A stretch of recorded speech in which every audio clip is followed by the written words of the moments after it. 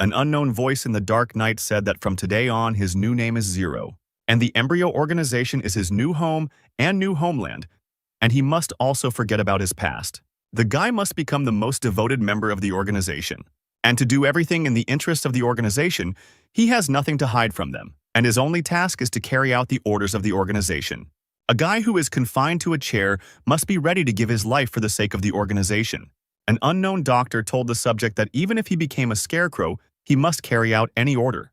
The girl with red hair standing next to the doctor asked him to answer her question. She asked him to state her name. The experimental guy opened his eyes and thought about who he was. His name used to be Stan. Before he was transferred here, he was a game booster. In his past life, Stan was sitting at his computer and telling his boss on the phone that he would upgrade him to platinum without any problems. He was that godless booster, and on the one hand, he did it to feed himself. On the other hand, Stan did it because he loved to play and win. A strange little elf suddenly approached his game character with a book and asked him to stay. The elf introduced himself as a constituent reporter named Henry, and he was eager to do a little interview with the guy. Stan smiled sweetly and agreed to give a short interview. Henry was surprised that the guy agreed to this so easily. Never before had such a mysterious fighter agreed so easily. Suddenly, his thoughts were interrupted by Stan waving in front of the elf's face and asking what he wanted from him.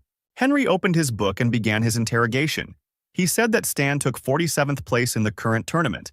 And as is known, those who took the first 100 places are the strongest and most qualified participants, and he would like to know if he plans to join the military. To the guy's surprise, Stan answered very briefly. He said no. Henry was curious about the reason for the boy's refusal to join the military service. Stan replied that it was a secret and that he needed to talk about something completely different now, and only then talk about plans. The guy moved closer to the cameraman so that his face could be seen better in the frame. Suddenly, Stan greeted everyone and started advertising his booster services, saying that he could easily earn them currency and level them up. Before he could finish speaking, Henry shouted that boosters were prohibited by the moderators, and they could not show this on air. Stan was disappointed that he had failed to get free publicity again, and Henry understood why there had been no information about the player before. Stan from the real world took off his virtual reality glasses. He didn't understand what was wrong with boosting because he was better than any pro player. This year the guy boosted more than 10 accounts, and he even managed to get into the top players. The game he boosts is called Star Sea and has over 10 million players. You can get into space, the Earth, and other locations of the vast Star Sea using virtual reality gaming devices with which you are completely immersed. As one of the very first testers and later a fan of the game, Stan spent over 10 years playing it.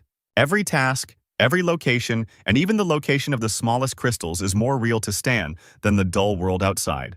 The guy was distracted from his thoughts by the phone, in which the boss issued a new order. Stan saw that this was an order for a newbie and considered it easy. It's time to get to work and not complain about life. Then he thought that this new life would be simple and boring. Stan was transported into a virtual world where a voice was heard saying that this was the 24th test sample and that he was being injected with a serum called Valkyrie. The reaction occurred after 2 minutes and 46 seconds the sample came to life. Stan heard strange siren sounds, and for some reason the guy smelled something burning. His head was simply splitting, and the guy did not recognize the place he was in. It did not look like the usual place of resurrection. Suddenly, Stan saw a scientist who shouted that the sample had come to life and that it was necessary to immediately inform Mrs. Hell. The scientist took the radio and ordered the guards to come and immediately take control of the sample. Stan was surprised that security appeared. This was a slightly unusual start to the game. The guy didn't understand what was happening, but he knew for sure that it was better to run away from here as quickly as possible. However, the hero did not have time to escape because one of the guards hit him with his plastic sword. Stan blocked the blow, but something was wrong. For some reason, he felt 100% pain when the limit is 40%. In such a situation, it is worth disconnecting from the game as soon as possible. However, before he could switch off, he was hit again from behind, and this time the guy was taken under control. Stan woke up in a metal cell, his arm still itching from the previous blow. Stan was angry because he paid the developers $300, but apparently the game broke again. But since this is a new account, it is easier to start all over again. But when he called the system, the guy couldn't believe his eyes. It didn't have an exit button, only information on the player's characteristics. Stan was a commoner with light injuries who had the ability of focus, which allowed him to learn 10% faster and create items. It also said that Stan was a first-version NPC model, and there were 358 days left until the game opened, the guy was sent back 10 years. Behind the system, the guy saw a mirror in which was his game character, whose face was exactly like Stan's in the real world. And then he realized that he had moved. Stan had moved into the Star Sea completely. At that very moment, the door to his metal cell opened, and he saw the silhouettes of people. A red-haired girl stood in front of him and asked if the guy was the test subject. She introduced herself as Hell's leader and said that if he tried to escape again, he would die. Stan recognized her. It was the Scarlet Cobra Hell, the boss killer of the rookie version 1.0, nicknamed the Destroyer by Sister. Hell, meanwhile, gave the order to the soldier to send the hostage for a blood test. She wants to see the results right now. The hero was lifted from the floor and taken for tests, and he kept thinking about where he was. Hell was the mistress of the Aquamarine Star, and judging by the suits of the local security, Stan realized that this was the embryo organization of the initial versions of the Star Sea. Now he understood where he was. This was the Valkyrie Laboratory, where the plan for the development of super-strong warriors was created. A crazy organization whose goal is to destroy the government. The script calls for him to be brainwashed and then sent to the battlefield as mindless trash. That's a really shitty start. After some time, the scientist who was looking at Stan said that the blood test did not reveal any peculiarities, and it seemed that the period of irascibility was already over. The main effect of the essence is brain stimulation. The scientist wanted to open the guy's skull because he is sure that brain analysis will give more information. But Hell forbade this, because Stan is the first revived sample, and there is no point in destroying him yet. The scientist was disappointed but agreed, and said that in that case it was worth observing the subject. Hell bowed her head and told the doctor to send him for a brainwashing first. The security grabbed Stan and took him to be cleaned, at which point the guy realized he had played himself into trouble. After all, he is only level 1, a weakling. The guards around him are at least level 5, and some are even level 8. The worst part is that Boss Hell is here, so the guy simply has no chance of escaping. But Stan wasn't going to give up. He had to figure out how to avoid the cleaning, and then he saw the bookshelf. There was a list of literature for laboratory assistants on it, and then the hero came up with a plan. When the guards escorted him past the bookshelf, the guy immediately grabbed one of the books. At that very moment, machine guns were pointed at his head and he was ordered to stop. But the doctor stopped the soldiers, saying that he wanted to see what the subject would do. Stan realized that the plan had worked. Now the most important thing was not to seem dangerous to them. The guy opened the book he had borrowed and flipped through a few pages. These were the basics of mechanization, and the system window that appeared informed that the guy had begun to study the basic concepts of mechanization. Stan was surprised that the system worked. Even though he is now an NPC, he has a player system. This means that he can raise levels like a real player. No matter what he does, scientists will think that these are the learning characteristics of the test sample. The head teacher was surprised that the boy was reading a book. Apparently, the serum had enhanced his learning abilities. Hell was delighted with the unexpected success. If he became a brilliant fighter, then their cannon fodder would increase in value. However, it was necessary to go for brain cleaning because the equipment was already ready, so one of the guards told Stan to stop. But the guy wouldn't let go of the book, so the guard tried to forcefully snatch it from Stan's hands. The hero held on until the very end, and because of such force the book was torn. However, the guy managed to finish reading it and increase his level. The system reported that he had learned the mechanics skills. The mechanics knowledge tree was open, and the guy received several characteristic points and received the profession of a novice mechanic. A few minutes later, our hero was brought into the office for a brain cleansing. The doctor informed Mrs. Hell that they could begin. They sat Stan down in a chair and tied him tightly, connecting the equipment to his head. Smiling, the doctor said that he was very sorry because this sample was very unusual. What if they spoil it right now? After all, it would have been better to first perform an autopsy before cleaning. Listening to this, Stan thought that the scientist was simply a pervert if he wanted to dig into his brain so much. Hell told the scientist that they didn't have time and needed to start immediately. The doctor agreed because sooner or later the sample would fall into his hands anyway. After wishing the guy good luck, the doctor turned all the devices onto maximum. At that very moment, powerful electric shocks began to damage Stan's brain. The pain was unbearable. The system reported danger. It said that Stan should make a decision. His free will was equal to 8 units, and his will was not enough to stop. In 15 seconds, the guy's brain would be erased. Stan knew that he needed 10 free resolve to avoid the brainwashing, and then he remembered that he had leveled up earlier. The hero ordered the system to add 2 free points to intelligence, and the system responded that it was restarting the solution, but Stan did not have time to wait. After a couple of seconds, the system counted the guy's points and reported that he had successfully avoided brainwashing. The equipment turned off. Stan was shaking, but he was glad that he had made it.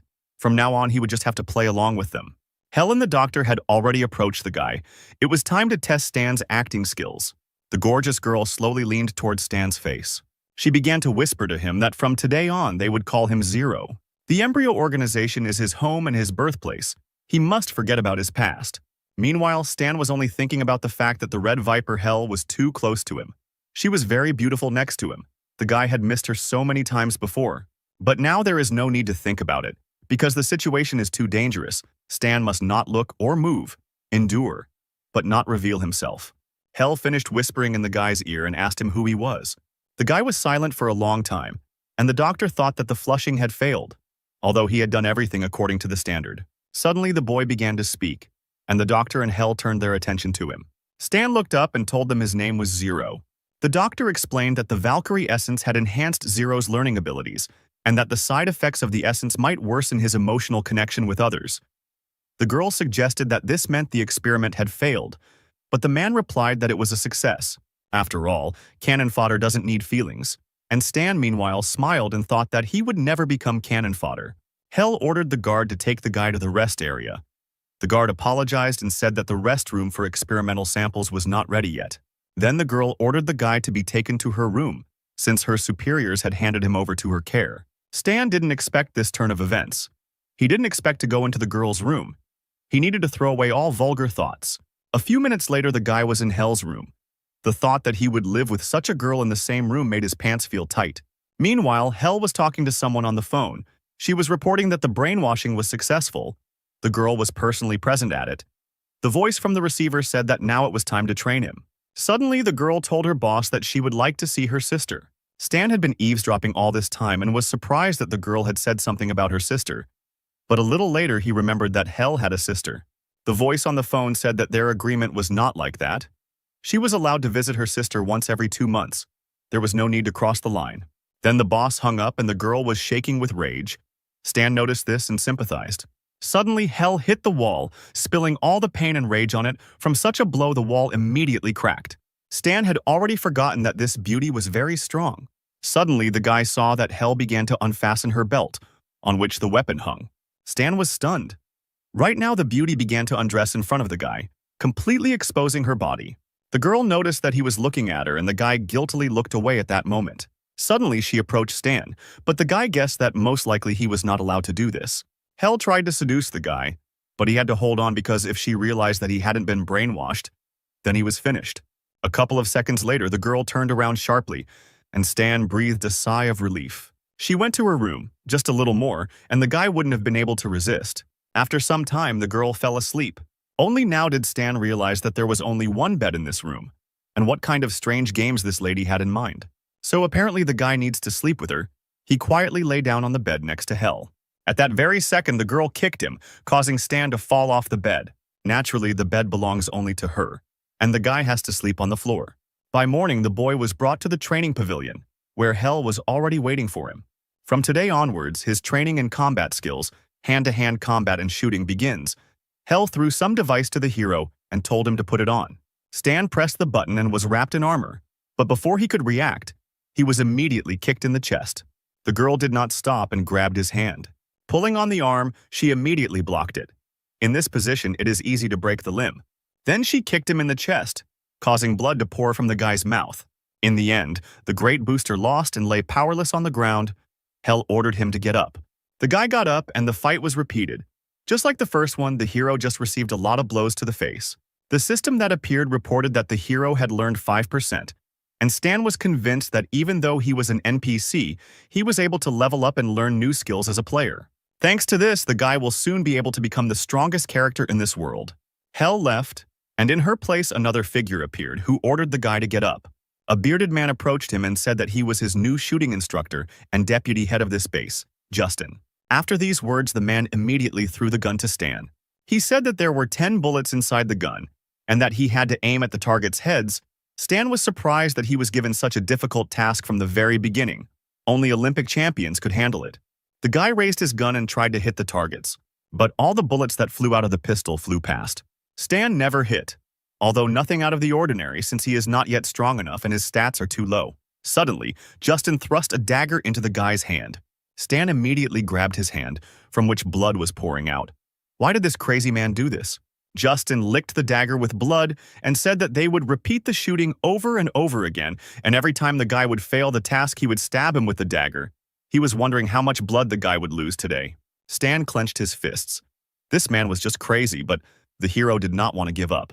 He wanted to defeat him now, but he remembered that NPCs do not reincarnate, which means he only has one life.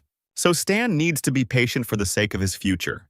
The hero raised his gun and began to try to hit, but Justin only laughed when he missed, because his blade was already ready. The bloody teacher continued to inflict injuries while two figures watched the training. The mad scientist said that Justin didn't value such a good sample at all. It would be better if they gave it to him for research. Hell said that the organization would not agree to his demands, to which the doctor replied that when the organization sucked all the value out of the guy, they themselves would bring him to him on a platter. The training ended and a wounded and tired Stan returned to the room. Hell was sitting in the room wearing only a towel. She said that the guy had shown himself badly today. Stan felt this judgmental atmosphere. He hoped that the girl would not punish him with a knife.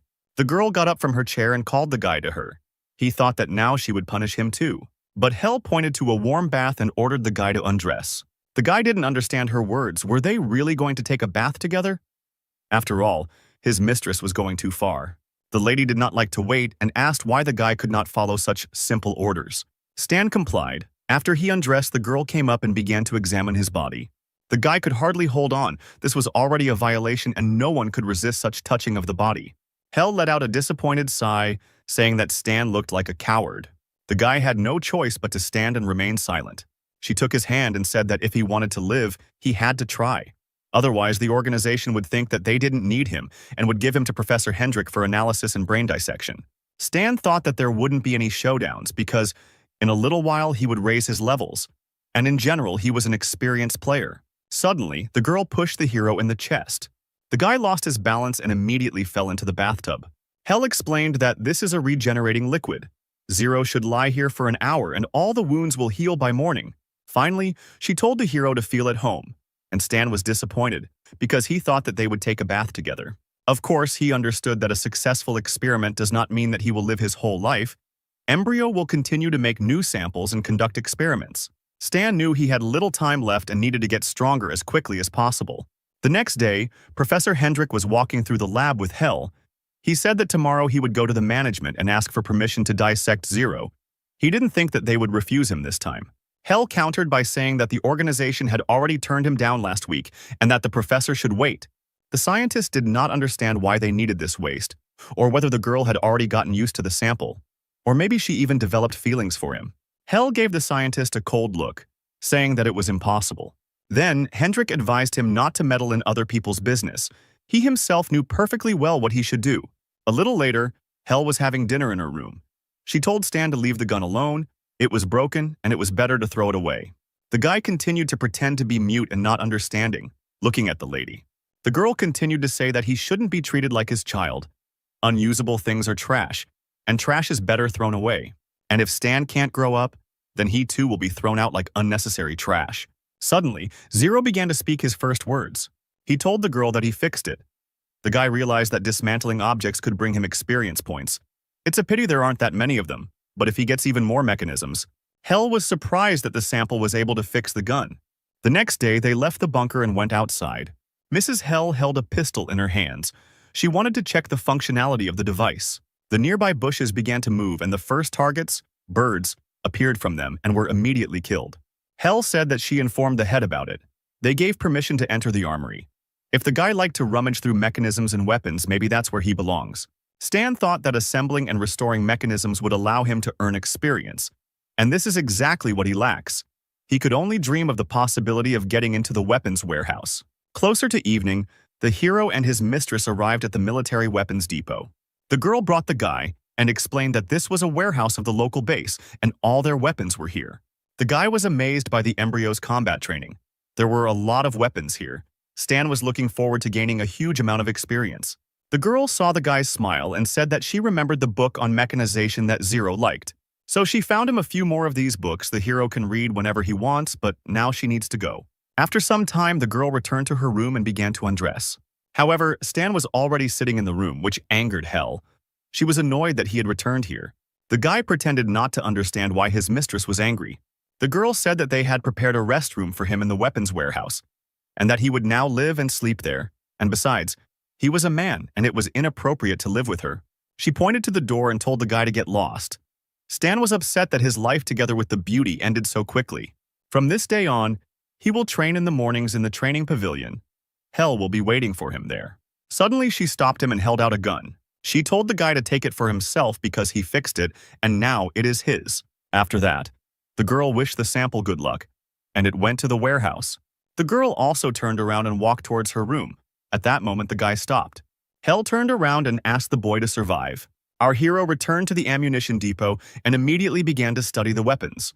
Every time he repaired or studied mechanisms, he gained experience points. Then the system offered to spend 200 experience points on the profession of a novice mechanic, and he agreed. Stan was happy that he was developing very quickly. In 2 days, he got the 3rd level. In order to get out of here, he will need only 6 months. By that time, no one will be able to stop the player here. So the weeks went on in the lab, with Stan training in the morning and studying the mechanisms at night. Hell was disappointed that in 3 months, this was all the guy had achieved.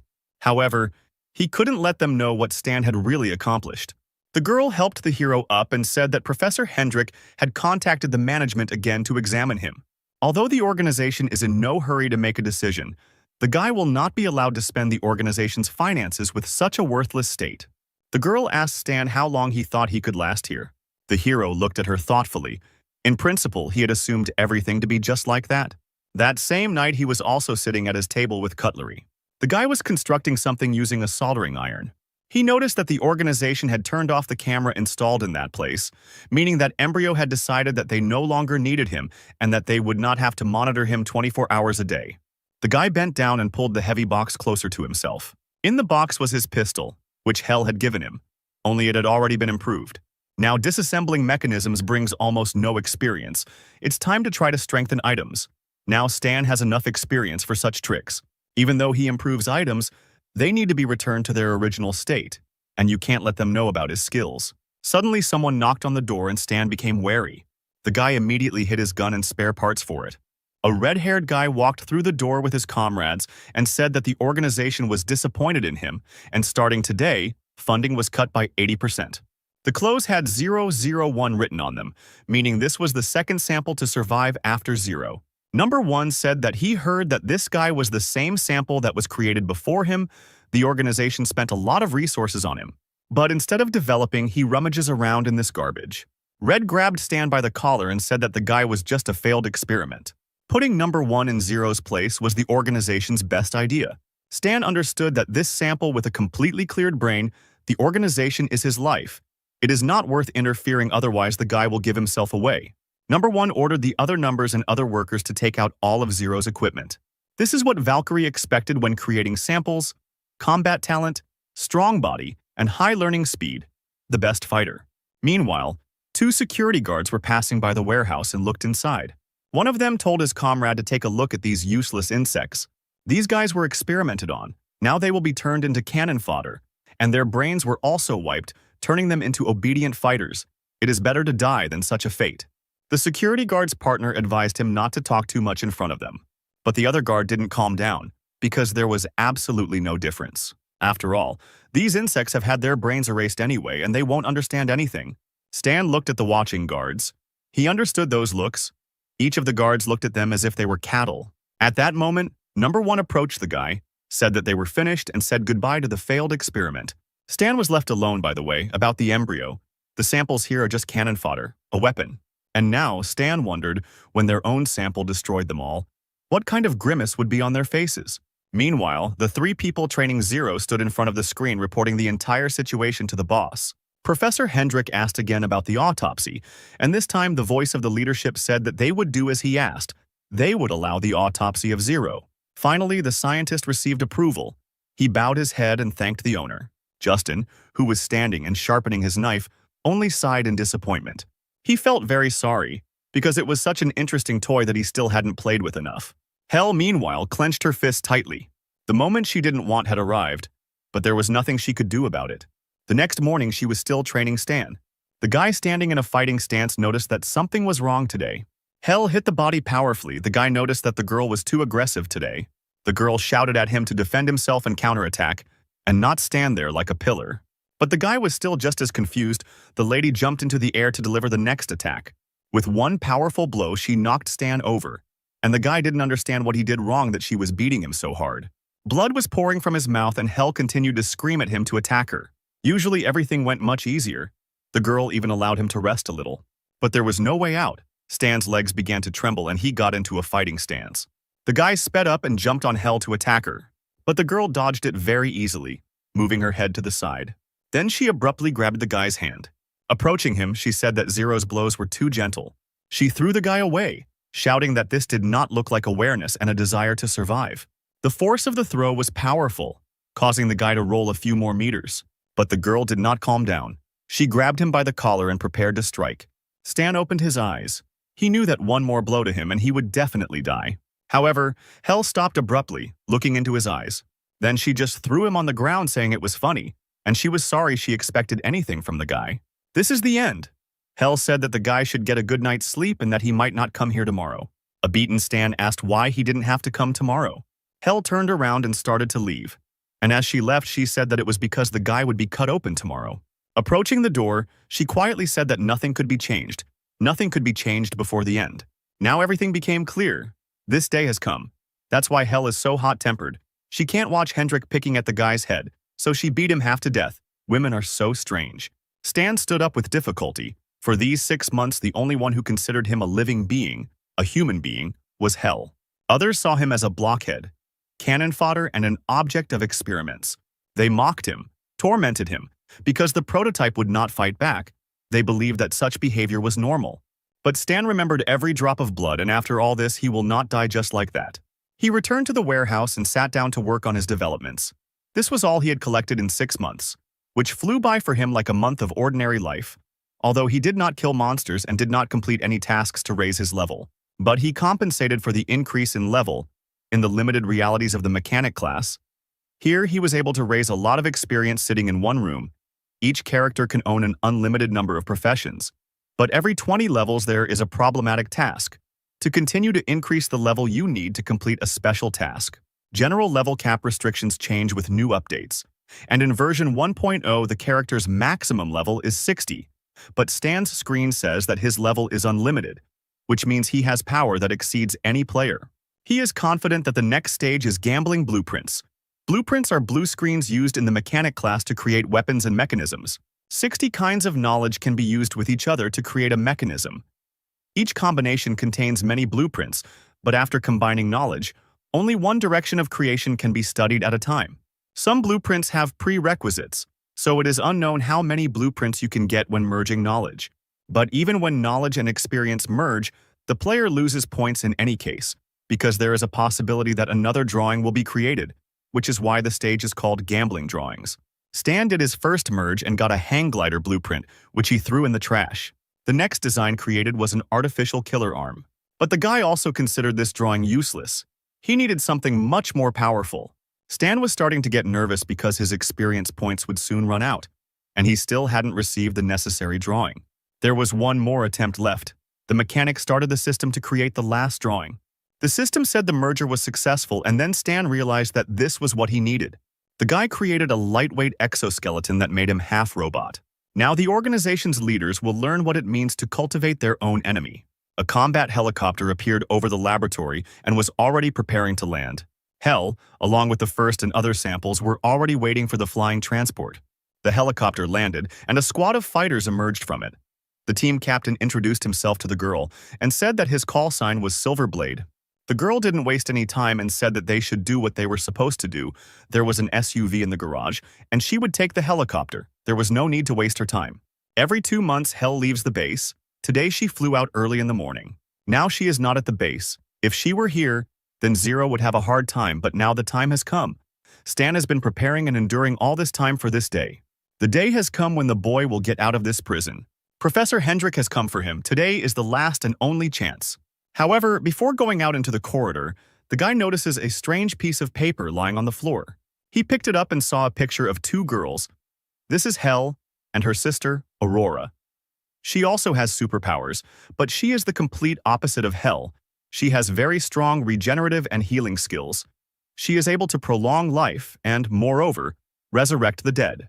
At the end of the game version 1.0, the embryo created a huge amount of essence from Aurora's body. This angered Hell so much that she began to destroy everything in sight. At that moment, she was nicknamed the Goddess of Death. Suddenly, a system appeared in front of the hero, offering him a task, which stated that the Embryo Company is a bloody organization where Hell came from is unknown to anyone. But whether she is loyal to the group is also unclear. The guy got a lead, and he should continue the investigation. The hero bowed his head, since the girl had hoped for him. Then this time, he will do something for her too. After that, the guy took the task related to Hell. Suddenly, he heard Hendrik's voice from the loudspeaker, ordering him to come immediately to the central hall for further orders. Stan put the clue in his pocket and decided that he would deal with Aurora when he got out of here. The guy looked out from around the corner and noticed a camera that was watching the entire perimeter. The hero knew that the entire base was under surveillance, and it was very difficult to move around here unnoticed. If so, then the first thing you need to do is visit the control room. This is goal number 1. A couple of minutes later, Stan got inside and killed all the guards. Now the all-seeing eye has been eliminated, and next in line is Professor Hendrik. 20 minutes later, Zero was brought into the scientist's personal laboratory. The professor turned around and was delighted to see his precious specimen. By dissecting his body, he will be able to understand how the guy differs from other samples, and when he finds out what the reason is, his corpse will become a stuffed animal in his lab. The professor began to prepare the equipment for the operation. The first sample brought back pleasant memories. However, Stan was already standing behind him and quickly dealt with the guard. Sensing something was wrong, Professor Hendrik turned around. He saw a dead guard. It was impossible. A brain-cleaned specimen couldn't kill their people.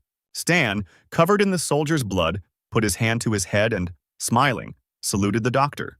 Hendrik didn't understand what had happened, because there had been no problems for the past 6 months. But Stan suddenly had his first real problem in his hands, a knife that was intended for the scientist. Without any interference, the boy pierced the professor's chest. Hendrik was still stunned, blood pouring out of his body. The wounded scientist looked at the camera in the corner that was watching all this and told the guy that he was going to die. Stan told him that he had already killed everyone in the control room, so everything was fine. Professor Hendrik fell to his knees, choking on his own blood. In the last minutes of his life, he could not believe that the guy had been just pretending for these 6 months. Stan confirmed his words by saying that reality is cruel. But Hendrik still insisted that it was impossible. The sample could not deceive everyone. Stan smiled. He raised his knife and said that nothing is impossible in this world. He then delivered another finishing blow to the professor, which cut his back. The mad scientist did not understand how this was possible. After all, he was its creator. These were the last words of Professor Hendrik. A rebellious Stan stood and looked at the dying doctor, the first target eliminated. A couple of minutes later, the hero took off the clothes of the guard who brought him. He also took Hendrik's key card.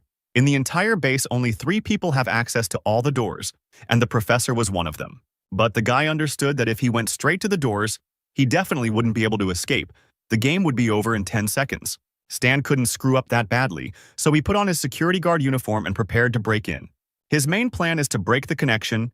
He needs to get a couple of hours of freedom from communication. The communication equipment is 3 floors below behind the wall. He will have to use mechanisms to break through the wall. Now he needs to go back to the 2nd floor for the mechanisms. There are a few people on base who might know him. Hell, number 1, Hendrik and Justin. The first 2 are not on base and the 3rd is dead. Others won't even notice him unless he meets Justin. Suddenly, someone put their hand on his shoulder and asked which group the guy was from. For some reason, he hadn't seen him before. It was Justin. Stan was unlucky enough to meet this jerk so quickly. The hero lowered his cap and said that he was the new guy from Group B. Justin didn't know that they had sent new guys to them. It was strange that he didn't know, and the guy's voice was quite familiar. The deputy was not simple. He took out a gun and asked the guy to show his face. Stan squeezed his knife in his hand and asked them not to interfere because he didn't want to resort to Plan B. Justin didn't understand the guy's words and asked again what he meant. Stan turned around sharply and swung the knife, shouting that he had long wanted to tell Justin that it was time for him to see a psychiatrist. The hero stabbed the deputy with a knife, but he managed to put his hand in front of himself and protect his face. He wasn't that simple. Justin immediately realized that it was Zero. The other guards also did not stand aside and opened fire on the enemy. Stan was planning on the fly. He could reach the machinery room in 2 seconds. It will take Justin 3.7 seconds to recover from the impact. 3 guards won't be able to harm him in 4.2 seconds, and help will arrive in 25 or 35 seconds. Stan ran lightning fast into his room where the improved mechanisms were hidden. Justin was surprised that the guy decided to hide in his room because this was the worst option for him. He approached the guy's room with security saying that the guy was too gentle. However, suddenly they felt a strange tremor, and the tiles from the ceiling began to crumble little by little. The door to Stan's room opened. Justin was ready for any challenge. But inside the opened door, he saw a core radiating pure energy. Stan jumped out of the door and everyone who was in his way flew in different directions. The guy was wearing a combat exoskeleton that covered 50% of his body. Justin didn't understand what kind of device was currently on Zero, and Stan was already approaching his sworn enemy. He told Justin that it was time to die. A powerful mechanical fist struck the laboratory deputy in the chest. Justin immediately felt this pain rolling like goosebumps throughout his body. The mechanical blow pierced his chest. Justin couldn't believe it was really happening. Stan took Justin's heart in his mechanical hand with a ruthless look. Then he simply ripped the heart out of the shooting teacher's body. There was no healing for such wounds. Another villain lay dead on the floor. The second target was eliminated. Over the course of 6 months, Justin stabbed Zero 420 times. The guy would like to hear what he felt when the deputy was punished for his atrocities, but it's a pity he won't be able to answer. The guy left, and a few seconds later security arrived and found the deputy dead. One of the guards tried to contact the control room, but his attempts were unsuccessful, so he ordered to report to Dr. Hendrik. But the voice on the other end of the radio reported that another group had discovered the dead body of Professor Hendrik. The squads were ordered to find the enemy. Fire to kill was permitted. All groups were to disperse and search for the attacker. The group that heard the order tried to enter the weapons depot, but an explosion thundered from there. The guy on the other end of the radio was trying to contact them to find out what happened and what that sound was. However, no one could answer him anymore. Suddenly, someone came up and picked up the radio. Stan said that part of Group C died from severe wounds. They blocked the target in the lab. The guys managed to shoot him. "We need to send help here urgently." The voice on the other end of the radio said that the group was already on its way and would arrive soon. After 20 seconds, the group arrived at the scene and began running inside. However, no one noticed the small rope that was stretched near the door. The rope led to the explosives, and right now someone touched it. Stan ran forward and heard an explosion behind him. His trap had worked. The guards on the floor below heard a strange rumble and saw the walls shaking and stones falling. One of the guards asked on the radio what was going on upstairs, but there was no answer. He ordered his subordinates to stay here. The rest will go with him on reconnaissance. Suddenly they saw someone opening the gate, but the strangest thing was that he could open the gate. Stan lifted his cap and, running out the gate, said goodbye to the guys who recognized him. The hero then applied the keycard to the lock and the doors closed again. The guards tried to break through the gates, but all was in vain, because they could not open them without a keycard. Stan finally did it. He escaped from that dark lab where they abused him. The guy was happy like a child and breathed in the clean air of freedom. Meanwhile, Hel was informed of what had happened in the laboratory. She said it was impossible, but the voice ordered her to return to base. The girl asked about her sister, but the voice on the phone told her that she had no right to bargain and the call ended. At that moment, Hel realized that Zero had been just pretending all this time. Soon night fell, and our hero remained unnoticed. The squad pursuing Stan stopped because the car couldn't go any further. They decided to go on foot knowing that the guy couldn't have gone far. One of the Falcon squad did not understand why they were sent for one sample. It seemed that they were not considered human. The commander answered him that the detachment had not had any missions for a long time. This was an excellent opportunity to warm up. Then he gave the order to catch this dog, and whoever did it first would get half a day of rest. The squad went to search, and Stan was nearby in the meantime. The guy was sitting behind a tree. He saw that 3 cars were going after him. Under the cover of night, it would be difficult to find him. But suddenly, a large caliber bullet flew towards the guy with lightning speed.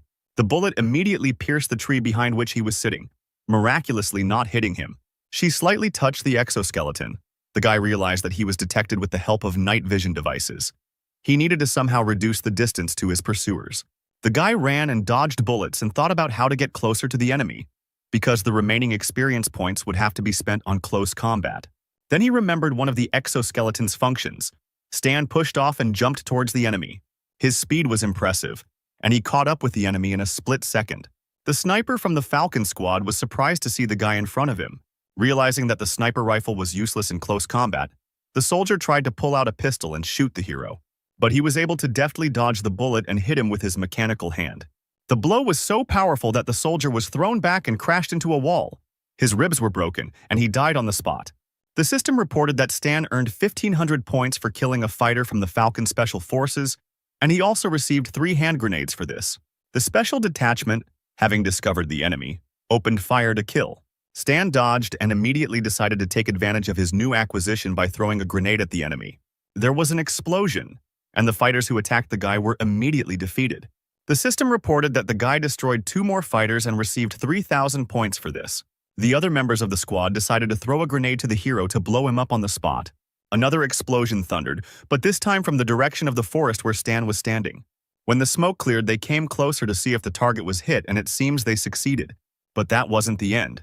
Stan pulled his robotic arm out from behind the tree and fired it at the enemies. The commander shouted to the squad to go to shelter, but they could no longer move due to the wounds they had received. Sitting behind a tree, Stan was happy that he had destroyed 3 more fighters. The commander could hardly contain his anger because the guy was just an ordinary sample. But this ordinary sample, which was easy to deal with, laid waste to the commander's entire squad. The leader pulled out his knife and headed towards Stan. The guy killed the wrong people today. Meanwhile, Stan checked the system. There was almost no armor. No ammunition either. The strength would soon run out.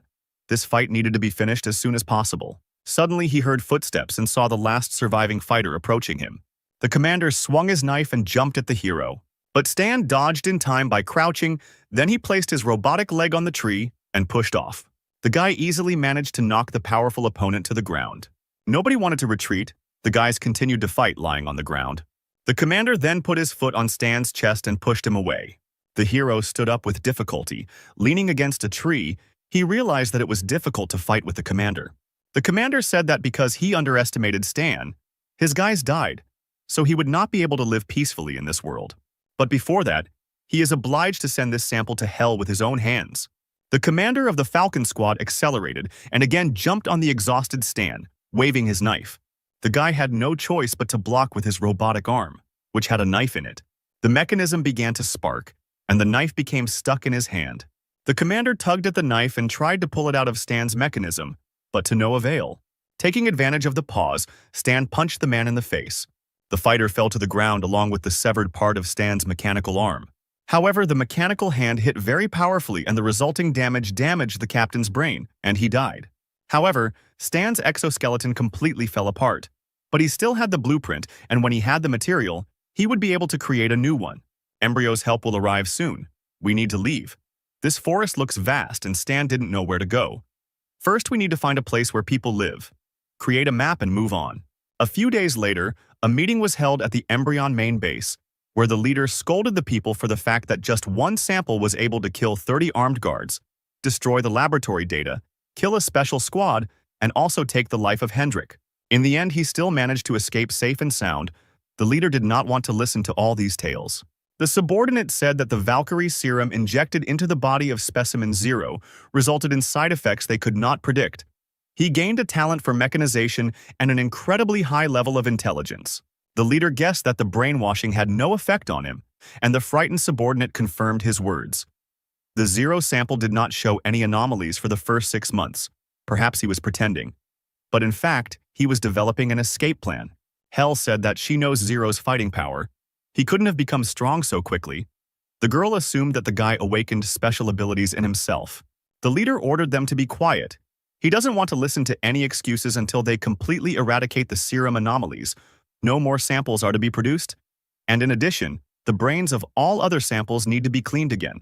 The first number, who listened to all this, became angry because the leader doubted his loyalty to the organization. He stepped forward and said that he and his men were ready to lead the squad to destroy Zero. The leader slowly lit a cigarette and agreed to this proposal. He ordered to find Zero and return him to the base, dead or alive. Meanwhile, morning came over the wastelands. In the distance, a fire could be seen where Stan was roasting a fragrant chicken. He had already spent 7 days in this forest. Food and water were running out. But at least his wounds weren't inflamed. Apparently the many points in endurance were making themselves felt. The guy didn't know when he would get out of this thicket. He needed to get to people as soon as possible and get himself in order. The hero had dinner, collected his things and went on. But on the way he touched a strange rope. Stan immediately felt like he had stepped on something and braced himself. Instantly, a net descended on the guy. It was a prepared trap. Stan was caught. The man put the gun to the guy's face and ordered him not to move.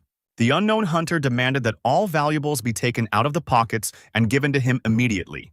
Stan realized that it was a simple thief, and the man meanwhile began to shout at him to move. But our hero suddenly grabbed him by the throat and punched him in the stomach.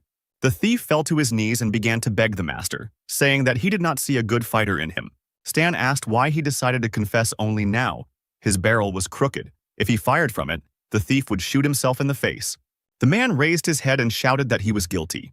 Stan looked at the guy and asked what he was guilty of. The man didn't know what to answer. He said that he should have acted differently. It was necessary to take a second gun. Stan laughed at these words and put the gun to the man's head. The thief turned around and said that if the gentleman was not angry, he would crawl further. That was what he did best. But Stan wasn't going to let the guy go just like that. He wanted to know where the nearest town was. In tears, the thief said that there was a town nearby, 1 kilometer to the east, where all sorts of vagabonds gathered. The thief then begged to let him go, but Stan swung his fist and the guy prepared to get hit on the head. But suddenly the hero took 2 fingers and lightly hit the blockhead on the head. A lump grew at the sight of the blow, and Stan said with a smile that he wasn't that strong, and now he should get lost and not do such things again. A couple of hours later, Stan reached a small camp of tramps. He passed a car in which a bald, bearded man was sitting. The man immediately jumped out of the car and asked to look at his goods. Today, there is a sale of high-quality products. You can also barter without cheating. This offer interested Stan because he didn't have any money with him. But he had something to exchange for. He said that he needed a map, 3 buckets of water, and 5 kilograms of food. Since he had no money, Stan handed over 7 bullets and said he could pay with these. The seller saw the bullets, a very valuable item these days. He smiled and said that these bullets would not be enough for everything. For all this, he wanted 150 rounds. Stan said that the merchant was overcharging, and he laughed, because he could do that because there was not a single camp within a 50-kilometer radius. Suddenly, someone hit the impudent merchant on the head with a smoking pipe. A man named Carl appeared and told the bald man that he couldn't deceive the people. It was already hard for people to live in the local forests. The merchant was angry that his deal had been ruined, but he did not argue with the leader. Carl explained to Stan that this guy was a local speculator and that it was not worth doing business with him. He realized that the hero had been wandering in the forest for a long time, so he offered to stay in his tent today, where there was a warm bed and food. Stan accepted the offer. He thought that this guy didn't look like a villain, and even if he wasn't afraid of him now. The hero and Carl turned around and went to his tent. In the small dwelling was the man's wife, to whom he introduced him. The girl greeted the guy by saying that she didn't know what to cook and made her own home-cooked food. The table was set for the holiday. There was a baked duck, bread, and various drinks. Stan's mouth started to water at the sight of such dishes because he hadn't eaten for 3 days. He began to eat the food, and with each bite he felt better and better. A little later, Stan asked the man about a fine gun that was hanging on the wall. Carl replied that he had served before, and that this gun had protected him for many years, and that was why he had kept it in excellent condition. However, now he is too old and does not think that it will be useful anymore. His homeland was absorbed by a large country after the armistice. The embryo cooperated with 6 states and supplied them with weapons, making wars bloodier. But what Carl definitely doesn't want is to fight again. He likes the calm, measured life he has now. After talking, the heroes went to bed, and early in the morning Stan got up to leave. Stan noticed the thief and asked Carl if he was his son. He replied that he was just his nephew, whose parents died in the war. The hero told Carl that yesterday this guy came back late, and so he sent him to sleep in the car. After saying goodbye once more, Stan left the camp, hoping to meet Carl again. Carl also hoped to have a drink next time, and the residents of the small town watched the hero go. A few hours later, combat vehicles appeared in the vicinity. The subordinate reported that this was the only camp within a 50-kilometer radius. Obviously, Zero was here. Carl and the merchant were carrying boxes of supplies when suddenly they were called out to. In front of them stood the first number together with the embryo fighters. He asked if they had seen this guy and showed them a photo of Stan. Carl, who stood up to defend the town, replied that they had not seen it. Number 1 got angry when he realized that they were going in the wrong direction and ordered his men to get ready to leave. But then the first number noticed one very strange detail. One of the guys with purple hair stood and shook his head as if he was afraid of something. Number 1 ordered his fighters to take this guy. He also added that they should search him and quickly. The embryo fighters grabbed the boy and forced him to his knees while the number 1 guy examined him. Suddenly, he finds a gun in the guy's jacket. Number 1 knew him. This is the gun that Zero stole from the Nighthawks. If he didn't come here, then where did this guy get his gun? He pointed the gun at the guy's head and asked where he got it from. There was no point in hiding it anymore. If the thief doesn't tell, then everyone standing here will die. The merchant panicked and told Carl that he was the one who hid the guy in his tent. He should tell people about the guy. No one wants problems because of him. Number 1 pointed a gun at Carl and ordered him to tell everything he knew and not to deny that Zero was here. Carl had no choice but to point in the direction Zero went. The first number smiled and said that they should have told everything right away. But for almost fooling him, he should pay, after which shots rang out. Meanwhile, Stan had already gone far away and was sitting resting on a rock. The guy had a strange feeling. His eye even started twitching. The guy thought that someone touched his backpack. All the equipment from the embryo was there. If at least something remained in the camp, then people would have trouble. 11 rifles are in place, 300 rounds of ammunition too. But 10 pistols are missing, 1 was missing. Now it's clear why Carl's nephew was so strange. He stole his pistol. An hour passed and our hero arrived at the camp where he had been earlier. But it was already too late. The bloody bodies of all the camp's inhabitants lay before him. Realizing that they had been killed because of him, the boy was horrified. His fist clenched with anger. He wanted to be on time, but he was late. Stan turned around and wanted to leave when suddenly someone grabbed his leg. The surviving merchant, sobbing, said that it was the embryo squad. They did not surrender him, so they killed everyone. On behalf of Carl and his hospitality, the man asked to avenge them. Stan stood and remained silent. He realized his guilt. Suddenly, the boy heard another voice. It was Carl's nephew, who asked him not to believe the merchant because it was he who had turned in his uncle. And his uncle, until his last breath, did not tell them where Stan was going. The guy stood next to the corpse of a once hospitable man, whom he wanted to see later, but not in such a setting. Stan fell to his knees. Carl, even dead, pointed in the opposite direction to where he was heading. The hero took off his jacket and covered the man's body with it. The nasty merchant realized the situation he was in and began to beg. He crawled away and asked to wait a little, and he would explain everything, but Stan was already reloading the pistol. The hero, filled with pain, said that Carl, until his death, did not give up on him, a guy he had known for less than 2 days. A real man died because of such a pathetic worm as this vile merchant. Stan pointed his gun and said that he could apologize to Carl in the afterlife. A shot rang out, and one person responsible for the destruction of the camp died. Stan knew that the path Carl had pointed out led to nowhere, which meant that they would soon be heading in the opposite direction, so they should set up an ambush here. Entering Carl's former house, the guy noticed something interesting. The man's gun, and at that moment, a system window appeared in front of him, which activated the revenge mission.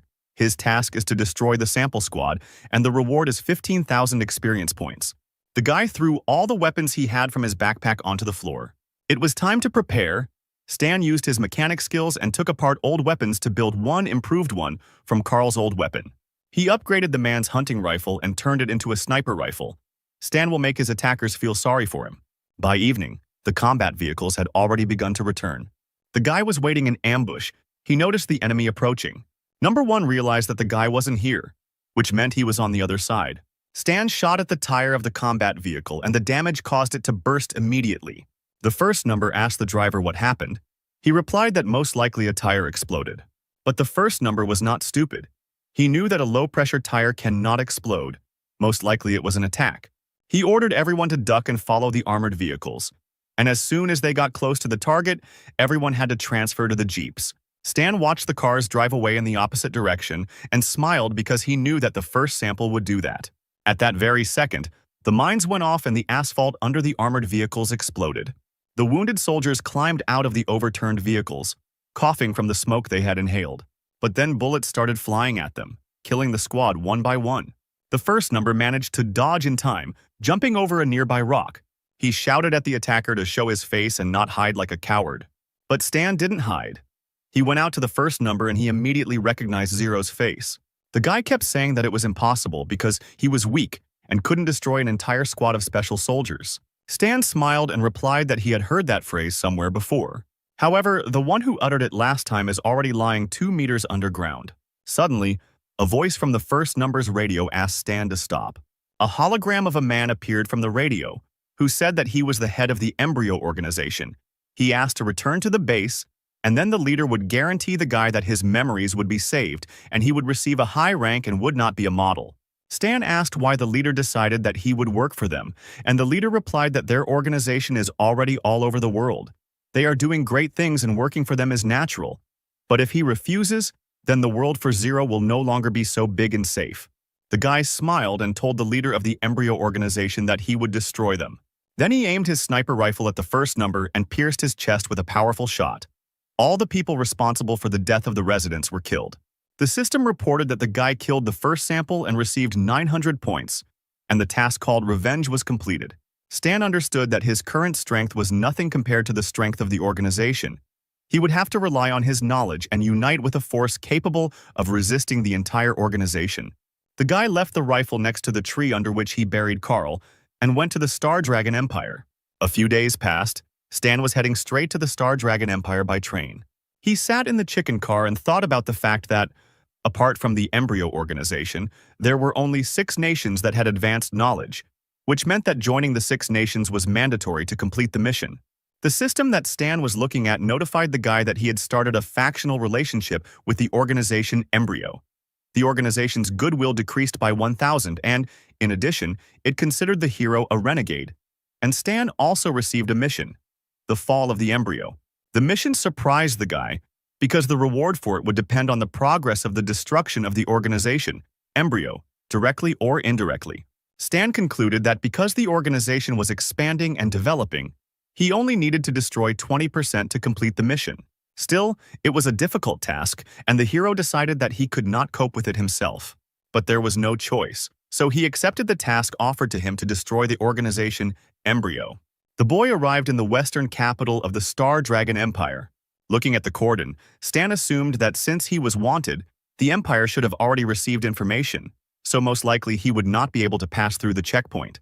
The guy smiled because he knew that this wouldn't stop him anyway. Players from the red list who were wanted by their people in a past life could not pass the control. Until they find the hidden NPC responsible for the smuggling and give him some money, then he'll smuggle them into town. Stan approached the guy with a bag full of weapons and asked Buddy to take him into town in exchange for the bag. The male smuggler with a scar on his face looked at the boy with an indifferent gaze. After assessing the payment Stan had brought him, he walked over to his truck and told the boy to get in. The Star Dragon Empire is one of the 6 planets of the Aquamarine Nation. In the previous war, the Embryon organization signed a secret treaty with the rival Star Dragon Nation and carried out several major terrorist attacks in this territory. Thus, the Empire gave up its position among the 6 nations and began a feud with the organization. Stan knew that if he walked a few meters to the east, he would find an inconspicuous workshop at the end of the road. This was a hidden plot point, and he knew about it from the files of other people in his past life. Now he has no rivals and he can get ahead of anyone. In his past life, he didn't have such a chance, but this time the guy will take advantage of it. Approaching the workshop, he saw 2 men. One of them was just the one he needed.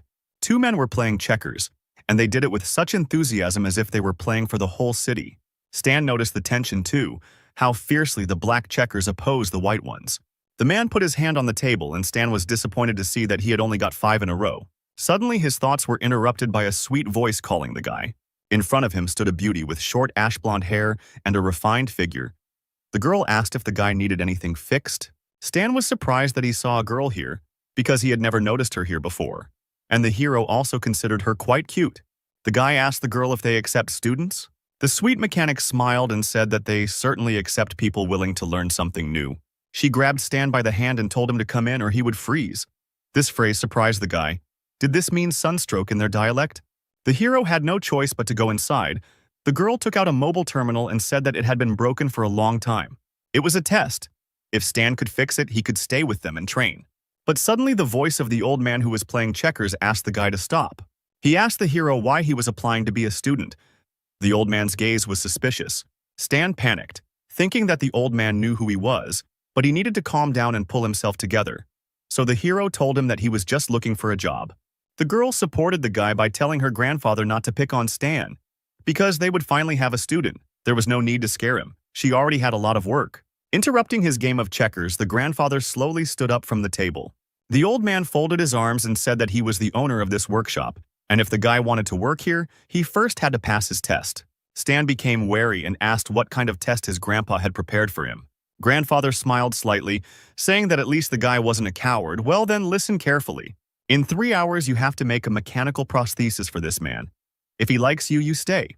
The stranger was not happy about being dragged into this, but Stan, looking closer, recognized the man. Grandpa, just planning and drawing can take several hours. It's impossible, the sweet girl shouted. Alice, don't interfere. He has to show something worthwhile if he wants to work here. If he chickened out, get out before it's too late. Stan answered the old man that he was not afraid and accepted his challenge. The girl thought that the guy had gone crazy because it was impossible to make such a mechanism in 3 hours. The hero went to the workshop. On one of the shelves he was looking for tools. Yes, it seemed impossible, but our hero had his own secrets. Inspired, Alice asked the guy to tell her about his plan and suggested that they make a drawing together to save time. Stan thanked the girl and replied that he didn't need a drawing because he had already thought everything out in his head. What? You came up with such a complex design in your head in just 2 minutes? An old man approached the boy and told him not to brag in front of the girl. After all, thinking through a drawing completely in just 2 minutes is unrealistic even for a professional mechanic like him. The old man thought the guy's words were nonsense, but Stan simply replied that he would see everything with his own eyes. The test began, and the sounds of hammering and scraping metal echoed throughout the workshop. The old man thoughtfully watched the hero's work and tried to understand what he had come up with. The guy was putting his arm together piece by piece, and his prosthesis was already starting to take shape. The owner looked at the components and was surprised that there was not a single unnecessary element. Could he really have thought it all out in his head? The old man tried to talk to the boy, but Alice interrupted him, asking her grandfather not to disturb him. The hero assembled the arm piece by piece, screwed on the fingers and wires, and after a few hours the prosthesis was ready. Picking up his creation, Stan turned to his owner and said that his mechanical prosthesis was ready. The old man couldn't believe his eyes. He really could do it. In just 2.5 hours, he made such a complex mechanism. Stan held the prosthetic up to the man and helped him put it on his arm. Having secured the mechanical prosthesis, the man began to examine it and clench his hand into a fist. It's so flexible, just like a real hand, and very smooth. Doesn't rub your skin at all. I really like it. If you like it, then take it, Stan said, and the man hurried to get dressed, saying that he would owe him. These are my materials, and you owe me, not him. And besides, the guy didn't ask his permission. The workshop owner was indignant. Then I'll ask you now, am I skilled enough to stay here? Realizing that the battle was lost, the old man bowed his head and quietly told the boy to stay. Let's see how long you can hold out. Stan was glad that he now had a place to live, and sooner or later he would definitely be able to get the mechanical drawings. The unknown man waved to the old man and said that he was leaving. The owner told him to leave quickly and not come back again. Stan closed his eyes. Here he could finally level up and rest. After some time, the unknown man approached the car, where he was met by a servant who was glad to see his master return. He kindly handed the phone to the man and said that he had a call. A man with a mechanical prosthesis got into the car and said to inform intelligence that the wanted Zero had infiltrated the Western capital. On the other end of the line, in the 13th Division of the Star Dragon Territorial Strategic Defense Headquarters, a man was talking to a girl about the news he had heard. He's a wanted fetus deserter with a $150,000 bounty on his head, which means he's either a genius or extremely capable. The threat he poses is incalculable. We need to provide protection to the informant and hide his presence in the Western capital from the embryo's spies, network monitoring group, intercept all messages mentioning Zero's whereabouts. Do not let the information leak out. The guy didn't waste any time, and first of all, he headed to the cloud dump, hidden from prying eyes, near the 7th District. The head of the gray zone of the 7th District, Leopard, asked what was needed from him and why the guy was looking for him. Stan held a gun he had stolen from one of the guards and said that it didn't matter who he was, because the Leopard wouldn't mind working with him. After all, arms trading is profitable these days. After these words, he quickly disassembled the pistol in front of the man. I can help you cut costs, but in return I will ask only for a small reward. The Leopard was surprised. Do you know how to make weapons? He put down his cigar and asked what kind of cooperation the guy had in mind. I will provide the list later. You will provide the materials and parts. I will provide the production and assembly. I will work here 2 hours a day. I want to get $230 for each gun, and I can take any mechanical junk I want. The Leopard replied that since all the materials here were his, he could only pay $150. Hearing these words, Stan simply turned around without saying a word and walked towards the exit.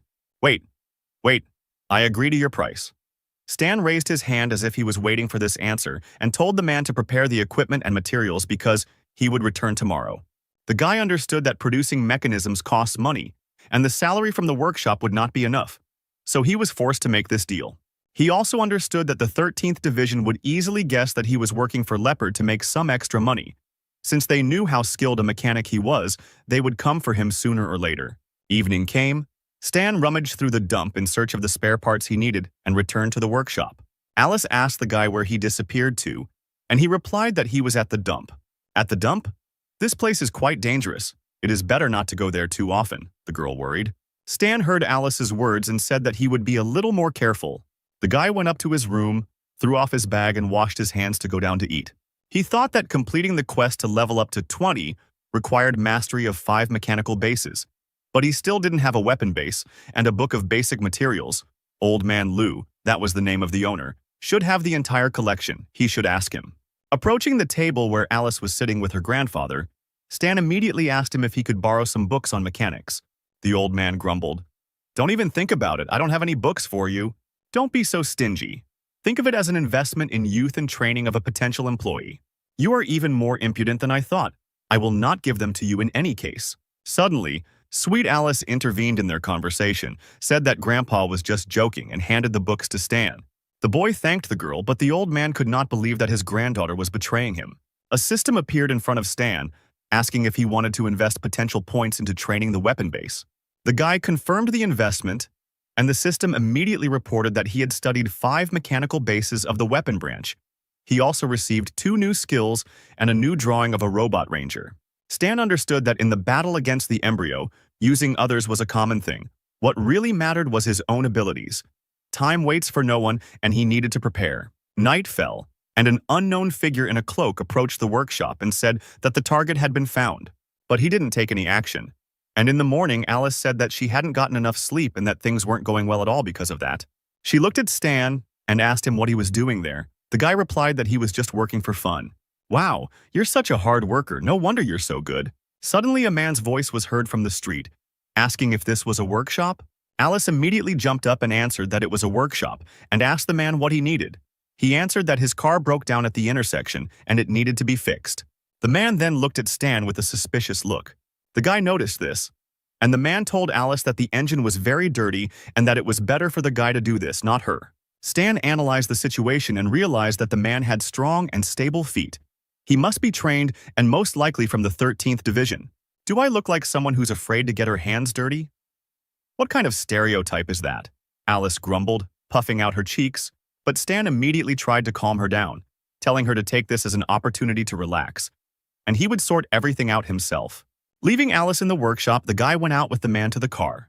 The suspicious man made a friendly face and asked the guy if he was young and how old he was. "I'm 30, Stan answered firmly and opened the hood of the car. The man continued his questioning by asking the guy's name. The hero replied that a stranger should show his respect before asking someone's name. The man didn't like the answers. He immediately realized that the guy didn't want to make contact with him. Then he said that his name was Carl.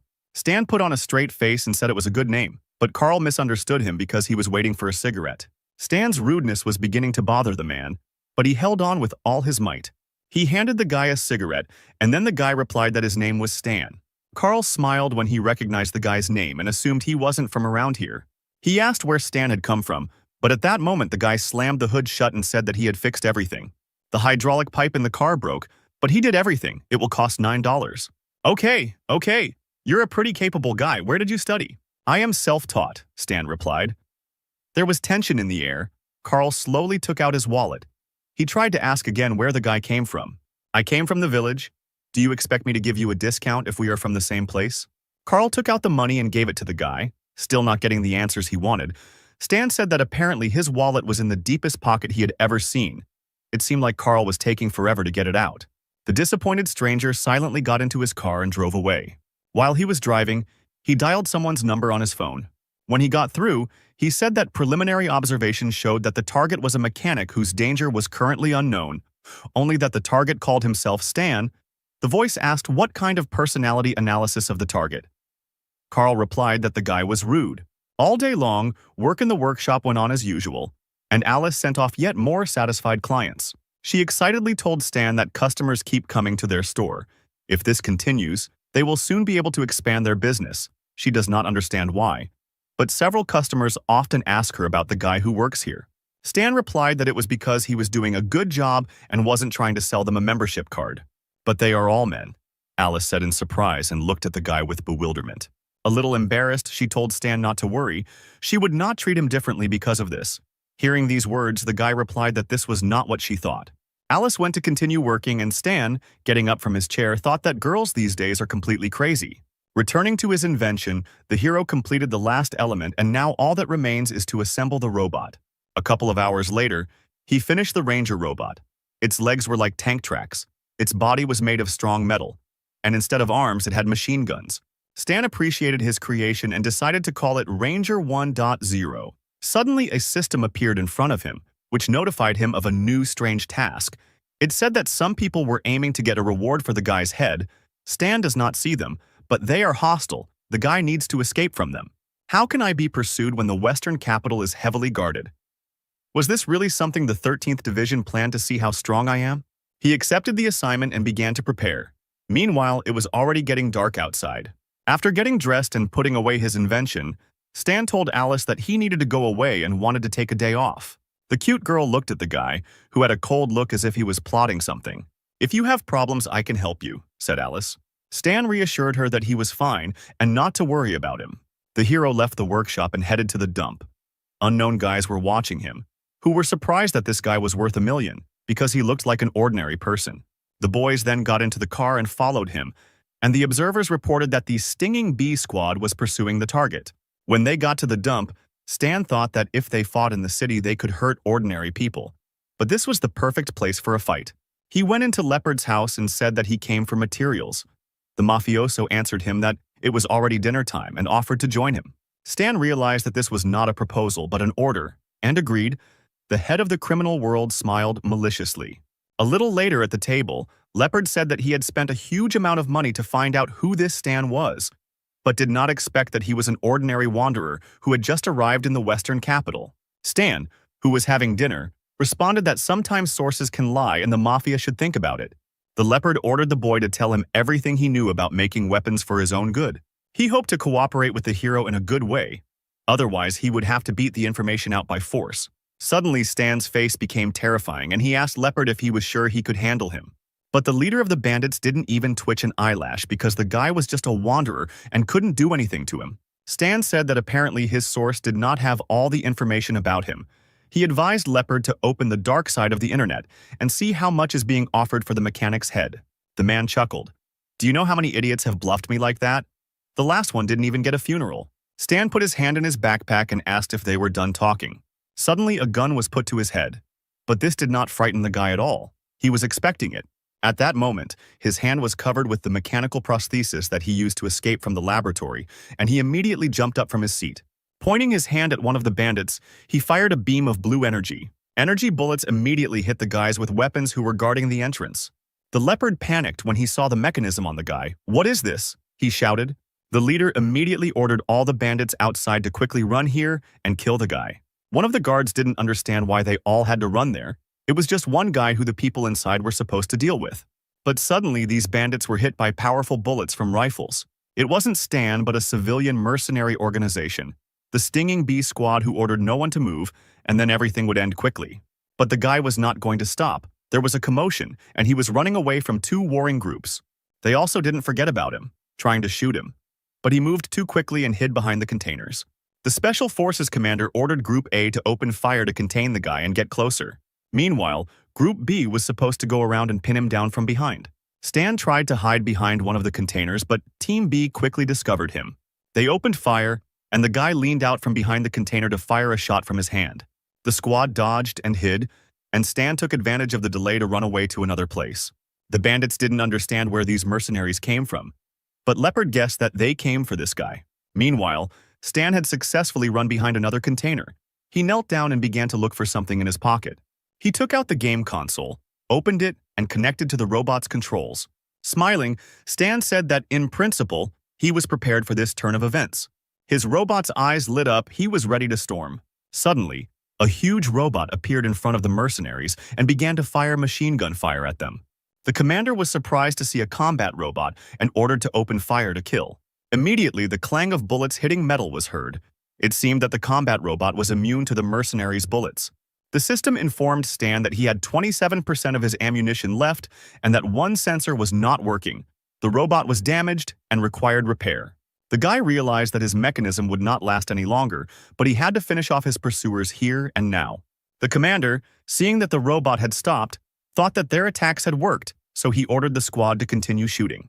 The leopard noticed that this robot had turned the mercenaries' attention to itself, so now they had a great chance to catch the guy. But Stan had a plan for this case. The system window lit up red and reported that the guy had launched the self-destruct system. The hero hid behind the container and covered his head with his hands. The robot stopped functioning. The mercenaries ran closer, but suddenly they noticed that something was wrong with it. There was a loud explosion that shook the entire area and scattered the mercenaries in different directions. The leopard fell to the ground. He was shocked that Stan blew up the robot right in the city. Meanwhile, the man in the black car watching the battle began to swear. After all, his superiors had requested a covert operation. Now it would be on the front pages of the news. He needed to get out of here quickly.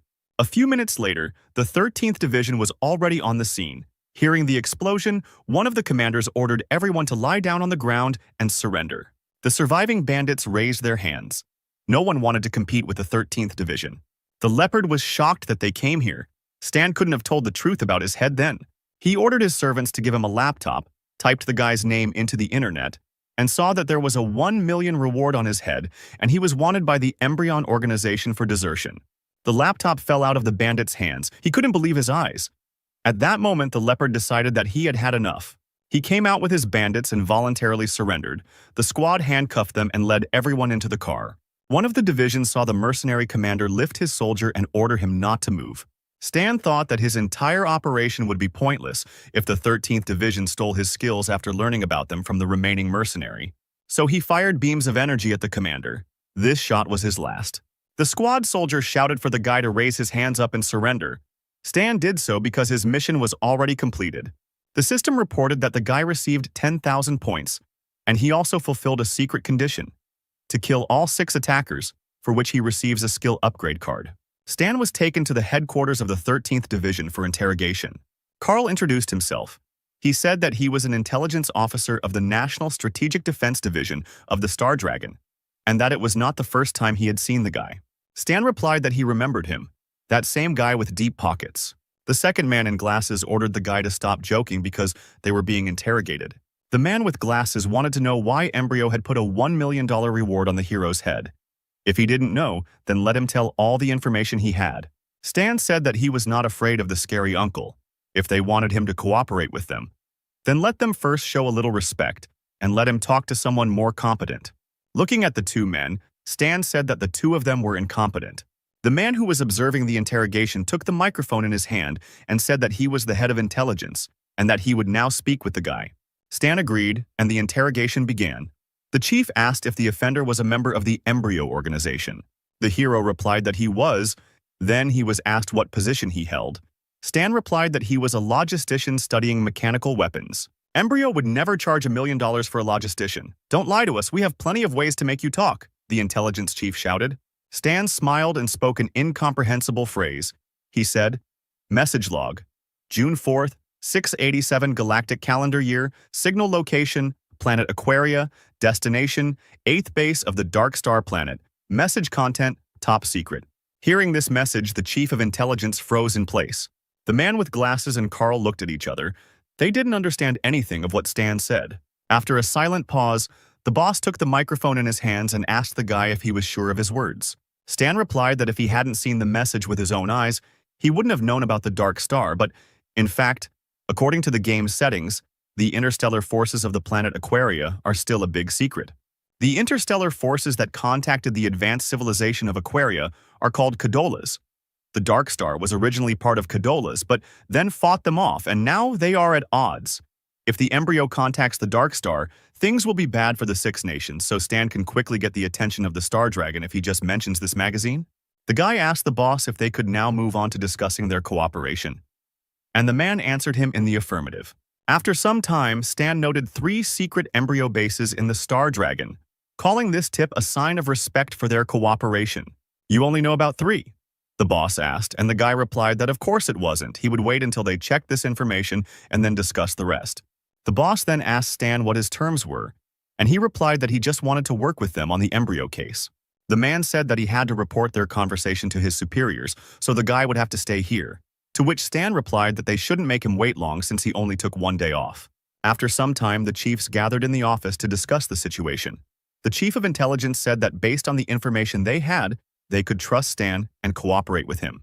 Another advisor countered by saying that this information could be false, but another man in a suit said that it was unlikely since he was a fugitive from the embryo and could only rely on them to survive. There was no reason to doubt his sincerity. One of the advisors spoke louder than anyone else, insisting that the guy be detained and tortured for all the information. The 13th Division did not need to negotiate with anyone. What nonsense. Stan showed us his honesty. We shouldn't push away someone who wants to help us. A quarrel broke out between the advisor and the chief of intelligence, one calling the opponent a coward and the other a fool who thinks unreasonably. Suddenly, they were interrupted by the director, who said that they could both cooperate and control the guy. It would be useful to introduce him to their division. The elderly advisor said that since the director insisted, it was worth sending the guy to the logistics department, so they could increase the benefit from him. And at the same time, it would be better to keep an eye on him, since no one from this department was allowed to go outside. But the director replied that they would benefit from him anyway since the guy had experience in combat, so it would be better to send him to the secret operations department and let him fight against the embryo. Thus, his true intentions would be clear. After some time, someone in another wing of the base shouted very loudly. The guy with glasses who looked like a scientist looked at Stan's prosthesis and said that this broken thing had 4 levels of encryption. Whoever did this was incredible. The same old advisor came into his workshop and asked if the guy could do it, if he could break the device. The scientist replied that there was nothing special about this device, only the encryption was done well. Most likely the creator was an ordinary guy from the village for whom any trash was valuable.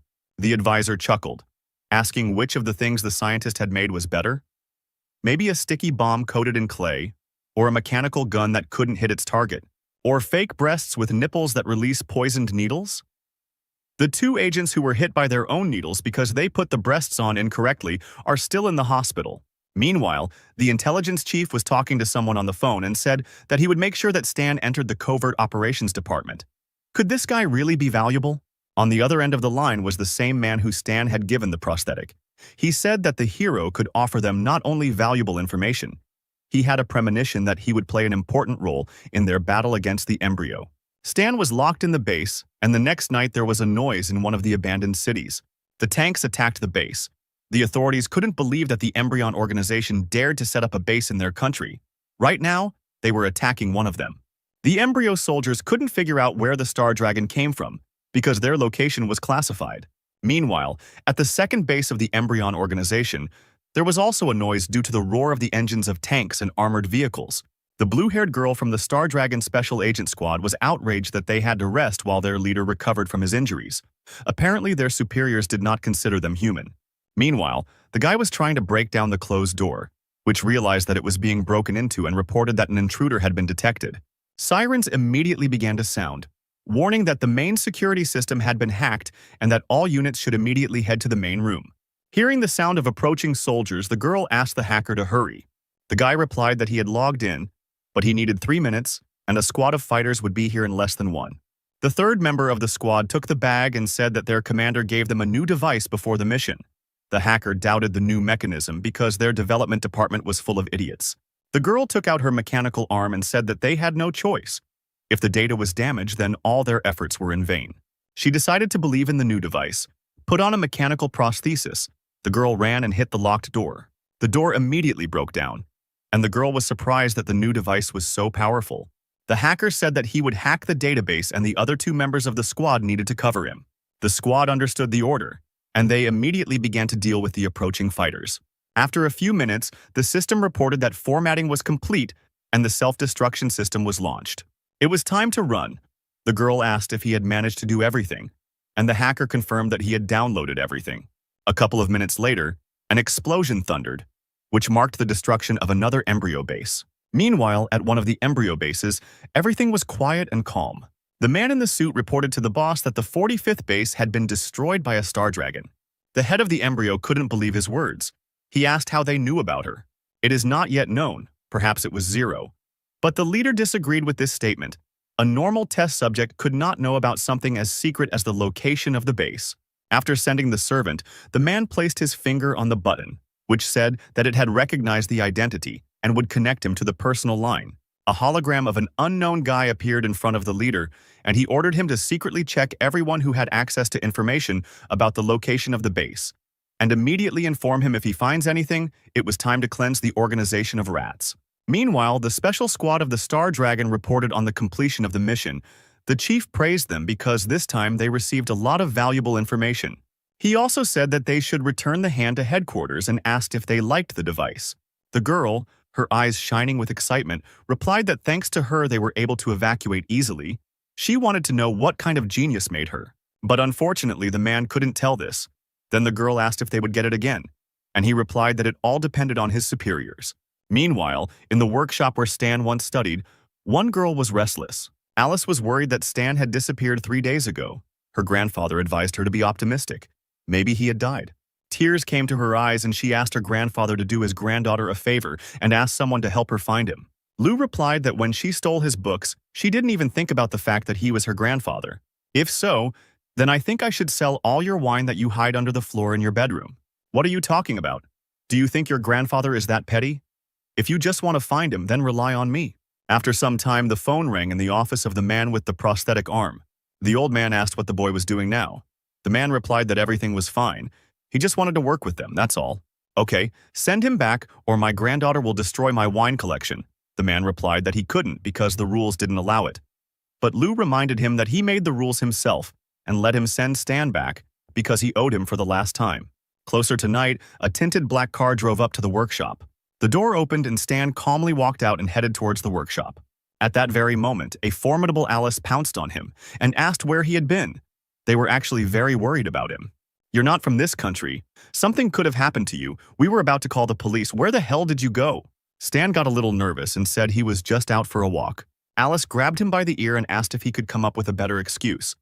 The guy replied that he thought it was a good one. Suddenly, Alice calmed down and said that she saw the news on TV yesterday about the shootout at the dump. She was worried that something happened to Stan. Stan was surprised that the girl was worried about him. He should have called her after all. Suddenly, their conversation was interrupted by the grandfather, who said that he thought that the guy would not return alive. It was a pity that he returned. Alice turned to Stan and said that she would buy him a phone so that they would always be in touch. But Stan suddenly took his phone out of his pocket and said that he already had it. Grandfather, looking at the device, said that it was a coded telephone from the 13th Division and asked if the guy had joined them. Stan replied that he was a very important suspect. The 13th Division gave it to him to monitor and contact him, so he must wear this phone around the clock. The old man grabbed the guy and said that he was a fool. The 13th Division would not have told him if they wanted to keep an eye on him. There was no escape from joining the 13th Division, and he needed to leave immediately. But maybe Stan will still think about staying here because he is interested in his granddaughter? Alice immediately became embarrassed and shouted that they had misunderstood everything. Old man Lou told Stan that he doesn't really understand the feelings of young people. Not that Alice is a little girl, but the guy needs to try because Grandpa still wants to hold his great-grandchildren in his arms. Listening to these words, the sweet beauty burned with shame. He left, leaving them alone. A silent pause and awkwardness in the air. Stan decided to break the silence first and said that her girlfriend was just joking. He just misunderstood everything. Alice looked up and looked sheepishly at Stan, who looked away. Then she turned around and said that if a guy says so, then so it is. After these words, she left. A few minutes later, in his room, Stan was thinking about the fact that he most likely said the wrong thing and that in general, these old people who want grandchildren are so scary. Suddenly, he received a message from the system which he decided to check immediately. The system reported that the destruction of the embryo was completed by 2%. It seems it was not in vain that he provided the report to the 13th Division. Also, apparently, the connection to the reconnaissance was recognized by the system as an indirect penetration. It is better for Stan to fight the organization himself. He knew that embryo was definitely strengthening its powers, so he needed to take a risk to get new blueprints and improve his equipment. The next day, after conducting several experiments, he produced a successful fusion and invented huge exploding bullets. The guy decided that this would be enough, but this is an entry-level weapon, so you shouldn't rely on it too much. At that moment, the same Black Division car drove up to the workshop and honked its horn. Stan turned around when he heard the sound of the car and immediately recognized it. The 13th Division. Going outside, he asked a man he already knew why they were there. He reported that the report he provided had been verified. Now the division believed in the guy's sincerity and was ready to cooperate. The authorities decided to accept Stan into the 13th Division. The organization also decided to send him to the Secret Operations Department. He will be assigned to the squad later.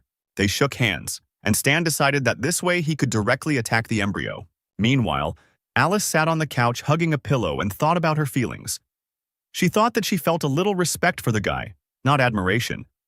But what if Stan really felt something for her? Suddenly, a guy appeared in front of her and said that he wanted to talk to her.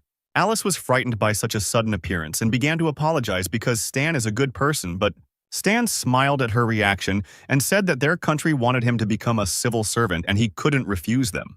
But he will help with the workshop when he can, because the guy doesn't want the business to go to waste.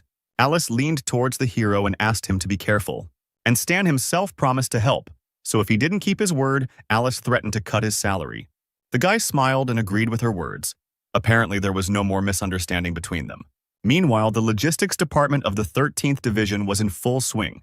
A girl with blue pigtails from a special squad came into the department and asked which of these guys was named Michael. The excellent students raised their eyes and began to look at each other enthusiastically. Seeing such a beauty in their workshop, Michael, who was the lead developer, hesitantly said that it was him and asked what the girl's name was. The girl said her name was Lilith. She also said that she heard that Michael was one of the best in the logistics department. Coming closer to the guy, the girl asked, "Did you create that mechanical hand? What's wrong with her?" "It's not surprising that something is wrong with her.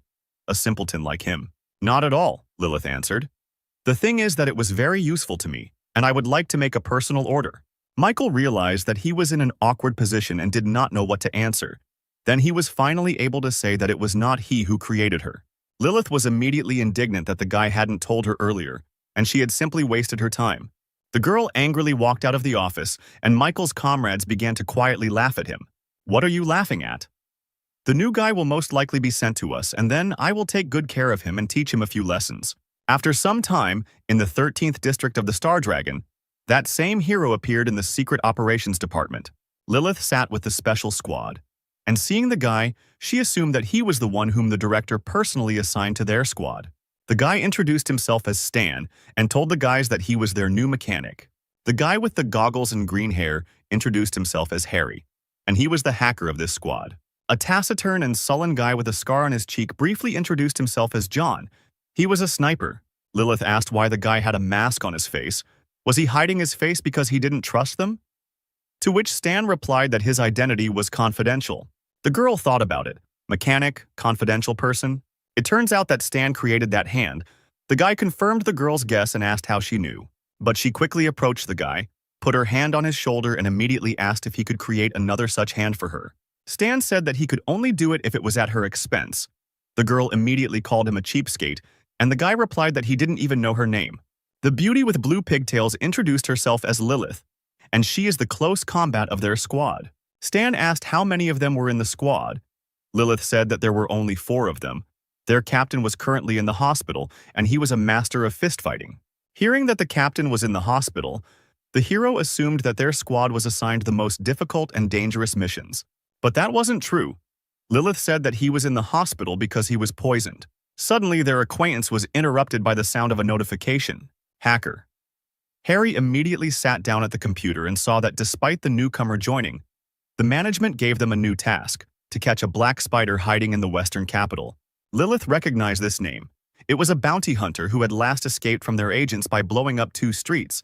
At that moment, a system window appeared in front of Stan with a task to destroy the black spider. John asked when they were leaving. The girl said that there was no need to rush. The intelligence department had already discovered his location. They would leave at night.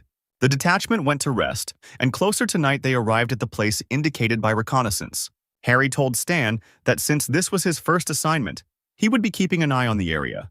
The guy would be the eyes and ears of the squad. His job was to report all the information he received. The hero understood his task. It should be easy, but he wanted to kill the monsters. The operation began. The squad went to take their positions and Stan watched the situation. Sniper John pointed his rifle at the building. Lilith, ready for battle, said that the building ahead was the black spider's hideout. He is on the 3rd floor and is most likely very careful, not making a sound. But suddenly Stan said that there was no need to be careful because the black spider had already discovered them. Lilith was surprised and asked the guy how he knew this. Meanwhile, a dark figure of a man appeared above the special squad, standing on the roof of the house and watching them. At that moment, fire was immediately opened on the detachment, but they were able to successfully evade it. Lilith confirmed Stan's words. Now she sees that they really found them. A squad of masked men in bulletproof vests ran towards them, all of them armed with machine guns. Harry panicked. The intelligence information was somehow false. The Black Spider wasn't alone here. A fight ensued. John and Harry tried to shoot back at the enemies, and Lilith immediately knocked out those who came closer. A spider was watching all this and laughed at the fact that the dogs of the 13th Division dared to come here. An impressive hunk with a spider tattoo on his face said that since these kids decided to raise their paws against him, he would rip them off. The criminal ordered his subordinates to kill them, but Lilith called them simply a disgrace. The girl reached for her sword and told the boys that she was leaving these pawns to them. And in the meantime, she will personally take care of their goal. Lilith jumped quickly like a cat and covered a huge distance in a couple of seconds. She flew towards the criminal at great speed, swinging her sword. But the spider easily dodged it by simply jumping away. The man told the girl that he respected her courage, but would finish her off quickly. Such brazen confidence angered Lilith. The black spider said goodbye to the beauty and fired a burst of machine gun fire at her. But Lilith was still as fast and graceful as a cat, bending and dodging bullets. The girl quickly landed near the enemy, and the black spider ran out of ammo. The man had long since realized that the girl was good at close and fist fighting, and the fight would not be easy. Lilith tried to attack him with her sword, but the man defended himself with his machine gun, blocking the attack. The girl immediately realized that her opponent was bad at close combat. This was her chance to win. She jumped and brought the sword to the black spider's head, saying goodbye to the old man. Then the girl suddenly pressed the lever on the hilt of the sword. The blade immediately lengthened and cut straight into the man's neck. He fell to his knees holding his neck. The criminal could not believe that this knife had become longer. But he suddenly laughed and said that this was not enough to kill him. Saying that she could not kill him, the black spider began to choke on his own blood, which was gushing out of his neck. He eventually fell down dead, and Lilith informed Stan that he had made a great blade for her. However, Stan advised the girl not to let down her guard because the black spider was still alive. It can't be, he's definitely dead. Look at his face, there's not a drop of life in his eyes. He is a Superman, and his power is not so simple. Remove the mask from the defeated enemies and see everything for yourself. Lilith returned to the squad, which looked at the cut-up and killed fighters of the Black Spider. The girl started to laugh. Newbie, I understand you want to prove yourself, but I know everything better than you. However, John was cautious and so decided to follow Stan's advice and check everything himself. Taking off his mask, he saw the mark of a black spider on a man. But was it really a man? John immediately fired a sniper rifle at the corpse. Stan told the guys to rip their heads off as quickly as possible. They began to take off their masks and realized in horror that all these people who attacked them were faceless. Stan continued to monitor the situation with the help of drones. He directed the squad, protecting them from danger. The guy was giving instructions, one dead man clockwise, rip his head off, the second one at 4 o'clock. The squad continued to destroy the monsters by shooting them in the head or tearing them off. This was the only way to defeat the unknown creatures. In the end, they killed everyone except one. John asked what to do with him, and Stan sharply shouted for them not to kill him. A zombie-like monster ran towards them, and the hero told the fighters to break his arms and legs. The creature with the spider tattoo said that they couldn't kill him. There was no point in wasting time and energy. But suddenly, John grabbed him and began to twist him. The black spider did not understand how they guessed about his strength. It was a parasitic copying. Once in a certain period of time, the spider can create copies without faces. The clones follow him within a fixed radius, and he can infinitely reincarnate into nearby clones. There are only 10 here, and he hid the rest all over the world. The black spider couldn't believe it. He asked who this guy was and what he knew about his ability. But Stan didn't listen to him. He looked at the system that gave him 4,000 points just for catching a spider. The guy was disappointed with such a small number of points. The heroes successfully completed the mission and returned home. Stan was released to his girlfriend's workshop. Alice thanked the guy for expanding her workshop. Very soon, she would be able to use the new premises. Stan was pleased that he had received many orders from agents for a retractable knife after Lilith's advertisement. At this rate, he would soon be rich. Meanwhile, in the Star Dragon, one of the bosses was very unhappy. The man was furious that Stan didn't want to give them his plans. The advisor suggested a solution to this problem. All you need to do is find someone who sells this retractable knife, and they can copy the design themselves. The authorities decided to do just that, and the next day sent a messenger to the Secret Service Department. A friendly guy asked the guys to sell him one of the knives that Stan made. Terrible Lilith said that the guy could not even dream about it. Everyone knows that they just want to copy the drawing. You can't do that to people. After these words, the people from the secret department turned around and began to leave. The messenger begged them to stop. If they can't do it themselves, they want to steal it. They should be ashamed. We won't sell it for any price. However, there was a man for whom money was more important than principles. He took out a knife and asked the messenger if this was the thing he needed. The guy asked for a price and the seller asked for $30,000. All the other employees looked at the scoundrel with disapproval. The price was too high, but the messenger was ready to buy the knife for any amount of money. So they shook hands and the deal was a success. After some time, the advisor brought the knife to Michael and asked if he could make exactly the same one. He replied that the work was done roughly and there was no code. He could easily recreate the drawing. The advisor promised that if the guy succeeded, he would no longer have to serve in this department. He would be promoted to the research and development department. Such a proposal suited Michael. Meanwhile, Stan was relaxing in the workshop when suddenly he received a call on the phone. What do you mean all the agents canceled their orders? How did that happen when everyone needed the guy's knife just recently? Lilith on the other end of the line said with displeasure that the development department had copied his design and was going to mass produce it. Stan looked at the knives he had already made. He was angry at his superiors for treating him like that. If that was the case, then let them not blame him for being rude now. The next day, the guy came to an underground weapons company, where they assessed his goods and asked if he could supply them on a regular basis. But Stan had another offer. He brought 1,000 knives and offered to sell each for $5,000. And he also wants to sell his drawing. Its price will be $1 million. The aristocrat in the chair was very interested. He asked the guy if he could lower the price and Stan refused. Then the aristocrat agreed. Later in the evening, one of the bosses reported that the development department had confirmed its report. And now the drawing of the retractable knife belonged to the director. The director leaned over and told the boy not to rejoice too soon. The man thought that these words were said because the director was worried about Stan's reaction. But the guy had no intention of joining the 13th Division. He wouldn't do anything to them. "Do you really think so?" the director said and began to take an envelope out from under the folders. "Well, of course I think so," answered the head of research and began to doubt his answers a little. "Is that why you took advantage of your opportunities and resold the division's weapons?" "I am extremely disappointed in you," the director said, handing him an envelope with the report. After this moment, checks began at the research headquarters. The entire department was buzzing. Everyone was alarmed. The workers were discussing the recent inspections of the research director.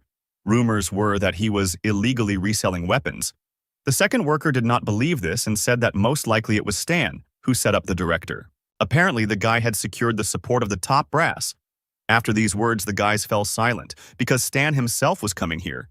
He walked with the director, who was very friendly with him. The workers did not understand why even the executive director was so polite with him.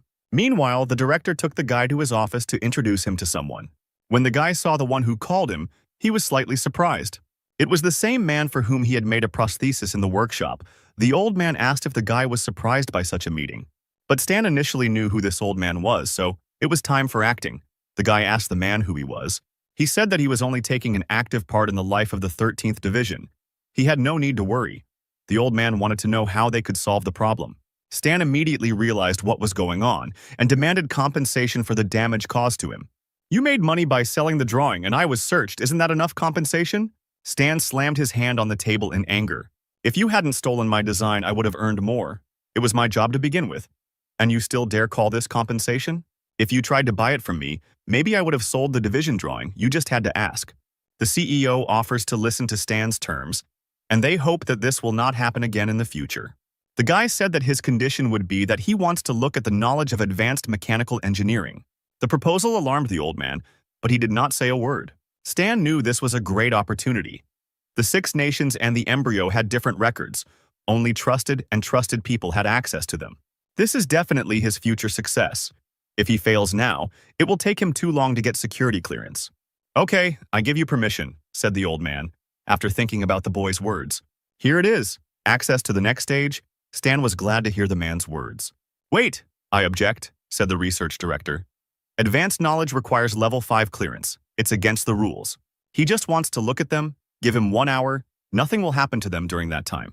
That's how their dispute was resolved, and soon the guy was sent to the underground headquarters of the 13th Division. Stan stood at the entrance with the old man and the executive director. Before entering, the director said that he had to read the rules. Surveillance is conducted around the clock. The guy may not even try to do anything. The entrance will automatically close in an hour. But that was enough, because Stan only needed to look for a couple of minutes to learn. The doors opened and the guy walked up to a huge computer. After digging through the system, he found advanced weapon knowledge. The Star Dragon only has one advanced material, but it is very good. The system reported that advanced knowledge, synthesis of advanced material was detected and offered to study 2 talents. Stan confirmed the study, and the system informed him that he needed to wait a little. A couple of minutes later, she reported success. The advanced mission was completed, and now the guy could choose one of 3 options: gunsmith, mechanic, mechanical fighter. The guy, of course, chose the mechanic, because in his past life he was the best. At that moment, the hero felt his whole body fill with energy.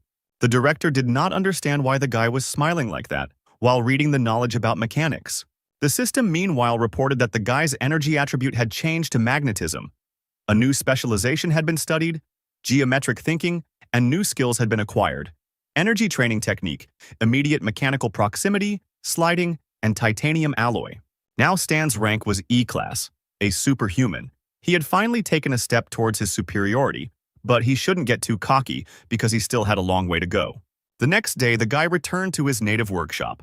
After leveling up, his aura began to emit magnetism, which is quite unusual for a mechanic class. Aura is the basis of superhumans. After learning aura leveling techniques, his strength will begin to grow unusually fast. It's a pity that training requires experience and stamina points, and since he still needs to make weapons, he can only train twice a day. Suddenly, his phone vibrated. The guy picked it up and saw that Lilith had reported that the captain had been discharged from the hospital and was asking everyone to gather.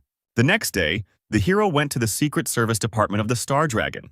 The bastard who sold the knife told his colleagues that Stan said he would no longer sell him his weapons. So what if he's just a pathetic mechanic? If a man really needs the developments, he'll pay someone to resell them to him. But suddenly, his colleagues turned away from him, pretending that they were working. The guy did not understand their reaction, but it was all because Stan walked past them. A few minutes later, the guy came to the room where their squad was gathering. Lilith was already waiting for him inside. A muscular man with red hair and a sullen face asked the guy if he was that newcomer. Harry said that this is their captain. In general, they hire new people only if the captain agrees. But Stan's candidacy was taken care of by the authorities, since the captain was recovering at the time, so he could be a little unfriendly. The man took the tangerine in his hand and said that he had not introduced himself. He was the captain of a special squad, and his name was Wei. Stan thought it was a strange name because it was very popular in China, and they often joked that if he was called that, it meant his parents didn't care about him. The captain continued, "Including you.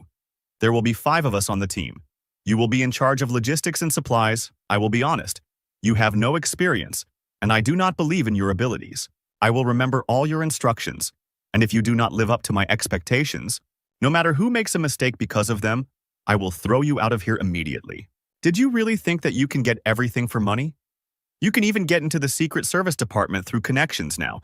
No one thinks about the safety of their subordinates. The sullen captain left and Stan was upset that he was simply perceived as a man with a lot of connections. Suddenly, a notification came on the laptop and Harry noticed it. He sat down to check what was going on there and said that they had an urgent mission. The authorities wanted them to leave immediately.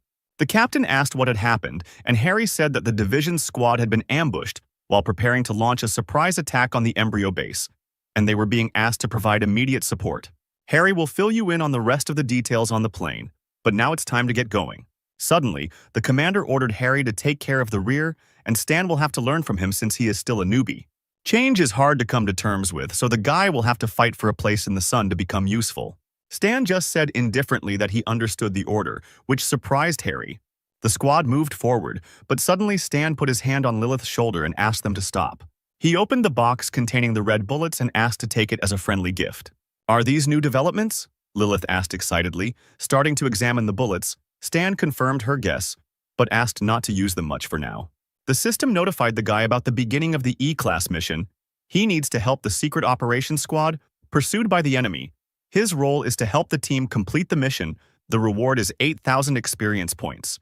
Harry decided to support the guy and said that their captain was not at all against him or anything like that.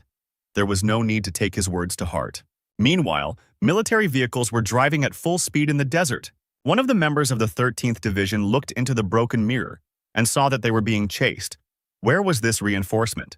But a special squad was already moving forward. John and an unknown person in an iron suit were jumping from a helicopter. The special squad landed successfully and the robot's voice told the soldier to calm down.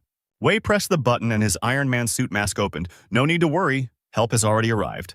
We contacted intelligence, and they informed him that an allied detachment was 13 kilometers away from them, and that 15 armored SUVs and another helicopter were heading towards them right now. The meeting point is 3 kilometers away on a hill. Their goal is to stop the enemy and successfully rescue the squad. Harry has already sent them the coordinates. Stan looked at the screen and was surprised that they had a prototype of a combat armored suit. This is the only one of the basic copies in Aquaria version 1.0. The soldiers prepared for battle. Wei and the fighters watched from the hill as a truck moved towards them. As soon as the vehicles had reached a sufficient distance, the commander raised his hand and gave the order to open fire. Dozens of machine guns opened fire on the enemy, and a hail of bullets rained down on the convoy. The commander did not stand aside. Putting on his helmet, he took a heavy machine gun and also opened fire. John used his armor-piercing sniper rifle to aim at the tires of the trucks to immobilize them. The convoy of black cars that were pursuing the friendly truck began to slow down and stop, and a barrage of fire helped the truck break away from pursuit. The soldier sitting behind the wheel looked in the mirror and saw the enemy moving away. He was glad that the detachment arrived on time. As he approached our special squad of fighters, the soldier looked out of the truck and said that there were too many enemies and they needed to retreat immediately. At that very moment, the fighters heard the noise of the helicopter blades approaching them. Wei raised his head to the sky and saw an unfamiliar girl with red hair sitting in the helicopter. Instantly, a furious attack fell upon the detachment. The commander jumped to the truck and shouted to the soldiers, "Take cover." He rolled around trying to avoid the attack that looked like tongues of furious flame. The Special Forces fighters managed to hide behind the cars, but the soldiers were less lucky. They were subjected to a psychological attack, and at that moment Wei realized that they were being attacked by superhumans. It was hell. She used her power to attack. Flames engulfed her body, and on her forehead she had a mark that looked like a snake. Harry was shocked by what he saw, but Stan immediately recognized the girl and snatched the headphones from his friend. Taking command, he reported that the girl was the combat commander of the Embryo Squad. "You need to retreat immediately." Wei, hearing Stan's voice, was surprised and did not understand what the guy was doing and why he took command upon himself. However, he looked at the fighters of his squad and was surprised how they immediately obeyed the guy's order. But Hell was not going to let the witnesses go just like that and was already approaching the fighters. The commander of the combat squad was too fast, and her first target was Lilith. Hell immediately tried to attack her with her foot, but the girl blocked it with her hands and defended herself. Lilith then attempted to counterattack by raising her leg into the air and pointing it towards the enemy. However, Hell was not simple, she deftly dodged. Lilith was surprised that this girl was so good at fistfighting. But before she had time to come to her senses, Hell immediately attacked her in the face, breaking her lip with the help of her power, which enveloped her fist. Coughing up blood, Lilith thought that the difference between them was too great. Even close combat would not give her much of an advantage and she would lose in any case. Hell, meanwhile, prepared a new attack for her opponent, gathering Scarlet Aura in her hand. The psychic attack hit Lilith without any problems, and she fell to the ground, exhausted. With difficulty rising from her knees, Lilith begged Stan to come up with something quickly, otherwise it would be the end for them. Stan told Lilith to look for an opportunity to use her mechanical arm, and when the enemy briefly opened up, John was to shoot Hell. The fighting beauty followed the guy's order and took out a device from her pocket that activated the mechanical arm. John, meanwhile, knelt down, loaded his rifle, and prepared to attack. He kept Hell's face in his sights and was ready to shoot at any moment. The main thing was to wait for that moment. Hell saw a familiar mechanical hand and stopped for a second. Lilith took advantage of this moment and attacked her. The force of the blow was high, but Hell was struggling to contain the device. She then asked Lilith what her relationship was with Zero. "Zero? Who is Zero?" Lilith asked her. John thought this was the best moment and pulled the trigger. A shot rang out and Hell tried to react to the sudden attack by creating a scarlet shield around herself. Realizing that a sniper was working on her point, she immediately flew away to a safe distance. Hell analyzed the situation and held her hand, which was still hit by a sniper's bullet. Stan immediately ordered Wei to take Lilith and run. They needed to take advantage of the enemy's retreat. The commander in the iron suit understood the order and ran towards the girl. Lilith was barely standing on her feet. Wei picked her up and put her on his back to save her. The soldier who was in the very truck they were supposed to save shouted to the squad to get into their car. While the squad was climbing into the transport, Wei thought that the enemy vehicles were slower than theirs, and besides, the superhumans were injured. Now they would not be able to pursue them. If the entire squad can reach the plane, then consider the mission successfully completed. When they were in the car, Wei took off his helmet and breathed a sigh of relief. The worst was behind him.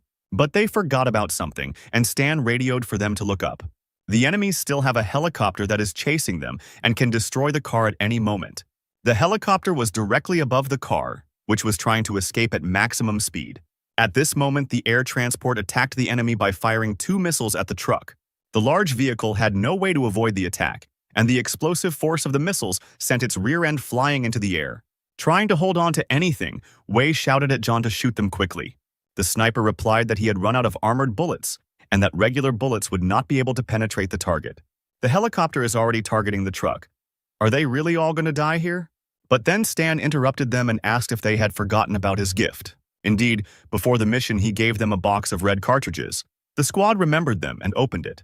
Having loaded the cartridges into the clip, John decided to try them out on the helicopter.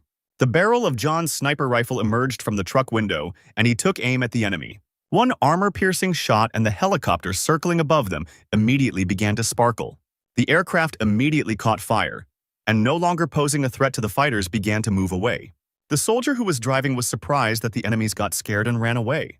Harry reported that their plane was already there, and John meanwhile was asking over the radio what kind of bullets were these that could penetrate even an armored helicopter.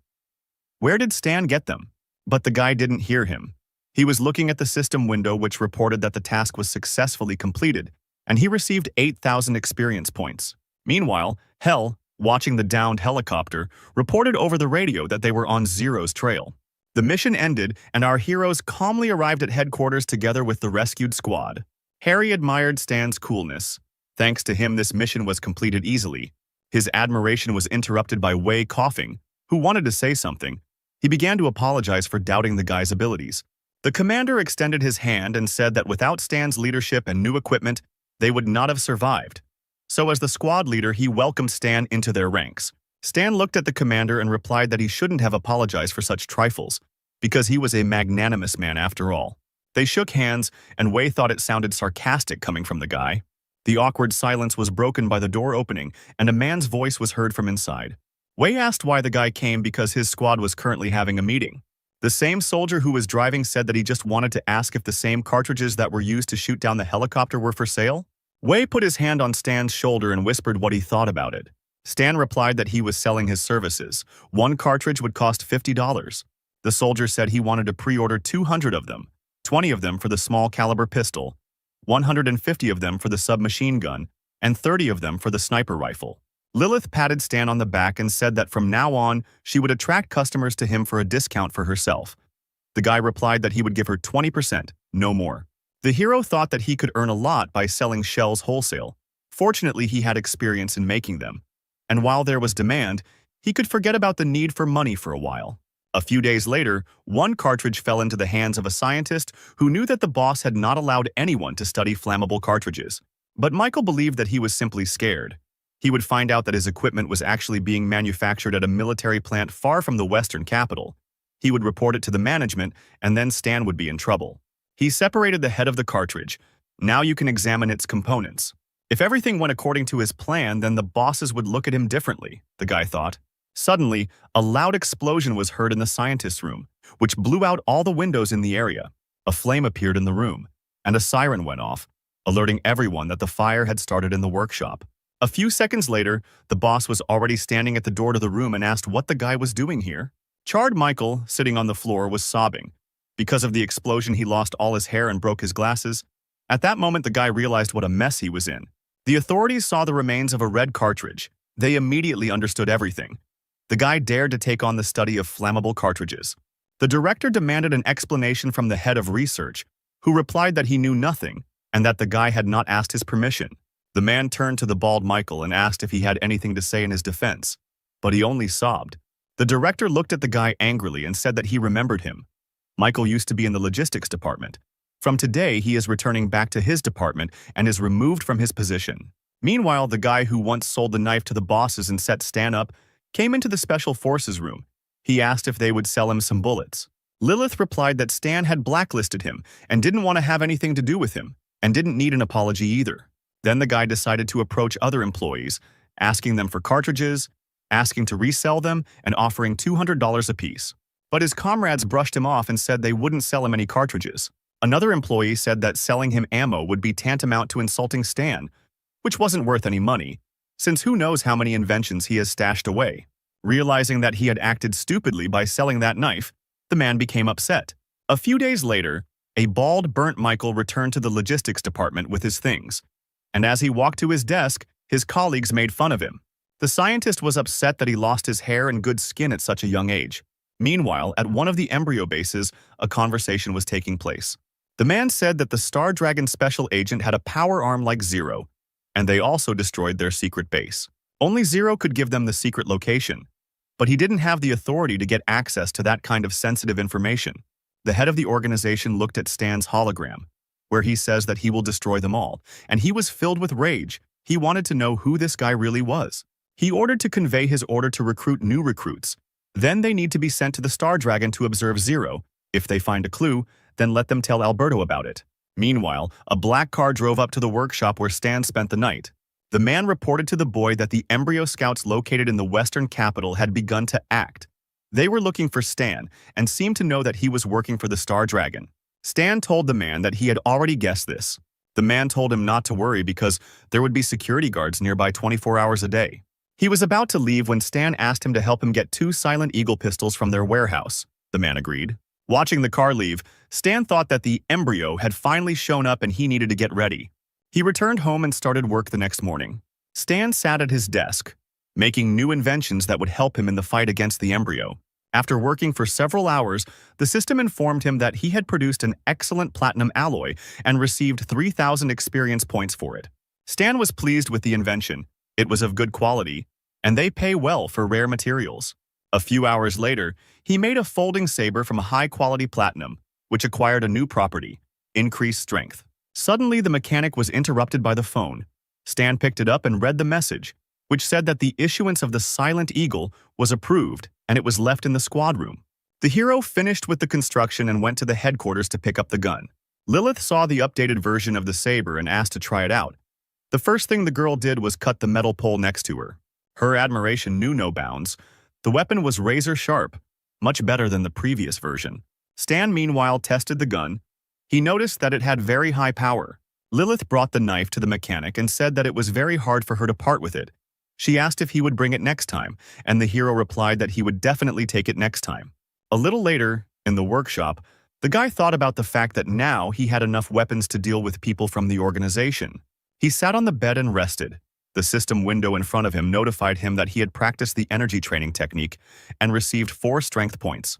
This is exactly how many points were required to level up, at which point the hero felt a surge of strength in his body. Stan noted that given the current development dynamics, by the time open testing begins, he will surpass the first group of players by a ton of levels. The system window said that closed testing was scheduled to begin and would last for 12 days. This surprised Stan. Apparently, it will be carried out for a limited number of players a week before the open test. 1 day in reality is equal to 6 days in the game, which means that in terms of game time, there are more than 40 days left until the start. Is it possible that the game clock works differently while the service is down? Well, of course, with each version update in reality, a couple of days pass. But in the universe of the Star Sea, the time span is measured in years. In this case, with each update, I will have much more time for development than the players. Should we then start worrying about life expectancy? Suddenly, Stan's thoughts were interrupted by a system window, which reported that the NPC functions were unlocked and the player forum was also unlocked. This surprised the guy. What does NPC functions mean? He tried to find information about it, but the player's forum might come in handy, so Stan decided to register on it. But the system gave an error saying that the player was not found and registration failed. The fact is that accounts can only be created with a unique identifier of the user's immersion capsule. Apparently, there is no way to register. Well then, when players appear here, we will need to find a way to gain access to read the forum. Stan went to bed. While in the real world, no one suspected his existence. An unknown guy sat in front of two monitors in a non-standard chair with wires. The system reported that the character's name is Donald. The default settings are selected, the character creation is complete, and he will soon appear in the newbie zone. The random selection of birthplace is complete, and the guy who looks like an elf with red hair begins to load. The village of Bighorn was chosen as the starting point for loading. A few minutes later, the guy opened his eyes and saw the light of the sun. The system reported that the birth was taking place. He needed to wait. A blue portal, made of small blue particles, appeared in the depths of the forest. A few seconds later, a player named Donald appeared in this portal, and along with it, dozens of other portals appeared, from which other players made their way into the wonderful world.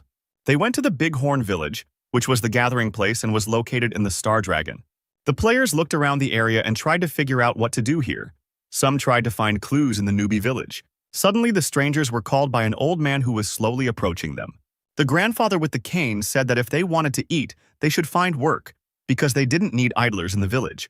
Donald looked at the old man, and the system window offered him 4 functions: examine, bargain, talk, or kill. He chose examine, and the system reported that the old man was a local elder, medium danger level. Grandfather said that the harvest needed to be gathered, and the sewing and weapons workshops in the south needed experienced specialists. A batch of goods had just been delivered to the gates. It needed to be unloaded, so there was enough work here for everyone. Donald realized that there were a lot of resources in the newcomer village. Clothes testing would not last forever. If he wanted to get ahead, he needed to quickly develop a launch strategy. Explore as many places as possible and settle down in the most advantageous way in order to then use this knowledge. Having found an axe in the depths of the forest, the player sold it to a local merchant. After some time, collecting all sorts of junk, Donald was able to buy a map of the area from an old man for $3,000. Opening the map, Donald realized that it depicted the territories of the Star Dragon Empire. The closest city to it was Trap Capital. He didn't really have a choice, and the player decided to go there to look around. After some time, he reached the Western Capital Post, where a queue had already formed. Meanwhile, Stan was sitting next to the post, drinking soda. The hero watched those passing through the security post, and among them he noticed a player holding a map in his hands. It feels like someone is watching me, Donald thought, and began to look around. Looking around, he saw a strange guy who was marked as a mysterious stranger, and his name was highlighted in red. After selecting the inspection function, Donald saw that the NPC's name was Stan. But nothing was known about him except one thing: his danger level was fatal. This scared Donald. What does mortal danger mean? Shouldn't the starting city be safe? We need to get out of here quickly. Donald didn't want to die. But suddenly Stan, who was passing by, called him, and cold beads of sweat appeared on Donald's body. Stan said that it's rude to examine someone you've never met before. Donald assumed a fighting stance, preparing for death, and asked what the guy wanted from him. But Stan didn't want to fight. He said he needed help and asked if the player had time for it. Donald had too many questions. Did the chance come so quickly? Who is this NPC? Will he be given a hidden task? Did the heavens choose me? His thoughts were interrupted by Stan, who said that he needed a piece of bread and the guy had to get it. At that very moment, a system window appeared in front of Donald, which informed him that he had a new task. But why does a high-level NPC have such an easy task? And the reward is small, only $1. Donald suggested that since this NPC is of a high class, the tasks should be appropriate. Probably it will be a chain of missions. After completing one task, he will give another. The player was pleased with his ingenuity. Years spent playing other games allowed him to understand the logic of this game as well. He opened his inventory and took out all the bread he had with him and handed it to Stan. Watching the hero's reaction, Donald was sure that he would now offer him a new task. And so it happened. But it was strange again. Donald needs to hit 10 passers-by on the butt, and as a reward, he will receive $1. He had no choice but to complete the task. The residents were not too happy about such hooliganism. The next task was to take off the patrolman's pants for the same reward, and Donald, burning with shame, also completed it. While completing the following strange task, the player could not understand why this NPC was giving out such missions. Suddenly, the player saw a system message in front of him, which informed him that Stan had opened a store for the player.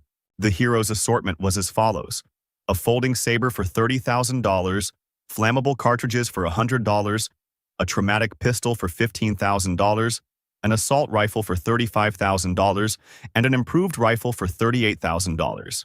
The store's assortment amazed Donald.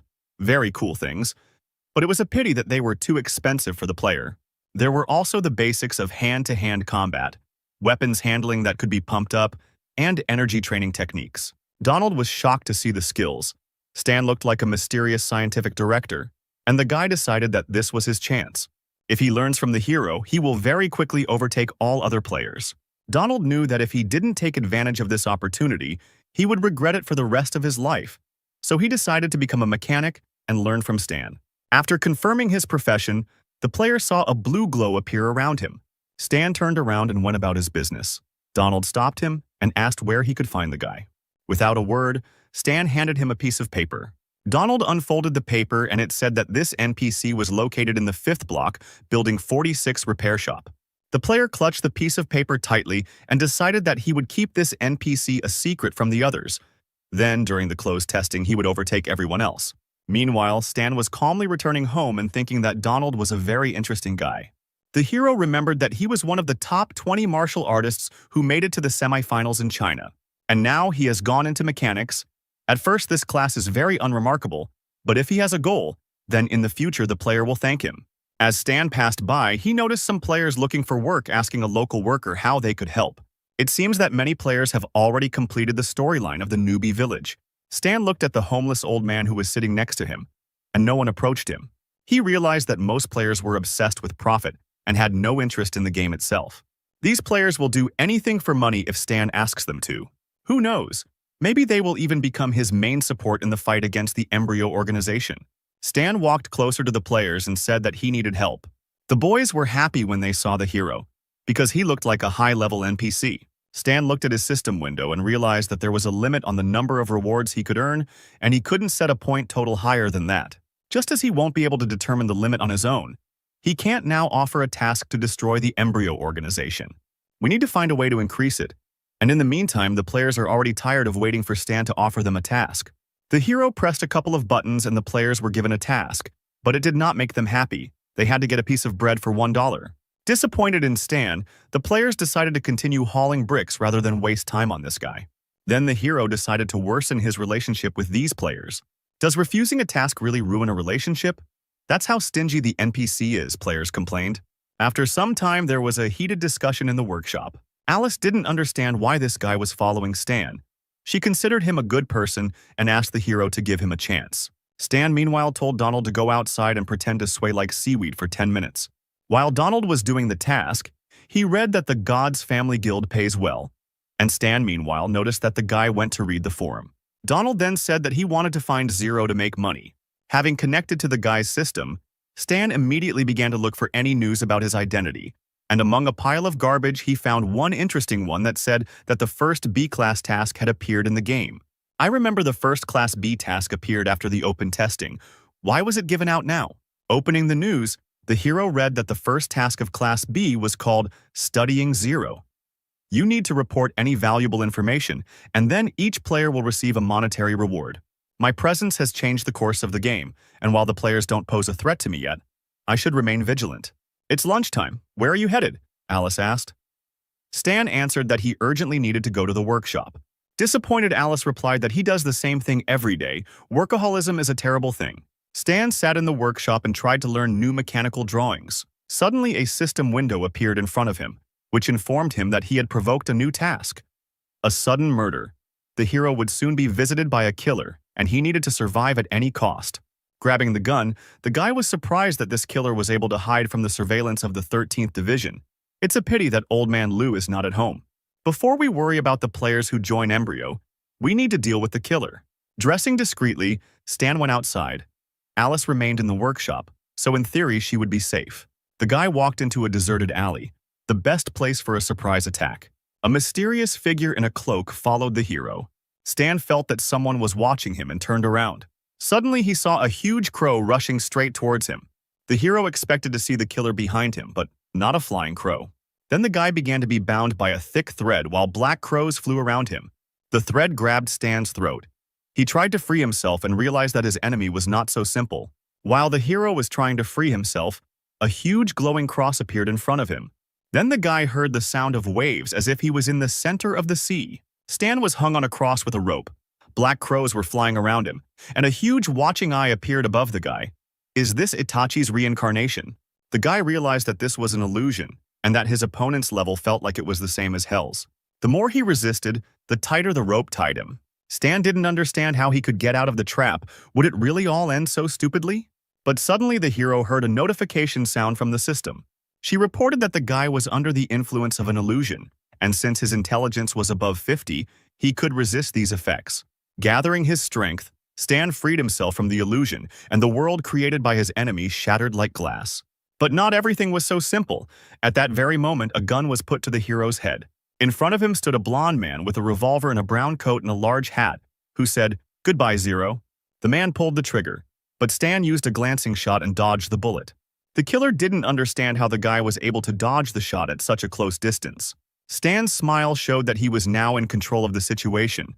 The guy suddenly pulled out 2 pistols that were under his jacket. The hero began shooting at the enemy, activating the overload skill to deal more damage. But the killer easily repelled the attack by creating a scarlet shield, exactly the same as Hell's. After analyzing the situation, the man realized that the guy was much stronger than the intelligence data said, which said that his strength was at the level of a special agent. The information turned out to be inaccurate, so the killer decided to retreat and think over the plan of capture again. Making a seal with his hands, he tried to use the illusion on the hero again. Zero stopped and saw the sun setting again, black crows appearing and a scarlet thread enveloping him. But his intelligence still exceeded 50 points, and the enemy apparently did not, so the guy easily got out of the illusion.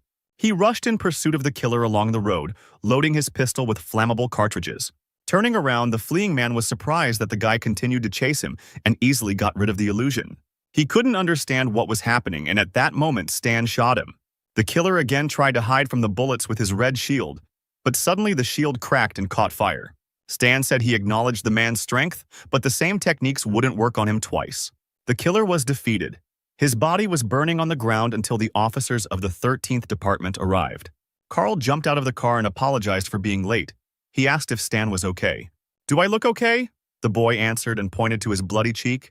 Carl bowed his head and asked for forgiveness, saying that it was his fault. But the hero calmed the fighter down, saying that it was not his fault, because this man was an officer of the Embryo and the best killer who always brought things to the end. Carl recognized from the description of this man whether it was Alberto, the best killer. An unperturbed Stan confirmed the employee's words. "How were you able to defeat Alberto even after he suddenly attacked you? Are you really that strong?" Stan was indignant that they only now realized this and walked towards the car. After completing the surprise mission, he received a character summon card for Alberto, which the boy considered a good gift from Embryo. A few seconds later, Carl joined the guy in the car, got behind the wheel, and said that he would first take him to the general headquarters to report the situation. But Stan said that if Alberto found him, then the Embryo knew his location. Carl replied that this was not accurate, because hackers from intelligence control the network and track any information about him. Messages that mention Stan do not get through. The hero turned to the man and asked if he was sure of his words. Alberto would not have acted on his own. He probably passed on information about Stan to other spies in the capital, and they would have done so via a closed network. Or they could have personally left the capital to report to their superiors. Hearing these words, the hero immediately pushed Carl out from behind the wheel, because right now he needed to grab them, because at this rate, Embryo would soon find out where he was. While fastening his seatbelt, Stan told the man to ask his superiors to immediately close off the city. Carl banged on the glass and asked the guy not to rage, because it was unknown who exactly the spy was, and it was not even clear who Stan was going to catch. But the hero didn't listen to him and immediately pressed the pedal to the floor. The car suddenly moved away, leaving Carl behind. The employee did not know that in fact Stan had long ago realized who the spy was. The guy contacted Lilith and ordered her to go to the 8th district as soon as possible. He had already sent the coordinates. The girl didn't understand why she was going to the slums, but Stan insisted that she ask fewer questions. After some time, the hero reached the 8th district, where an abandoned church towered. He drove up to the entrance, where Lilith was already waiting for him in her sports car. Stan immediately ran out of the car. Lilith was surprised by the hero's haste, but he ordered her to follow him faster. The guy opened the doors to the church, which scared the parishioners. He knew that the messenger had to be somewhere here, but when Stan looked around, he didn't see a familiar face. He then grabbed the nearest guy and asked if Lugorn had been here, to which the frightened man replied that he had not seen him here today. Then Stan took his pen and began to draw on a piece of paper. Having drawn a photo portrait of a man, the hero showed it to the man and asked if he looked like this. Lugorn's eyes were set far apart, his nose was crooked, and he had a short haircut. Realizing that he was not there, Stan and Lilith went to another point. The hero told the girl to contact the bureau and let them check if he left the city, and the guy in the meantime would head to the nearest post. A few seconds later, Lilith reported that the bureau had responded that such a person had not left the city, at which point Stan warned her that he was driving very fast and she should prepare herself. "Don't underestimate me, I am a warrior after all. Do you really think that I am afraid of some kind of speed?" Stan grinned and pressed the pedal to the floor, the sports car jerking forward. Lugorn couldn't have left earlier than an hour ago because he had received the information only recently. He had to head to the nearest post, most likely to the northwest. While the hero was thinking about the spy, he quickly changed gears and the speed of the car increased. There was the first obstacle ahead. A freight train was driving across the rails, and it seemed that the car would not have time to pass. "Slow down, there's a train!" Lilith cried in tears, panicking. She screamed very loudly like a little girl, but the guy managed to fly in front of the train cabin. Lilith grabbed the handle to hold on. She insulted Stan with all sorts of words. A few hours later, our heroes drove out of the city at a speed of 180 kilometers per hour. Meanwhile, the sun was setting over the northwest outpost. People were outraged that they were not allowed to leave the city and they demanded to be released. The same man Stan had drawn earlier panicked. Why did they block the post? Did Alberto really lose? One of the soldiers standing guard suddenly received a notification on his phone. At that moment, he shouted that they needed this guy, seeing Lugorn. A few minutes later, Lilith's car pulled up to the post, and the soldier asked to see the documents of a special agent of the 13th Division. He looked into the car and saw an exhausted Lilith, who with difficulty handed over her ID. Stan got out of the car and laughed at Lilith, who immediately threw up, saying that she said she was a warrior, but for some reason she threw up because of a simple trip. Meanwhile, the soldiers detained Lugorn and threw him to the ground, putting handcuffs on him. Stan realized he had arrived on time and pulled out his gun. To the soldiers' surprise, Stan shot the witness and received 3,500 experience points for it. The guy did this because he knew that Lugorn had poison on his teeth and under his nails. They would not have been able to stop him from committing suicide anyway. The mission is successfully completed, and we are transported to the border of the Star Dragon to the organization Embryo, the base of the Black Raven. New player recruits have noticed that the hint for the quest to find Zero has changed. The system stated that Zero's location was somewhere in the western capital's Star Dragon region. The soldier was happy. The search area had narrowed. Let the organization send people there after open testing. They would surely find Zero. If they complete this B-rank quest, it will allow them to leave other players far behind. Meanwhile, the leader of the Embryo was unhappy to hear news about Zero again. "Do you think I'll give up now that you have defenders?" In a rage, the villain slammed the table with a powerful blow. Find out his exact location, even if he is hiding in the headquarters of the 13th Division. Send 200 Owl agents there, 5 commanders, and kill Zero. I authorize the use of short-range guided missiles. I will stop at nothing. The next day, at the headquarters of the 13th Division, Star Dragon, Stan looked at the information in the system, which said that the closed testing was completed and the next open testing would be in 122 days. The guy was right. When updating, the real time does not correspond to the game time. "What are you waving your finger in the air for?" asked the department director, who was clearly not in a good mood. He asked how much secret information Stan knew about the Embryo. The guy replied that the organization knew his location. They don't know the exact location, but they are sure that he is somewhere in a western capital. So they will probably send more assassins here to finish the job that Alberto failed to finish. The director of the 13th Division asked the guy what he was going to do in such a case. Stan took off his mask and said that he would no longer hide and would confront the Embryo. The director forbade this because it was too dangerous, but the guy raised his hand, in which he held the remote control and pressed the button. A map appeared behind the boss, and Stan showed a base in the valley of the Black Raven, which is located on the border. It is large and completely different from the 3 with which he had already dealt. The guy personally wants to take part in its destruction. The director replied that this was madness, because then Embryo would take advantage of the fact that the guy himself came into their hands. Stan smiled and said that he could create one thing that would change his appearance. The director's jaw was aching from the guy's pathos, and he replied that he should do this thing first, and then they would talk. After a short interrogation, the hero returned to his home, to the workshop. The guy understood that the management of the Star Dragon would mostly agree to attack the base in the Valley of the Black Raven. It is located close enough to the loading point for newcomers, By destroying it, the number of players who joined the embryo during the open testing would decrease significantly. As the boy passed by Old Man Lu's room, he noticed that he was now at home, which was a good moment. Entering the room, he timidly called the old man by name. Then the guy said that he wanted to borrow some books on mechanics from the owner to read. The old man was lying on the sofa and drinking wine. He asked the hero why he needed these books. Looking at the old man's imperturbable face, Stan realized that it would not be easy to persuade him. He needed to come up with a worthy answer. But suddenly the old man just stood up and told the boy to follow him. Walking into the next room, Lu pointed to a shelf of books and said that they were here, on the shelf. He allowed Stan to choose the books himself, but on the condition that he return them to their place and not spoil them. The guy thanked the old man, but he himself did not understand why he was so accommodating today. As he left, the old man thanked the guy and asked him not to tell Alice that Stan had taken the killer away from the workshop so that the girl would not be harmed. The guy began to study the books. As always, it was enough for him to just flip through the pages to study all the knowledge on mechanics that was inside the book. After a couple of minutes, he finished and put the books back. All the mechanic skills had increased in level. Now it's time to improve and create a new drawing. The system asked if the hero wanted to perform a fusion of abilities: basic biochemistry, basic optics, basic material science, and basic digital electronics. The guy answered yes. The basic knowledge, covering 3 sections, has strict requirements for the level of knowledge, and only a mechanic can perform fusion to obtain a blueprint. And Stan succeeded in this. He invented a smart optical mask. The next day, he returned to the 13th Division, the secret department. Wei asked Harry if he had sent the report, and the guy replied that he had sent it a long time ago. Suddenly, someone knocked on their room door. The director entered the room and turned to Stan. He had already said that it was dangerous for him to take part in the operation, and asked if he had created a thing that could change his appearance. The guy grinned and asked the director to wait here for a minute. He turned away and pressed the triangle on his forehead.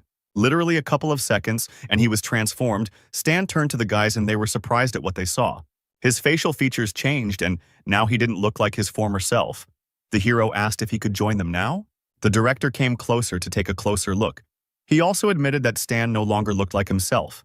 The man smiled and said that it was a nice thing that would be useful to them in production. Would Stan sell them the drawing? The guy waved it off, saying that it was an ordinary mask. Why would they need a drawing? After all, they could make one themselves. The director agreed with this statement, and the guy only smiled imperceptibly. In fact, this mask not only changes appearance but also scans the faces of other people, storing their features in memory. But it is better to remain silent about this function. One day it will play into your hands. The director headed towards the exit and said that now the guy could join the squad on this mission. There was still half a month before the start. It was better to prepare properly. After he left, Lilith patted Stan on the shoulder, saying that it was a very cool thing, and asked the guy to let her play with it. Stan asked the girl not to make noise because he needed to say something very important. He approached Wei and asked him to send his prototype armor.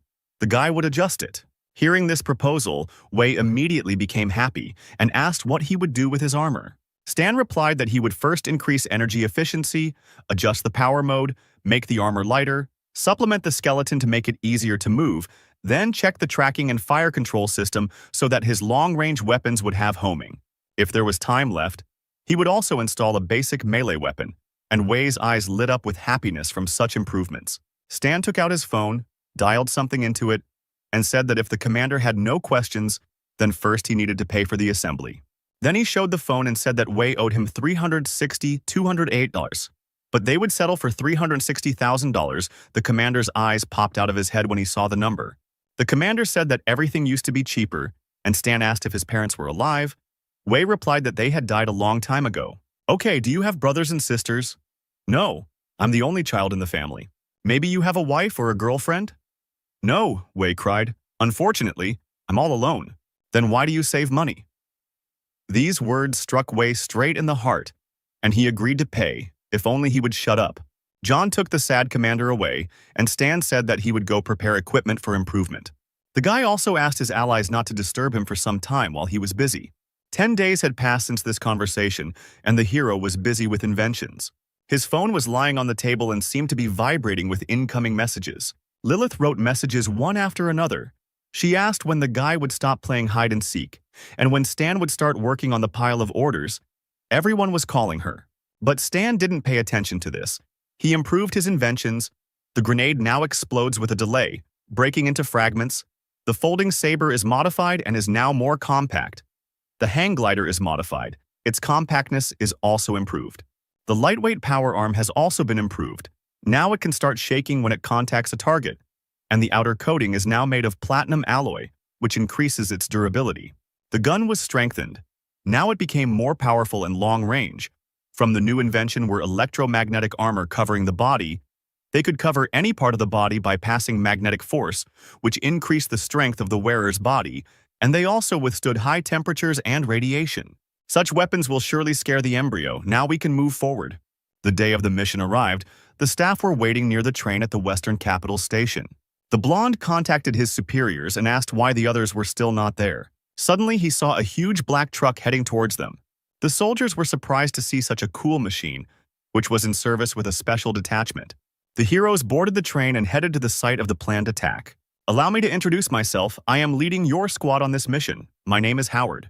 Everyone was assembled, so the commander decided to discuss all the details right now. We will work together with the Military Intelligence Department of the Valley. They are already on the border and are ready to act at any time. Our task is to quietly penetrate the enemy territory, determine the location of the guards, and report the information. Intelligence sent them a map. The relief of the Black Raven Valley makes it inaccessible, hiding it in a dense forest. The exact location of the base could not be determined through aerial photographs.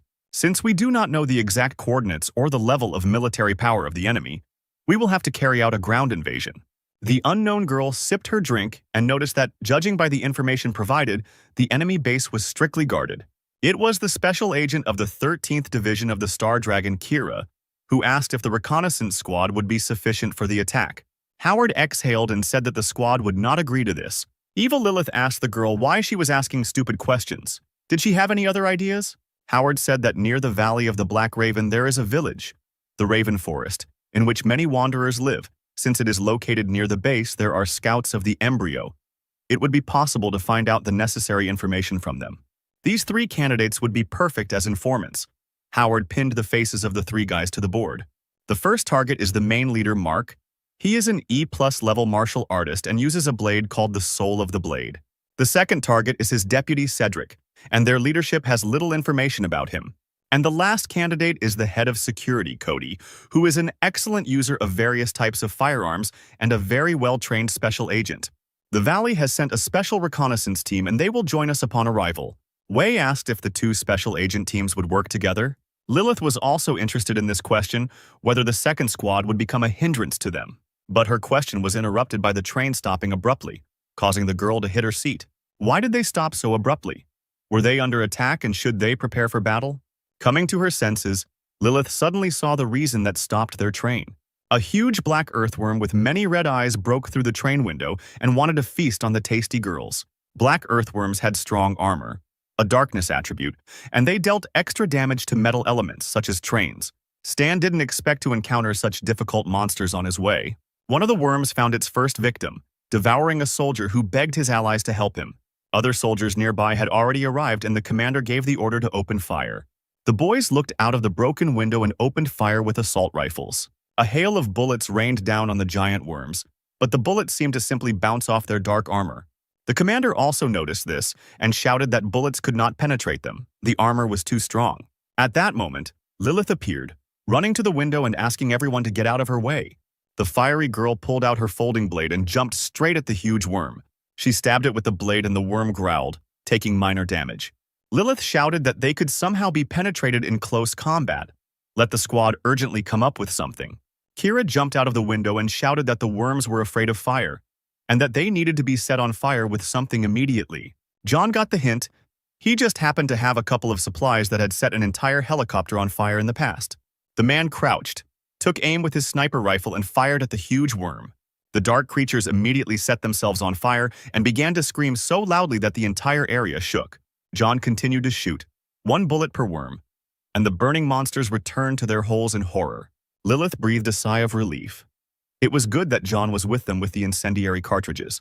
Now they were saved. The train, although damaged, could still continue on its way.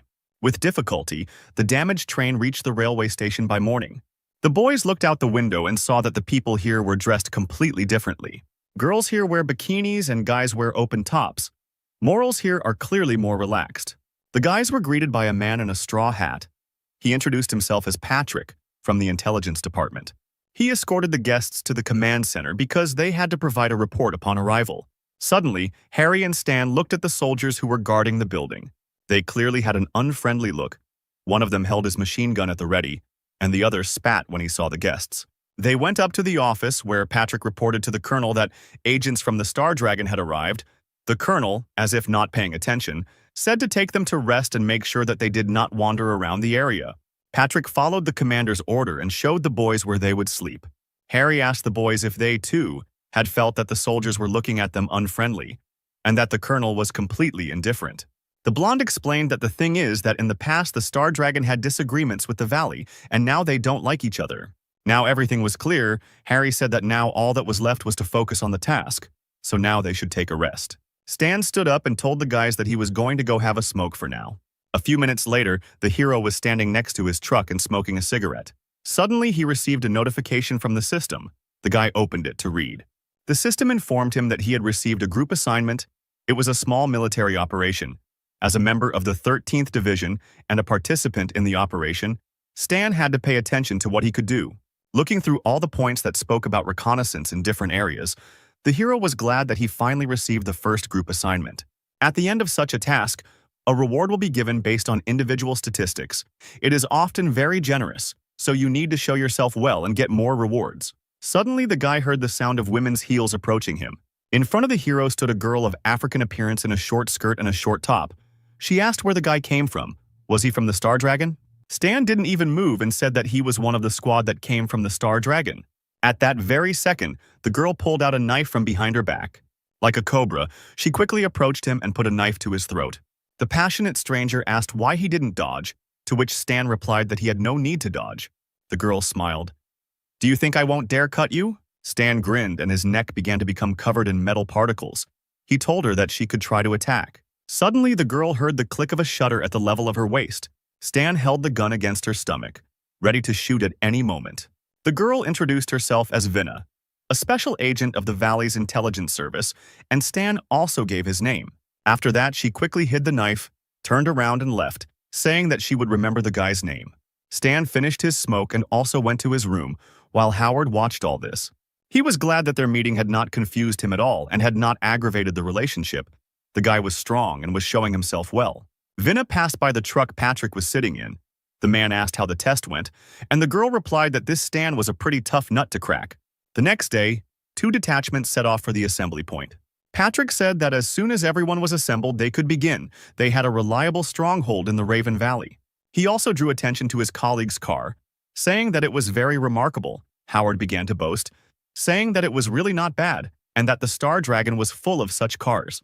Kira and the blonde felt ashamed for the commander, because they certainly didn't have such cars. Having discussed the further route, the guys got into the cars and set off. The squad from the valley went first, and the squad from the Star Dragon was the last. Stan was sitting behind the wheel, calmly smoking a cigarette. Lilith noticed that he was driving calmly today, which made her happy. Harry got out of the back seats and said that their colleagues' cars had already disappeared and they needed to be caught up with. But Stan didn't see the point in that since his colleagues would have to stop anyway to wait for them. Kira mockingly asked little Lilith where they disappeared to. Catch up? Or does Stan not know how to drive? But the guy didn't seem to have any enthusiasm and replied that he just didn't want to waste gas. The blonde asked Wei to influence the situation, since his colleagues were already starting to bully them, and Commander Wei supported him. The only one who was against it was Lilith. She still remembered the last trip. Wei didn't understand what she was afraid of. Lilith replied that she just wanted to stay alive. Well, since everyone was asking, Stan decided to speed up a little and recommended holding on tighter. The car jerked forward. Lilith screamed and said that they would still regret this.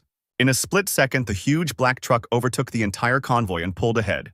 The soldier, seeing this speed, was surprised that such a big truck could go so fast.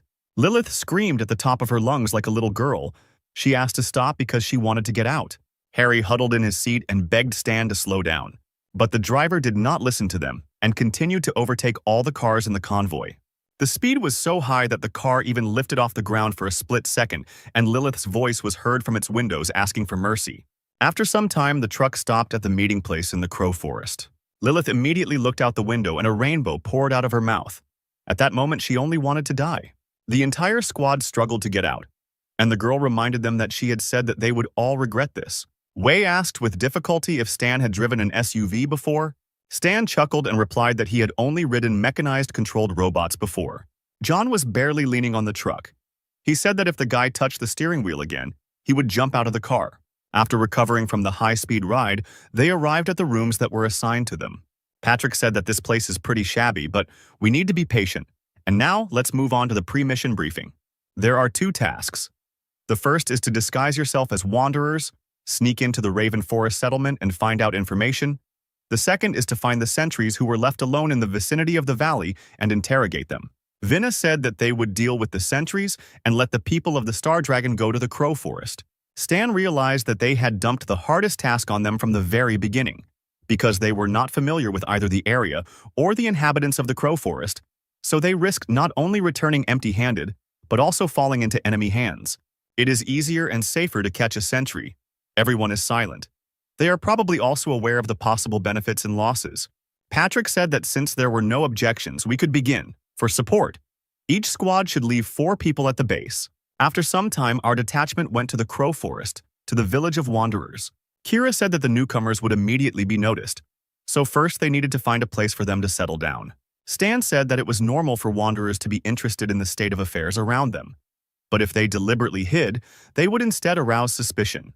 Kira agreed. But the village is large. Where can they look for the embryo scout? Stan told her that there was a casino in the south. There was a bald man in it. He had all the necessary information. Later in the evening, the heroes arrived at the luxurious Wanderers Casino, located in the Crow Forest. The hall was quite noisy. Everyone wanted to win, but of course not everyone succeeded.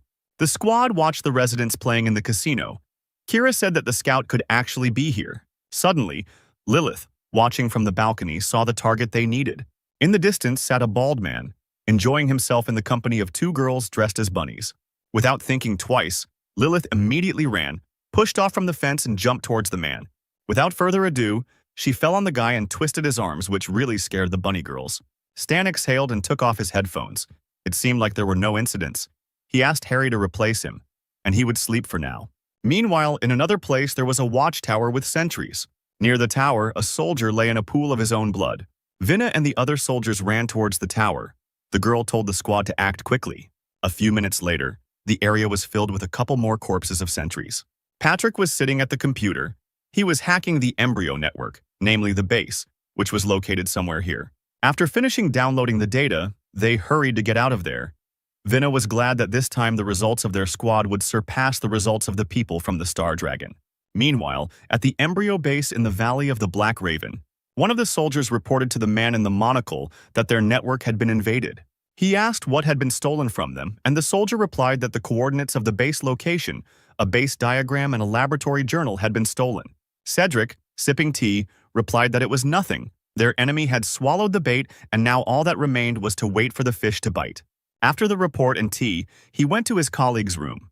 He reported to the man who was cleaning his sword that their external decoy server had been hacked, presumably by the people from the valley who would probably invade soon. They stole false data, but the existence of the base was revealed. Cedric would recommend the chief to begin an evacuation, take all equipment and information. Embryo's lead performer Mark threw down the rag and said that if he needed to join the fight, Cedric just needed to say the word. Meanwhile, the sun began to rise over the base where our detachment was located. Stan lay and looked at the system window, which reported that the task had moved forward.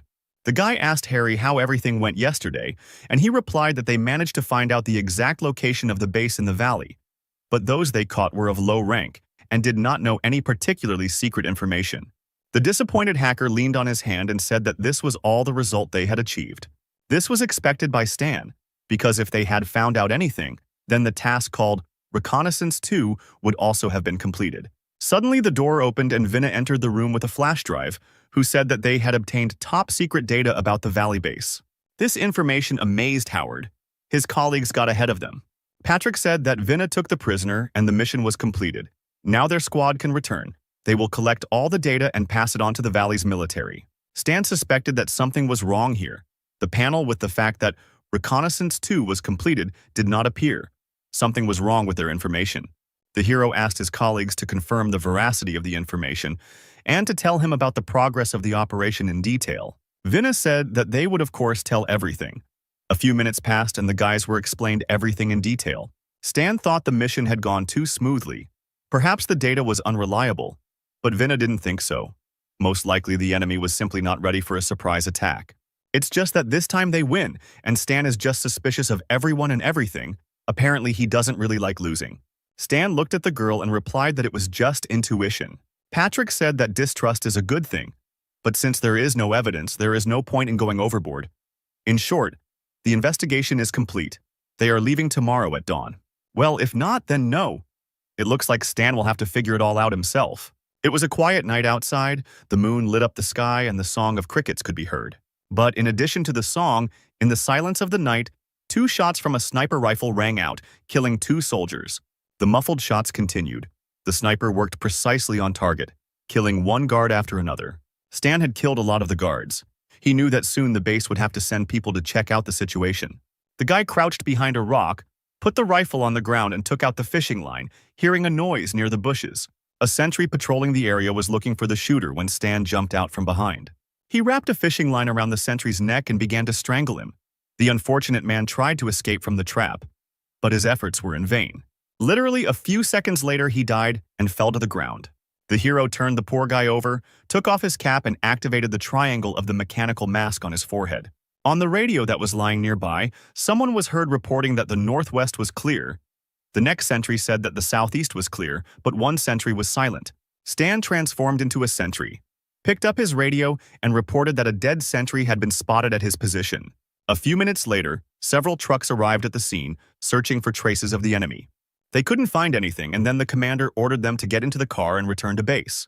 Stan got into the car with them and drove to the enemy organization's base. Cedric walked down the corridor with his secretary. The girl told him that 13 guards were killed.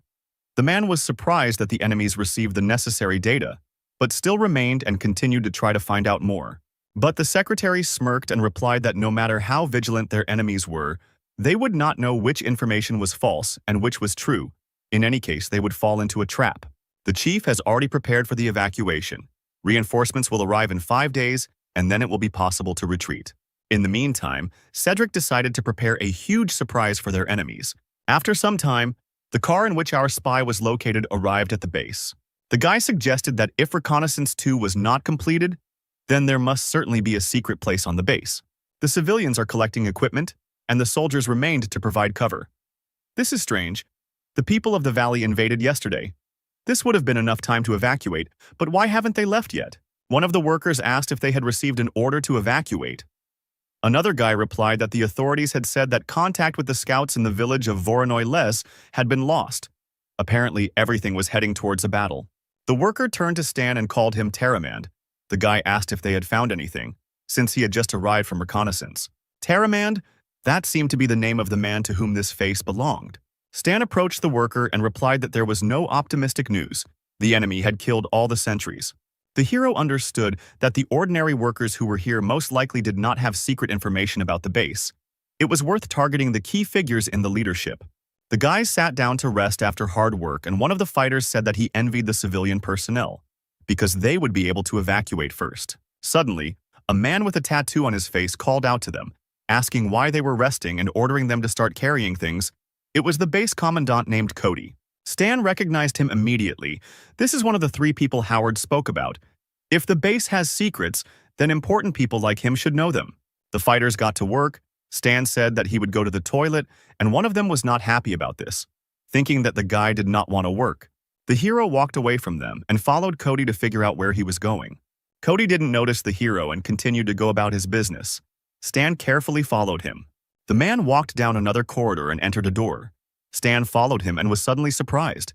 Cody just disappeared. He definitely came in here. But there was nothing in this room except ammunition. Stan realized that there must be a secret door here, but where? You can't linger. At any moment, someone can come here and things will be bad. So the hero launched several mechanical beetles. He didn't even think that these trinkets made from improvised means would be useful to him. The bugs with cameras crawled around the room to hidden places. Stan came out from there, sat down on the stairs and took out a tablet. While watching the cameras through his tablet, he saw a door open in the wall and 2 men in suits come out. Stan followed them carefully. These two must know something. It was time to reveal the mystery that surrounded this base. The men moved out of the building, Stan carefully following them. Suddenly, one of the fighters called him and threatened that he couldn't leave the base without an assignment. Stan showed the key and said that he had just run into those two men. They had dropped the map. He would now give it to them and be right back. The guard let the hero in. The men went outside the base. Stan caught up with them, showed the access card and said that they dropped it. One of the chiefs began to touch his pockets. Indeed, there was no card. He thanked the soldier for his work. But to the men's surprise, the soldier pulled a knife from behind his back. Stan tied the prisoners to a tree and threatened them with a knife. The superiors realized that the soldier was not from their base and began to call the guards for help. There are only mountains here. Scream as much as you want. No one will come. Tell me all the secret information you know. The guy burst into tears and replied that they were just employees and didn't know anything. Then Stan held a knife to his throat and said that he knew about a secret door in the pantry. The hero began the interrogation. The prisoners screamed so loudly that the local crows flew away in all directions. After a few minutes, they decided to tell everything. One of the men was unconscious, and the other was sobbing from the humiliation he had experienced, while Stan checked the system window. Having received all the necessary information, he returned to his appearance.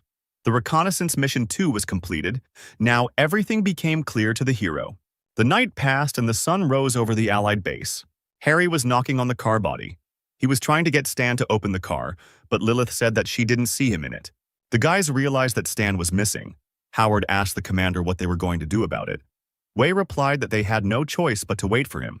Kira asked disappointedly if they had to wait for him.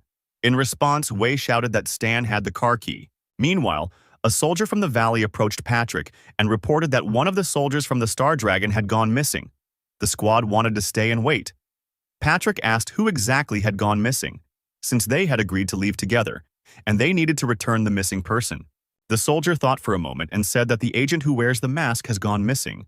His name is Stan. Vin found it suspicious that this guy had rejected the data he had obtained without any reason and had disappeared today. Maybe he was a spy. The Special Forces soldiers arrived at the base and headed straight to the Valley's operations center. They didn't wait for Stan to return.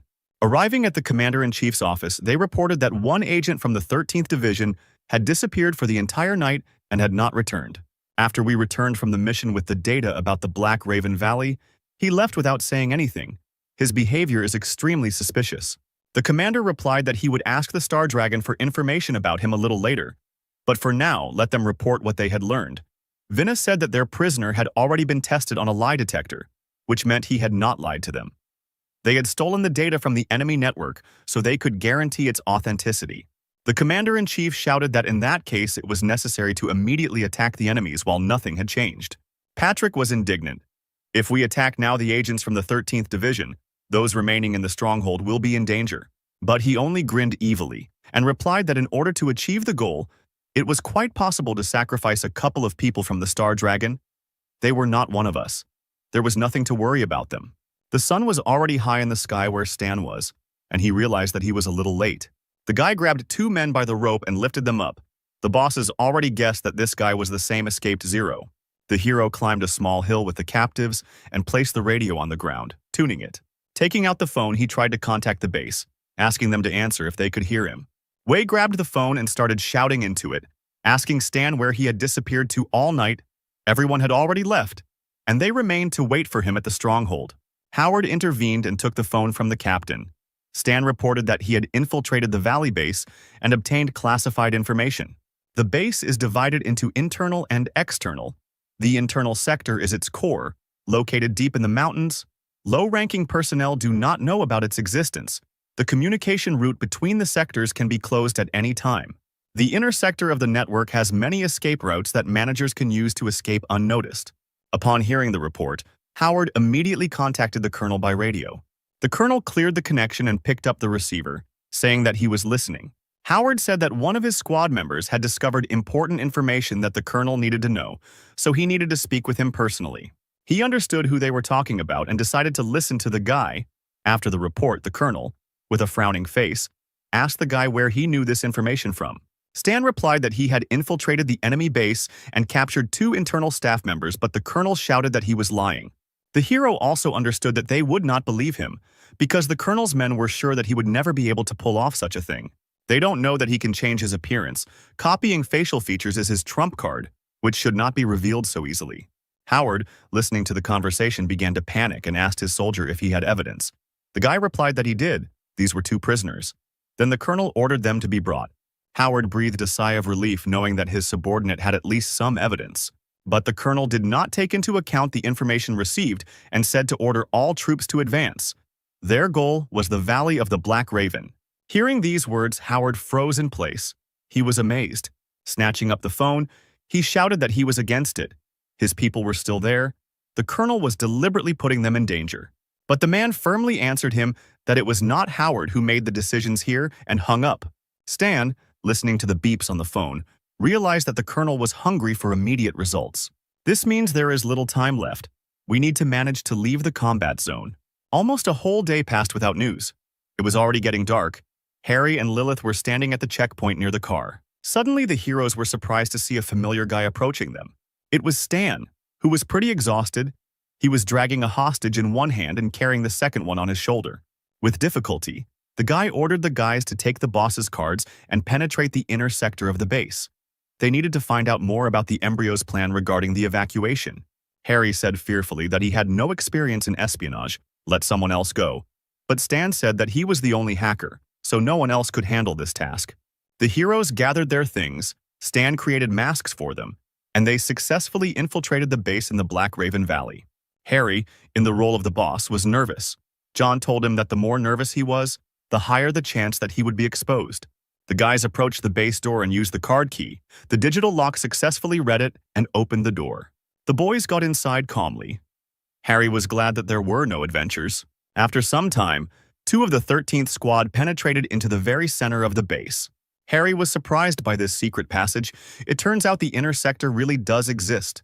Suddenly, a siren went off. Harry was scared, but John reassured him by saying that the siren was not triggered because of them. Cedric told his secretary that he heard that the enemy had sent troops towards them. They were about to arrive. We have already sent an armed group to meet them. They will be able to hold off the enemy for long enough, and you prepare for evacuation. When Cedric and the secretary passed our fighters, Harry contacted Stan saying that the Valley Squad wanted to engage in combat with the embryo. They better get out. Wei was indignant. This was too much. You helped them get information, and they spat on your safety. Stan told the guys that they were close to the base, and they could get hurt in a fight, so they should get out of there quickly. Suddenly, the hero heard the sound of approaching cars.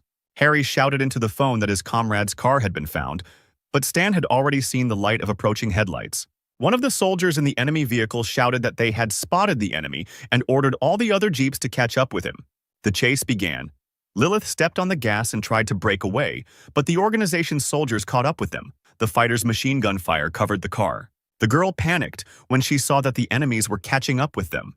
But Stan told her not to worry. Because he installed nitrogen acceleration, Lilith was shocked that he was able to install it on such a huge jeep. The guy tried to press the acceleration button, but the girl stopped him, saying that they were in the mountains and would most likely get into an accident at that speed. So we had to dodge at base speed, but the soldiers were getting closer with every kilometer. Stan then grabbed one of the suitcases and asked Wei to change into the mechanical armor. Just a few minutes later, Wei jumped out of the car in new armor.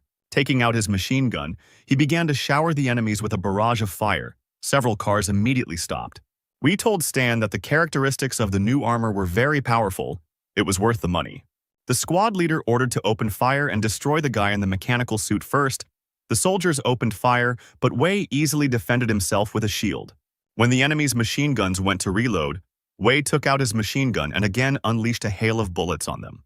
The machines were destroyed, but new pursuers appeared over the horizon, and their troops had no end in sight. At this point, Stan realized it was time to try out his new development, the delayed action projectile. Dozens of bombs that looked like balls with propellers flew towards the enemy like real drones. When the timer ran out, they took off, and all the cars that were within the radius of destruction rose into the air. Stan was delighted to see his new development in action. At that moment, he received many messages from the system, which awarded him points for destroying the enemy. After some time, jeeps from a friendly detachment arrived from the valley, and one of the soldiers was surprised by such firepower. They saw dozens of overturned vehicles and how one truck could deal with them all, but the colonel was not surprised and ordered the destruction of the remaining enemy. The artillery on the roofs of the Valley Detachment's trucks prepared for battle, and rockets were fired from it at the enemy. But Stan's truck was also in the affected area, and the guy realized that things were bad. He yelled at Lilith to step on the gas and turned on the acceleration button trying to get away from the missiles. Two missiles narrowly missed the truck and landed behind it, creating a huge fireball that destroyed everything in its path. Fortunately, the truck was not damaged, but a huge crater covered in fire formed in the place where the missiles landed. The damaged truck stopped. The guys needed time to catch their breath. Stan received bruises, as did his entire squad, but they got off with minor scratches. The hero was angry that the allied squad decided to blow them up along with the enemies. The truck moved off and headed towards the base, and the headquarters watching this were glad that the guys were not hurt. Howard grabbed the microphone and shouted at the colonel that this had all gone too far and he would be held accountable. The colonel replied that he was just doing his job and didn't need instructions from the people of the Star Dragon. Then he ordered that the injured be taken to the medics when they arrived. After some time, Stan's squad arrived at the logistics squad's camp. They were given first aid. The hero was examined, but no serious injuries were found. The guy threw his backpack over his shoulder and was about to get up, but suddenly one of the soldiers stopped him and said that they couldn't leave. The colonel ordered that their wounds be treated. Stan replied that he did not obey the colonel's orders. Then the soldier said that Commander Howard had also ordered them to look after the detachment and give them a rest. The hero bowed his head and smiled. Apparently, old Howard was afraid that he would risk going to the front lines again. Then the hero went to the nearest radio receiver and contacted his spies via a secure channel, asking if they were still alive there. Harry replied that, unfortunately, they were still alive. Stan asked what the current situation was at the base. Meanwhile, the sounds of dozens of machine gun shots could be heard at the base. Harry reported that the outer sector was fighting off the Allies, and other personnel had retreated. The exact evacuation route had not yet been announced. So for now, all that was left was to wait for everything to become clear. They also found out that the information obtained by the Allies about the defense of the base was fake, and if they blindly followed it, they would suffer great losses. Stan asked if the hacker had told the management about this. He replied that not yet. Stan was the first one to find out about it. In that case, don't tell them anything, the hero replied. But why? The hero explained that the Allies deliberately exposed them to danger. They could have died. Harry still couldn't believe it. But John supported this decision. Since they didn't hide their intentions to finish them off, then they weren't obliged to help them either.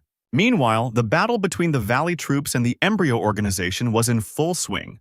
Bullets were flying everywhere and shells fired by tanks were exploding. But it seemed that the Valley detachment was finally beginning to gain the upper hand. The soldiers advanced further and further, and then one of the commanders ordered to storm the base.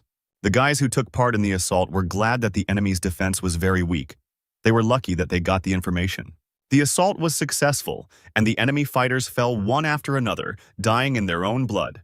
There was an explosion, the commander shouted. The outer wall is blown up, we're going in. The squad ran inside when suddenly one of the soldiers saw a mine under his feet. Dozens of explosions thundered.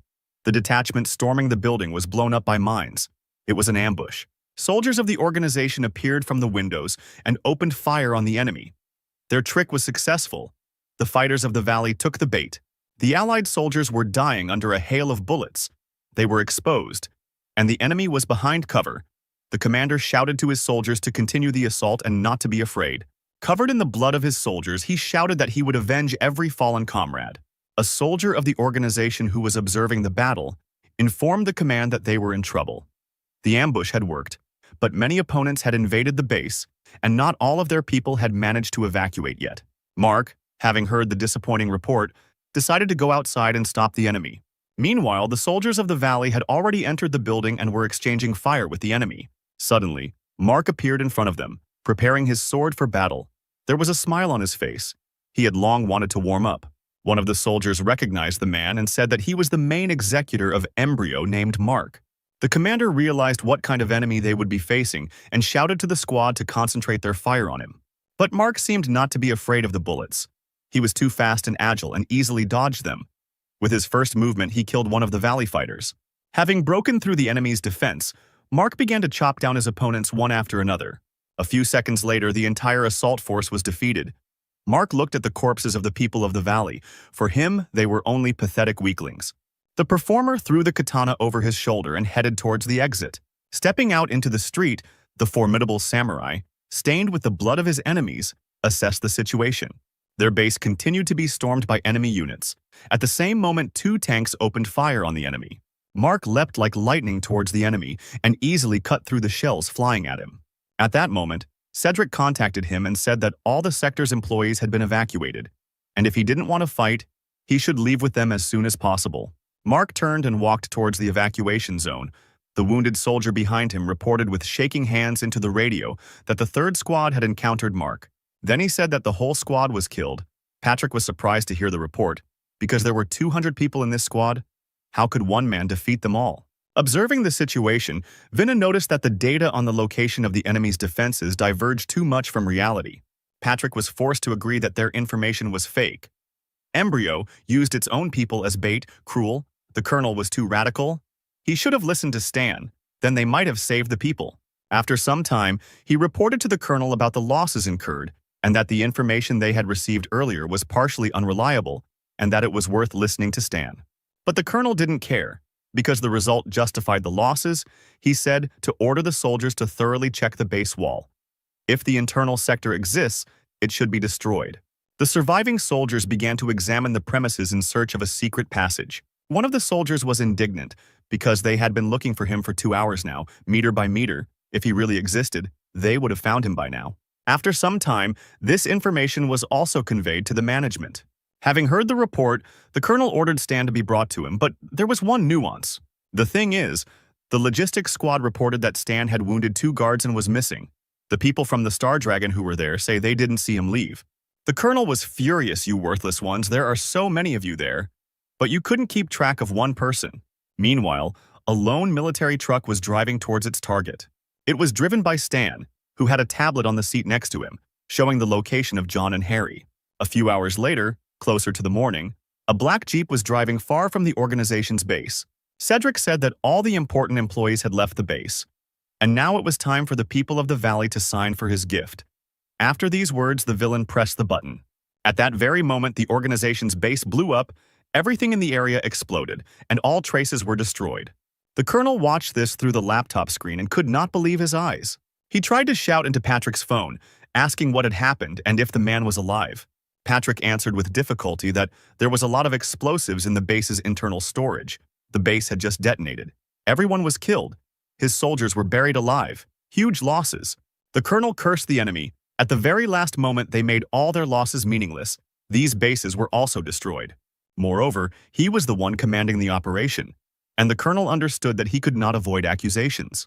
With trembling hands, he picked up the phone and contacted the 13th squad. He asked what other information they had. Wei replied that 2 of their agents had infiltrated the evacuated detachment. When they found out exactly which route they took, they would let them know. The colonel replied that he would wait for news. The damage from the operation is much greater than planned. The result needs to be more significant.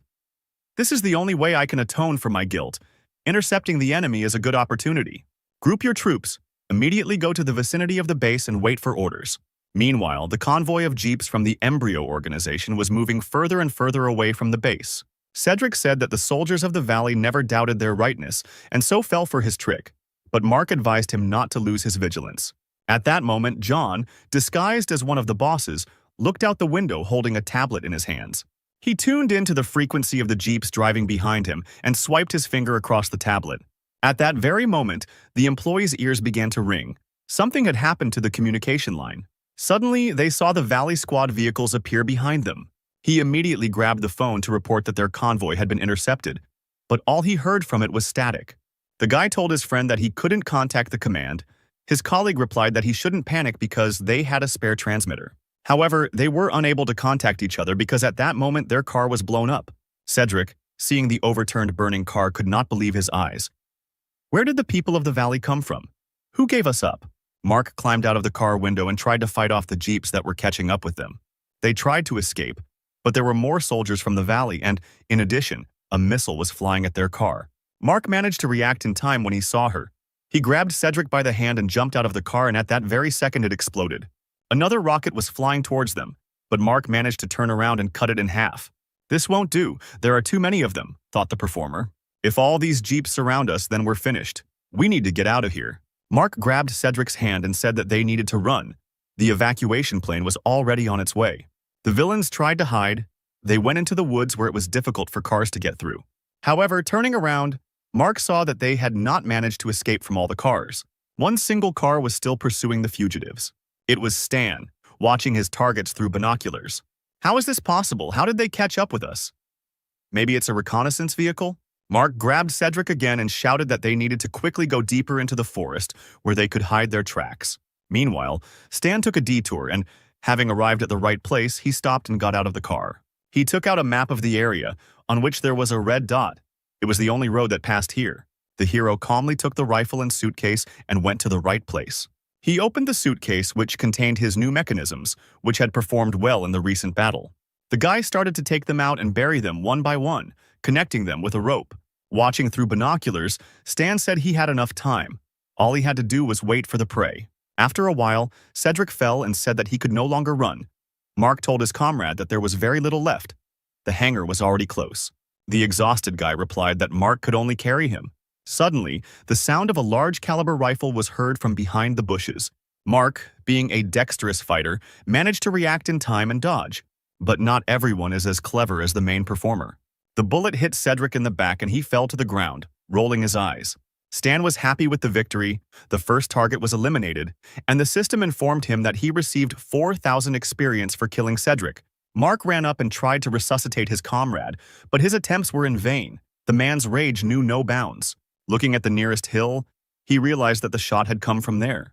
Having abandoned the body of his comrade, Mark rushed towards the hill to take revenge. His speed was high. He could not allow the enemy to escape. Stan, seeing the enemy, also realized that he was approaching too quickly. The guy opened fire on the enemy, but Mark deftly dodged the bullets. The man blocked the bullets that he couldn't dodge with the red shield that we had seen before on other embryo commanders. Stan also remembered this shield, reminiscent of snakeskin, with which he had already fought.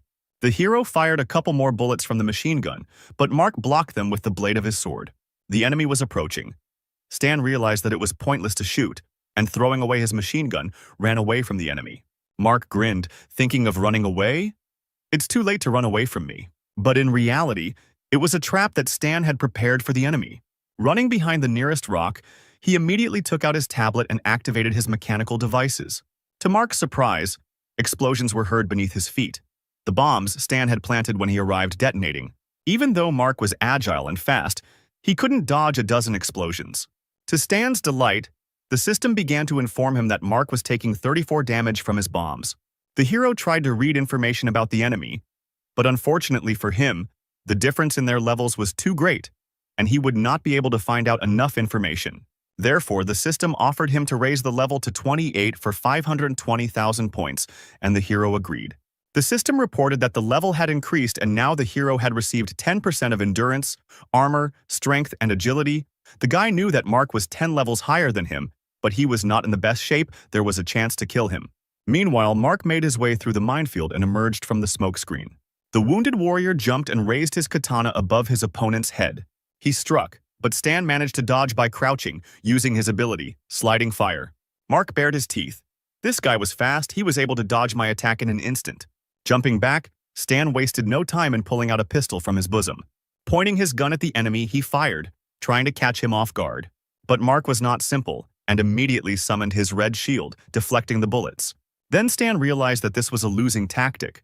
Mark's body was very stable. It could not be penetrated with ordinary weapons. This means that we will have to change the bullets to flammable ones, because this has already worked once. Mark was surprised that the guy had the nerve to reload in front of his face. Having decided to teach the impudent boy a lesson, he jumped at lightning speed and attacked him. Mark's strike was accurate and he easily hit the enemy's body. The man thought that the fight was over. But feeling that the katana was stuck, he turned around. The katana slammed into the plate armor that protected Stan's neck. The commander was surprised at how quickly it appeared. Having successfully blocked the attack, Stan quickly jumped away from the enemy. Taking out a second pistol, he opened fire on the unprotected enemy. Mark smiled. He knew that bullets were useless against him and summoned his scarlet shield. Suddenly, bullets pierced the shield and pieces began to fly off. Mark was stunned. Stan fired 2 more times and 2 bullets hit the shield near Mark's shoulder, at which point the shield caught fire. Mark was immediately engulfed in flames. His body was burning, and he screamed at the top of his voice, calling on his spiritual energy. Do you think you can shake off the flames with your energy? Not at your level. Mark looked at his burning clothes and didn't understand why the shield couldn't protect him. Having thrown off his burning clothes, the commander thought that he was spending too much energy on defending himself. He needed to finish him off quickly. The mighty warrior charged at the enemy despite the fact that his shoulder was still burning. At this point, Stan ran out of ammo and had no choice but to dodge another attack by doing a somersault. But the katana blade managed to hit the guy's face, and the system reported that the mask was damaged. At that moment, Stan realized that he couldn't be careful in a fight with this guy. So he grabbed his folding knife and prepared to fight. The wounded Mark saw the true face of the enemy. The mask was damaged and now did not hide who was underneath it. The two swordsmen clashed, and Mark realized that it was Zero in front of him all this time. The man was confident of his victory because in close combat he had no equal. He asked Stan if he was upset that he still couldn't die. At this time, the hero analyzed the situation. Slow action shells and flammable bullets took away approximately half of Mark's health. Therefore, you need to continue to attack until a convenient opportunity for capture arises. And at one point, it does. "Do you think you can stop me with your weak little hands?" Mark shouted, and his powerful fighting spirit energy pushed the hero back. The fighter's endurance was amazing. The force with which Stan was thrown back was so great that he flew back a couple more meters and crashed into a tree. But the guy was not going to give up, and as soon as Mark tried to attack him, he immediately blocked the attack. The villain struck and hit Stan's hand. It was quite painful. If it weren't for the second-generation mechanical hand made of titanium alloy, the hero would have lost his own. Gripping his blade more tightly, the hero leapt at his opponent more furiously, but the man did not give in. However, Stan managed to notice the trembling in the enemy's legs. His block did not go as well as before. Apparently, he spent a lot of energy and weakened. The guy's attacks had an effect, and the armor will help him hold out for some more time. So Stan began to put more energy into his attacks and wear down the enemy even more. Mark became short of breath, and it was clear from his appearance that he was fighting with all his might. Stan saw the enemy's fatigue. He realized that this was his chance to win. The hero called up a system window, which contained a card of a familiar man in a hat. A summoning card for Alberto appeared in the boy's hand, which he immediately activated. Crows appeared out of nowhere, and a cross with a red eye in the center appeared in front of Mark. The rope bound the man and nailed him to the cross. Mark knew that this was Alberto's ability, but he died. How is this possible? Stan smiled. The guy used this ability because he knew that a martial artist of his level could not have more than 50 intelligence points because he only developed agility. And now his stamina is at 0, and he cannot use spiritual energy. That's why he can't get out of the illusion. The hero activated his other reboot ability, and in an instant, his mechanical hand was filled with power. The full force of the prosthesis crashed into the face of the immobilized Mark. The force of the blow was so colossal that the villain flew out of the dome of illusion. Bleeding, he tried to rise with difficulty. He looked towards Stan and was surprised. At that moment, the hero was already flying towards the villain with his sharp blade. Mark would not have had time to dodge because he had no strength left. The hero pierced the villain's body right through. Finally, the grueling battle ended. The system reported that Stan killed Mark level 38 and received 21,000 points for this. In addition, he killed an enemy 10 levels higher than him, and for this he receives an additional 58,800 points. His individual contribution to the battle was also 99%, for which he received an additional 58,212 points. Suddenly, our hero saw a radio lying near Mark, and the main villain appeared in it, asking his subordinate whether they had evacuated or not. At that moment, the villain saw Zero and immediately recognized him. He asked if the guy killed Mark and Cedric. The man was also interested in where the hero got the data about the base. The guy didn't answer anything to this and told him to guess. "Do you think you can harm our organization with such methods? How naive. Just in case, I've already destroyed 4 of your bases. I could crush you with my hands. We have a lot of CEOs. You won't be able to live in bliss forever." 4 bases, 4 bases, Stan repeated over and over, laughing. The head of the organization was furious, and in a fit of anger he overturned the table along with the laptop. Then he called one of his subordinates and asked him to convey his order to everyone. Increase the cash reward for Zero's capture to 5 million. After some time, the hero collected his things and began to accept all the received rewards for a successful mission. He did almost all the tasks himself, so he gained quite a lot of experience points. Suddenly, the system reported that the statistics calculation was complete, and he did this task perfectly. This surprised the guy. After all, this time he was given a good reward for an excellent grade. There were 3 skills to choose from: enhanced spirit, enhanced body, or fast pace. Enhanced body would increase health points, and enhanced spirit would be useful for magic or telekinesis, which he does not use. But agility increases the range of attacks, as well as reaction speed. This is exactly what he needs, so the hero chose a fast pace. He also looked at what was going on with the main plot quest, and the hero saw that he had advanced by 2%. Not much, but the Valley base was an important supplier of new players for the embryo, and by destroying it, we slowed down the pace of the organization's expansion. After a while, trucks of people from the Valley appeared on the horizon. The colonel who sat in one of them thought that many people had died under his leadership. This would certainly affect the lowering of his rating, so he decided to report that the people of the Star Dragon were acting under his command. They won't know what he wrote in the report anyway, so his rating won't change, and might even increase. Suddenly, his thoughts were interrupted by the radio, which reported that 2 bodies had been discovered on the side of the road ahead.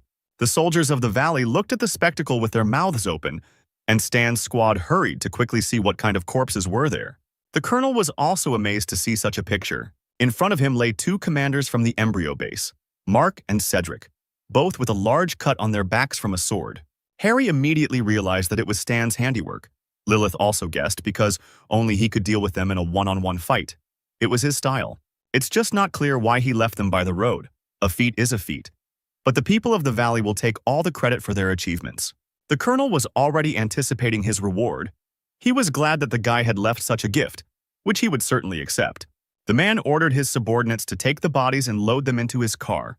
The guys approached the corpses and began to lift them.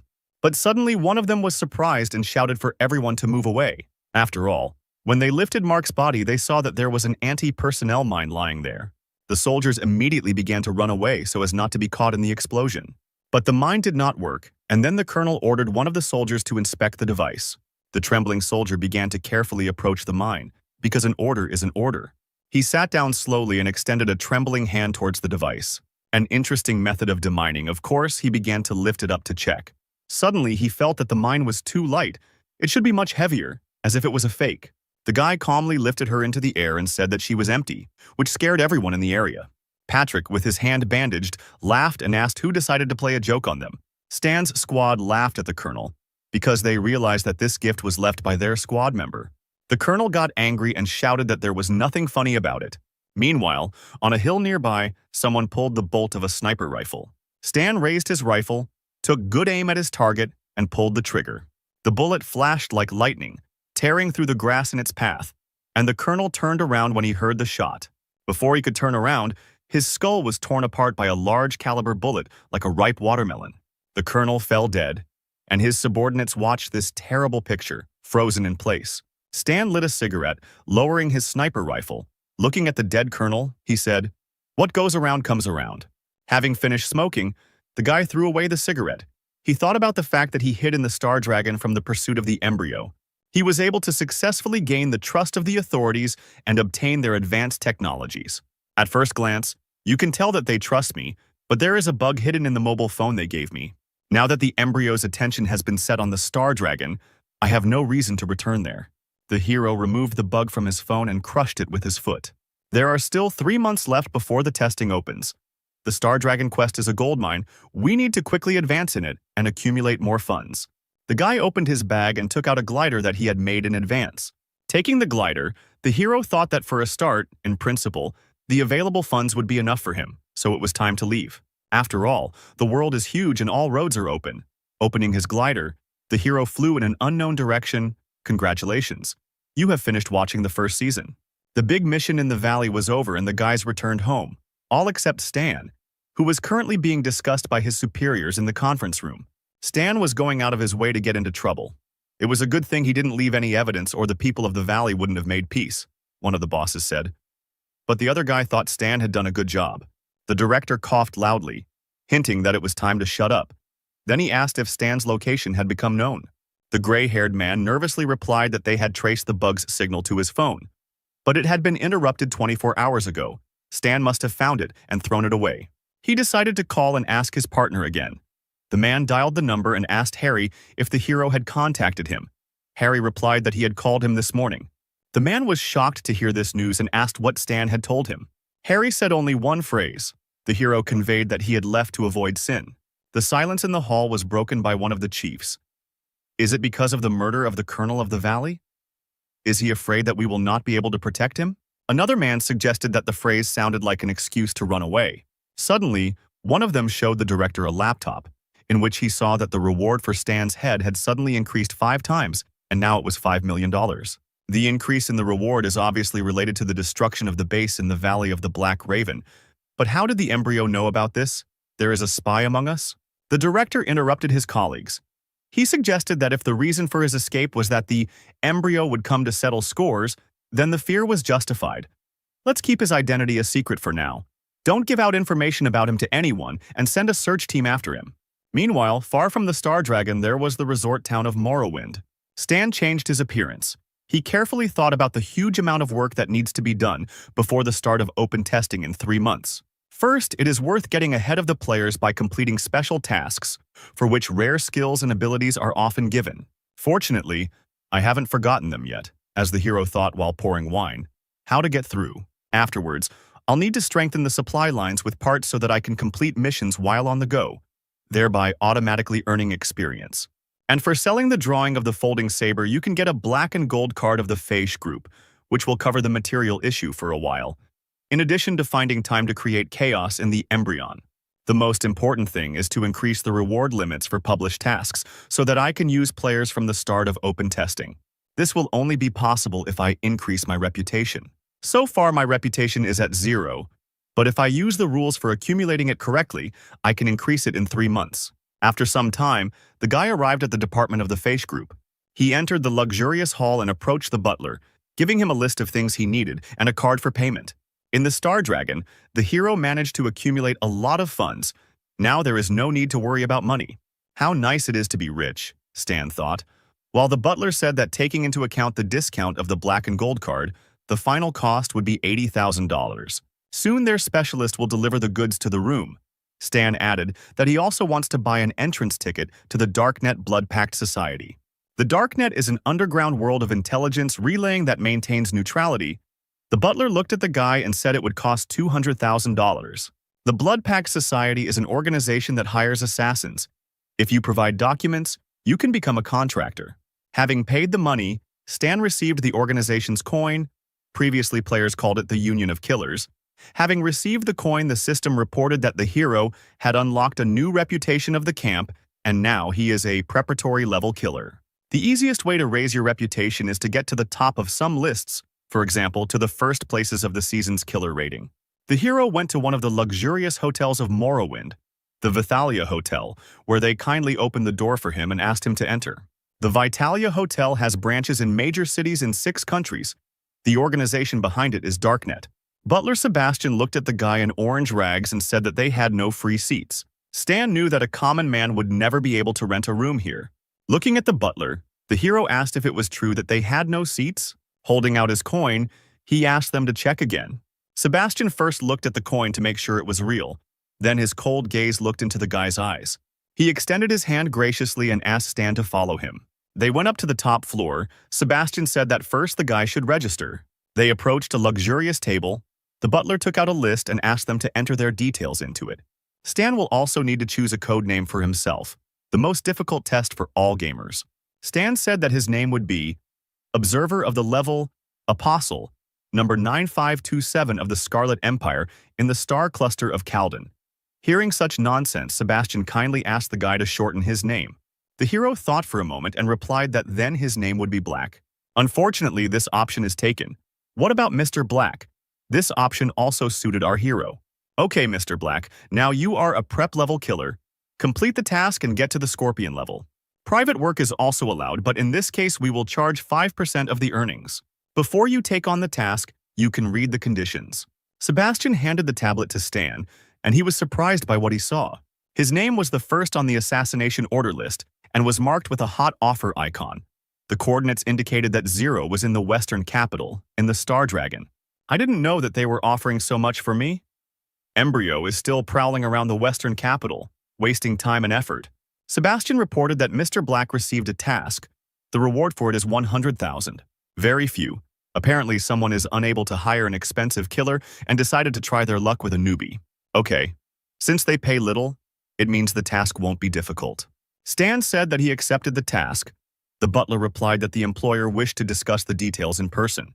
The meeting was scheduled in one of the city's restaurants, where the hero soon arrived. My target, Eugene, is in Morrowind. He has 12 to 20 bodyguards with him, in which case this payment is not enough. Stan's client was Shui, a middle-aged man who looked worn out from frequent stress and said he had little money. Stan stood up from his seat and said that he would take on the task, and he also asked to wait for him here. Shui was delighted with this news. He asked the guy how many days he needed to wait. The hero turned around and coldly said that by the time Shui finished his lunch, his target would already be dead. The guy left the restaurant not believing what he heard. Shui ran out after him. This guy is too self-confident. Maybe we shouldn't trust him. Suddenly, a male voice called Shuya, and someone touched his shoulder. The frightened businessman turned around. In front of him stood a pumped-up guy whose body was covered in scars. He said that he thought it over again and decided that he would take on his task. He had some free time. Shui got scared and said that he had already given the task to another mercenary, to which the man turned around and said that if that was the case, then he was leaving. If he needed anything else, then he could contact him. Suddenly, someone called the stranger and he picked up the phone. The customer asked if the killer had time to work. The client forwarded the target's dossier, and the mercenary was surprised to see that he had been ordered to kill Shuya. Coincidence? Apparently, the timid businessman's order was to kill Mr. Eugene. Eugene asked the mercenary what he thought. Would he take on this order? The cold-blooded man replied that he would take on the matter. Then Eugene wanted to negotiate payment, and in the meantime a sniper scope was aimed at his head. Suddenly, the mercenary heard a shot ring out in the receiver. He tried to shout to Eugene, who had suddenly fallen silent, but the client would never answer him again. The bodyguards were in shock. Their master was killed. They need to call everyone here and find the killer. The mercenary hung up. Someone got there before him, but Eugene had a lot of guards. The man knew that with the money Shuya had, he could only hire a novice killer. The mercenary wanted to see who it could be, who had quietly eliminated Eugene. A few minutes later, the police were already at the scene and cordoned off the area. The police officers drove away ordinary residents who came to watch the murder. Some even took photographs, which the police were not happy about. One of the employees said that the killer could not escape in the middle of the day, and in the meantime, Stan was walking past people.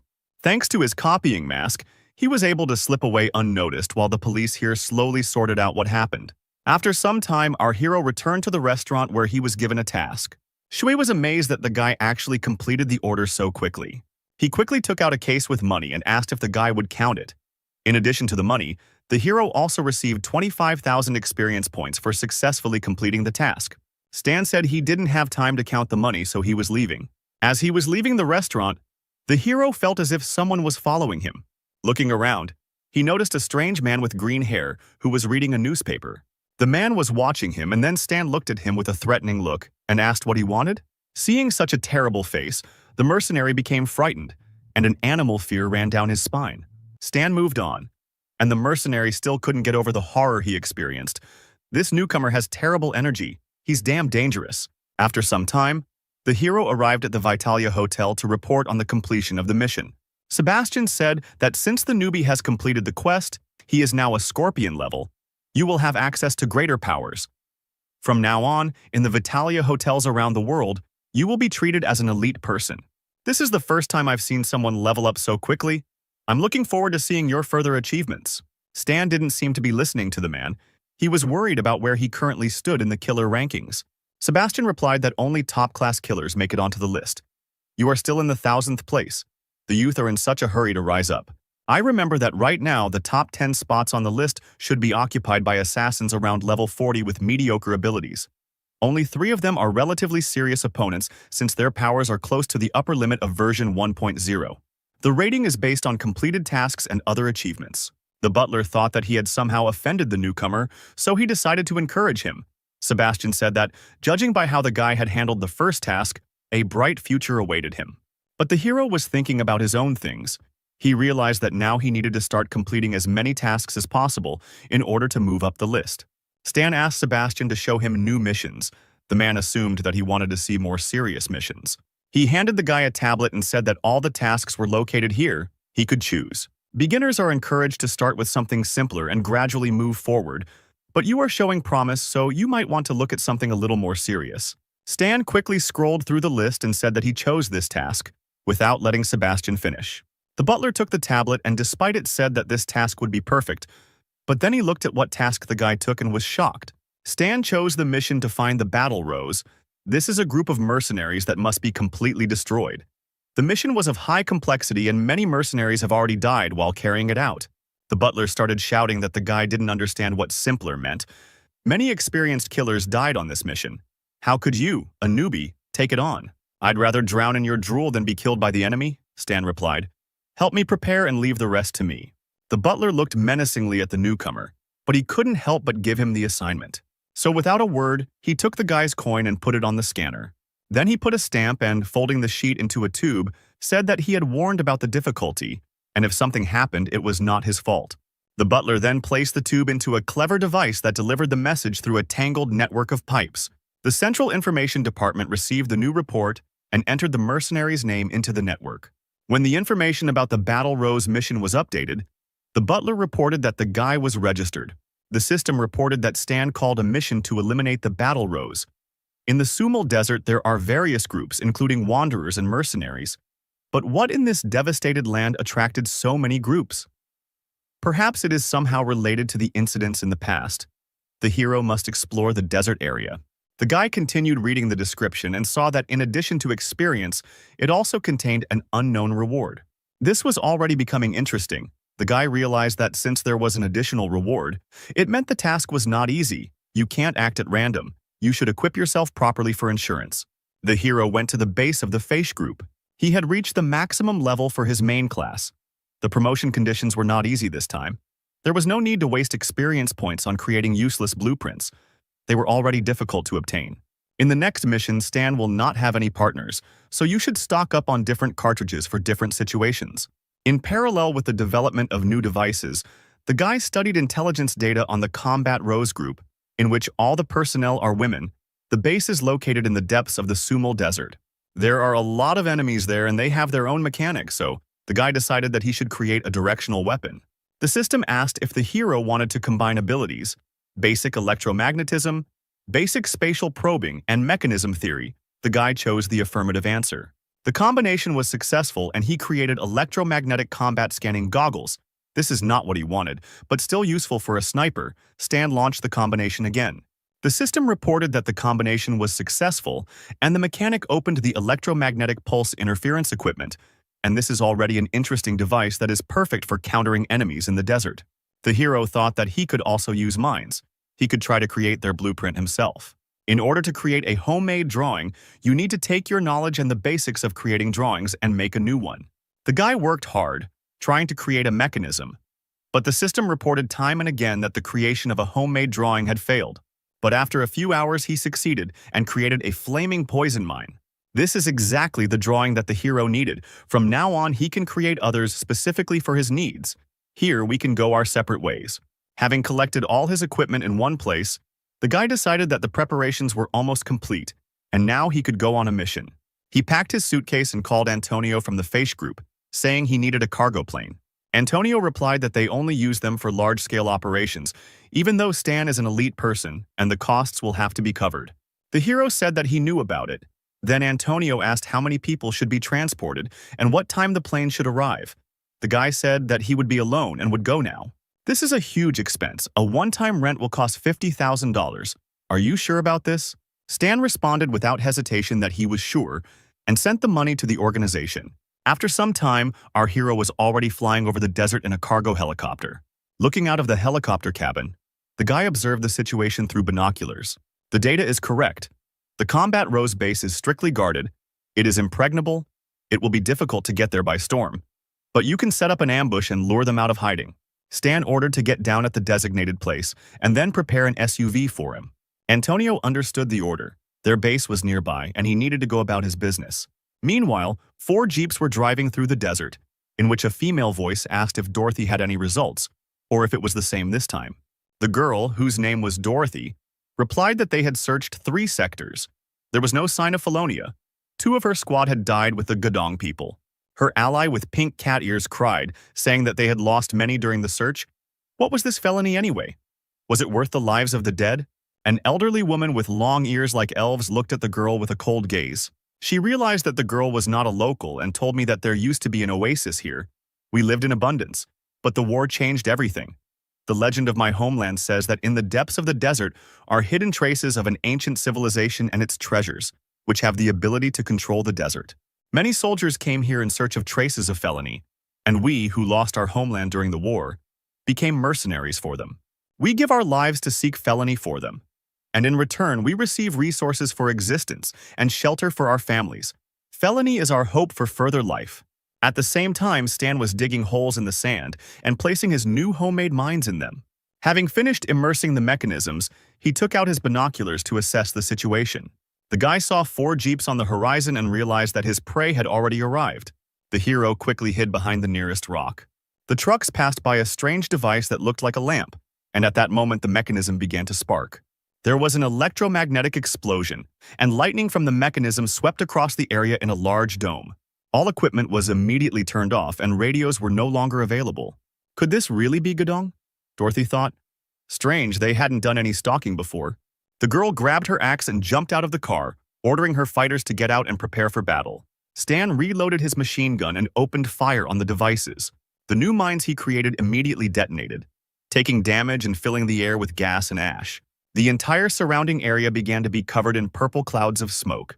The girls began to cough. Some of them managed to cover their noses, realizing that they were being attacked with toxic gas. But not everyone had time to react. Those who inhaled a lot of toxic gas felt their heads spinning. One of the girls fell to the ground unconscious after feeling dizzy. Her friend saw her fall and tried to call her, but she herself was getting worse and worse. Soon, many of the girls from Dorothy's squad were lying unconscious on the ground, and only the commander and a few fighters remained combat-ready. Suddenly, she heard someone open fire, shooting 1 bullet at a time at the immobilized targets. Dorothy was scared. She needed to quickly understand where the sounds of gunshots were coming from, and looking at the nearest hill she saw a dark figure. Dorothy understood that they couldn't stand still. They had to kill the sniper immediately, otherwise he would kill them all. The girl and the survivors rushed to attack, but Stan stopped some of them with a barrage of bullets. But this didn't stop Dorothy. She ran with all her might and screamed that the boy was going to die now. Stan realized that she was too close to him, and the machine gun was out of bullets, so the hero quickly pulled out a pistol. Dorothy, taking advantage of the guy's hesitation, quickly jumped and swung her axe. But Stan managed to use sliding fire and avoid the girl's attack. The guy then shot her with his gun. Dorothy dodged the bullets, but one still grazed her arm, and she reached for her shotgun, which was hanging on her back. They froze in the same pose. Stan pointed his pistols at the girl's body, and Dorothy pointed her shotgun at his head. Neither the boy nor the girl would have time to dodge, and they both understood this. Dorothy said that whoever the guy was, he wouldn't survive a shot from that distance. The girl had nothing to lose, so she pulled the trigger and shot the enemy. But suddenly she heard the clang of metal, as if bullets had hit a metal wall, and the figure of the guy in front of her did not waver. The girl was shocked. She was sure that she had defeated the enemy. The smoke from the shot cleared and she saw bullet holes on the hero that had hit the plate armor. The plates, like a multitude of small beetles, ran over all of the hero's clothes and removed the holes, as if the clothes had regenerative properties. Stan pointed the gun at the stunned girl who had nowhere to run. Most warriors blindly believe that it is easy to defeat a sniper in close combat. The shot struck Dorothy's head, her blood pouring like rose petals onto the cruel desert sand. The system notified that the hero killed Dorothy and received 7,500 experience points for this. Yes, a regular sniper would be weaker in close combat. It's just a pity that Stan is not a regular sniper. Several hours later, all the dead were found by the Allies, and the bodies were brought to their base. The girl looking at her murdered friend Dorothy concluded that they were all killed with the same weapon. It was the head of the combat rose named Mary. The girl realized that the attacker was a sniper working alone. Apparently, this is another killer who has been put on the wanted list, the head said. She immediately took out her phone and started dialing someone. We've been attacked again, Mary said on the phone. 20 people have died. Please send people to deal with the killer. Then the girl put the phone down and smiled, because soon this arrogant and impulsive guy would become game for hunting. A few hours later, cars arrived at their base, from which those whom Mary had called got out. They were hired professional killers with strange names. Yarmo 3, 7, and 5, they asked for a situation report. Mary bowed to greet the men and reported that their enemy was a well-aimed, well-trained sniper. He went to the southeast. In that direction, there are only 3 structures, and the closest of them is the base of the Feish group. A girl with ears named Suli, who was a mechanic of the combat rose, said that there were fragments from exploded mines here. The enemy predicted their course of action and set up an ambush. The model of his mines is unknown to her, but their body is made from materials from the Feish group. Yarmo 3, having heard the report, said that this group is no joke. They cannot fight on their territory. And since the goal of this organization was the fighting rose, they will become bait for the enemy. Go ahead as usual, and we'll set up an ambush as soon as he shows up and quickly kill him. Mary turned to her long-eared comrade and ordered her to do as the mercenary said. The girl agreed. Meanwhile, at the base of the group, Fish Stan was developing a plan for further action. It turns out that the battle rose has support from the outside, the hero said. It's no wonder why so many killers fell. The Sumal Desert military forces have their own sponsors, Antonio replied. Political groups that run underground assassin training camps. Your client, the Chazrod's family, is one of them. As Stan leafed through the intelligence, he became curious about what this Felonia was that so much effort had been put into finding it. Hearing the familiar word, Antonio replied that he didn't know, although apparently he was hiding something from Stan. The hero also understood this, because in Felonia, some important secret is hidden, which may be connected to a hidden reward for this name. If the enemy has a patron, he will send reinforcements to him. What would be the best way to act in this situation? The hero thought and put the papers on the table. After a few minutes of thinking, he told Antonio that he needed a driver so he could shoot. This is your task, the man replied. Why should I help you? Traveling is not easy. Why don't you come with me and enjoy the beautiful scenery? What other landscapes? Antonio said and angrily pointed to the window, beyond which there was only a dead desert where there was nothing but sand. Look deeper, Stan said. In these places you can find mirages, and in the mountains you can find water. The desert is an amazing place. I don't think we're close enough to travel together. Stan chuckled and replied that they could very well become friends right now. The cunning man stirred his coffee and, taking a sip, offered to split the reward if Stan wanted him to participate in the mission so badly. Great offer, the guy replied. I'll give you 5%. This is very little. The driver is the very first target for the enemy. 20% is still not bad. Why don't you go rob someone? Stan replied indignantly. Antonio smiled and replied that he was doing just that now. And the hero had no choice but to accept the greedy agent's offer. A few hours later, the mission began, and a signal was heard at the Battle Rose base about a detected threat. The girl informed the commanders that their target was currently in Zone C. The lead mercenary came closer to look at the radar screen. Then he smiled. After all their guest had arrived, they didn't have to wait long. Besides, he apparently wasn't too smart since he decided to repeat the ambush he used earlier. The man commanded the elf to send a small decoy squad. The girl understood the order. A few minutes later, the cars appeared on the horizon and Stan, observing the situation through binoculars, noticed them. Climbing back into the car, he ordered Antonio to drive southwest. The mercenaries, seeing that the hero's car had started moving, laughed. He had taken their bait. It was time to destroy him. Stan continued driving in the given direction with Antonio. Seeing that he was being chased, the guy climbed out of the car window and opened fire from a sniper rifle. The shot hit the pursuer's windshield directly, but did not hit the passengers. The elf shouted that he only had one car, they needed to catch up with him urgently. Stan's car entered a narrow passage, and at that very moment, enemy vehicles began to surround him from different sides. The hero looked through the binoculars and noticed it too. However, he considered the enemies funny since they decided to surround him. But suddenly he saw something flying towards him. A bullet from a sniper rifle hit him right in the head. Fortunately, he had a protective suit that softened the blow. Otherwise, his story would have ended there. Although the mechanical suit softened the blow, it was not without consequences. Stan began to bleed from his forehead. The hero realized that the enemy had set up an ambush and ordered Antonio to urgently go to the designated place. Antonio stepped on the gas, but after driving a couple of meters, he saw something unexpected. Right in front of them were enemy vehicles. They surrounded them from all sides. One of the mercenaries, who was sitting on the roof of the car and holding a machine gun, shouted that it was time for the murderers to go to hell. The shooting began. Machine gun fire and rockets flew at Stan's car. Antonio tried to dodge as best he could. It seemed that it was difficult to get out of this situation alive. The launched missile flew ahead to blow up the enemy, but the agent reacted in time and stopped the car. The stop was so abrupt that the car reared up. Stan and Antonio barely managed to stay in their seats, but thank God they were saved from the explosion. The man then stepped on the gas again, and the mercenaries saw their enemy gradually moving away from them. He did not take any action because he knew that their enemy would not leave, since there was nowhere to go. Cold sweat was running down Antonio's face. There was nowhere to go. They were surrounded on all sides. An enraged Stan looked out the window to quickly figure out what to do next. Seeing that there were only 2 cars on the south side, the guy realized that the threat there was minimal. The enemy deliberately avoids the area where the hero has set traps. but they can break through from this side. The slightest explosion will detonate the mines. If that happens, it will definitely be the end for Stan. Suddenly, the hero's thoughts were interrupted by a loud roar. At that moment, he saw a huge car with spikes on the front bumper rushing towards them. "What the hell is this?" Antonio said in surprise. "We need to get out of here immediately." Stan shouted that he had a plan. It was very risky, but they had no other choice. They needed to go south. "I hope you know what you're doing," Antonio replied, turning the steering wheel in the right direction and pressing the gas. To the enemy's surprise, the hero's car began to quickly turn around and drive away. The mercenaries on board laughed at Stan because he wouldn't escape from them anyway. At that moment, the hero suddenly looked out of the window and shot at the laughing guy. The mercenary's laughter turned to surprise as he saw a projectile flying towards him. There was an explosion, and the dark night was illuminated by a bright light and a loud, irritating sound.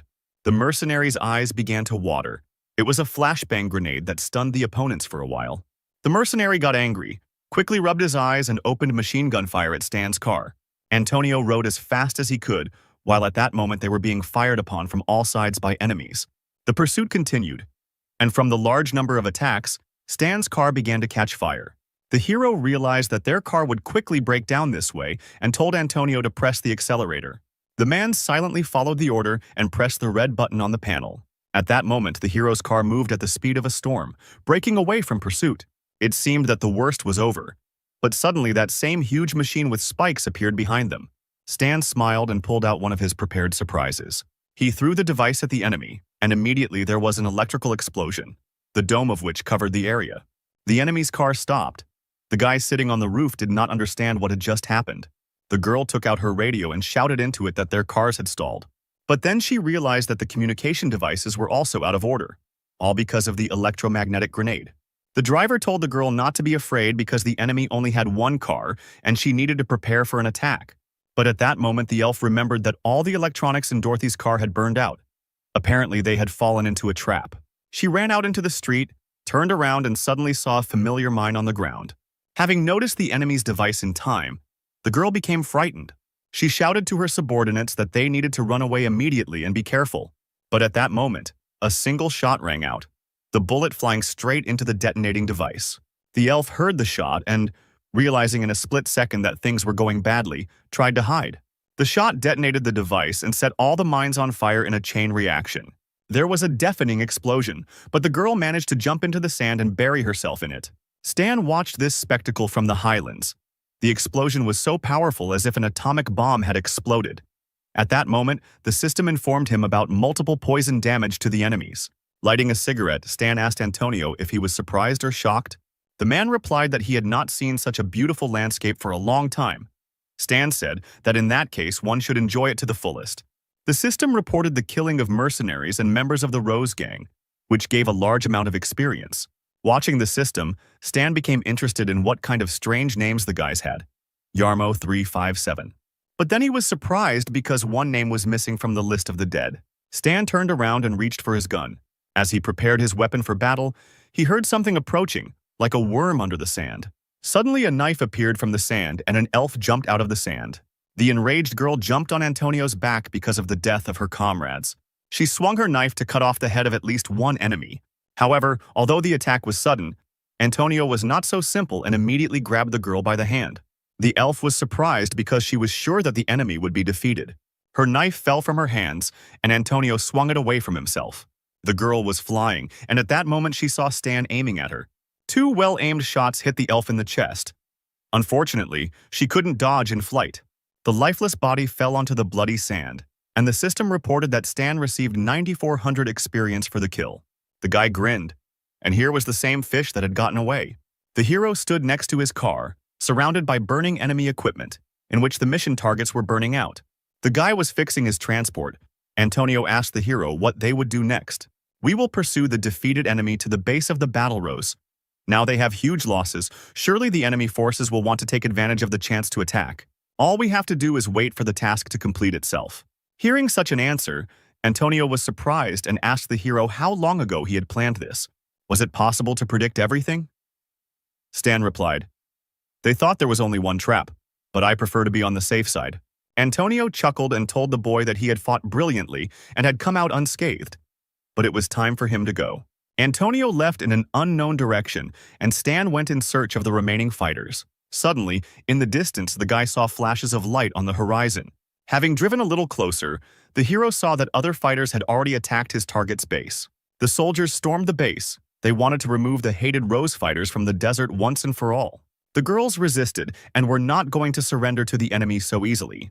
However, the enemy outnumbered them, and no matter how hard the girls fought back, they gave up their positions. Sully informed the commander that they were short of hands, many defensive structures were without managers, and the enemy would soon invade. It was unpleasant for Mary to admit, but now they really were weak, and that was why they had become a target for everyone and everyone. While the others were holding them back, they needed to hide. She gave the order to take 5 people. They leave through a secret passage. The girl turned around and looked out the window where their equipment was burning. Unfortunately, it was time to leave the base. Stan stopped next to the destroyed gate. He got out of the car and decided to look around. The notification about the mission completion has not arrived yet. The main team must have managed to escape. It was time to do some reconnaissance. Stan took out the constructed drone and sent it forward. A few minutes later, the drone noticed the truck leaving the base. The guy found his target and went in pursuit. The car with the girls on board was moving towards the helicopter. Mary said that they would soon reach the neutral zone. But suddenly something exploded under their wheels, not allowing the girl to finish speaking. The enraged commander looked out of the window. She realized that they had apparently been caught. Suddenly she saw something that surprised her. Their truck with spikes was chasing them. The girl got angry and hit the dashboard. That killer had gone too far and now he was driving their car. The remnants of the once powerful squad tried to escape while Stan fired at their car from all sides. Within just a few minutes, Mary realized she needed to make a stop. They must try to hide in different directions because they cannot withstand the striking power of the killer. At this time, the boy who was walking with his grandmother saw that someone was fighting next to them. Grandma told him to keep his head down because weapons don't have eyes. They need to focus only on finding Felonia. Still trying to escape, Stan said and continued firing at the enemy. Suddenly, the guy found himself in a strange place where sand began to flow. Then the sand collapsed and created a funnel that sucked him into itself. The grandmother, along with other pilgrims, saw how the place lit up and emitted a magical aura. The pilgrims' eyes were wide with surprise. It seemed they had come to the treasured place. Suddenly, a system window appeared in front of Stan, which informed him that he had found the hidden place, Felonia Z08, and had completed the task of the battle rose. The guy grinned. He realized that he must have accidentally detonated it in the right place. The task with the battle rose was also completed. This is truly a success. But he didn't stop to check the find, but continued the chase.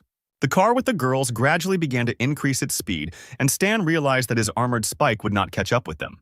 So he decided to use a secret weapon that he had recently installed on the armored personnel carrier. He pressed a button, and at that very second an electric field surrounded the car. Sully immediately understood what that electric sound was. Their killer was crazy. He wanted to stop them and destroy them by ramming. But Stan didn't ram them. After the enemy's car stopped, he got out of the car and ordered the girls to do the same. Mary ran out of patience. Enough running away, she jumped, and an intangible field appeared under her feet, from which she pushed off. The girl was confident that she would defeat this sniper in close combat, so she decided to get closer to him. Stan took advantage of the fact that the girl was in a position where it was difficult to dodge and fired several shots at her. However, Mary pressed a few buttons on her arm guards and created an impenetrable shield. The bullet Stan fired hit the shield and crumpled without causing any damage. The guy realized that the girl's ability was a force field. It was difficult to deal with because it could block projectiles. Mary fired a force field at the hero, but he jumped and dodged. At that moment, he realized that normal projectiles were now useless and reloaded his weapon. While in flight, he fired his new projectiles several times at the force field. Mary used her ability to block just like before, but then she saw that the bullets had become a different color. At that very second, poisonous gas began to come out of the projectile that the guy fired. The hero opened the battle log, which said that Mary was taking damage from poison. Her ability did not protect against it in any way. She would die. But Mary kept fighting. She knew she had to close the distance and kept running towards the hero with all her might. Her ability allowed her to jump through the air, allowing her to easily dodge the boy's attacks. Once she got close enough, she used her force field ability, Push. A beam of energy flew at Stan, but he managed to pull out his sword and block the blow. However, the force of the impact was great, and therefore the hero moved away from the blow several meters. The girl's spirits perked up. She decided that now it would be easy to deal with the hesitant killer. She used the force field and it became sharp like steel. It was one of her abilities. but Stan used glancing fire, shooting from his hands and escaping execution. The guy realized that he had no choice and it was time to use his strength. Concentrating energy into his combat glove, he struck Mary's force field. The girl smiled and told the hero that he was very weak in close combat. Then she shot from her hand into the guy's body. From such force, he immediately flew away. Mary was sure that he was finished, because no one could survive the damage from the push. But Stan stood up safe and sound thanks to his armor. He grinned and told the girl to repeat what she said. Otherwise, he didn't hear. Mary was surprised to see the living hero, and in the meantime, he prepared his saber for battle. Using the supercharge ability, the hero rushed towards the enemy. The saber, filled with energy, pierced the force field, which began to crack from such a powerful blow. Eventually, the force field cracked and Mary was injured. Wiping the blood from her cut cheek, the commander realized that the guy was hard to handle. At that moment, a female voice nearby shouted that she was coming to help. It was Suli. The little mechanic tried to attack Stan in a fist fight, but to no avail. The two girls prepared to attack and defend each other to the death. Stan was surprised when he saw Suli. Is she a mechanic? She has a melee mechanism, a core, around which the skills honed by the mechanic class are tied. These gloves are apparently her weapon. The commander ordered her partner to attack the killer. The two girls scattered in different directions. Stan was shocked. Mary quickly got close to him and used a force vortex. A sharp gust of air immediately knocked Stan off his feet. Suli took advantage of the situation and tried to attack the hero by creating an electric ball in her gloves. But the guy dodged the attack in time.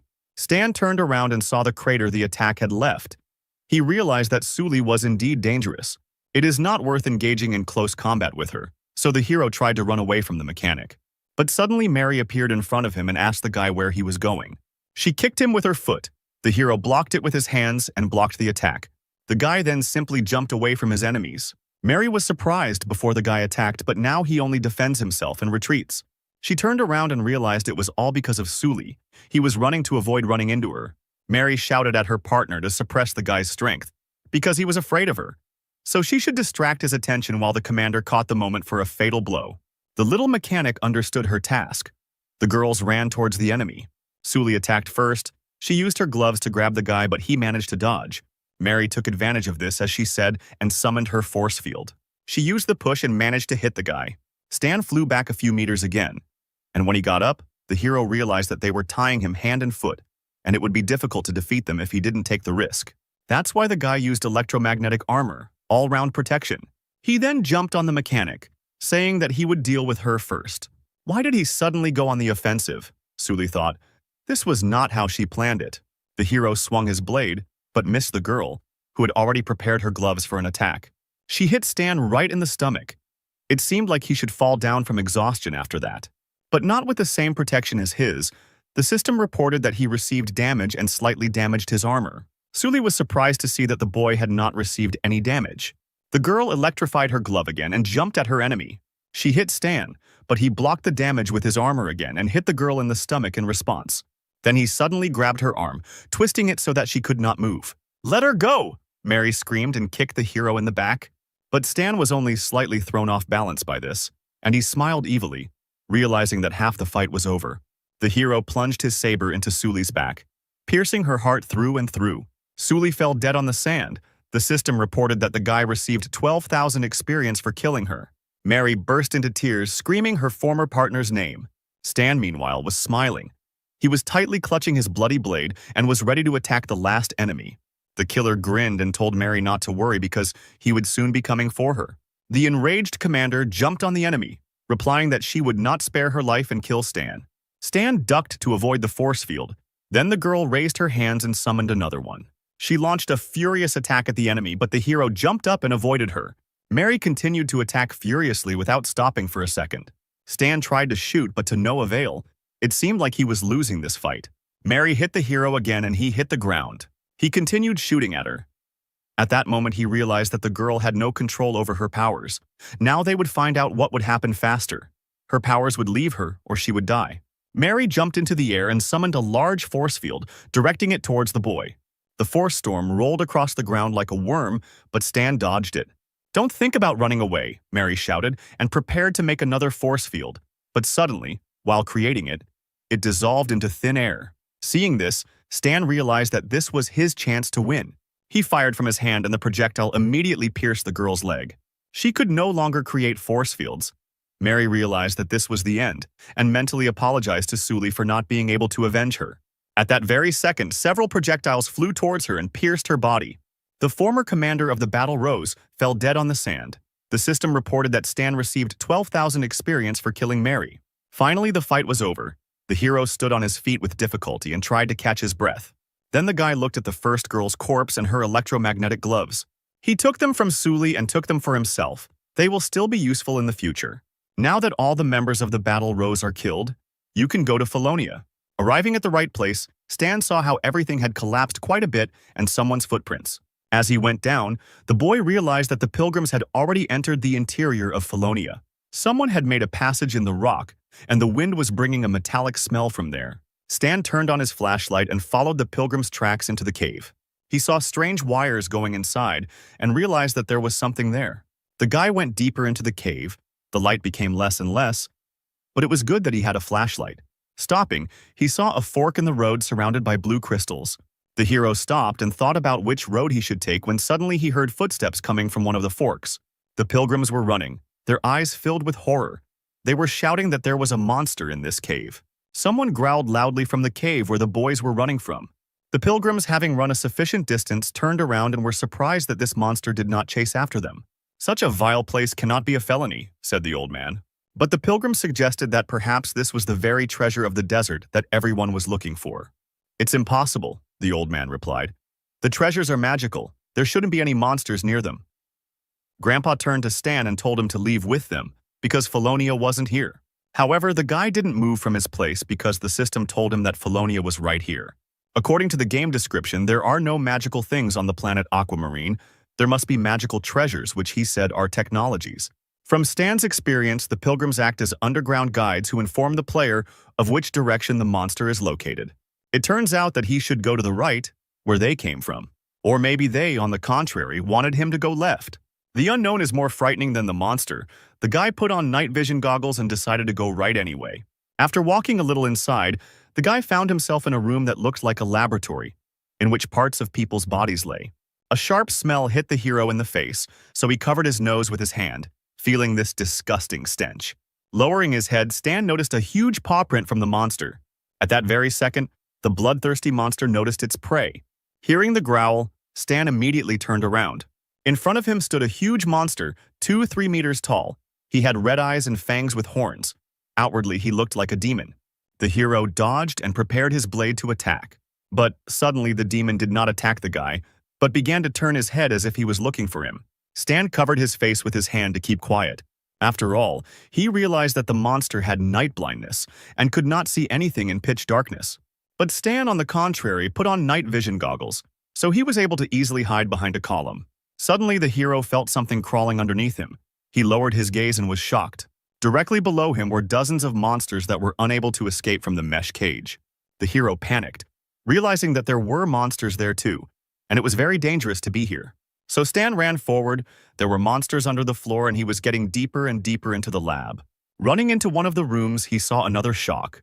In front of him was the corpse of a long-dead man who had already turned into a skeleton. It seemed as if he had fallen asleep on the table, and next to this corpse was a diary. The hero opened the diary.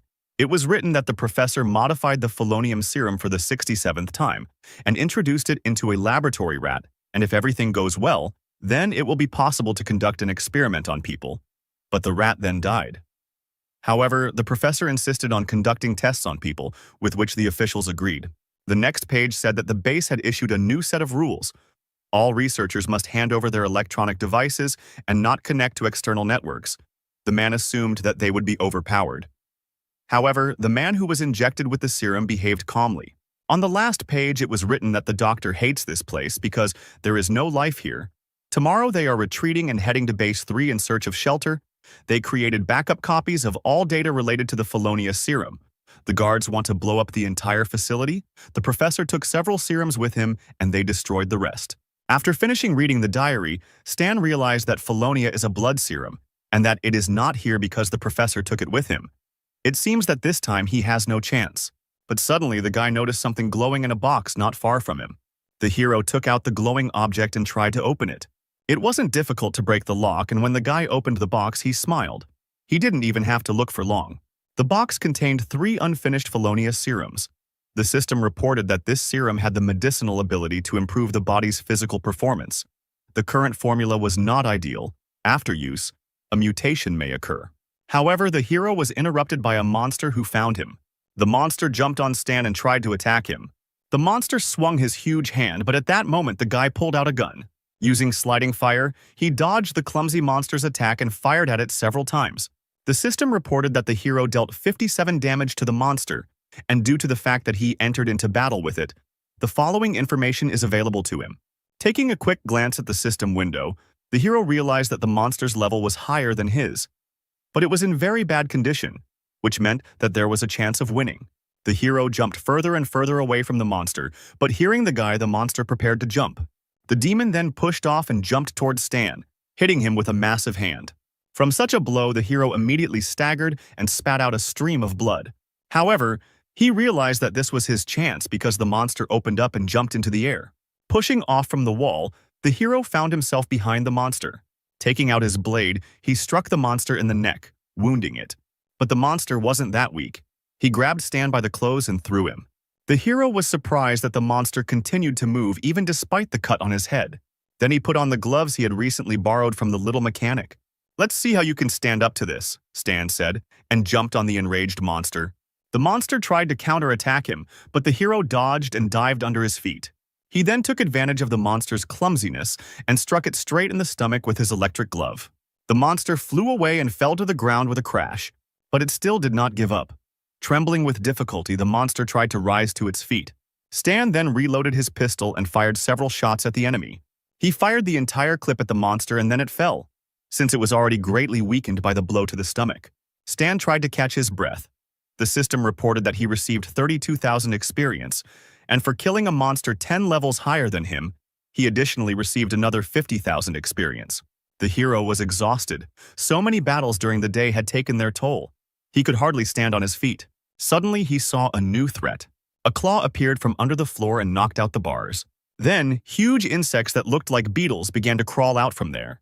Stan realized that he definitely wouldn't be able to fight them and decided to run away. A few hours later, people from one of the organizations arrived at the legendary Felonia. The commander asked for a report on the situation inside, and the man said on the radio that there were footprints and blood everywhere.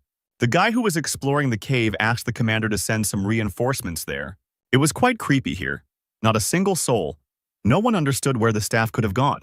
Suddenly, the fighters saw those same huge beetle monsters in front of them. The soldiers immediately opened fire on the terrible threat. However, the beetle's shell was too strong and the bullets were no match for it. The soldiers realized that they could do nothing against the monster and decided to quickly retreat. One of the soldiers even shed a tear when suddenly the monster grabbed him by the legs. He begged to be saved, but of course no one stopped, so the soldier became dinner for the beetles. Other soldiers also could not hide from the monsters. Screams were heard from the cave.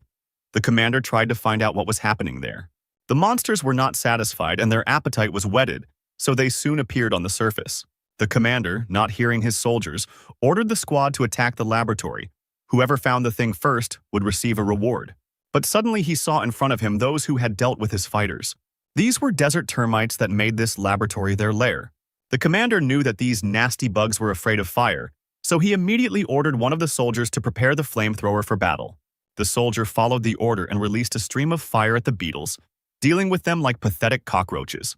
Some termites, seeing the fire, began to retreat. The commander noticed this and ordered the detachment to continue the offensive. As he went deeper into the laboratory and killed termites along the way, one of the soldiers said that he had found some kind of room. Entering the room, the commander felt something wet dripping onto his shoulders. Raising their heads, they saw the same monster that looked like a demon. Apparently, the experiment was carried out on more than one person.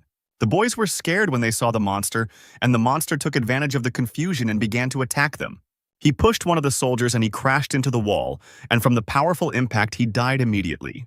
The commander ordered to open fire, and the soldiers followed the order. The monster roared loudly as it was injured, but they couldn't bring it down. The commander, seeing that the enemy had stood up, took advantage of the moment to get closer.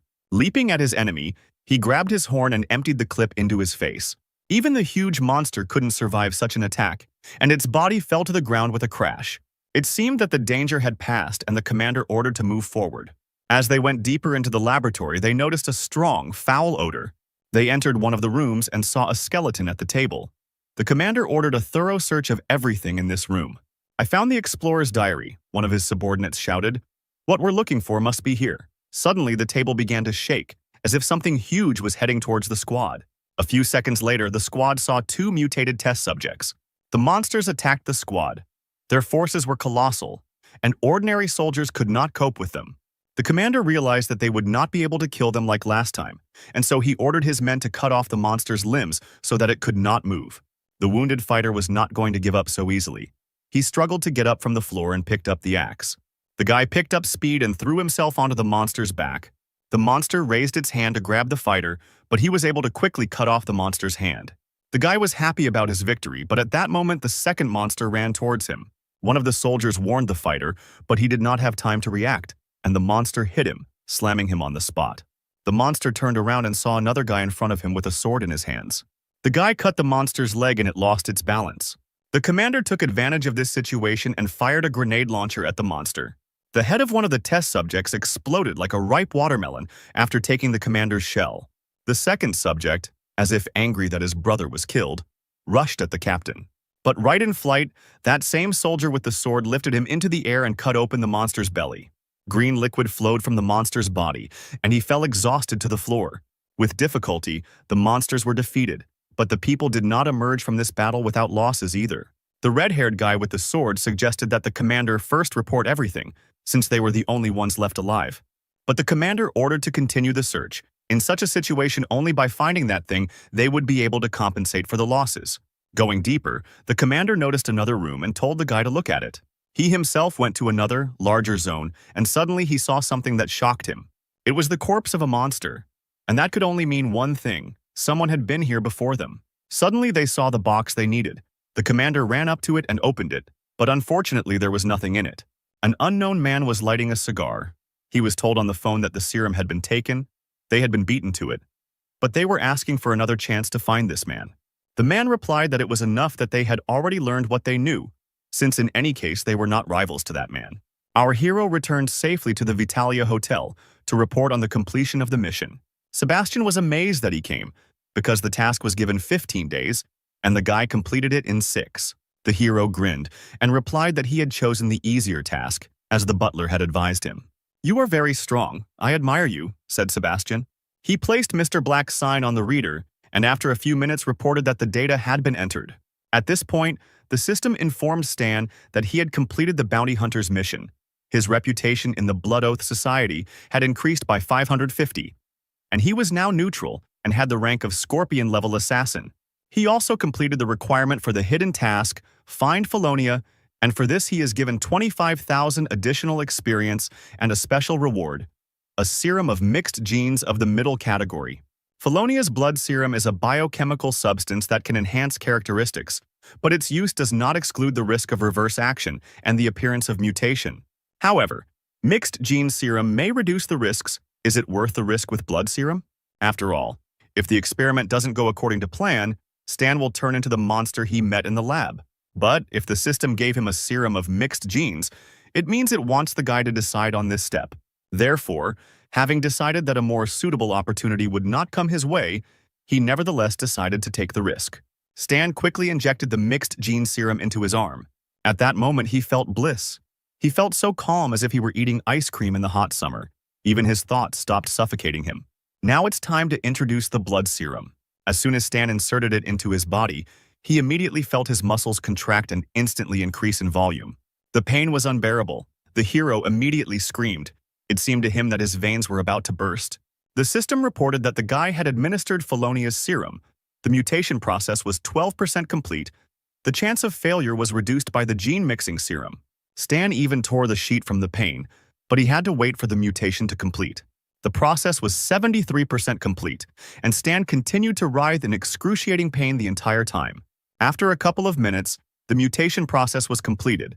The system reported that Stan received the ability of Basic Life Enhancement.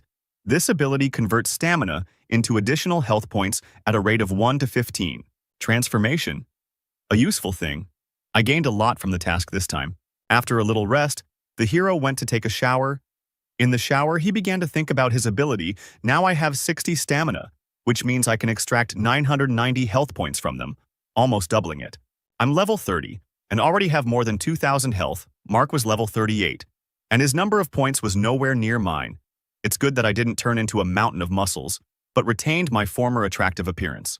Combined with electromagnetic armor and mechanisms that have yet to be created, enemies will have no choice but to vomit blood. As soon as the guy got out of the shower, his phone rang, and the hero, wiping his head, picked it up. The voice on the phone said that an emissary from the Chazrod's family wanted to meet with Mr. Black. A few hours later, our hero went to the house of the Chazrod's family.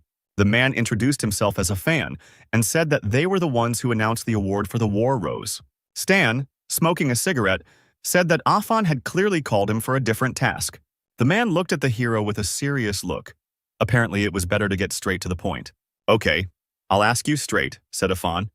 "Were you the one who visited the abandoned base in the Sumal Desert?" The reward money for the mission remained untouched for 3 years. Many of the killers returned home empty-handed. The fact that you, Mr. Black, managed to do it alone is astonishing. "You flatter me," Stan replied, and took out his pack of cigarettes. "You and I are the employer and the mercenary. The task is completed. We go our separate ways," said the guy, lighting a cigarette. Exhaling cigarette smoke, he added that he had indeed entered the abandoned base. He immediately understood what this man wanted, so he quickly took out and put Felonius' serum on the table and told Afan to name his price for it. The man suspected something was wrong. Why such frankness? Stan replied that if the man needed this serum so much, he would buy it. Afan offered $1 million, but Stan said the price he was offering didn't seem fair. The serum had been stored for several decades, the man explained, and it was impossible to say for sure whether it was still effective. The proposed price was already high. The hero did not let the emissary finish speaking and said that he agreed to the deal. A fan couldn't believe his ears. Why did the guy agree so quickly? Stan, finishing his cigarette, explained that it was a gift to a friend. Afan smiled approvingly and said that the payment would soon be deposited into the mercenary's account. "And also both the Chazrod's family and I personally express our gratitude to you," said Afan, and shook the hero's hand. At that moment, the guy opened a new side of reputation. His authority in front of the Chazrod's family increased by 1,800 points. The emissary said that he would walk the hero to the car while they were walking. Stan decided to ask what felony was. In the homeland of the research program, which began due to the continuous conflicts that have been going on for ages in the Sumal Desert, there were many bases for conducting scientific and technical research. "The serum you brought is one of the products of their developments." Stan laughed. He said that he thought that the magical ruins actually existed, and it was just a serum. "There is no magic in this world," Afan replied. "Here is my phone number. If you need help, call me. I would like to increase my reputation in the Blood Oath Society. Is there a suitable task?" Afan took the tablet from the car and replied that Stan had asked just in time. He handed him the tablet and asked to take a look. Taking the tablet in his hands, Stan saw a system window that said it was top secret and unauthorized access was prohibited. Assassins from the Blood Oath Society, Darkness level and above, are invited to participate in the mission to defend the River Valley Manor, which is located in the Eastern Star Dragon. Afan said that with Stan's current level it can't be done, but he could quietly open access. If he does it, he will get a dark level. The hero accepted the offer and returned to his room to think about the future task. 300 people accepted the task. Its difficulty is clearly not low. You will need to avoid fights, and the equipment needs to be upgraded. "I just need to make one more drawing to upgrade my class," Stan said, and started combining abilities to create a drawing. He wasted his experience and every time he got useless garbage, but the guy kept trying to create something worthwhile. And finally, he successfully completed the combination. He created electromagnetic boots and received 12,000 experience for it. At that moment, he felt a surge of strength. The system reported that the hero had advanced in class and received a new class, a trainee mechanic. He had learned thorough repair and medium improvement. His level rose from 30 to 34. He decided to continue pumping attribute points into intelligence and pour the remaining points into leveling up. The hero increased the sliding fire to the 4th level and began to improve the equipment. He spent the whole day improving it and finally finished it towards nightfall. The hero created a 2nd-generation rover, a combat robot with 2 machine guns on board, an enemy identification system, and high durability. He also created electromagnetic boots and decided to call them shoes. The sole of these boots creates an electromagnetic field that reduces friction. They are suitable for wearing on different types of terrain. After preparing for the mission, Stan called Antonio and asked him to help him prepare the attack helicopter. The guy didn't even think that he would return to the Star Dragon so soon. Having reached the town of White Seagull by helicopter and then by car, he reached the estate where there was a sign saying no entry for outsiders. After getting out of the car, the guy went inside the estate and saw a beautiful landscape. After walking a little further, he heard a shot that was aimed at the ground right in front of his feet. Stan immediately realized that it was a sniper who fired a warning shot. He remembered that he first needed to show his ID, and then he would be able to pass. The guy took the assassin's badge out of his pocket and showed it to the sniper. Then he hid the badge and took a step forward. Since the sniper was no longer shooting, it meant he could pass. After walking a short distance, the hero found himself at a fortified military base. The commander immediately noticed the new fighter. He pointed to another guy and said that this man named Alan was in charge of the recruits. Alan raised his hand and greeted the guy. It was a man with scars on his face. The squad leader asked the hero what he specializes in, and Stan replied that he was a sniper. "Great. We just need someone to shoot from a long distance," Alan said. "I'm not quite sure yet what exactly to do. Who are we protecting and for how long?" Stan asked. "There hasn't been an order from above yet," Alan replied. "And the enemy attacks almost every day. Our target is hiding somewhere in that estate and doesn't stick his head out, so who the hell knows if there's anyone there at all? If we can hold off the attack, I'll get out of here in a jiffy. By the way, what level are you? Dark or Ghost?" "My level is Scorpio," Stan answered shortly. Alan got angry. He didn't understand what the guy had forgotten during that operation. His qualifications weren't enough. But the hero replied that he was already here, and the level wasn't important. There was nothing to do since he came. Stan would be useful for something, if he could hit the enemy. That would be good, Alan thought. See those 3 fortifications?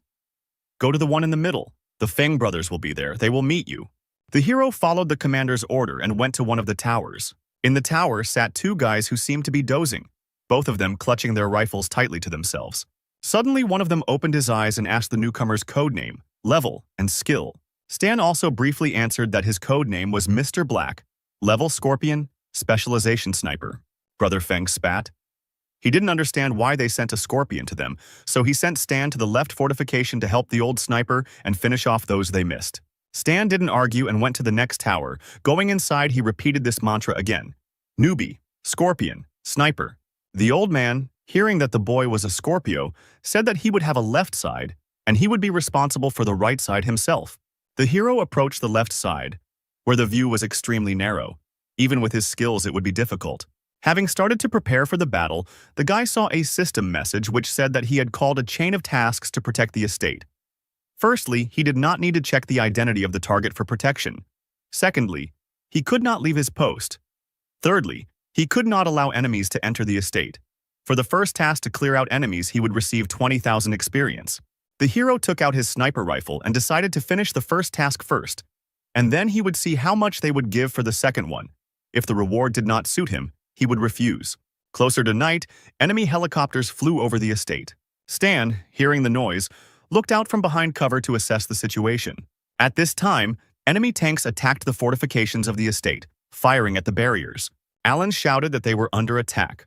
All the soldiers immediately grabbed their rifles and prepared for battle. A battle ensued. Forces of an unknown enemy stormed the estate. They had quite impressive weapons from armored personnel carriers, tanks, and infantry. But the estate also had good fortifications, which successfully held back the enemy. Stan also did not stand aside and purposefully mowed down one enemy after another. He aimed mainly at the most dangerous opponents, such as machine gunners on tanks. One of the soldiers with a grenade launcher shouted that there was an enemy sniper above and he needed to be crushed. They opened fire with grenade launchers on the buildings where the snipers were located. The defending soldiers took advantage of the enemy's weakened state and attacked with redoubled force. The enemy vehicles were engulfed in flames, and it seemed as if hell had come to Earth. The enemy commander shouted that they were defeated because the enemy's sniper was too accurate. He ordered his men to retreat, and the remaining fighters immediately climbed into armored personnel carriers and drove away. "Are you really leaving already?" Stan thought and smiled. After firing a few more shots, he killed the retreating enemy fighters, but some still managed to escape. The old man who was Stan's partner praised the newcomer. A system window appeared in front of the guy, which informed him that he had completed the first part of the task and received 20,000 experience. This amount did not suit Stan, but the next defense task was supposed to give 80,000 experience. For the first wave, they gave 20,000. For the second 80,000. Based on the growth proportion for the third wave, they will give 320,000 experience. These figures already suited him, and while there was nothing else to do, he decided to go to the supply department. Maybe he could earn some experience there. A few minutes later, the guy arrived at the River Valley estate in the supply department. The soldier brought a machine gun to the old man and asked him to fix it, but he said that he would fix it tomorrow as soon as he woke up. At that moment, Stan came through the door and said that if it was urgent, he could fix it because he worked quickly. The soldier was surprised by such a proposal, but the old man did not believe that the hero could cope so quickly. Whether I can handle it or not, you'll find out when I finish, Stan said, and took the machine gun from the soldier. Having brought the weapon to the workbench, the hero immediately began to quickly repair it. The soldier was surprised. The mechanic's movements were progressive. He really is a master. Literally a few minutes and the repair is complete. The system reported that the hero received 2,000 experience for his first repair. The soldier couldn't believe his eyes. The guy really did it very quickly. Several guys approached Stan. They were also mechanics who recognized one of their own. They had a lot of things that needed repair, but unfortunately they lacked specialization, so they didn't have time to fix everything. Stan took the hint and said he would be happy to help with the repairs. The hero began to repair all the soldiers' weapons. His specialization was enough to repair them one by one in a matter of seconds. The mechanic was shocked by what he saw. The guy was repairing and upgrading their weapons at an incredible speed. Within minutes, a crowd of fighters had gathered around Stan, watching him work with amazement. Suddenly, a soldier came to the window and said that the enemy was attacking and they needed to prepare for battle. But the guys didn't want to leave. They wanted to watch the master's work for a few more minutes. After some time, a siren sounded, warning of an enemy attack. Stan ran to his position to prepare for battle. "Where have you been?" the old man shouted. "The left side is behind you." The hero took his sniper rifle in his hand and told the old man that he could rely on him. The enemy was advancing, and he still had impressive firepower from tanks, helicopters, and armored vehicles. This time, the defending forces were inferior in firepower, and the first flank was immediately broken. Snipers opened fire on their targets to support allied fighters. Thanks to the fine work of Stan and the other snipers, they were able to take the initiative into their own hands. Even the enemy soldiers who stormed the estate noticed that the enemy had a great sniper. While shooting at the soldiers, Stan realized that this wave was more powerful than the previous one. But for him, any enemy was a mere trifle, so he easily eliminated one fighter after another. The battle with an unknown enemy continued until the morning. The estate managed to hold out again, and the commanders of the attackers ordered a retreat. The system informed the hero that he had completed the second task and received 80,000 points. In the third round, he would receive 150,000. These numbers were already impressive, but the guy understood that the next wave would be harsh. After all, judging by those who died in this wave, the chance that they will cope is 10%. Night fell. Thunderclouds covered the clouds and pouring rain began. The commander shouted to his subordinates to quickly bring the supplies inside, otherwise they would all get wet. Stan sat in his sniper's position and looked out the window at the rain. The weather is perfect for an attack. If the enemy comes in the evening, the boy said. The old man got a little angry. He hoped that the hero was wrong. But suddenly a siren blared over the camp. The old man jumped up abruptly. "We need to prepare for battle. The enemy is coming." A few seconds later, the guys heard the roar of the engines of combat vehicles. The captain saw the enemy through his binoculars and ordered his squad to duck. At that moment, the cannon of one of the vehicles fired. Before the detachment could even move, their fortification was immediately covered by an explosion. The first squad reports, "We have a lot to lose," Alan shouted into the radio. Suddenly, he heard an approaching noise. Combat helicopters were approaching the boys. This time, the enemy was much better armed. The helicopters opened fire. Alan shouted into the radio to the snipers to shoot down the warbirds. The Fung brothers replied that they would take on the job and began targeting the pilots. The glass on these helicopters is shatterproof, Stan thought. They don't give a damn about ordinary projectiles. And indeed, the brothers hit the glass of the helicopters, but it only cracked, and the bullets did not harm the pilots in any way. But now the pilots could see where the snipers were sitting. They immediately opened fire on the building, blowing it up at its foundations. Stan realized that he had to run, otherwise he too would be covered by enemy fire. The guy ran out of the building. The old man didn't understand where Stan went. It seemed to him that the sniper simply decided to run away. But Stan made it in time, and at the very moment of his jump, the building exploded. The siege of the fortified estate continued, and the sounds of explosions could be heard everywhere. "They can't cope," said an unknown bald old man watching the battle from the estate. There was another man standing with him, a man with a scar on his face. flexing his arms. He decided that it was probably time for him to join the fight. The old man smiled and replied that he didn't mind if his old friend warmed up. But suddenly the man with the scar saw something that amazed him.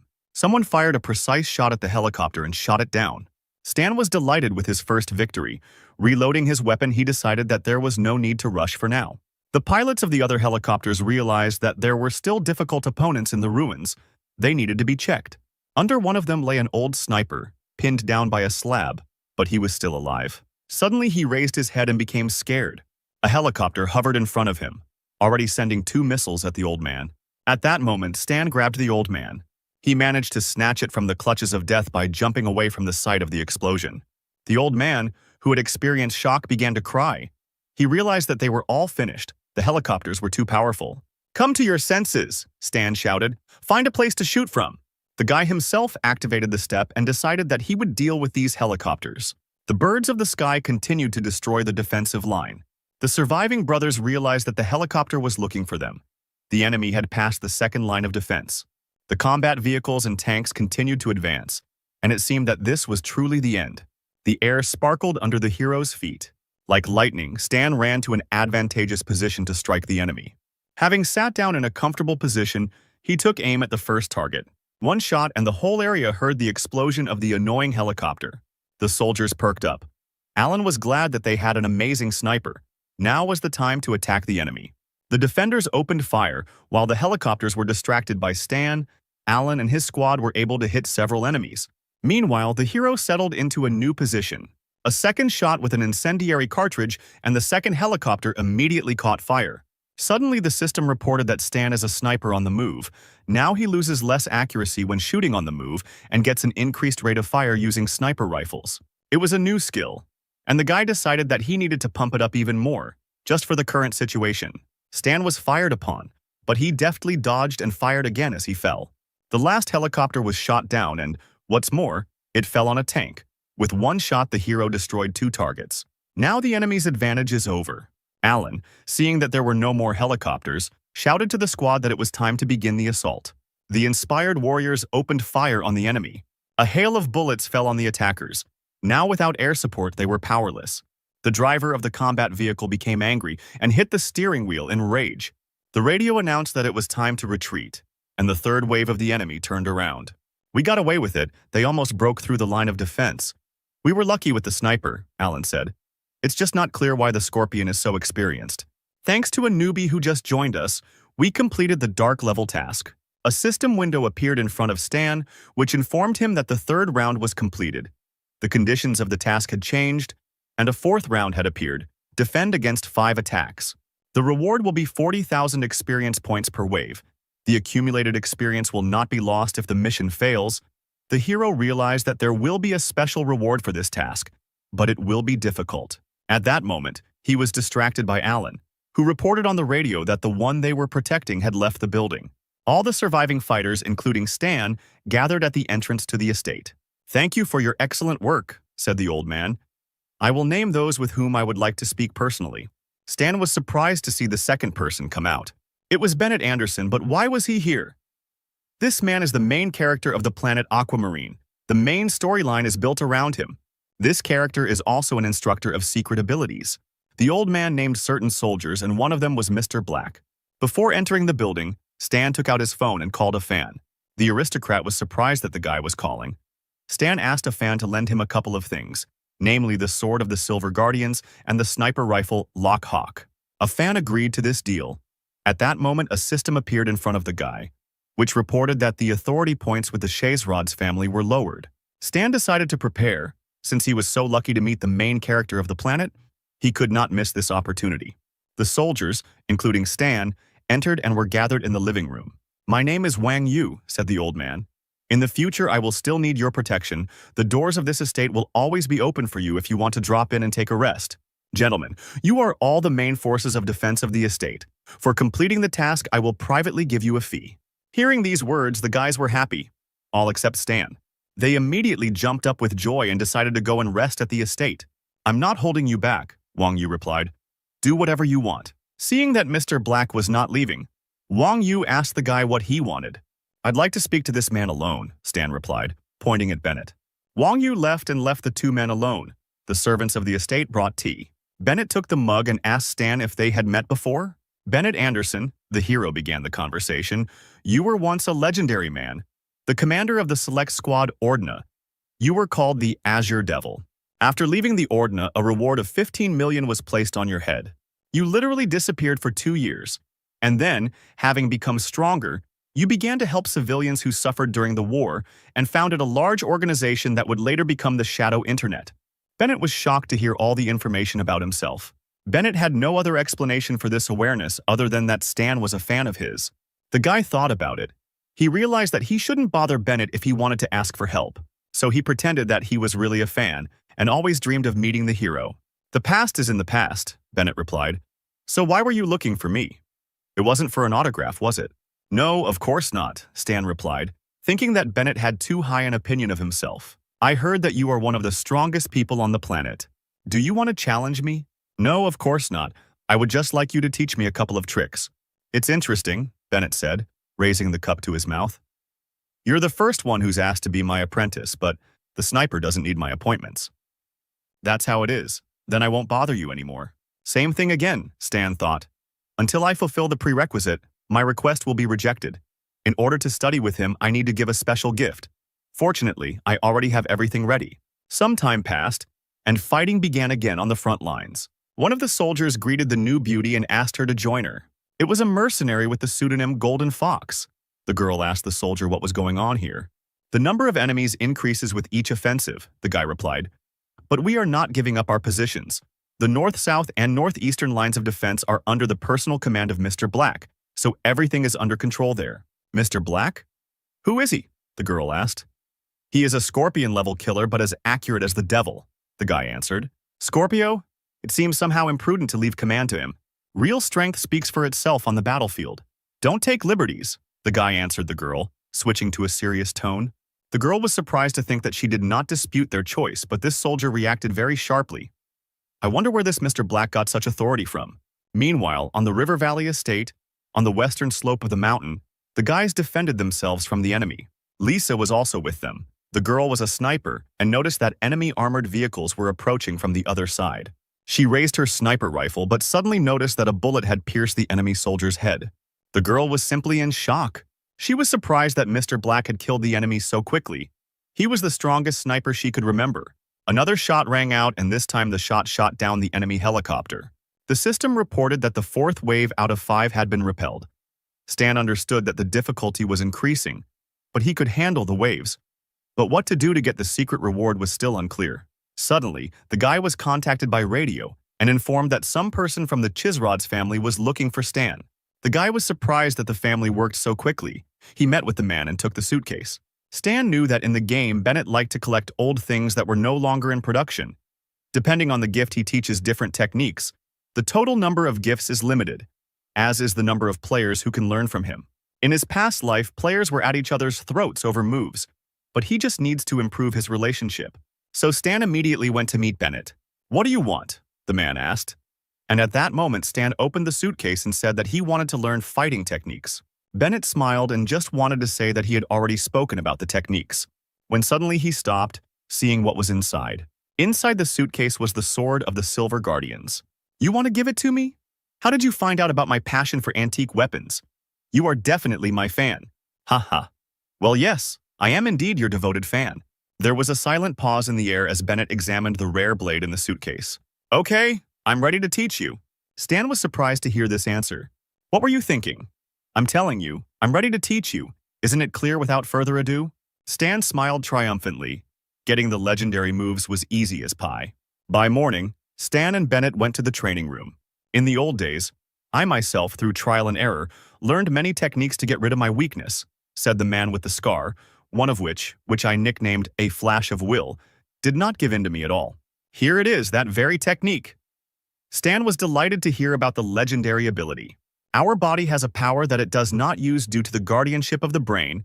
If you break through the brain's limitations, a person will be overwhelmed with power. However, this method also has serious consequences. After searching for a long time, Bennett found a way to remove the restrictions in combat without harm to health. A system appeared in front of the hero. which informed him that Bennett had taught him the flash of will technique. And since Stan's intelligence exceeded 100 points, he had fulfilled the necessary condition for learning the technique. But the current progress was only 3%. The boys sat in the lotus position, and Bennett said to concentrate on their breathing. The main character spent the whole day teaching Stan the technique. And then, evening came. The system reported that Flash of Will has been studied 100%. The technique has passive and active abilities. Active ability, after spending 10% of energy and stamina, the next attack will deal 150% to 500% damage. Cooldown 30 minutes, and the passive ability is the activation of the active one when health is less than 20%. Stan laughed a little. Bennett didn't understand why and asked the guy if he had learned. The hero replied that yes. Hearing these words, the teacher stood up and asked to show what the boy had learned. Stan just smirked slightly. He clenched his fist and immediately it began to become covered in blue energy. The mechanic attacked the teacher. The system reported that the hero dealt damage equal to 136% of his normal attack. But Bennett easily blocked it, and the guy was able to see the characteristics of the main character. Stan was shocked. It's not for nothing that he is called the main character of the planet now, although he has the status of internal damage, but even so, Stan's energy level is lower. Not bad. You actually managed to master this ability. Stan bowed his head and thanked the teacher. Towards evening, he went on patrol to one of the points. While the guy was observing the area, he suddenly heard someone calling him. It was the Golden Fox who asked if the guy would have time to teach her marksmanship. "Everyone here practically worships you," the girl said, and leaned closer to the guy, revealing her lush breasts to his gaze. "Behave yourself, lady," Stan replied, turning away indifferently. "I just wanted to ask for advice and nothing more." I took the fox guy by the shoulder, but Stan replied that she shouldn't even try, because he doesn't like girls. Could he really be one of these? The fox thought. No, I don't like guys either. I'm not interested in people in principle, living beings included. The girl got scared when she heard these words and immediately ran away. Stan thought it was too naive to try to hook him with something like that. Today the enemy did not attack, and closer to night the hero returned to the estate to rest.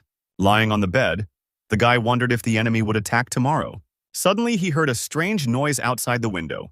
The hero came closer to take a closer look, and in the window he saw a familiar car. And suddenly he was surprised. Kira was getting out of the car. What is a man from the 13th unit doing here? Outside, the leadership of the 13th Division greeted Wang Yu. More than 10 years have passed, the old man said. You are one of the trump cards of the 13th Division, and I am the head of the dark internet. If not for this situation, fate would hardly have brought us together again. There have been military actions in the Star Dragon territory for more than 10 years, which has a negative impact on it. What are you doing in the end? Our leadership is all for maintaining neutrality, Wang Yu replied. But there are some miserly careerists who are ready to exchange it, and we, the conservatives, are an obstacle for them, which they have decided to eliminate. I have sent people to take action against them. Many have already died. In the next 2 days, we expect a counterattack. Kira, who was standing silently, suddenly turned her attention to the second floor. She noticed a dark silhouette in the window. Someone was peeping. Damn, Kira might recognize me. I need to be careful. Suddenly, the girl was distracted by her superior, who told her to take a couple of people under her command and monitor the situation in the battle. Then she needed to report everything. Closer to the morning, the battle began, and combat helicopters attacked the area again. This time, in addition to equipment, there were also special fighters with superpowers. Experienced mercenaries skillfully killed ordinary soldiers. Damn, these enemies are too strong, one of the soldiers shouted. Suddenly, a shot from a sniper rifle rang out. At that very second, the head of one of the fighters was blown to pieces. They're not that strong, Stan said with a grin. After some time, the last fifth wave was successfully repelled. The system reported that Stan had successfully completed the mission and received 200,000 experience points. However, the hidden condition was not met. The hidden condition was to prevent the 13th unit from appearing if the hero had finished each battle quickly without causing any disturbances. Then perhaps the unit would not have arrived. At this moment, Wang Yu called the hero over the radio. While the hero was walking towards the estate, he was thinking about the task. Initially, he had only 4 segments, but the failure of the hidden condition activated another one. What will it be? I will need some guards to go to the White Seagull to meet with the 13th Division, Wang Yu said to the assembled fighters. Moonlight, Volcano, Hunter, Golden Fox, and Mr. Black. I ask the 5 of you to guard me. The reward will be increased, and if you refuse, I will not insist. No problem. One of the mercenaries with a big mustache answered. Stan also agreed because if he refused, the mission would fail. There was no choice. A system window appeared in front of the hero, which reported the details of the task. It was necessary to cope with the impending danger. The condition of failure would be the death of the hero. At that moment, Stan realized that a rather difficult enemy awaited them. The mercenaries, along with the head of the dark web, boarded the bus and went to the Star Dragon. Stan, sitting on the bus, watched the others carefully. Suddenly, he looked sharply at the golden fox, who immediately became frightened by the dangerous guy's gaze. Are you kidding? Stan thought. How can there be so many shadows? The team soon arrived at the 13th Division in the city of White Seagull. I will be safe here, Wang Yu said. You can take a walk around the city. We will meet at this same place tomorrow. Usagi asked if the guys had any plans. One of the guys said that he wanted to have fun at the club and invited the golden fox to go with him. No, I won't go. I'm only interested in handsome guys. Then the mustachioed man decided to ask Mr. Black and another young mercenary, but they also refused. The young mercenary said that he would go patrol the area. Meanwhile, in a hut far from the city, an unknown man was lighting a cigarette. He saw a notification on his computer saying that his next target was Wang Yu, who was guarded by 214 mercenaries and 14 contract killers, all dark level, and one scorpion mercenary. The reward for the task was $2,000. The man just laughed when he saw such a funny number, and at that moment his phone rang. Didn't I already say no? Said the mercenary. Mr. Baijin, Bennett is with them. You are the only one who can resist him. 6 million, Baijin replied, his hand electrified. The man on the other end of the phone agreed to raise the reward to 6 million, and Baijin agreed. Stan walked around the city. It seemed strange to him that on the 5th mission they gave him time to do his own thing. The guy believed that danger could strike at any moment. You can't waste the time given to you. It's better to complete the task given in this city and get a reward from it. Suddenly, Stan felt like he was being followed. Is this an enemy or a man from the 13th Division? The hero went into the nearest toilet and activated his camouflage mask. He also destroyed the cameras in the toilet with pistol shots. Coming out of the booth, he was transformed. The hero thought that the guys were still too young to follow him. Meanwhile, in the control room of the 13th Division, the man who was following Mr. Black reported that he went into the restroom and then disappeared. The surveillance cameras are out of order. I collected data from other cameras around the city, but he is nowhere to be found. Suddenly, Kira realized that this man was Stan. No, why would I mistake everyone for Stan? I must have been working too hard. Meanwhile, the hero arrived at the ancient street of the city of White Seagull. The pink-haired girl heard someone knocking on the window and came closer. There was a man with white hair outside the window. It was Stan. God, what a handsome guy. The girl thought and asked the guy what he came for. May I come in? I want to look at the antiques. The girl let the guy in. The hero asked her if she was the owner of the store. The sweet girl timidly replied that she was the owner. Her reaction seemed strange to Stan. Did his appearance really look strange? The owner decided to show the antiques to the guy when suddenly he asked, "Where is Tang Shu?" Hearing this name, the girl became frightened and dropped one of the vases. Stan's face turned stern and he pulled out his gun. The hero pointed the gun at her and ordered her to take it to him. The girl did not resist and led the guy into a small house. Looking at Stan with fear, she tapped out the password. The door was opened by a small man, a robber known as Tang Shu. Stan immediately recognized him. He is a seller of unique things from another world. So elusive that the only opportunity to meet him comes during a mission with a prize fund in this city. Tang Shu tried to run away, but suddenly he heard a gunshot and the bullet landed right at his feet. Stop. One more step and the next shot will not be on the ground, Stan threatened. Are you from Jack? Tang Shu said fearfully. Wait until I complete the deal, and then I will return the money. No, I was looking for you for another reason. I want to join this deal. I don't know why you need to help me, but it looks like you're sincere, the robber replied, looking at the guy's weapon. A system window appeared in front of Stan and informed him that he had accepted the task of capturing the relic of Li Xin, which had been forcibly taken away from the city museum, and that he needed to return 10 relics. So I'm relying on you now, said the sweet girl. The museum used to ask my father for permission to display 10 antiques, but when my father died I took them back, but they got angry and stole them. Don't worry, I'll figure it out and give you your things back, Stan replied, smiling. The hero stood up and asked Tang Shu when they would move out. The robber replied that they would move out as soon as the guy finished preparing. He was also curious about what Stan wanted as a reward. No problem, the hero replied. Let's get started right now, I don't have much time. In a past life, the guild set a prize fund, which eventually increased to colossal sizes.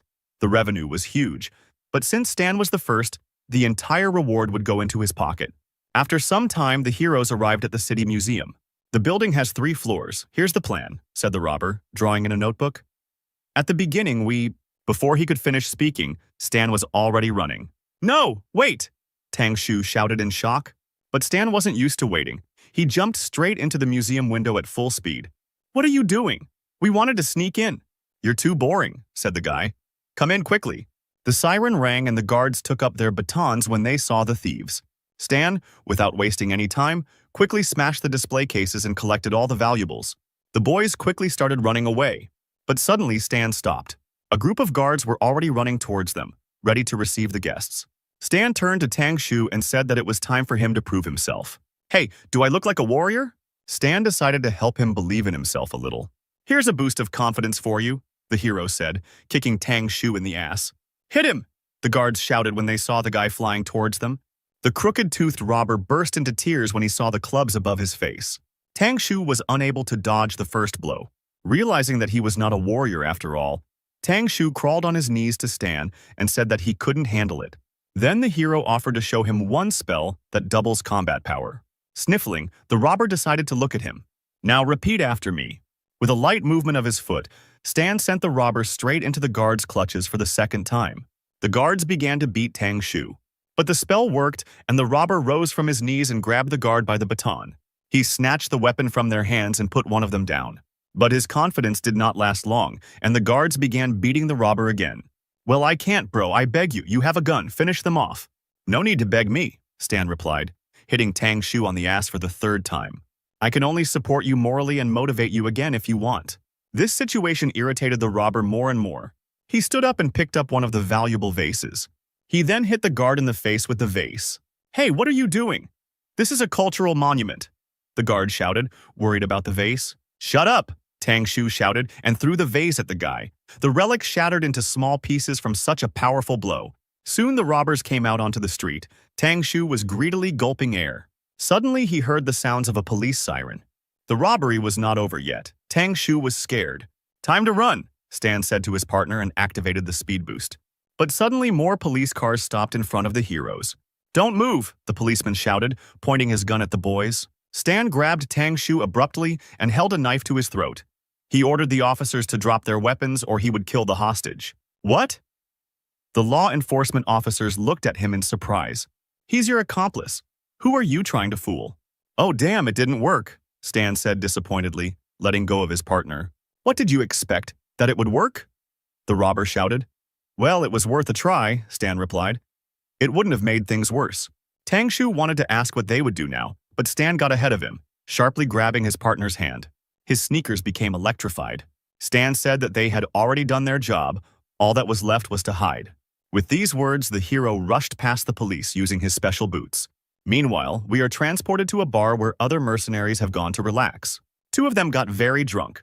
The guy said that he wanted to get some sleep because tomorrow he was going to the 13th unit. Suddenly, light footsteps were heard behind them. The mercenary raised his head and asked his comrade if he thought someone was following them. Usadi replied that he didn't think so. His partner had simply had too much to drink. A few hours later, in the 13th division of the city, White Seagull. 3 of your guards were killed, Kira said. The wounds were identical. They were inflicted quickly with a sharp weapon, piercing either the heart or the throat. The evidence suggests they did not resist. The killer was incredibly strong. Is there any footage from the cameras? Kevin asked. There were no cameras in that area, Kira answered. So that's where they were attacked. Wang Yu's fist clenched. He realized who it was. The ability to hide and extraordinary speed can only be possessed by a hidden demon. He's a killer with an extraordinary talent for becoming invisible, Kevin thought. The demon might want to eliminate all of your guards first, Bennett noted. He asked Kevin to order the guards watching to inform them of an immediate gathering. The Golden Fox was resting in the hotel, and Mr. Black had escaped surveillance. The hidden demon is a direct enemy of the sniper. Bennett was afraid that Mr. Black might have problems this time. Wang Yu frowned and fell silent. Then he gave the order, send people to look for him. Do everything to find him. Meanwhile, Stan and his partner safely reached the shelter. The guy was happy about completing the task, for which he received 102,000 experience. In the corner of the house lay a frightened Tang Shu, who told the guy that he never wanted to see him again under any circumstances. The hero returned to the city and thought about the mission. He was glad that during these days he had already managed to accumulate 700,000 experience. Suddenly he sensed danger. Two blades struck the hero's neck, but his protective suit activated in time and blocked the blows. Stan turned around abruptly and crouched down. But he didn't see anyone behind him. That's strange. The hero assumed that his enemy was invisible. The mechanic suddenly pulled out his pistol and fired a couple of shots towards the enemy. In the cloud of smoke, he barely noticed the fast figure that was heading towards him. The unknown person delivered lightning-fast blows that were difficult to dodge. What speed? I can't detect it. Damn, it's a hidden demon. The hero crouched, and another blow of the blades passed over his head. There is no way back. We must fight back quickly. The guy used his new mechanisms. He summoned a swarm of electric bees. There were too many bees, and as soon as the unknown hit them, the bees immediately released a lightning discharge. Thanks to this, it was possible to at least somehow notice his movements. Stan took out his gun and tried to hit the enemy. After a few shots, the guy realized that it was useless. The demon had excellent reactions and easily dodged the projectiles. Meanwhile, the demon began to destroy the insects so that they would not bother him. He then took on Stan, landing multiple blows that were blocked by the hero's suit. Stan was irritated by this and loaded a special clip. Then the hero fired one shot. The shot spread a cloud of toxic smoke across the area. The system reported that the guy had been slightly poisoned and was losing 3 health points every second. Stan decided to see which of them would last longer in the poisonous smoke. After all, he believed that he was better protected, and the situation played into his hands, so it was impossible to get close to him. The hero was confident that he could lure out the hidden demon with such tactics, but he still can't hit the hidden demon. The situation is stalemate, but the enemy can escape. This cannot be allowed. The hero decided that if he pretended that the poisonous fog had really hurt him, the demon would rush after him. So he made a dash and jumped out of the poisonous cloud of smoke.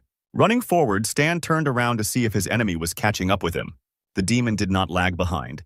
He chased after the prey. Pushing off the building, the demon jumped onto Stan's back and inflicted some more damage. The system reported that the demon was level 44, and Stan received 37 and 39 damage. The blows are strong and fast. If it weren't for the electromagnetic armor, I would have spent a ton of health in 10 seconds. First, I need to gain speed to dodge attacks. He'll never be able to keep up with my mechanism.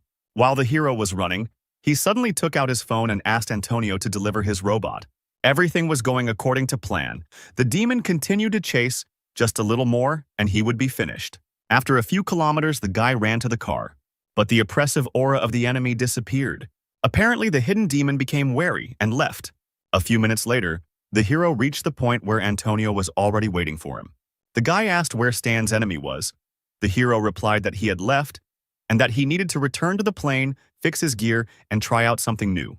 "Am I your driver or something?" Antonio shouted. Meanwhile, the news reached the 13th Division.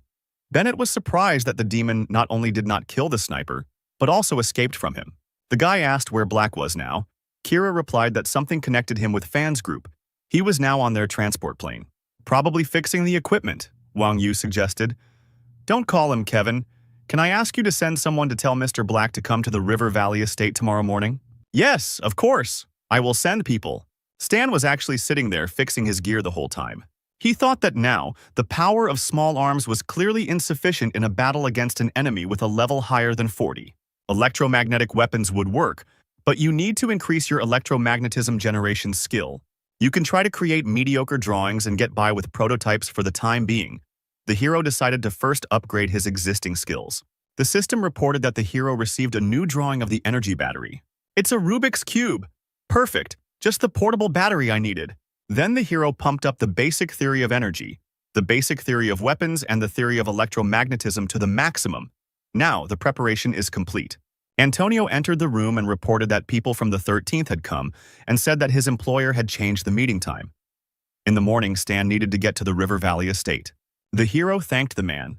This arrangement suited him. This evening, the guy decided, he needed to get down to work and finish upgrading the weapon.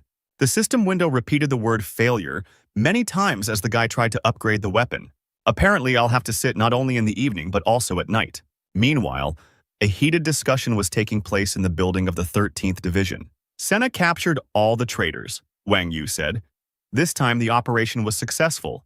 Not only were the rebels disposed of, but the organization also began to implement its plan. "I have a feeling that the war will start earlier," Bennett replied. "We need to prepare in advance." The help of the dark web alone will not be enough. We need to cooperate with other forces and organizations. A good plan, Wang Yu replied. I think the 6 nations will help us, but I'm afraid that the side interested in self-interest will look at our resources. This plan should save many lives, Bennett said. If anyone dares to interfere, I will deal with them personally. Suddenly, they heard electrical flashes in the sky. Wang Yu and Bennett ran to the window. They had met them before. Lightning struck the ground and destroyed everything in its path. And along with it, a stranger with burning hair descended to the ground. This stranger was Bai Jin. The lightning god gathered his power and his chest began to glow. Then the lightning passed into his hands, and he fired a discharge into the barrier grill. Now nothing prevented him from penetrating the enemy base. The soldiers were surprised by such impudence. This guy is not even afraid. They immediately opened fire on the enemy. But Bai Jin was immune to bullets because he could create an impenetrable shield out of lightning. Now it's time for him to show his strength. One bolt of lightning and the soldiers' fortification exploded, scattering everyone in different directions. Mr. Black is not here. We can't handle a man who is many times superior to us in level. Don't stand there like a pillar, shoot! The commander of the second line of defense shouted. Shots were fired at the killer from all the windows of the estate. I'm beyond your capabilities, Bai Jin answered calmly, covering himself with lightning. Bullets that hit him instantly melted. The soldiers couldn't believe their eyes. The killer came closer to the fortifications and raised his hand, collecting the current. Some tried to run away, but others realized that it was pointless. The chain lightning pierced all the soldiers and this discharge was fatal for them. Controlling electricity, it must be smoke lightning, Wang Yu said. Apparently the rebels decided to hire even a high-level criminal. Don't exaggerate, he's a simple young man, Bennett replied. I'll deal with him since the guys outside can't. Bennett jumped out of the window and rushed towards the enemy. Bai Jin was happy to see Bennett. He was the only one he had been waiting for. All of this was observed from the car by cameras. Kira, seeing the monitor, could not contain her emotions. This is Bai Jin. He has destructive ability. We need to report to White Seagull. Meanwhile, the criminal was preparing for battle. He said that no matter how many weaklings he killed, it would not compare to killing a strong opponent. This feeling gave him complete delight, so the criminal jumped towards Bennett. Kira picked up the phone and shouted that Bai Jin had arrived and that Bennett was fighting him right now. But suddenly she heard a loud shot. A bullet pierced the legendary criminal's chest. Bennett didn't understand what just happened. He looked at the hill. Could it really be that sniper? Kira couldn't believe what she was seeing. Kevin was asking on the phone what had happened. And the girl, in shock, replied that Bai Jin had been killed with one shot. Kevin was in shock, and at that moment smoke was coming out of the barrel of the sniper rifle. The system reported that Stan dealt 200% critical damage to Bai Jin's weak spot, and the shot was also enhanced by the Flash of Will, and Stan dealt a total of 1368 damage to the enemy. In his hands was a new Ghost electromagnetic sniper rifle, and although it was still unfinished, it already had excellent characteristics. Bai Jin was bleeding but still alive. He couldn't believe that he would die here, clutching his shot chest. The criminal tried to get up. The situation was not the best. A shot through the chest, cover from an ambush, and Bennett was here. The best solution would be to try to escape. Bai Jin activated his abilities, and although he was wounded, he still had some strength left.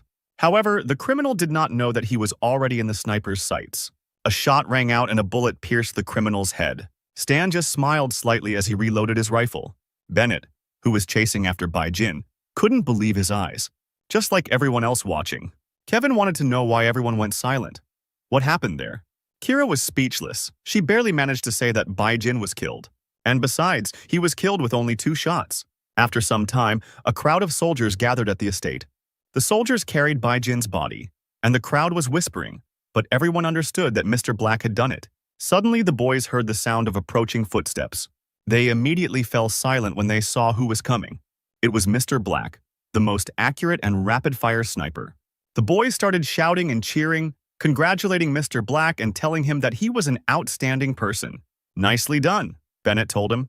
As easy as pie, Stan replied, smiling slightly. Not only the soldiers applauded, old man Wang Yu also started clapping.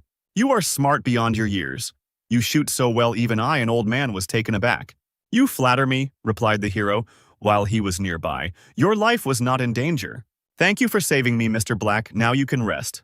Inside the manor, Wang Yu decided to talk to Stan over a cup of tea. The old man said that he had studied the documents and saw that he was sent on this mission by the Chisrod's family. Your level is much higher than the Scorpion's ability, Wang Yu said. I could raise it to the ghost level. Finally, Stan heard what he wanted. Raising the tea to his mouth, he thanked the old man. The system reported that the 5th round was completed, and in addition, the hidden condition was fulfilled. Not to let Bennett enter the battle. For this task, the hero received 300,000 experience. They didn't give him a new task. Apparently, that's all. Taking into account the 300,000 experience for killing Bai Jin, Stan has more than 1,000,000 points. It's time to give him a second gift. The sun rose over the estate, announcing the beginning of a new day. The door to Bennett's room opened, and the man recognized the guest. Stan walked into the room with a suitcase and announced from the doorway that he would like to learn one more skill. Again? You don't have any other reasons to contact me? At that moment, the hero opened the suitcase, which contained an antique rifle. It's a Lockhawk sniper rifle, Bennett said, surprised. He quickly closed the suitcase and took it for himself. Okay, you've convinced me. Follow me. A few minutes later, our heroes were already in the training room. Bennett said that once upon a time he perfectly mastered the silent gait of an assassin. Perhaps this skill will be useful to Stan. The system reported that a level D task had started. Night Stalker, class change.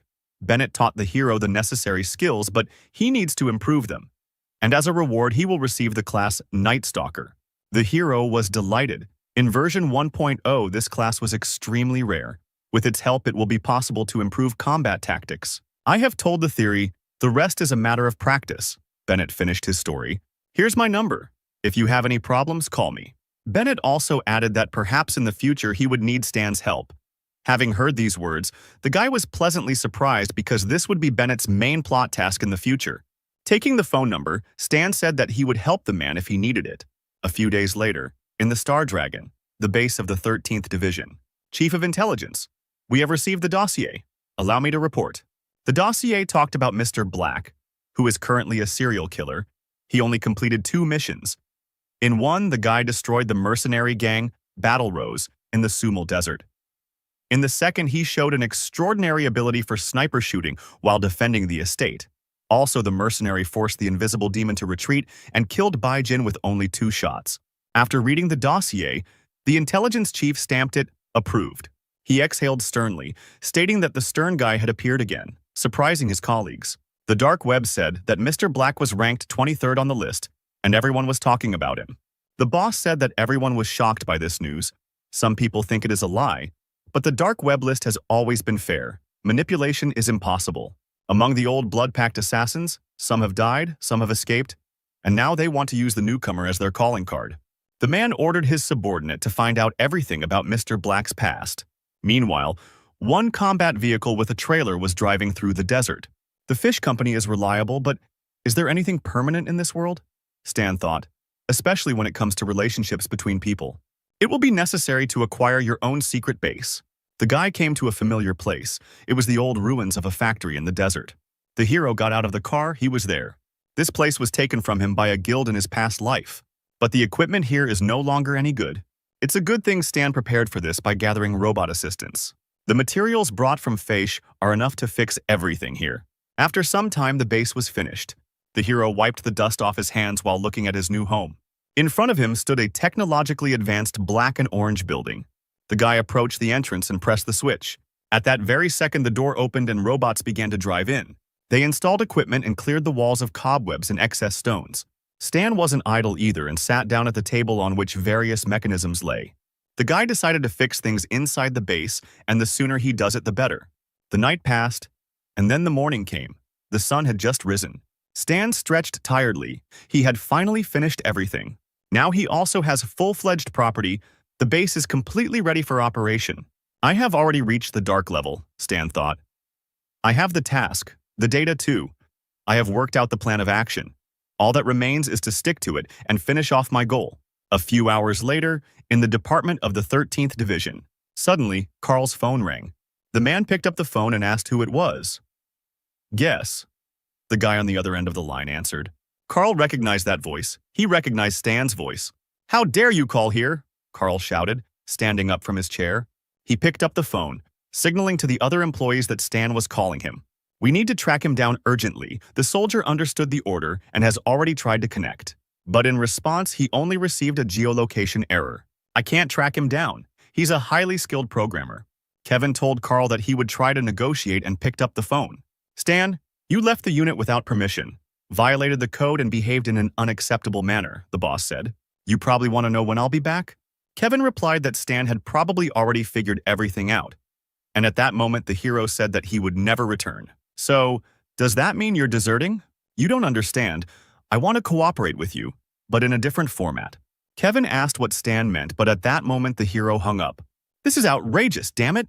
Kevin threw the phone down in a rage, but forgot that it was Carl's phone. Suddenly, the clerk said that a letter had arrived from Stan. Kevin came closer to take a look and couldn't believe his eyes. Before his eyes was a map with the exact locations of the embryo bases, full details on weapons and coordinates. Was this really the format of cooperation that Stan had spoken about? Having come to his senses a little, Kevin ordered to stop searching for Stan and leave him as their special agent, as well as move the data about him to the archive. Carl breathed a sigh of relief, because it was good that such a guy was not their enemy. Suddenly, notifications appeared on the monitor that various countries were requesting communication. The guys couldn't understand why 5 countries decided to call at the same time. However, they could not refuse the call, and the leaders of the countries immediately appeared on the screen. The strict leaders greeted the head of the 13th Division. One of them asked if Kevin knew who Zero was, for whom Embryo had put a bounty. This question shocked the head of the 13th Division. The man explained that they had all received data from Zero about the locations of Embryo's secret bases in various parts of the continent. They were wary of information from unknown sources, but this guy had added a note at the end of the message, that the 13th Division of the Star Dragon can testify to the veracity of his data. Kevin's fist clenched in rage. So you shared the information with everyone and you still want us to act as your guarantors? Go to hell, Stan, Kevin shouted across the department. Night fell over the hero's secret base. The robot assistant was already carrying a tray with a cool drink and cake for the owner. Stan relaxed while the robots were serving him. He also thought why he was being discussed in popular posts on the dark web. One of the articles said that Mr. Black is who he claims to be. He is a black ghost. The hero didn't like this news. After all, the Black Ghost is a legend of the planet Aquamarine. The legend says that he appears from the darkness of the night, each time in a new guise. No one knows when he will come. No one knows when he will leave. If you saw him turn away, it means death has already left its mark on you in the form of a fresh bullet hole. He pays with a bullet and takes life. The new nickname sounds strange, the hero thought. A black ghost. Why not a white sheep? Meanwhile, in the Hexia region, at the gathering place of the Wanderers, a dog was sleeping peacefully. Suddenly, she heard a noise.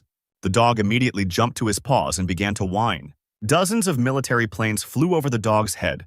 In the same region, at the 22nd Embryo Base, patrolmen were on the lookout for enemies. One of the soldiers froze in place when he saw what was coming towards them. He shouted to his comrade to sound the alarm because a Hexia fighter was flying towards them.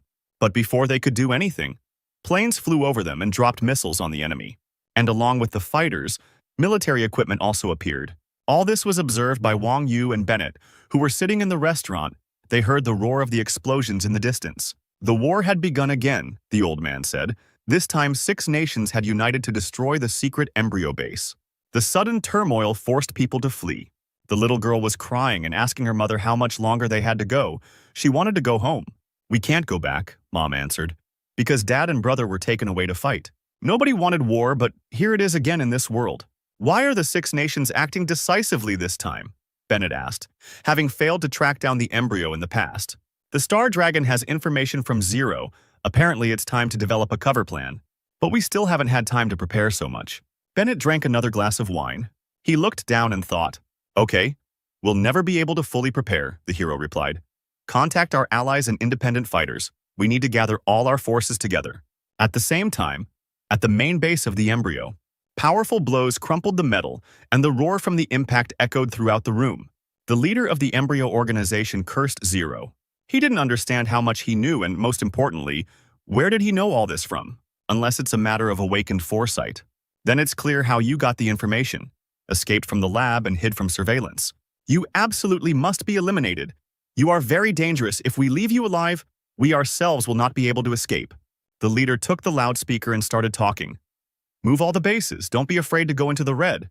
Get rid of as many things as you need. We are executing the hibernation plan. Go underground, scouts. Carefully check Zero's tracks. Don't miss anything. No matter how much he knows, he won't take any risks. Until we find Zero, the full-scale war plan must be halted indefinitely. Morning came. Our hero was in no hurry and just waited. He was monitoring the progress of the mission to destroy the embryo, and it was now at 13%. The percentage is no longer moving so quickly, which means that the chaos has died down. Stan decided that it was time to go and eliminate the evacuating forces of the organization himself in order to advance on the mission. The system reported that Stan became a legend of the planet Aquamarine, because he became the mysterious Zero who betrayed the organization Embryo, and with his own efforts undermined its solid foundation. No one expected such an outcome of events, and the guy became the main enemy of the organization. So that's what started the rumors. The guy stood up from his chair and stretched. One thing Stan knew for sure, he knew how to create problems. After some time, the countdown to the start of the Star Sea game was launched on Earth.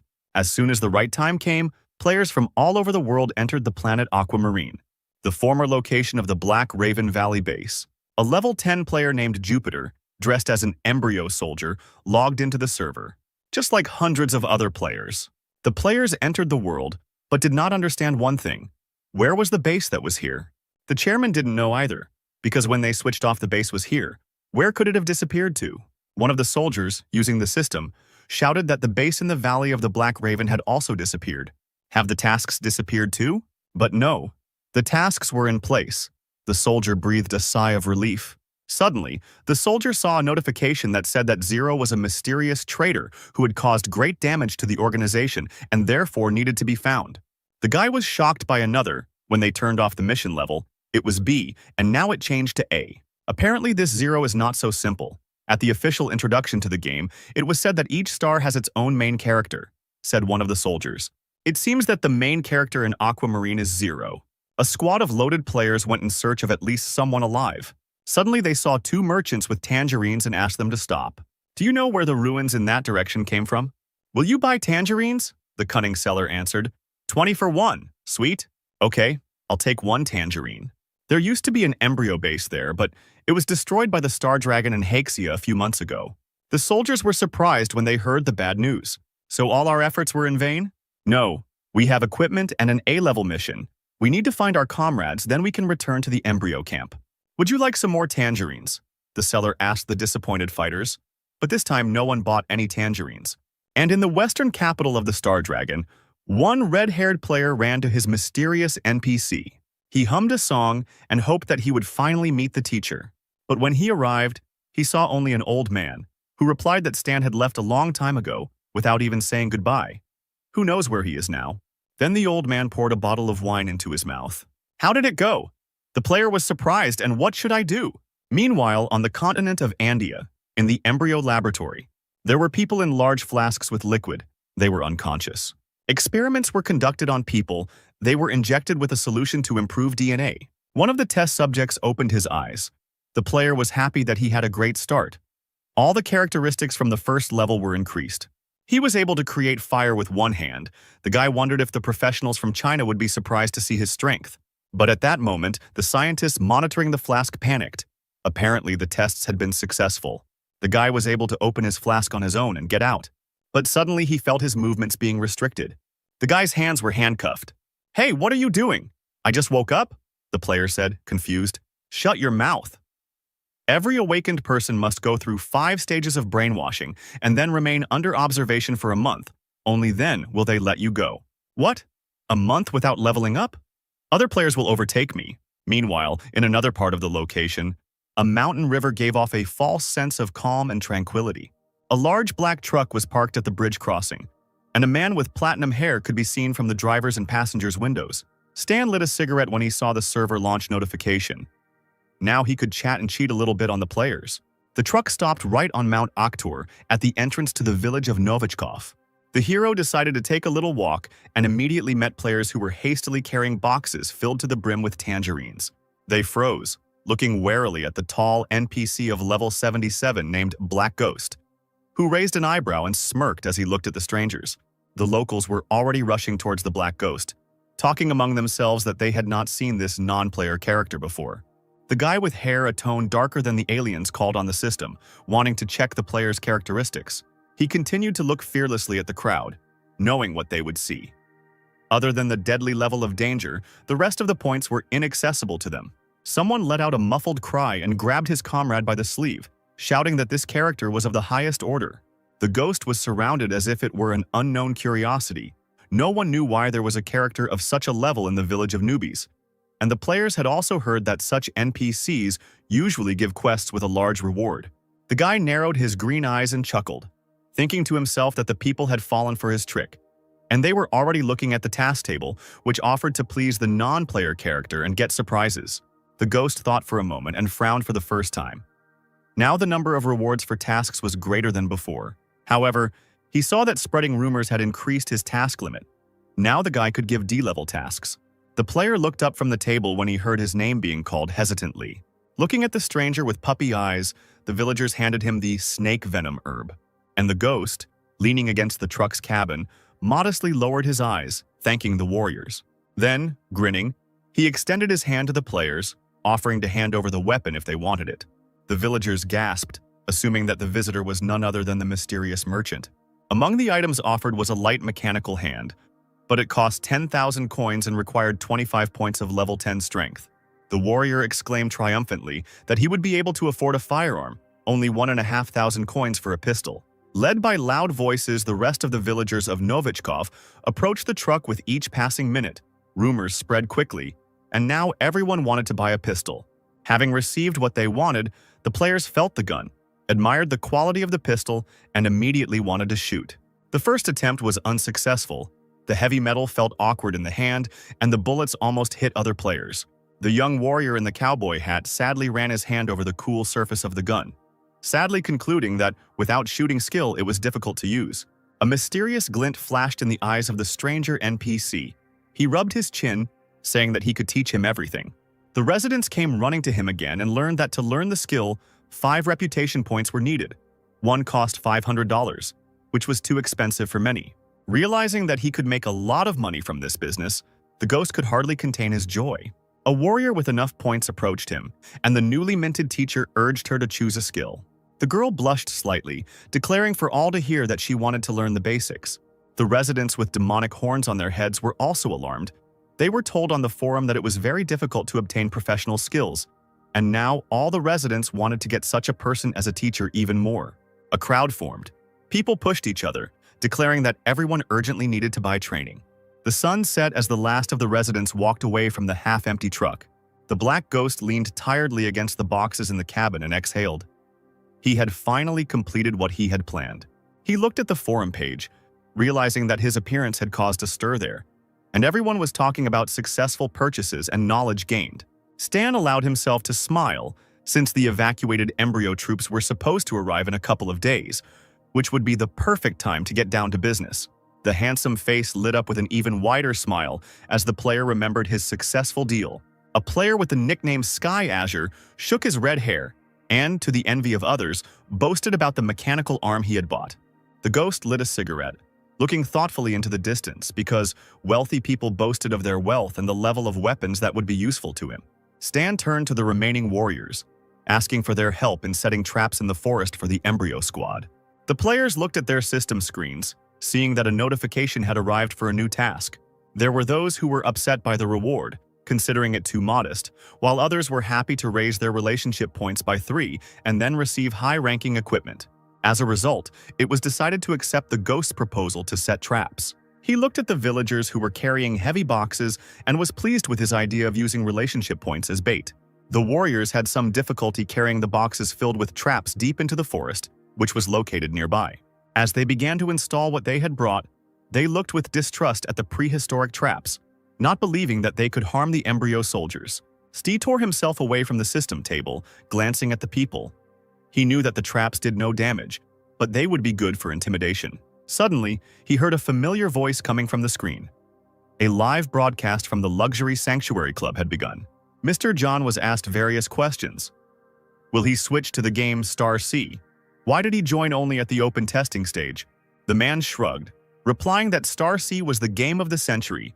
Its potential was limitless, and the World Cyber Sports Association had begun preparing the first competition.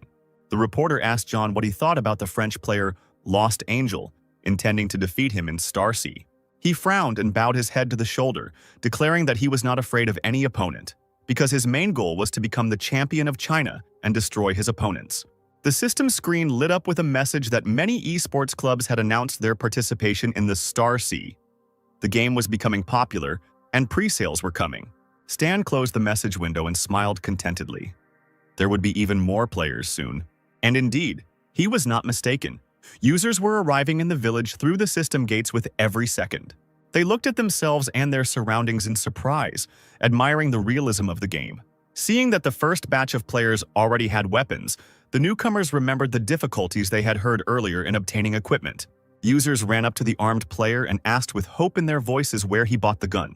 The stranger waved his hand, saying that in the West there was a high-ranking NPC from whom you could buy weapons and also get promotions in your class. The Black Ghost, sitting on the edge of the open truck, greeted the newcomers with some pleasure, who ran to him as fast as they could, asking to sell their gun and get a new assignment. He smiled, anticipating the earnings, knowing that players were talking about the services and the business would only grow. A few hours passed and he was able to rest again, crossing his legs in his car. Stan had barely closed his eyes when he heard a clear girl's voice sounding very close. Maple Moon, Level 3. The young warrior directly asked the boy why he was at odds with the embryo. Ghost scratched his chin with a grin, admitting that Maple Moon seemed to enjoy figuring out the game's storyline. The corners of the girl's lips turned down, and she was very embarrassed when she didn't hear an answer. Instead, the ghost glanced over his shoulder, turned his back to her, and made his way closer to the boxes in the back of the truck. Luna's eyebrows shot up and she apologized in an apologetic voice, thinking that she shouldn't have asked such a thing. Stan lit a cigarette and explained that embryo profits from the grief of people left without a homeland in order to manipulate them and fight for their own personal gains, starting wars. Maple Moon clenched her fists and frowned, exclaiming that embryo was terrible. The ghost bared his teeth and moved very close to the girl, asking if she wanted to become an enemy of the embryo. She shook her hair and immediately, with her characteristic determination, agreed. She summoned the system window after seeing that her reputation with the Black Ghost had increased by 5 points. This was part of the plot. The guy handed Luna a mobile phone, asking her to contact him when she became stronger. A little later, Black Ghost checked the time, worriedly thinking that the embryo troops should already be here. The warriors, looking out the system window, called upon those who were lingering in the distance because the Black Ghost had given them a new task. Those gathered looked in surprise at the description of the task, for which, moreover, a prize fund was provided. 35,000 experience. The elder warrior frowned and warned the players that other players should not complete the task. After all, only 5 will receive the reward, and there are more than 100 players on Mount Actor, so they must divide the reward among themselves. Therefore, it was decided not to allow other warriors to approach the Black Ghost for 2 hours. He was waiting for the players to arrive and suddenly heard strange shouts and swearing. Not far from the truck stood warriors who forbade the newcomers from approaching the ghost, aggressively pushing the strangers back. Stan understood everything immediately, and he didn't like the impudent people who decided to single-handedly appropriate the prize fund. Then the guy called the system window and made changes to the relationship of the vile users. Those had to face unpleasant news. The system immediately indicated a decrease in reputation. The warriors turned to the boss, who had started all this, in frustration. Now the players did not have enough relationship points. Now the other users could get close to the car and immediately notify others about it. The newcomers immediately rushed to the ghost, begging him to accept their experience points so they could participate. Stan, rolling a cigarette between his lips, smiled smugly. He would not allow anyone to appropriate the fund single-handedly. Meanwhile, one of the teams was looking for high-level players to join their group. Maple Moon also decided to try her luck, timidly offering her candidacy, but she was told that they were just catching the last participant. The girl was upset, but then she felt a touch on her shoulder. It was the Black Ghost. He said that the warrior would be next to him. The guy even allowed her to use more powerful weapons than the others. Luna carefully picked up the sniper rifle, finding that it required a level 1 sniper skill to use it. The girl shrugged and sighed in disappointment. She didn't know how to use such a weapon. Then Stan summoned the system window and immediately transferred a new skill to Luna. The girl jumped up and down and clapped her hands, not believing her luck. The rival team, the Kill-All Guild, was under surveillance as they laid siege to the Black Ghost. The warrior leaned against a tree and lowered his head in disappointment because he had worked so hard to accumulate those reputation points. The boss urged him not to think about it. Their first priority was to finish what they started and not let the heavenly territory get ahead of them. Night fell on the dense forest. Black Ghost and Maple Moon hid among the greenery and stones. Stan activated stealth, increased attack efficiency and agility, and used new skills. Luna cast admiring glances at the guy, catching herself not even hearing his breathing. He just grinned, remembering how he had once been such a weakling. But now everything had changed. The enemy vehicles moved along the narrow mountain path, and it was difficult not to hear them. One of the drivers gasped as soon as the embryo squad entered the forest, and the bright light of the headlights illuminated the ground. There were many traps lying everywhere. The warriors could not understand where they came from and why they were located so strangely. One of the players rightly noted that this could puncture all the tires. His interlocutor suggested that they could have been ambushed and needed to check the area for mines. A few minutes later, several sappers emerged from their vehicles with special equipment. One of the soldiers ran the device along the ground, and it immediately began to beep. The man immediately warned his teammates, shouting that there were mines hidden in the ground. Players who failed to collect the prize fund on their own have already noticed the embryo soldiers. They didn't waste time and immediately pointed their pistols at the enemies. The boss ordered to shoot. The soldiers reacted with lightning speed, and immediately the order was given for everyone to lie down on the ground. But the players got ahead of them, and the next second shots rang out, and thin, deadly stripes of beam weapons cut through the air. The soldiers lying on the ground looked at each other in bewilderment and stood up, realizing that they were not being harmed. The commander, sitting in the car, gave the order to counterattack over the radio. Then much more powerful weapons came into play, many tanks and machine guns. The soldiers hit the players with precise shots, and they fell on their backs at once. And although users immediately used healing, they were dissatisfied to note that death resulted in penalties and loss of experience. The bravest of the team, clutching a pistol in his hand, rushed straight at the embryo soldiers with a war cry. They even recoiled for a moment, frowning. They did not understand why the enemies were going to certain death. The commander was ruthless. He was sure that the players were not equal to his soldiers, and therefore again gave the order to kill everyone. They did not dare to disobey the commander, and therefore zealously continued to shoot. The players fell to the ground once again, wounded, but were immediately healed, groaning as they did so, regretting that they didn't choose a ranged weapon. One of the soldiers, a brunette with an eye patch, chuckled, considering the users to be brave guys. He deftly jumped out of the window of the official car, wielding a katana. He wanted to give them a surprise. The commander shook his head in displeasure, shouting at him not to get carried away since they had little time. Using his magical abilities, the soldier followed the players on their heels, cutting through their avatars. Not all users were lucky enough to escape. Some remained on the ground and never rose again. The soldier named Saber smirked. His threat level was extremely deadly. Seeing this on the system window, the player let out a muffled cry. This is not the first soldier with such a level. The two players, hiding in ambush, watched the battle in horror. They admitted that even the Black Ghost did not possess such strength. Unfortunately, Saber heard their whispers and immediately jumped towards the guys. Users began to beg for mercy, complaining that they had already been resurrected twice today. They screamed again as the soldier hung over their heads. But at that very moment, a deadly beam crossed his head. The bloodied man fell down like a stone. The players crawled closer, seeing that he was not even moving. Both guys started looking around, thinking that the Black Ghost was the one shooting. They breathed a sigh of relief, deciding that now they didn't have to worry about their own lives. Meanwhile, news of Saber's death reached the embryo soldiers sitting in the car. One of them shouted into the radio after learning that the strongest member of the organization had been killed in one shot. The commander hid in the passenger seat, shaking slightly from the realization that such a high-level sniper was so close. Something told him that it was time to retreat, and the man immediately gave the order to all teams. All the cars suddenly turned around to drive away along the thin forest path, but they were unable to escape. The cars were immediately covered by a thin dome made of lightning. The once self-confident people's faces began to sweat from the tension. Stan watched the others panic with a grin. The soldiers were still hoping to escape. He pressed the control button and iron hatches hidden in the ground opened next to the machine. From there, like toys, combat installations emerged.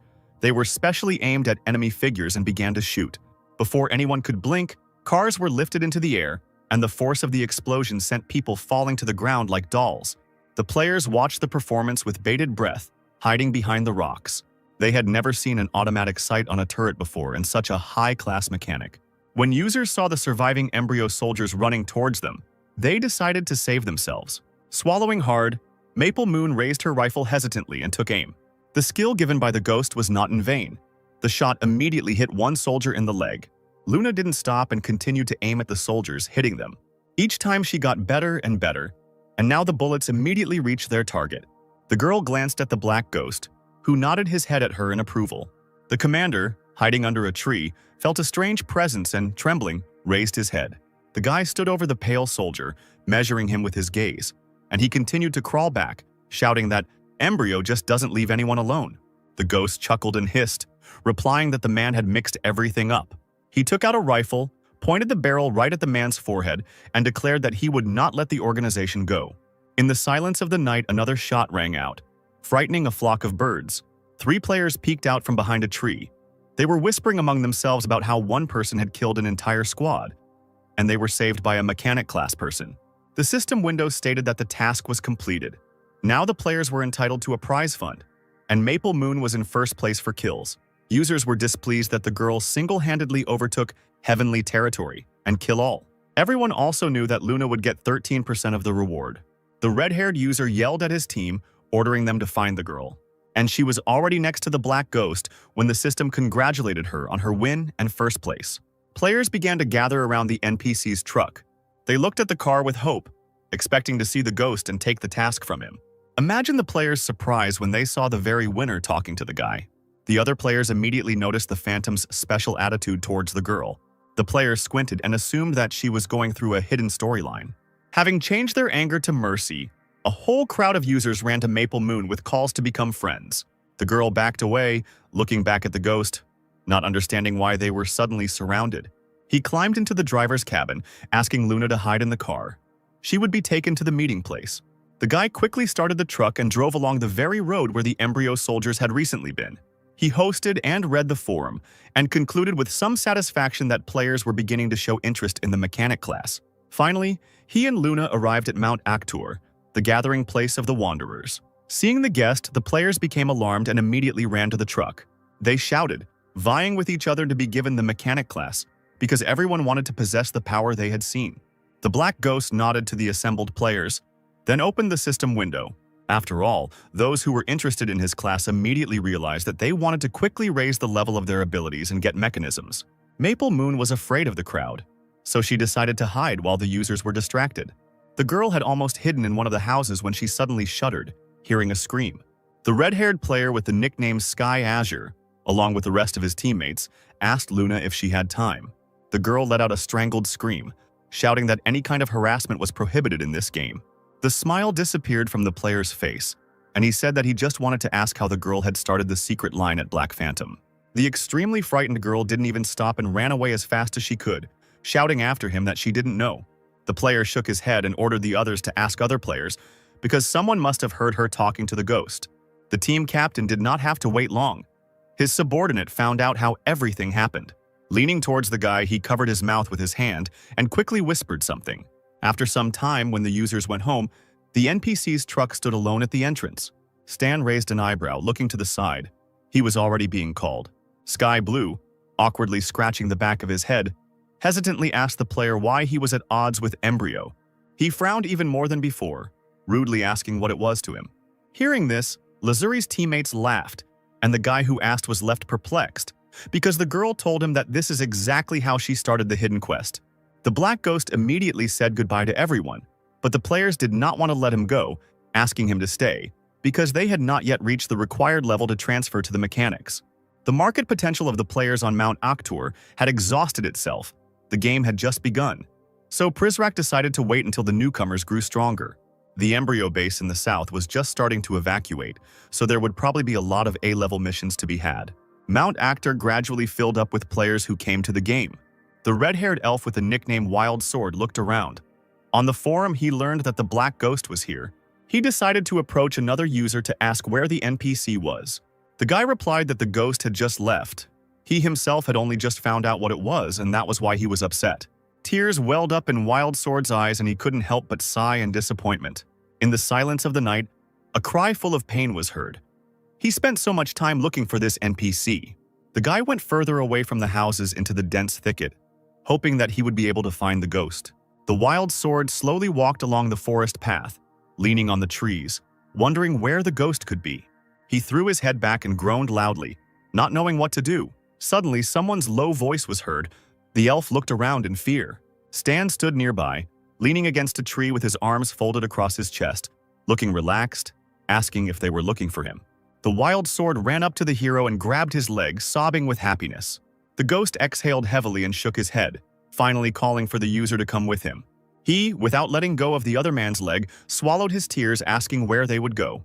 Then the ghost took out a tablet and showed a map, answering that they needed to do something. The elf leaned over the device, studying the Tedramir River indicated there, asking what kind of place this was. The blonde NPC's face showed determination, and he replied with a grin, "The battlefield." In the place that Stan showed, large frigates were sailing. Ships were approaching the long bridge, and an airplane was visible in the sky. An embryo employee reported into the microphone that the investigation had revealed the location of the flotilla. The embryo performer, Lin Yu, a man with scars on his face, belligerently ordered to prepare for battle. Addressing his crew from the deck, he shouted that they now needed to sink the Star Dragon and Haxia warfleet at the exit to the sea. If the organization wants to survive, they must break through the blockade and make their way. No mercy for the enemies. Let's not forget that their homeland was wiped off the face of the earth by shelling from 6 countries. Raising his fist up, Lin shouted that they had no choice but to fight to the death. The soldiers, inspired by the speech, shouted loudly, calling on them to fight and struggle for life. Lin looked at his subordinates with pride, then glanced at the water's surface. Hel stood behind him, her long red hair fluttering in the wind, wondering why the embryo was so confident in his plan. Hoping to break through the cordon of the Star Dragon and Haxia naval fleet with their ships was foolishness. She cast a frowning glance at Lin, knowing in advance that few would survive. The woman remembered her funny little sister. For her sake, she had to be among the survivors. At the mouth of the Tedramir River was the blockade line of the allied forces of the Star Dragon and Haxia. One of the flotilla's soldiers saluted the commander, reporting that underwater mines had already been installed at the exit to the sea. He looked forward confidently, saying that the cordon was complete. The embryo was now nothing more than a cornered beast. On the riverbank there was a small settlement of soldiers, small houses hidden in the thicket of trees. The soldiers said that Lilith would take part in the battle and that she needed to be found, especially since the warrior had not returned the money for the self-igniting shells. The burly man addressed Soldier Hank, saying that in a mission of special importance, mistakes were unacceptable. He laughed, shaking his blue hair, saying that the commander was worrying too much since he hadn't made a single mistake in his assignments over the past month. At that moment, Lilith emerged from behind the bushes, sighing with relief that she had not been discovered. Hank, seeing the girl, called her beautiful and asked what she was thinking about, but Lilith only snapped. The guy scratched the back of his head, smiling as a reminder that there was no point in getting angry, since they were partners. The girl rolled her eyes and walked forward, demanding that he stop bothering her. But Hank didn't let up, offering to chat. Lilith turned around and looked at the guy in such a way that he immediately stepped back. Hank immediately hid behind Harry, who had just approached. He shook his head, calling Hank a timid monkey, but Brother Stan was an example of courage. Hank threw his arm over his friend's back, asking who this Stan was, since fighters outside the squad were being crossed off the list, and so far no one had taken his place. The guy hesitated, thinking what to answer, but the commander interrupted him. He came up behind them quietly, loudly saying that Stan had been their partner, but special reasons had forced him to leave the service. Hearing this, Lilith spat dismissively, saying that Stan was probably dead. Hank laughed at her, because in that case, Stan's brother would be removed from his position, and in general, everyone clearly missed him, even if they spoke with disgust. The girl screamed angrily, admitting that her partner was tired of living. Meanwhile, the soldiers heard Lilith scream and rushed towards the noise, egging each other on. No matter how much they asked the girl to shut up, she couldn't stop cursing Stan, who left her alone with this mess. Meanwhile, the soldiers were urging the workers on, calling for them to hurry up. The level 7 players quietly complained as they carried the heavy boxes. This was not a quest for the Star Dragon Empire camp level. The server had just launched, and the difficulty of the main tasks was far beyond their strength. The game was designed very strangely. Users sighed heavily, realizing that for now, they would only have to do small tasks. Embryo began a direct confrontation with 6 countries, which previously would have taken place 3 months after the launch of open testing, and with the skills of the players. Stan sat in the helicopter looking out the window. Since he had disrupted the main plot by causing an early conflict, the organization would no longer be able to influence it. After some time, the helicopter landed on the ground. The player reported to the NPC that they had arrived. He dialed someone's number and asked for the latest information on the evacuation plans for both the embryo and the Star Dragon from Haxia. The guy grinned, holding a cigarette between his teeth, and added that he wanted to get a helicopter on call near the mouth of the Tedramir River. The headquarters of the allied forces of the Star Dragon and Haxia had been unsettled since early morning. The commander gave orders to the young soldiers, showing them a map. The troops were already positioned according to plan. The embryo plans to combine their ground forces with their water forces, so a minefield has been set up to delay them. Helicopter squads can attack the enemy's sapper squad from the air, and missiles will finish off those who come out of the forest. Nothing will remain of the embryo. Meanwhile, at the Embryon Ground Support Camp, the investigation that had been conducted was being discussed.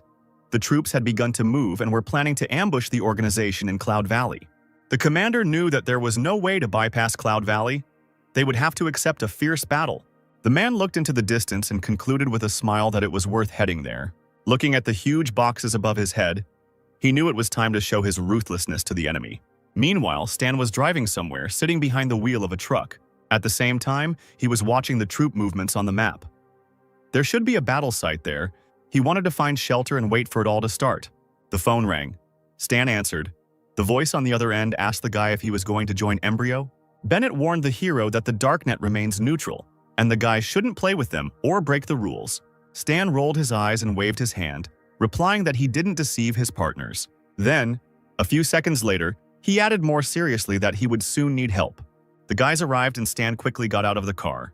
The Wild Sword also tried to get out, but he got a car disease, which reduced his stats, and therefore the player could not keep up with his mentor. Having overcome the illness, the guy nevertheless went out and saw how the ghost was installing some mechanisms. The elf decided to ask if they had been noticed, and if the Star Dragon would attack them by accident. Stan calmly asked them not to worry because the truck was covered with anti-radar material. They would not be detected. The ghost decided to give the sword a task. Seeing the message on the system screen, the guy got nervous. As it turned out, the black ghost decided to give the same task as before. He ordered the guy to dance, so that it would be fun while waiting. The Star Dragon's command camp was hidden in the forest. A soldier entered the large tent and reported that the radar had been disabled by strong electromagnetic radiation. The direction of attack was the route of the embryo's advance, and then he was ordered to activate the backup radar, turning off and on the electronics every 5 to 12 seconds. Suddenly they heard a roar. It was the sound of missiles being fired by planes. The squad leader gritted his teeth, exclaiming that the embryo air force was advancing. The planes immediately began dropping bombs on the camp, and explosions were heard. The commander ordered the missile interception system to be launched through the microphone. Huge robot-like installations aimed at targets and fired at the enemy tirelessly. Shells flew through the air, breaking through a funnel of smoke and ash. The commander gave the order to use mine detection machines. The Allies will soon restart the radar. We need to break through immediately. Incredible machines, resembling tractors and tanks at the same time, confidently moved through the mines. Embryo Executor. Mihawks jerked as if he had been pulled from a dream and heard himself being ordered to wait and lead the strike force. The Star Dragon supply camp was in full swing with hard work. Players carried weapons and boxes to place resources on their backs and talked among themselves. Kim approached them, hesitantly asking permission to help. The players responded that they only had a couple of pocket pistols with them, and that they would only die, and that would be it. Tears glistened in the girl's eyes. She firmly decided that she would not give up. The players rolled their eyes, finally agreeing to see what else was left in the warehouses.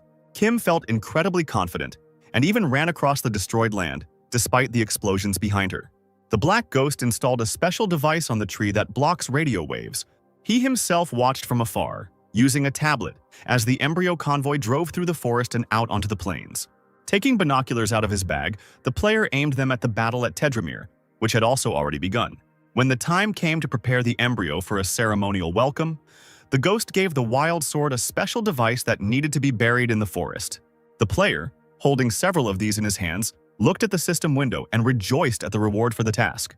He walked towards the forest and even hummed a song under his breath about his skill at burying mines. The Black Ghost was only glad of this. He took out a shoulder pillow from the box, an electromagnetic pulse controller. Then he stretched tiredly and yawned, anticipating that he would now be able to sleep a little. And even through my sleep, I could hear the incessant explosions destroying the enemy's equipment. Only tanks could still go straight ahead, but even that had its limits. A soldier shouted to the commissar through the din and noise that they would not be able to break through the heavy shelling. He nodded his head, ordering everyone to gather together and activate the curtain. Then all the combat vehicles, driving one after another, slowed down slightly and activated a curtain of fire. The installations on the enemy tanks fired mercilessly, destroying everything in their path. Various shells exploded in the sky, deafening everyone around. The Star Dragon understood that the embryo would soon break through the defensive line. The commander was informed that the planning department had calculated several possible locations for the unification of the embryon's naval and ground forces. It was decided to change the plan, let the blockade ring retreat, letting them through. In the Star Dragon Logistics Battalion, everything remained relatively calm. Kim watched the NPCs fight, but she really wanted to get involved. Her partners, standing nearby, hissed at her, warning her that someone was coming. The leader of the embryo squad, Mihawks, was approaching them on a motorcycle with a wide smile, leading the squad. The man's gaze was filled with confidence in his actions, and the motorcycle made a loud roar. Kim heard that their motorcycles needed to be hit. Then, there would be a chance of the riders dying. The soldiers actually ended up in the wheels of a motorcycle, but they saw something that amazed them beyond belief. Mihawks deftly jumped off his iron horse and used magic, knocking the soldiers out of the way. He attacked players with his bare hands in midair, throwing them aside like toys. The survivors tried to escape, transmitting information via radio as they went. The embryo performer had broken through. Help was needed. But the man's self-confidence was shaken and he was shot in the shoulder. Mihawks landed on the ground and coughed, covering the wound with his hand. Stan was already standing over him, grinning as usual and aiming his rifle. The dragon commander watched the ghost through the car window. He was stunned to realize who was helping them, but did not understand why. The warrior sitting next to him asked what to do, and the commander ordered to concentrate only on the embryo. Meanwhile, the commander-in-chief of the embryo detachment was informed that Mihawks was wounded. He gave the order to the second squad to immediately deal with the sniper. They should also have brought along a couple of test subjects for training.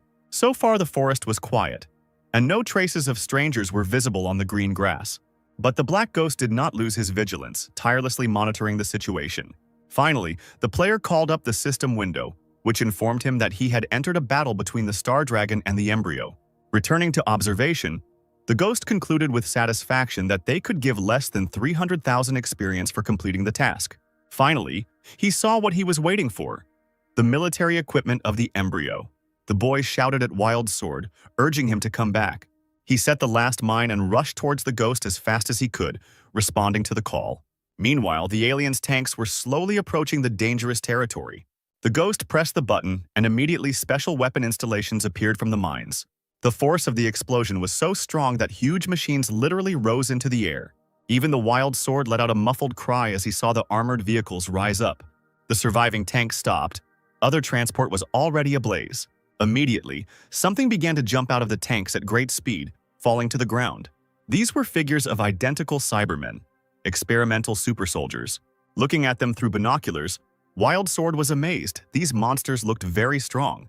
Without letting go of the rifle, Dark Ghost also did not expect to see the experimental soldiers of the embryo. Apparently, the enemy studied the mechanical arm he left in the lab when he escaped, which sped up the plot and sped up the creation of super soldiers. But looking through the scope at the monster's face, the guy realized that the modification had not yet affected the entire body. His mine installations continued to fire at the enemy, producing powerful volleys of fire every second. The soldiers seemed invincible, covering themselves with steel shields. When the attack stopped for a moment, the Cybermen immediately jumped from their positions, moving closer. They pounced on the installations and destroyed them with just blows of their hands, with crazy smiles on their faces.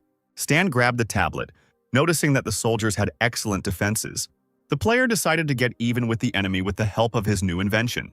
Thick smoke began to pour out of the back of his car, and powerful robots began to jump out of it, creaking with mechanical parts. An installation was pulled from one of the hands, and a volley of fire poured straight at the Cybermen. They jumped high into the air, trying to dodge, but the robots were aimed straight at the enemy. Enemy soldiers could not predict defeat, having covered themselves with steel shields. Previously, they successfully held the defense, but now they broke down like plastic. Blood gushed from the half-human bodies, and fire shot away the iron parts, exposing the flesh. But still, these injuries could not kill such creatures, and the robots rushed forward again. Stan noted their survivability with displeasure. Apparently, the defense capability and durability of the exoskeleton significantly reduced injuries. The guy grabbed the rifle, reloading it. As it turned out, the experimental soldiers still had shields in reserve.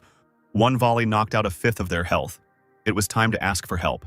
The Black Ghost shouted to the Wild Sword, asking him to get the suitcase with the red triangular marking from the back of the truck. He seemed not to hear, seeing the large reward for the completed task.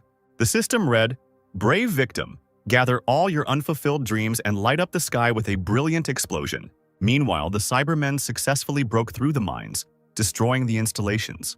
The wild sword hesitated and saw a creature flying straight towards him. The player trembled, clutching the suitcase in his hands, and dropped to one knee.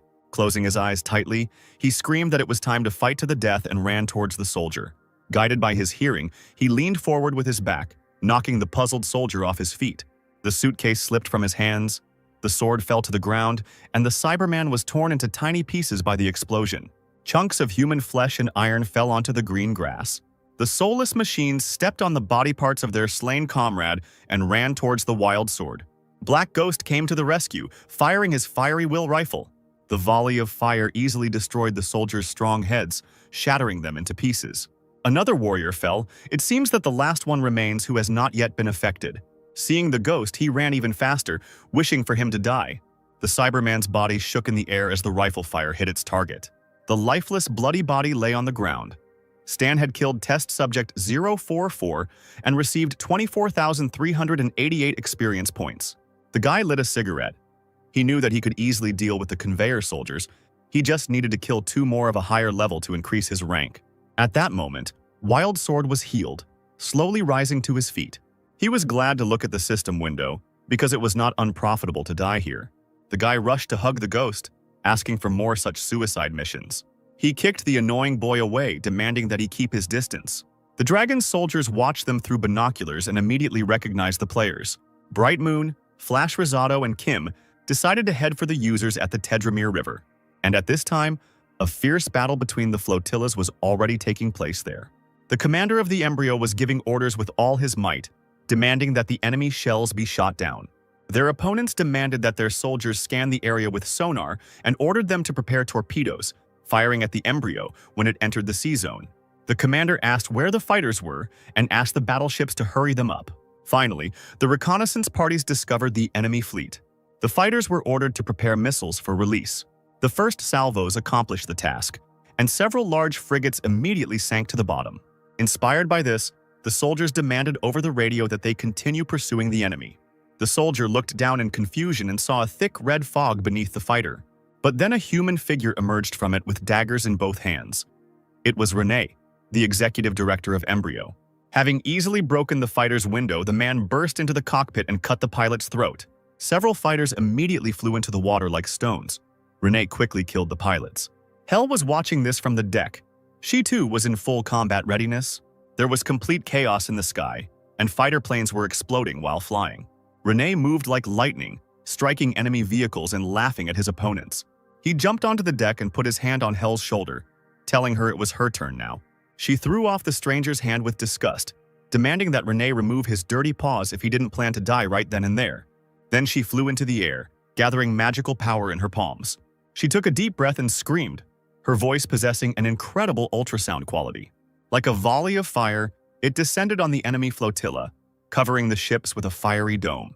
The people standing there covered their ears with their hands in horror. The ultrasound caused blood to flow from their mouths and eyes, and their eardrums to burst. The soldiers could not stay on their feet. Their internal organs were damaged by just the sound. The ships that lost control collided with each other, without the opponents even having to shoot at them. But Hell didn't pay attention to the fact that her voice was striking her allies as well. Renee also ended up on the floor, unable to withstand the attack, angrily asking the woman if she was trying to kill him too. Hearing this, Hell turned sharply towards him, staring at him with a murderous gaze.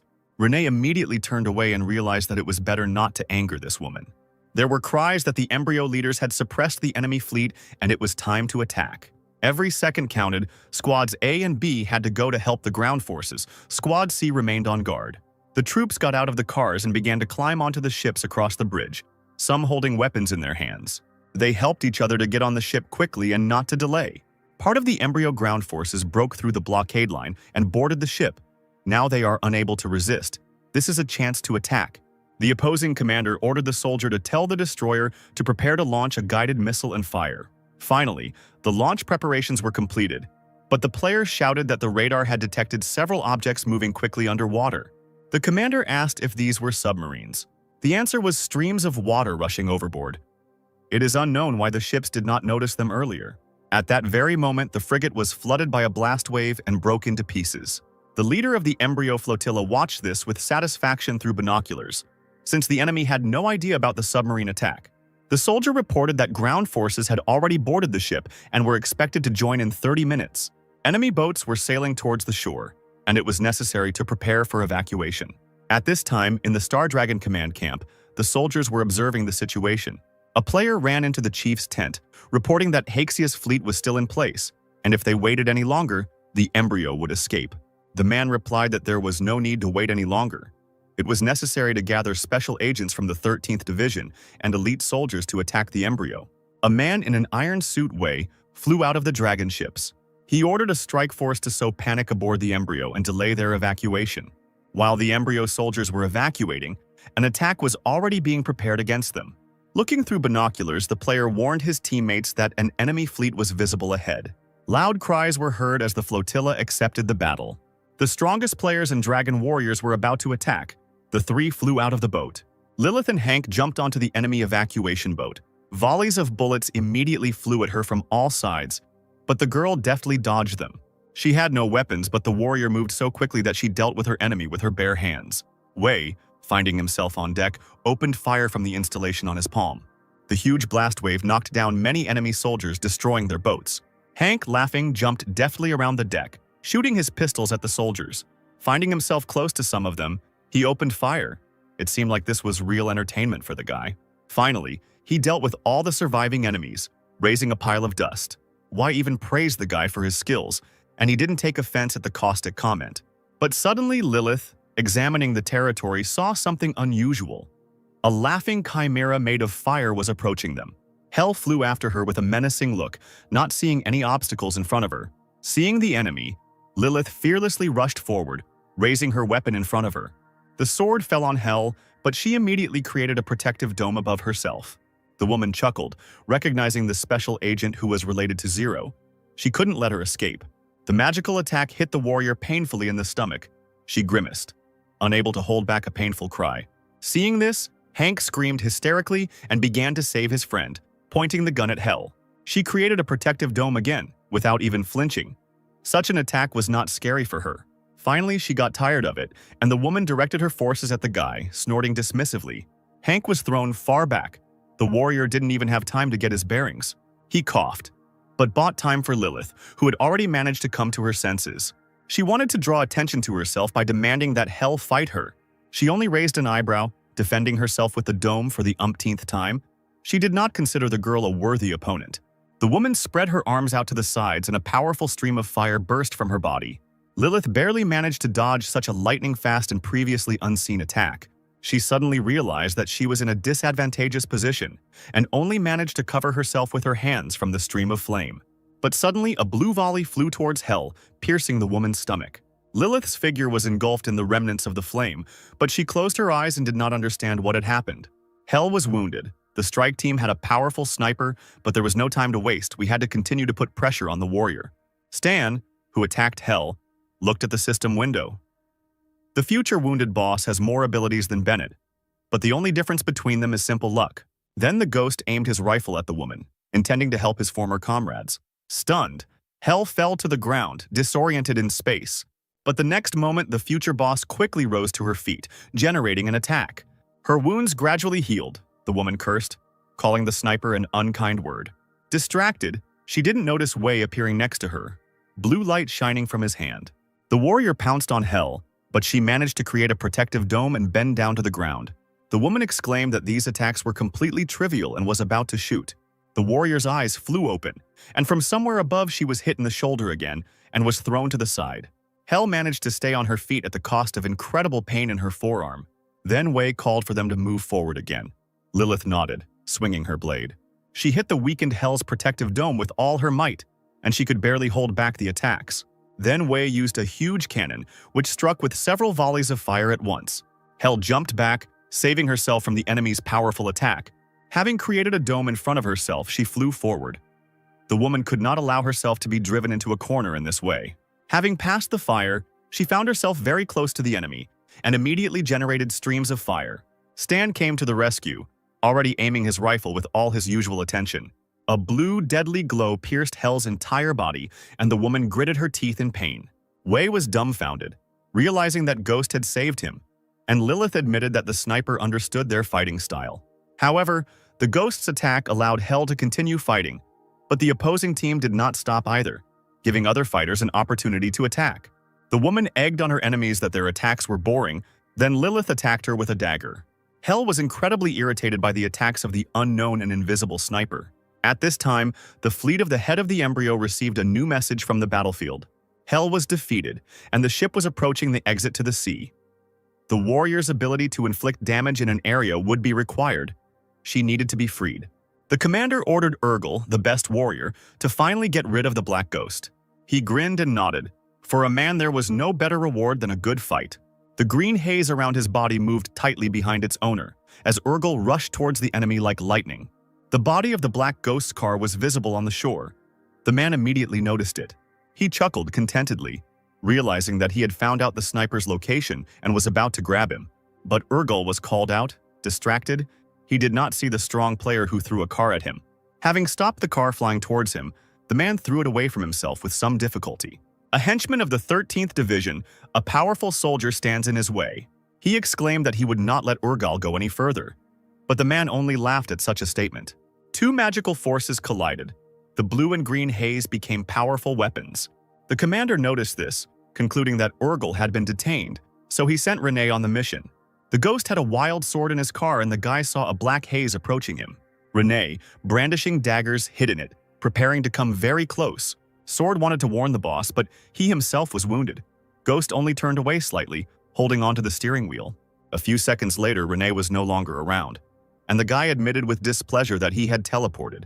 A blue electrical discharge appeared on his hand. Stan continued to hold onto the steering wheel with one hand. He raised his hand with all his might, hitting Renee with a blast of electric current. From the pain, blood spurted from Renee's mouth, and veins appeared on his forehead. The sniper was unusually strong in close combat. The man tried to turn into smoke and slip out the window. He must retreat. But even here, Stan was quicker, grabbing the fugitive by the arm. He held him tightly, not allowing him to escape.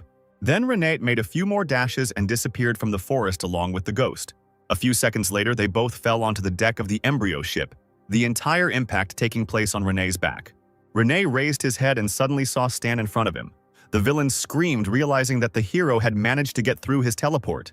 Black Ghost placed his palm on Renee's face and let the lightning strike through. Reaching forward, he pushed the man to the ground, looming over him with a smile and continuing to shock him. When it was all over, Renee had a burn on his face with the imprint of someone else's palm. The system window showed the ghost that he had killed a level 64 Renee and would receive 60,000 experience points. The player turned around sharply, hearing the sound of army boots behind him. The soldiers surrounded him from all sides, aiming their rifles. They knew exactly who was in front of them. Stan stood fearlessly, his eyes scanning every embryo soldier as they began firing. All rifles came into action as players were given the order to kill the sniper. The ghost grinned and opened the flaps of his jacket, revealing a device on his well-defined torso, where even under his t-shirt muscles were visible. It worked immediately, and the guy was covered with a protective dome that didn't let bullets through. The pale soldiers looked at each other in bewilderment. The Black Ghost had stopped the bullets, but the next moment the players realized how unlucky they were. The bullets were also ricocheting. Standing in the center under the dome, the Black Ghost watched as the embryo soldiers fell to the ground. After making sure that they were all dead, the guy turned off the protection and slowly walked past the bodies. He looked again at his new toy, the field repulsion machine. The ghost took a pistol out of the inside pocket of his jacket and jumped up. He rose up, deciding that since he was here, he had to kill the Magnificent Seven. Flying away, the ghost skillfully finished off his opponents by shooting them right in the head. The bullets ricocheted and hit a large number of players at once. The commander, looking at this, was beside himself with anger. And most of all, he was angry at Renee. Not only did he not kill the guy, but he also brought him to their ship. And because of this, soldiers are now dying in whole squads. The commander told Hell about Renee's death via radio, so he called on the warrior to deal with the enemy. With a satisfied grin, the sniper dodged the attacks, inflicting fatal blows. He felt someone else's presence and turned his head. On the other side, an enraged Hell was flying towards the player, who was already tired of these games. She opened her mouth wide and screamed, sending an ultrasound towards the phantom. He covered his ears with his hands. The waves knocked him off his feet, causing him to fly towards the ground. The guy received 221 injuries from the psychological attack and was in a state of concussion. Ghost then pulled out a pulse grenade that used frequency sound to destroy the eardrum. Taking a running start, he swung with all his might and threw the bomb towards the warrior. The device fell at the woman's feet and she stepped on it with her heel, only laughing at Zero's intention to defeat her with an anti-tank grenade. But the woman did not recognize the type of device. It was a sound grenade, which struck her hearing, and Hell abruptly covered her ears with her hands. She pushed the grenade away from herself. Everything inside her clenched from the pain. Even breathing became harder. The ghost rubbed his chin and raised an eyebrow. He too had a knack for making others dizzy. The guy pulled out his pistols and pointed them at the warrior, immediately opening fire. She was disoriented and couldn't even cover herself. Bullets pierced her stomach and chest. The ghost ran up and kicked Hell into the water, sending a blue glow of electricity through her. Unable to resist, the woman fell like a stone into the cold blue water. Watching the splashing water, Stan understood that Hell was a difficult boss. It was not easy to defeat her. It was better to let her leave the battlefield. Hearing a woman scream behind him, the ghost turned around. Lilith called him Stan and screamed angrily. The girl looked angrily at the hero. She told him that they had finally found him. The black ghost widened his eyes, pretending that he was seeing her for the first time, but in his heart he was a little scared. But Lilith ran up to the guy and grabbed him by the collar of his jacket and screamed that the mask wouldn't help him hide. The rest of the group looked at each other in bewilderment, not understanding what was happening. Lilith continued to scream, saying that it was useless to run to the darknet. And now Stan had to give her the advance. Wei asked the girl not to scream. At that moment, the ghost raised his head, seeing someone's shadow above him. A strange-looking and disarmed Embryon officer was flying towards him. The bare-chested man deftly jumped to the ground, dropping to one knee. Then he shook his head and began to transform into a snow-white wolf, howling loudly. Purple eyes bloodshot. The werewolf bowed low over the ghost and did not express any particular friendliness. The wolf ran and pounced on a group of people, snapping its huge mouth with sharp teeth. Lilith in turn flew into the air, wielding her dagger with all her might. The wolf followed her with his gaze. Iron Man picked up on the warrior's plan and found himself behind the werewolf, grabbing him by the scruff of the neck. The wolf's huge mouth did not frighten the man. He fearlessly tried to dodge. The black ghost realized that this was his chance and immediately aimed his gun at the werewolf. Several bullets passed through the monster's head, and it howled in pain. Lilith saw this and praised the ghost through her curses, still angry at him. Taking advantage of the monster's hesitation, she also ran a sharp blade across his back. Now that the wolf was surrounded on all sides, the warriors immediately began to attack him. Hank, watching his partners, admired their coordinated work. They didn't even talk to each other. The attack was so powerful that the wolf didn't even have the energy to strike back. The wounded beast began to whine, limping to the side and trying to escape from its opponents. He staggered, moving each paw in turn and leaving bloody traces behind him. Stan immediately pulled out his rifle, aiming at the werewolf. He couldn't let him escape. Another shot finally knocked the animal off its feet. It even rose into the air before falling.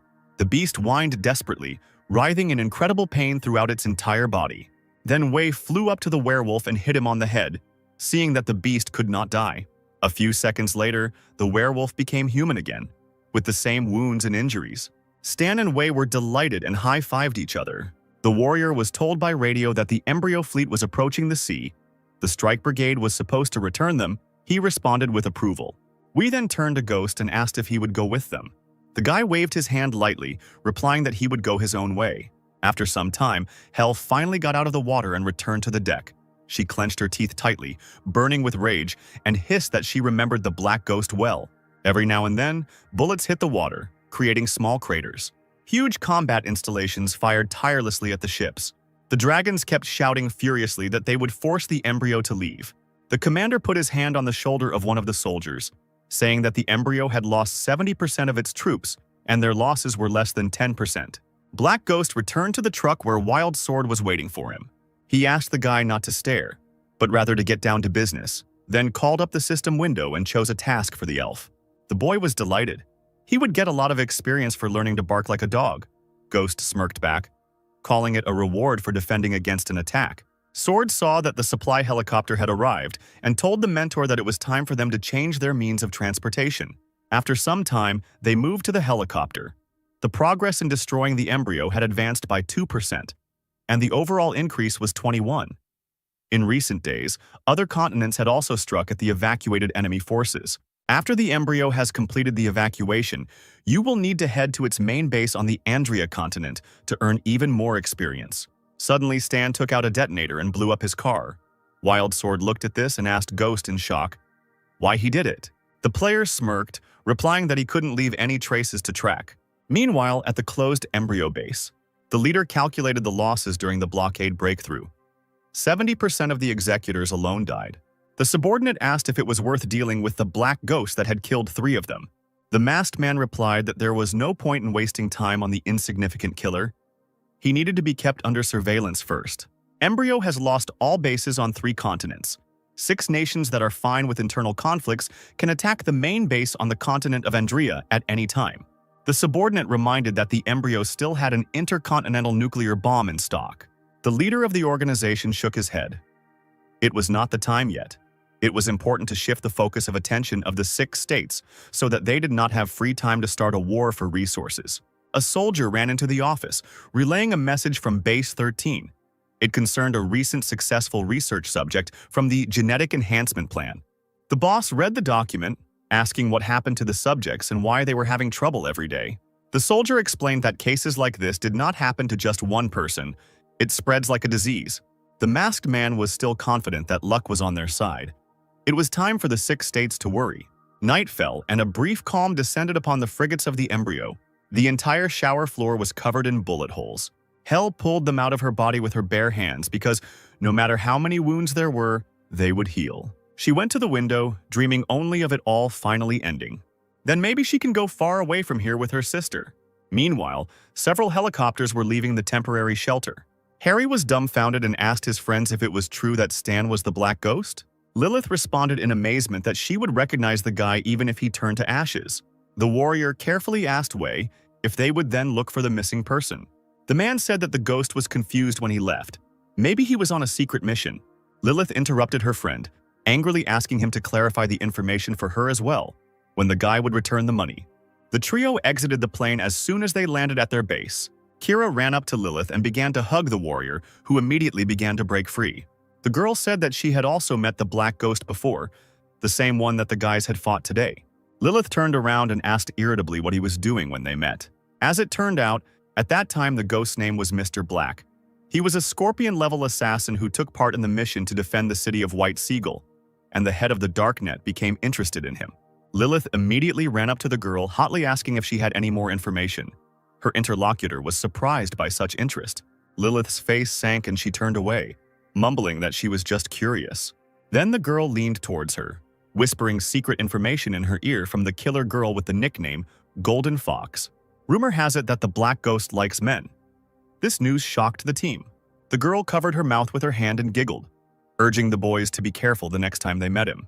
Wee scratched the back of his head, seriously saying that there was no point in judging his partner. Soldiers were walking quickly along the corridor of the secret department of the Star Dragon organization. The chief was informed that Wei had sent a request for a video call. The man wasted no time reporting that the team had met Stan. The boss leaned forward to the microphone and held his breath, asking him to continue. The Black Ghost from the Darknet accepted the fight. The team fought with him side by side, understanding each other without words, and then realized that he was Stan. The boss believed that Stan could not be this player, since Ghost is a top-level Darknet assassin. We looked at the man with a puzzled expression, not understanding why he didn't believe him. The chief held the microphone tightly, coughed, and called on the warrior not to say anything. After all, Stan couldn't possibly be the Ghost. It was simply impossible. The man swallowed hard and nodded, thinking that the boss was hinting that he should stop spreading the word, since he had been sent on a special mission by someone from above. A few hours later, the organization's leadership gathered in the Star Dragon's conference room. According to Wei, Black Ghost greatly helped Dragon, but it is unclear whether this was an order from the Darknet or his personal desire.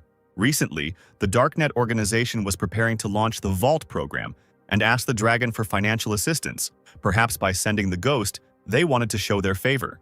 The Darknet continues to remain neutral, and their gesture towards the 6 states is clearly a good sign.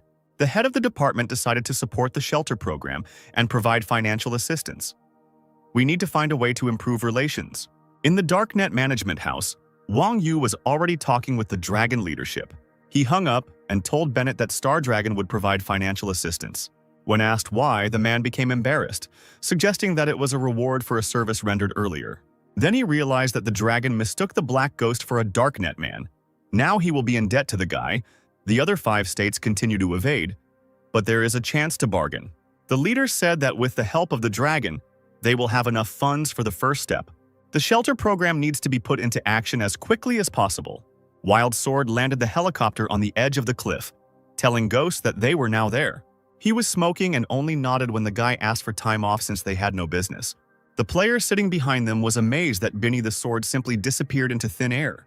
Dark Ghost released smoke, replying that it was the user's special ability. This universe is full of unusual abilities, and sooner or later the characters will realize the peculiarity of the players. Now the most important thing is to level up to become the strongest in Aquamarine. The entrance to the cave was hard to spot because of the overgrown greenery. Stan was sitting there. 6,100,000 had accumulated in 2 months. The system reported and offered to raise the level to a trainee mechanic. Stan confirmed the action and the system, having received an affirmative answer, increased the player's level. The trainee mechanic's level has increased to 5. The advancement seems to have affected the development of the body. It feels more flexible and strong. The senses perceive everything more acutely. Even the world has become much more colorful. The strong body straightened up to face the wind, as if it had merged with nature, multiplying all sensations. With his current combat power combined with his mechanical equipment, the guy can be considered one of the best fighters, but he still cannot compare to the main character, Bennett. The player has spent all the accumulated experience. It's time to start improving equipment and training players. A helicopter flew over the water in the village of Green Valley. The guards, sitting on the fortifications, watched him carefully through binoculars. From there, the Black Ghost of the Darknet slowly emerged. The person in charge of Green Valley, Balsas, asked his partner to talk to the player and find out the purpose of his arrival. Meanwhile, the Black Ghost descended from the mountain to the tents in the forest. A player with the nickname Silver Lover was just carrying a basket of potatoes when he noticed a guest. The Black Ghost himself from the Darknet had come to visit her. This was something unheard of. Regular players immediately rushed to him as fast as they could. They had heard what this non-player character could do. The guard, seeing the crowd gathered in the forest, wondered how they all knew the ghost. Meanwhile, Banadog came out into the clearing. He was broadcasting a new episode of Galactic Expedition. The ghost almost recognized this boy. One of the residents asked in frustration why the Black Ghost does not sell items, but only teaches skills, but requires reputation points for this. Then Banadog also looked uncertainly into his system window, wondering where to find money. The opportunity to move to the mechanic class costs 500 aquamarine dollars. Whether to agree or not is up to the players. The guard bashfully approached the ghost and introduced himself. He wanted to know why he had come to the village. The guy noticed that the man was shaking with fear, so he kindly replied that he was just passing through and wouldn't cause any trouble. The guard breathed a sigh of relief, realizing that he could return with good news. As he left, he told the ghost that Alamera was welcoming him and that Balsas was inviting him to the city to throw a dinner in his honor. But the player declined the invitation. Balsas, hearing this, was surprised and did not believe the words of the phantom. He ordered the guard to keep an eye on him and send someone to find out about the character. Someone asked Bunnydog how the regular NPCs knew about him.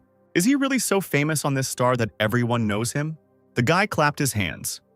He understood. The ghost is a hidden element of the world. His personality can be used as a background in the prologue of this world. The Star Dragon had a base, a multi-story building called Dragonhorn. In a secret meeting room, the fate of one of the operations was being decided. Theseus, Raylan, and Star Dragon were in favor of sending troops, Hacia and Maple were against, and Ordina refrained from answering. It was then proposed to discuss a detailed plan for a further expedition to the mainland of Andria. 3 for, 2 against, 1 remained silent. 6 states finally decided to begin destroying the main base of the Embryon. War is coming.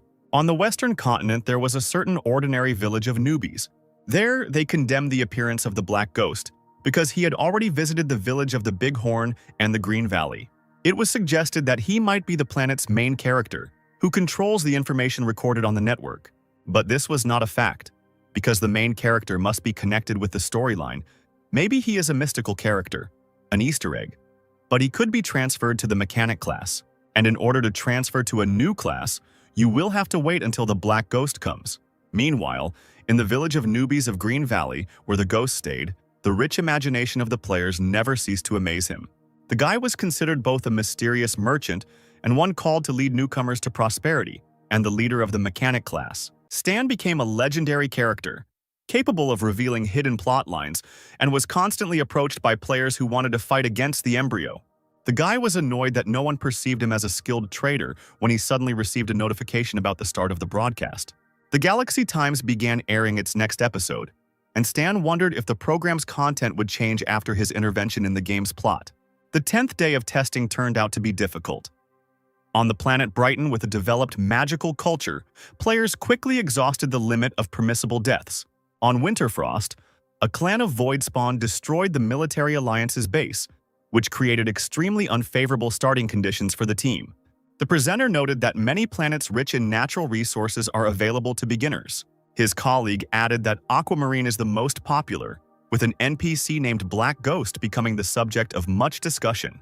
The presenter asked his partner what role, in her opinion, this user plays in the planet's plot.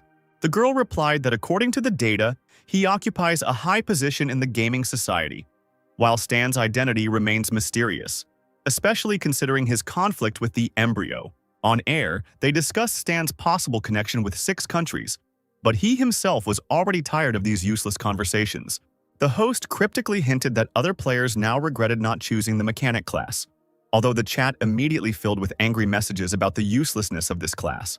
Stan was even upset about his business, realizing that soon players would realize the limitations of the mechanics in combat and sales would fall. To calm the audience, the host offered to show the Black Ghost's fighting style in action. When the recording of the battle on the river appeared on the screen, the players' discontent instantly turned to admiration. Then they showed a fight with experimental super soldiers on the battlefield. The footage of Stan's victory over the embryo fighters delighted the commentators, who immediately wanted to change their class to mechanic. In the following footage, players recognized the wild sword, suggesting that it could unlock a secret storyline. Stan watched his victories with a smile, not suspecting that someone was recording these moments. Now, faith in the mechanics class will return, and with it, clients. Meanwhile, Balsas from Green Valley was biting his pipe, greedily listening to his assistant's report. He spoke about the special ability of the vagabonds. They could be resurrected even after death at the hands of monsters. Balsas decided that by luring such players to his side, they would not be afraid of any enemy thanks to their miraculous ability to resurrect.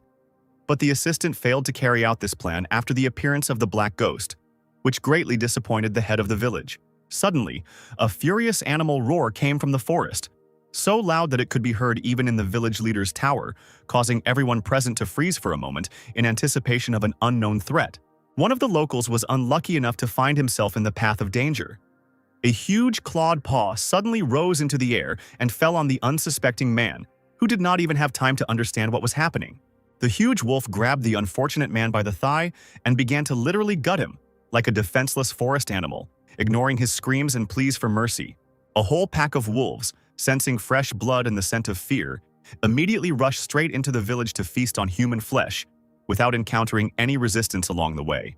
The residents shouted loudly, warning each other of the approaching mortal danger, but their actions were too late. It was already too late to save themselves.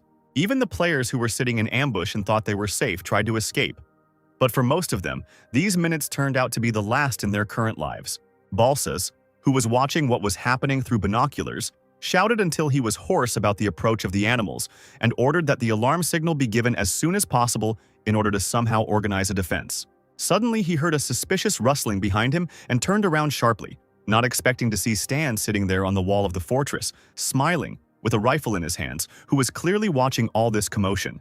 The man immediately wilted and lost all his fighting spirit when the boy lazily said that he would just sit there while the wolves raged, showing no desire to help people.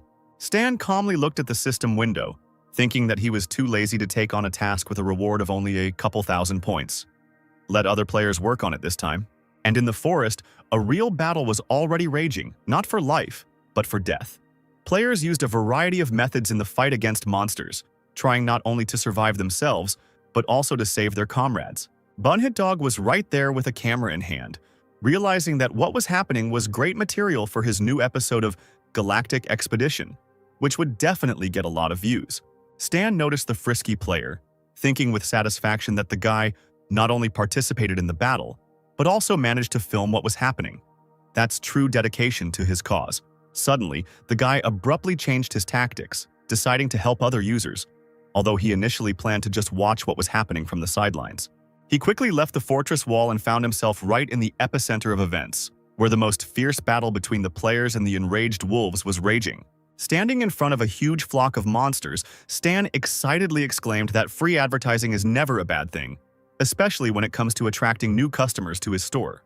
Meanwhile, the pack continued to grow gradually, as the monsters continued to arrive from all sides, as if drawn by the smell of blood and the sounds of battle. Looking at them, Stan quickly calculated the chances in his mind. There weren't many bullets left. There was a whole pack of enemies. But after the recent increase in his physical strength, it should be enough to deal with them. After a few seconds of tense anticipation, the player finally spotted the pack leader on the rock, the Ash King of the Fell Wolves, who was clearly leading this entire bloody hunt. With a familiar grin on his face, Stan jumped up, ignoring the bloodthirsty looks of the wolves, who were already anticipating a new victim, not even suspecting who they were dealing with. On their way to the leader of the pack, the wolves repeatedly tried to attack Stan, but they failed because of the lightning coming from the guy's feet, which effectively repelled any threat. At one point, Stan got angry and pushed one particularly annoying monster with all his might, ordering him to get out of the way if he valued his life. Deciding to leave the entire pack for later, Stan focused on one main target, the leader standing on the rock, realizing that his defeat would demoralize the rest of the wolves. The old wolf could easily be distinguished from others. He was given away by the white fur on his head and his crazy eyes burning with a red fire, full of hatred for all living creatures. However, he did not intend to leave all the work to his pack. But as a true leader, he was the first to rush into the attack, demonstrating an example of courage to his subordinates. As soon as he was close enough to the man, Stan confidently held back the onslaught with the help of combat magic, which created a visible barrier between them. The guy was incredibly pleased with his own strength. He didn't even feel a loss of energy, and his body actually became noticeably stronger, which instilled confidence even in such a tense moment.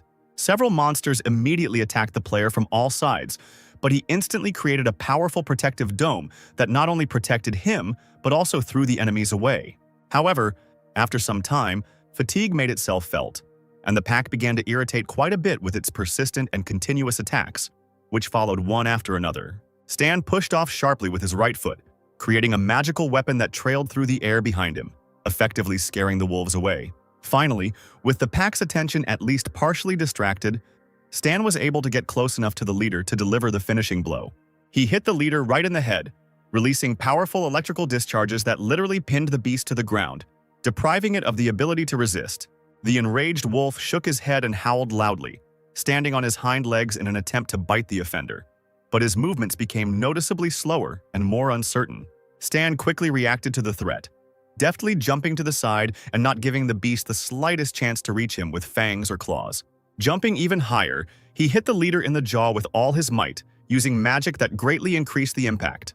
Then, taking advantage of the moment, Stan grabbed the wolf's scruff with both hands, deftly straddling him and preventing him from moving freely. Sitting directly on the leader, he continued to methodically deliver blow after blow, gradually exhausting the strength of the huge beast. Finally, when the monster was convulsing unconscious on the ground, Stan delivered the final crushing blow that was supposed to put an end to this fight. The wolf lay on the ground, lifeless, having breathed his last, and a large pool of blood slowly spread under his head, indicating the end of the battle. His pack, seeing the dead leader, howled pitifully, raising their muzzles upward as if saying goodbye to their former leader. Turning around, Stan saw that the death of the leader did not calm the wolves down, but only made them even more angry. The same fire of rage that burned in the eyes of their fallen leader appeared in their eyes. Then the guy, without further ado, took out a powerful grenade from his supplies and accurately threw it right into the thick of the pack, not wanting to waste time on individual fights. Those monsters that managed to avoid a direct explosion and ran up to the player immediately became victims of his precise and crushing blows, leaving no chance of survival. All the players, including Stan's loyal Wildzord, gasped in amazement when they saw one NPC destroy 100 wolves at once, demonstrating incredible skill. The red-haired elf's eyes literally sparkled with admiration as he exclaimed that the mechanic class was not only good at range, but was also no less effective in close combat.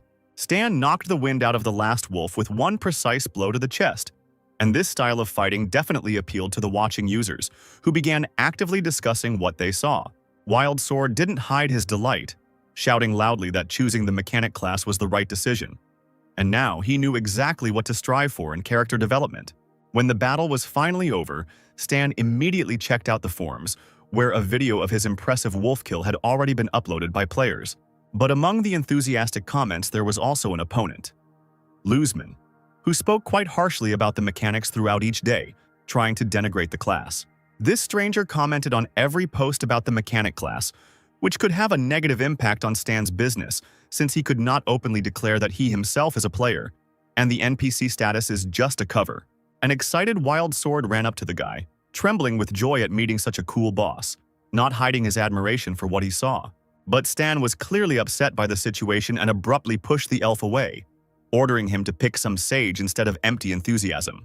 The despondent player reluctantly wandered into the forest, clearly not liking gathering, because even dancing seemed to him a more fun and interesting activity compared to this.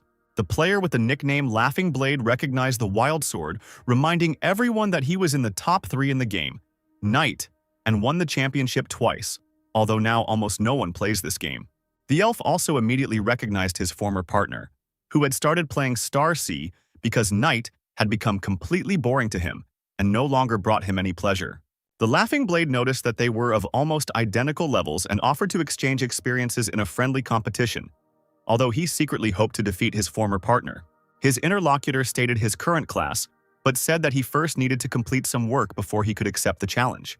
The Laughing Blade took this as a challenge and shamed the sword, saying that he did not respect him and deliberately refused a duel, although he had always been ready for fights before. The elf gritted his teeth and rolled his eyes, finding his former partner unbearably boring and fixated on his own superiority, which was long gone. Stan unexpectedly approached the players and urged his loyal assistant not to refuse an interesting offer, seeing it as an opportunity for development. He immediately handed the guy a pair of his combat gloves, which were supposed to significantly enhance his capabilities in the upcoming duel and give him an advantage. Grabbing them like the greatest treasure in the world, Wild Sword looked at the boss with adoration, not believing his luck in obtaining such a powerful artifact. Stan, with a smile on his face, told his assistant that if he lost, he might never come back, making it clear how serious the upcoming test was. The Laughing Blade, watching their conversation, impatiently asked again whether the players would finally fight or continue their endless preparations. Wild Sword quickly donned the borrowed gloves, showing full readiness for battle and confidence in his abilities thanks to his new equipment. Other users, noticing the start of the competition between professional players, also wanted to see the spectacle, recalling how the Galaxy Times called these guys the best in their field. The first to speak was Wild Sword, who quickly pulled out a pistol and fired several bullets at his former partner, demonstrating increased reaction speed.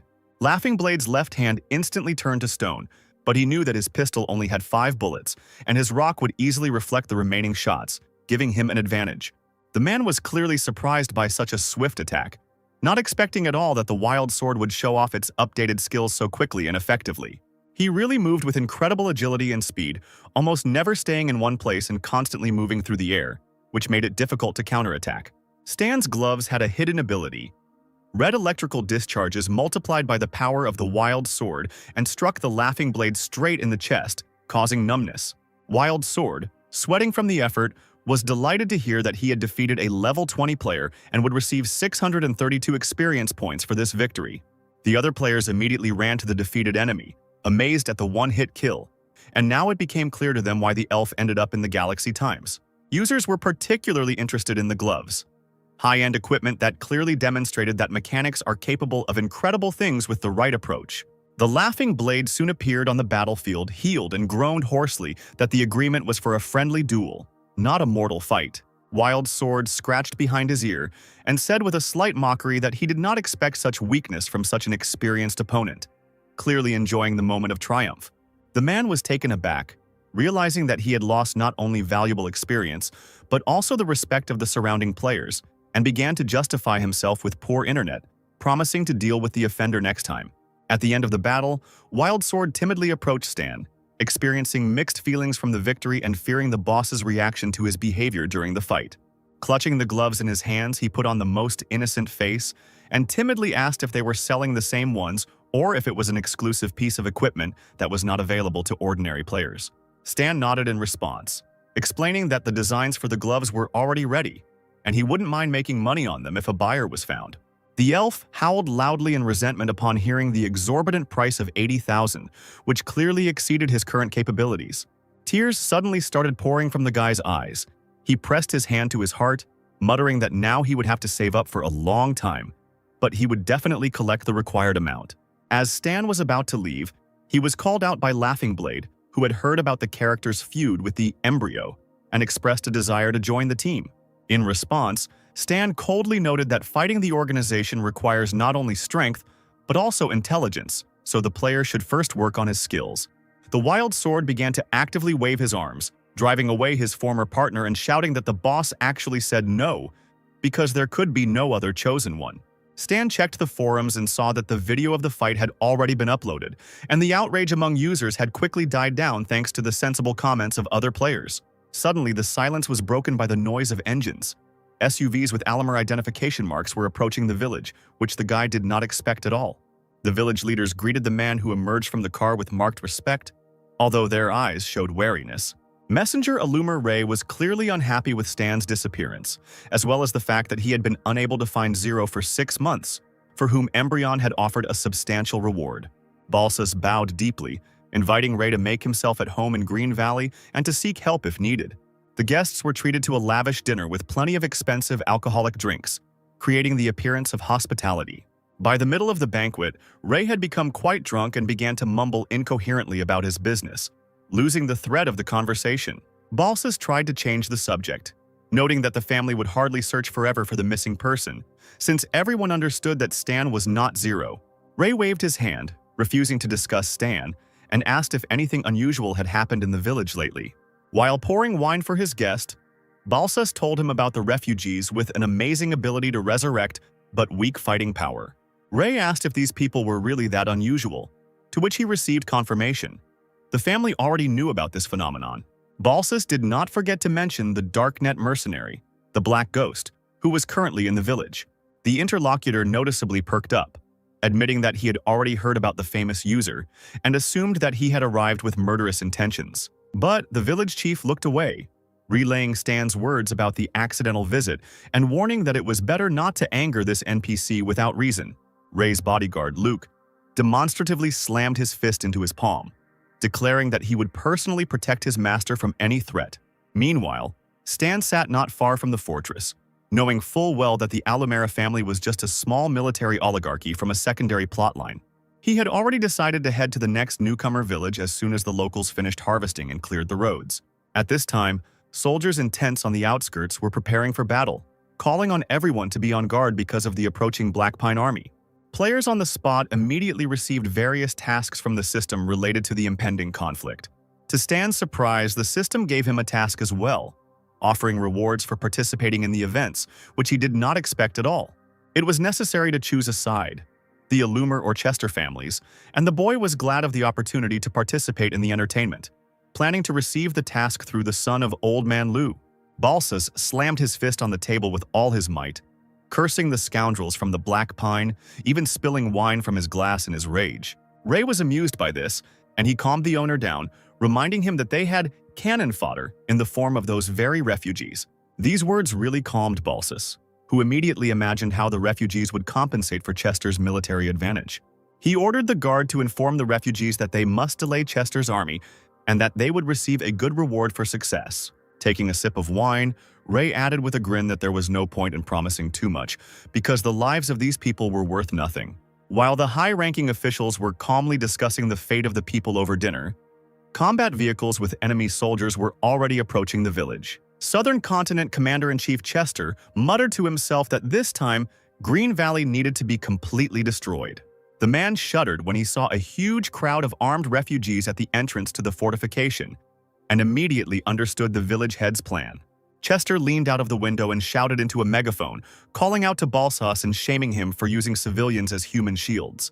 The person in charge appeared at the wall of the fortification with a guard, who only shrugged his shoulders and said that Chester could shoot if he dared.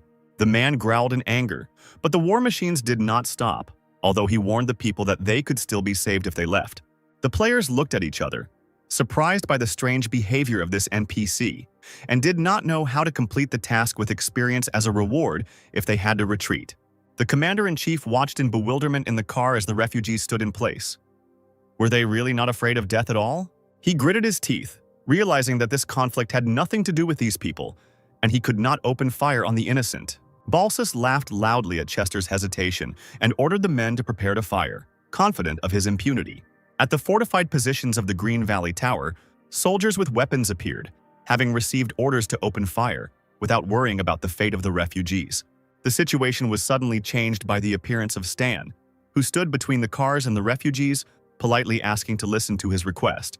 The guy calmly looked into the distance and suggested postponing the battle until tomorrow, as if he were discussing postponing a business meeting. Hearing this, Balsus cried out in confusion as to why this character was even interfering in the battle.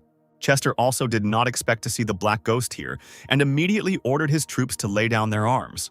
The soldiers at the vehicles immediately lowered their rifles, not daring to disobey the commander's order. The players among the refugees stood frozen in amazement, amazed at Stan's influence on the situation. It became obvious that one NPC had just stopped an entire army, confirming his incredible reputation. Bang Dog did not stop filming, understanding the importance of this material for his channel.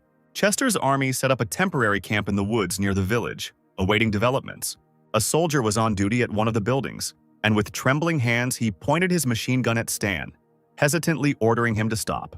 The guy told him to calm down, explaining that he was looking for his boss to talk to, when suddenly a voice came from behind the curtain, allowing entry. Chester greeted his guest with caution, asking why such a famous character had intervened in someone else's conflict.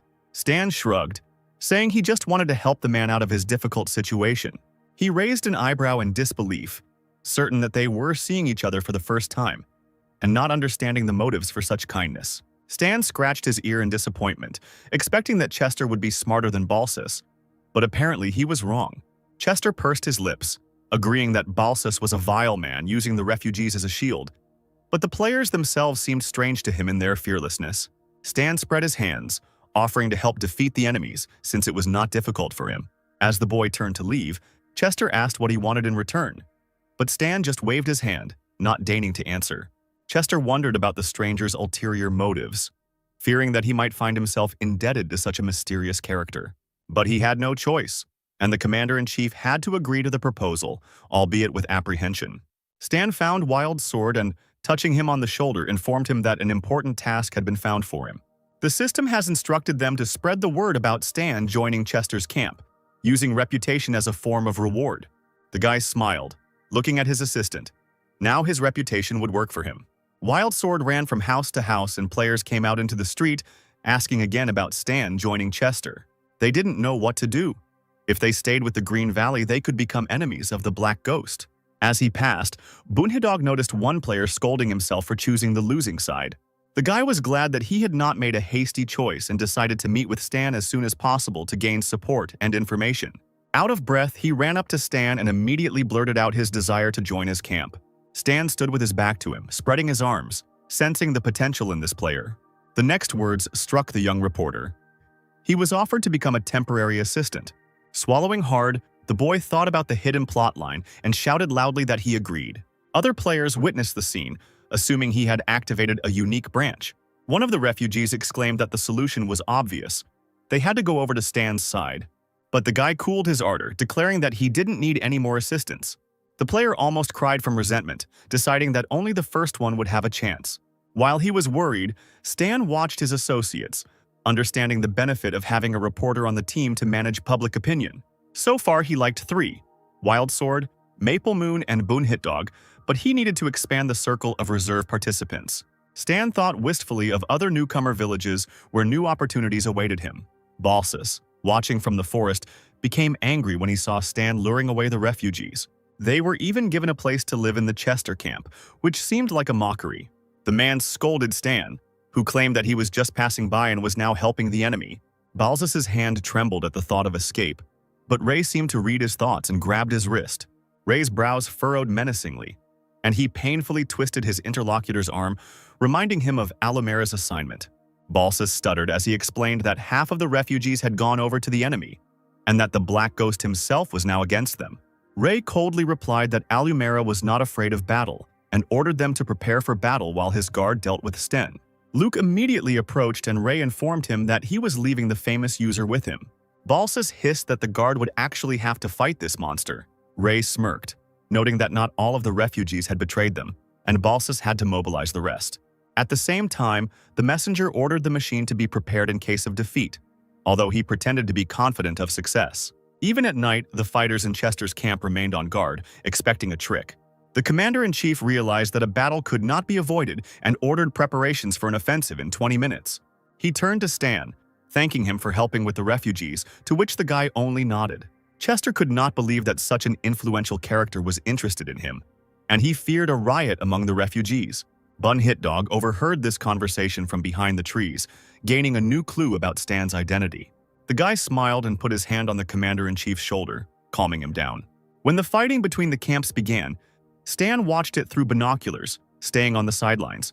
Seeing Chester's expected victory, he yawned and decided to go and rest, considering the matter finished. Suddenly, a rough voice rang out over the heads of the stunned soldiers, drawing everyone's attention to the unexpected disturber of the peace. A powerfully built man, Ray's bodyguard Luke, was approaching Stan at incredible speed, clearly intending to fight the famous player. Stan rolled his eyes in irritation as he pulled a gun out of his inside jacket pocket, thinking that he was once again not being allowed to do his own thing in peace. Pointing his gun at the intruder, he fired several accurate shots, expecting the killer to at least slow down his run. However, the man continued to confidently cross the clearing with wide strides, only grinning more brazenly after each failed attempt to stop him. Stan gritted his teeth, realizing that he was dealing with a serious opponent, one that could absorb kinetic energy, making regular bullets useless. This rare ability allowed one to absorb any physical impacts, transforming them into one's own power if they did not exceed a certain limit. If the attack power cannot break through the ability limit, it will be absorbed and converted into gravity power. Luke loudly stated that Stan should not have interfered in matters that were not his business if he was not prepared for the consequences of such behavior. The guy just smirked in response, advising the annoying guard to leave him alone and not to meddle where he shouldn't. He spat, calling the honored killer of the Darknet a weakling, whom those around him feared in vain, although he himself was definitely not one of them. Bunit Dog continued filming, happy to finally learn more about the mysterious Black Ghost, including his connections to the Darknet. Stan reloaded the pistol with special Heim bullets, realizing that regular ammunition would not cope with such unusual protection. Leaping high into the air, he took aim and fired point-blank, trying to hit the most vulnerable spots. The bullets left behind a neon green trail, creating a strange sight in the night air. Luke suddenly felt himself losing consciousness, and a strange fog appeared before his eyes. It seemed that the bullets contained poisonous gas. However, he quickly gathered his strength and broke free from the toxic cloud, demonstrating impressive endurance. Stan saw the fist of the approaching enemy begin to glow with an unusual light, signaling that a powerful attack was about to occur. It was as if a small flame appeared on his hand, and Luke hit Stan in the chest with all his might, leaving no chance to dodge. The blow was incredibly strong. The guy was thrown back several meters. He broke through a small tree and only then stopped. At the final point, Stan hit his back painfully against the trunk of an old oak tree, barely managing to soften the blow. He rose to one knee and wiped the blood from his lips with his sleeve, analyzing the situation. The enemy was absorbing kinetic energy and moving quickly, rendering the bullets useless. Then Stan put on the same gloves that he had previously given to the wild sword and rushed into the attack, deciding to change tactics. Lightning bolts lit up the night, scaring the birds, and the boy finally realized that Luke could absorb thermal energy too. He managed to knock his opponent to the ground and cover his face with his gloved hand, firing bolts straight into his head. The guard's face was left with a clear mark from the glove, and his skin was burning intensely, causing unbearable pain. Luke pretended to be more shocked than he actually was, and the next moment he rallied, kicking Stan in the stomach. While the guy was coming to his senses, the guard deftly turned around and started running, changing his strategy. Stan straightened up, raising an eyebrow in surprise. It was strange that the enemy retreated after the first successful blow. Luke ran straight towards the enemy camp, where the Black Pine soldiers were in full combat readiness. Seeing a man approaching, they assumed it was an attack by Green Valley and were ordered to open fire. Stan shouted a warning, but it was too late. He realized that Luke was deliberately exposing himself to the shots in order to absorb the energy. And indeed, the guard spread his arms wide, standing directly in front of the shooting soldiers, and the bullets seemed to dissolve into his body. The bullets, hitting the man's body, seemed to dissolve, and he himself stood motionless and smiled insolently. The soldiers retreated in horror, seeing that their attacks were completely ineffective against this man. Stan ran out into the clearing, shouting for them to stop shooting as it only strengthened the enemy. Luke turned sharply, full of energy from the absorbed shots, and rushed towards Stan, ready for the finishing blow. A deadly energy dome of gathered energy formed around his figure, making the attack truly dangerous. He literally flew at Stan, trying to grab him in a deadly embrace, and the guy coughed up blood, falling under the influence. The silence of the night was shattered by a powerful explosion, and blue and red lights flashed in the air from the released energy. When the smoke cleared, Stan was lying in the crater, arms outstretched, his armor showing a 132-point reduction in durability. Luke stood above him, unharmed, clearly pleased with the result of his attack. Stan quickly stood up, assessing the situation. On the battlefield, the enemy had an unlimited source of energy due to the soldiers' shots. Then he decided to trick Luke into going to the valley camp, where the soldiers wouldn't shoot at their own. Approaching the enemy camp, Stan decided to provoke the guards by taking out his pistol. Having deftly grouped himself in the air, he began to shoot at the guards, aiming at their most vulnerable spots. He killed several on the spot, and the rest only managed to shout about the Black Ghost's attack before disappearing. When the soldiers had rifles in their hands, they began shooting at Stan, who was still followed by Luke. The soldiers began to talk among themselves, demanding that they stop firing so as not to hit the master. But it was too late. Luke stopped hearing the gunshots and realized that his energy was running out. But he still tried to catch up with Stan. Luke tried to strike again. The guy began to dodge the attacks while simultaneously shooting sliding shots at the floor, creating a smokescreen. Several times this trick worked, and Luke's fist missed as he spent the last of his energy reserves. Stan began to run away again, hoping to tire out his opponent.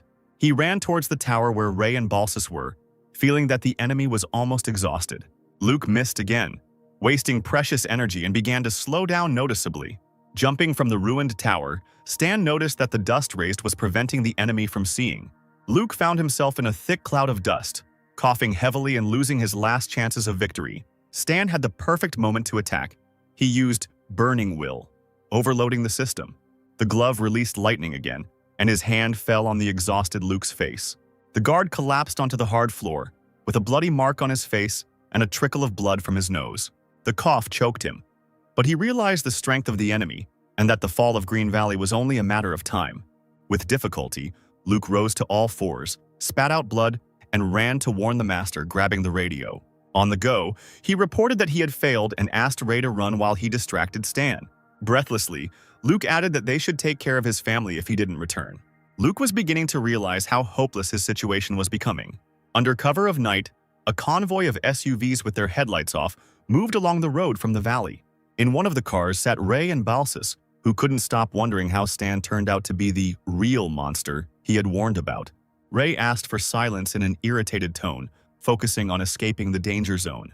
A frightened Balsas looked out the window, wondering if Stan would catch up with them, to which Ray replied that Chester was busy storming the village, which meant Stan would be there too. To Balsas's horror, he saw a familiar figure rapidly approaching the car. Stan shouted that they shouldn't be in such a hurry and shot at the car's wheels. The fire bullets hit their target and the wheels caught fire, causing chaos in the moving motorcade. The cars began to collide with each other, flipping over from the impacts until it was Ray and Balsas's turn.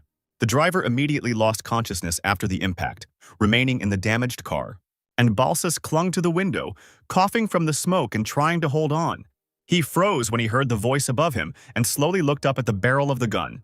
Balsas began to accuse Stan of lying about the accidental visit, but the guy called it a coincidence. Realizing he would not survive, Balsas asked to be killed, showing unexpected courage in his final moments. Stan shrugged and pulled the trigger, leaving the lifeless body, and then heard a rustling sound. Ray, having gotten out of the car, tried to hide in the forest, but Stan turned the gun on him, forcing him to raise his hands and scream for mercy. The guy lazily asked for a reason to keep Ray alive. He bent over in horror, pressing his hat to his head, and babbled that he would give the player a lot of money and recommend him to the Allimer family. At that moment, Stan noticed a piece of paper sticking out of his pocket and demanded that he give it to him. Ray held out the crumpled leaflet with trembling hands. It was a wanted poster for the embryo, with a reward for information on its location. Stan asked him angrily why he was carrying it around with him, to which Ray, swallowing tears, explained that the wanted Zero was Alumera's second son. He said that Zero had died long ago, but they were still looking for him, and now Ray was forced to take part in this pointless mission. Stan paused, processing the information, and then abruptly pointed the gun at Ray's forehead. The player suppressed his excitement when he realized that he had a father and siblings. Then, looking at Ray's tear-stained face, he assumed that this guy was his family too. With his status, the ghost could receive assistance from the commander-in-chief of Alumera of the northern continent. He swore that he was telling the truth, but it didn't save him. The shot rang out, leaving a hole in his forehead. Stan chuckled, realizing that he had a family in this world, but decided that in his position there was no point in counting on it. Meanwhile, Chester came out to his soldiers with a speech, trying to calm the people down after the battle. The people looked at the man tensely, and he called on them to calm down, because the fight was already over. He guaranteed the safety of lives and property in the future. Players were devastated by the failed missions and regretted their choice of side. Bunhit Dog ran up to Wild Sword, introducing himself as the creator of the game's cutscenes, and asked him to tell him about Stan's past. The elf glanced at the boss smoking nearby and called his name, noticing that he didn't mind talking about himself. Wild Sword scratched his chin, remembering that Stan had served under the Star Dragon and was acquainted with someone from the Strategic Defense Department. Bunhit Dog was delighted with the valuable information, confirming the correctness of his choice of interlocutor. When the Black Pine warriors were sure that there was no one left on the enemy side, Chester approached the Black Ghost. The commander-in-chief thanked Stan for his help, admitting that he would not have been able to cope with the Green Gulch without him. He also said he didn't know what to do with the refugees who were acting strangely and weren't afraid of death until he realized they could be resurrected. Stan blew out smoke from his cigarette and offered to use them as mercenaries for a good fee.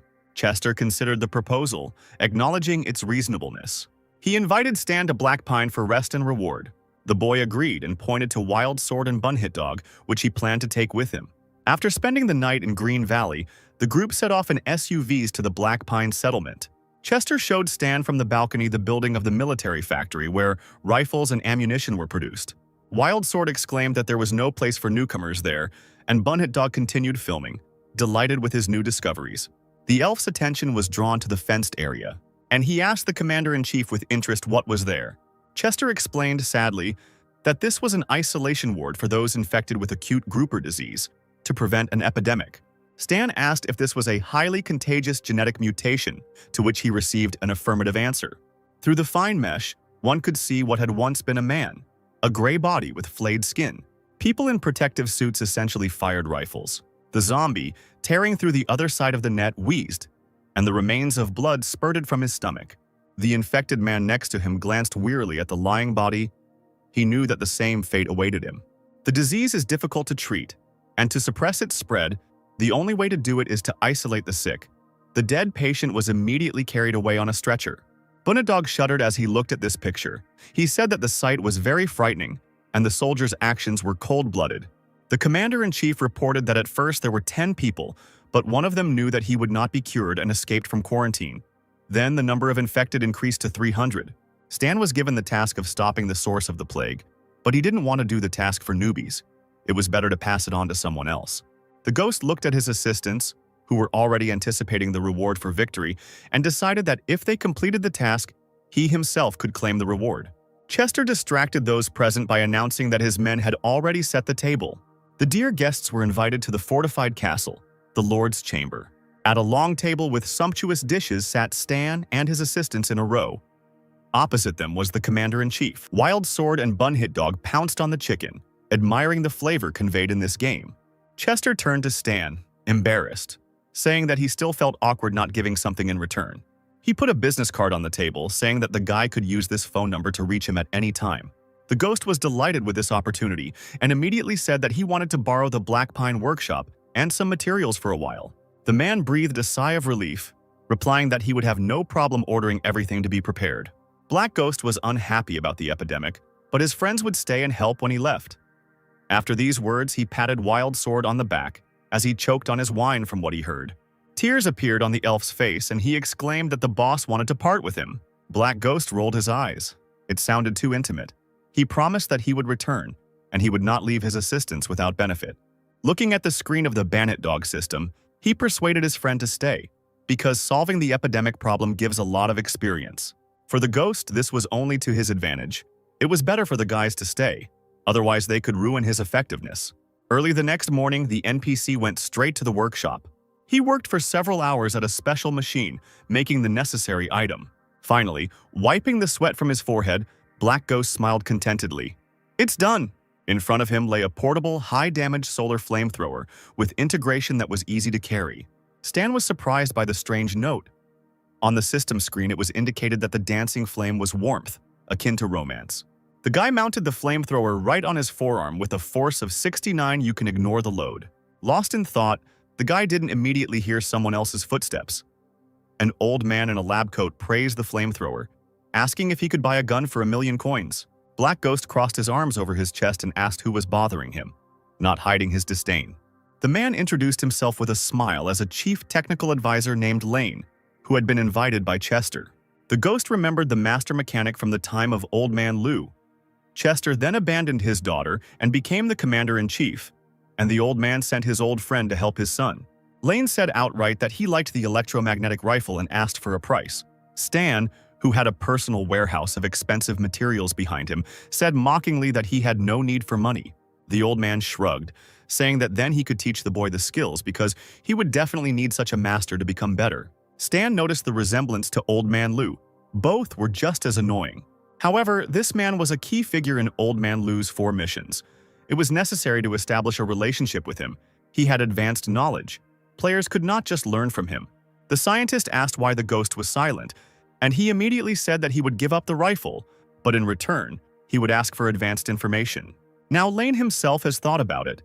The device of electromagnetic kinetic weapons is interesting to him, but it is not valuable enough to share advanced knowledge.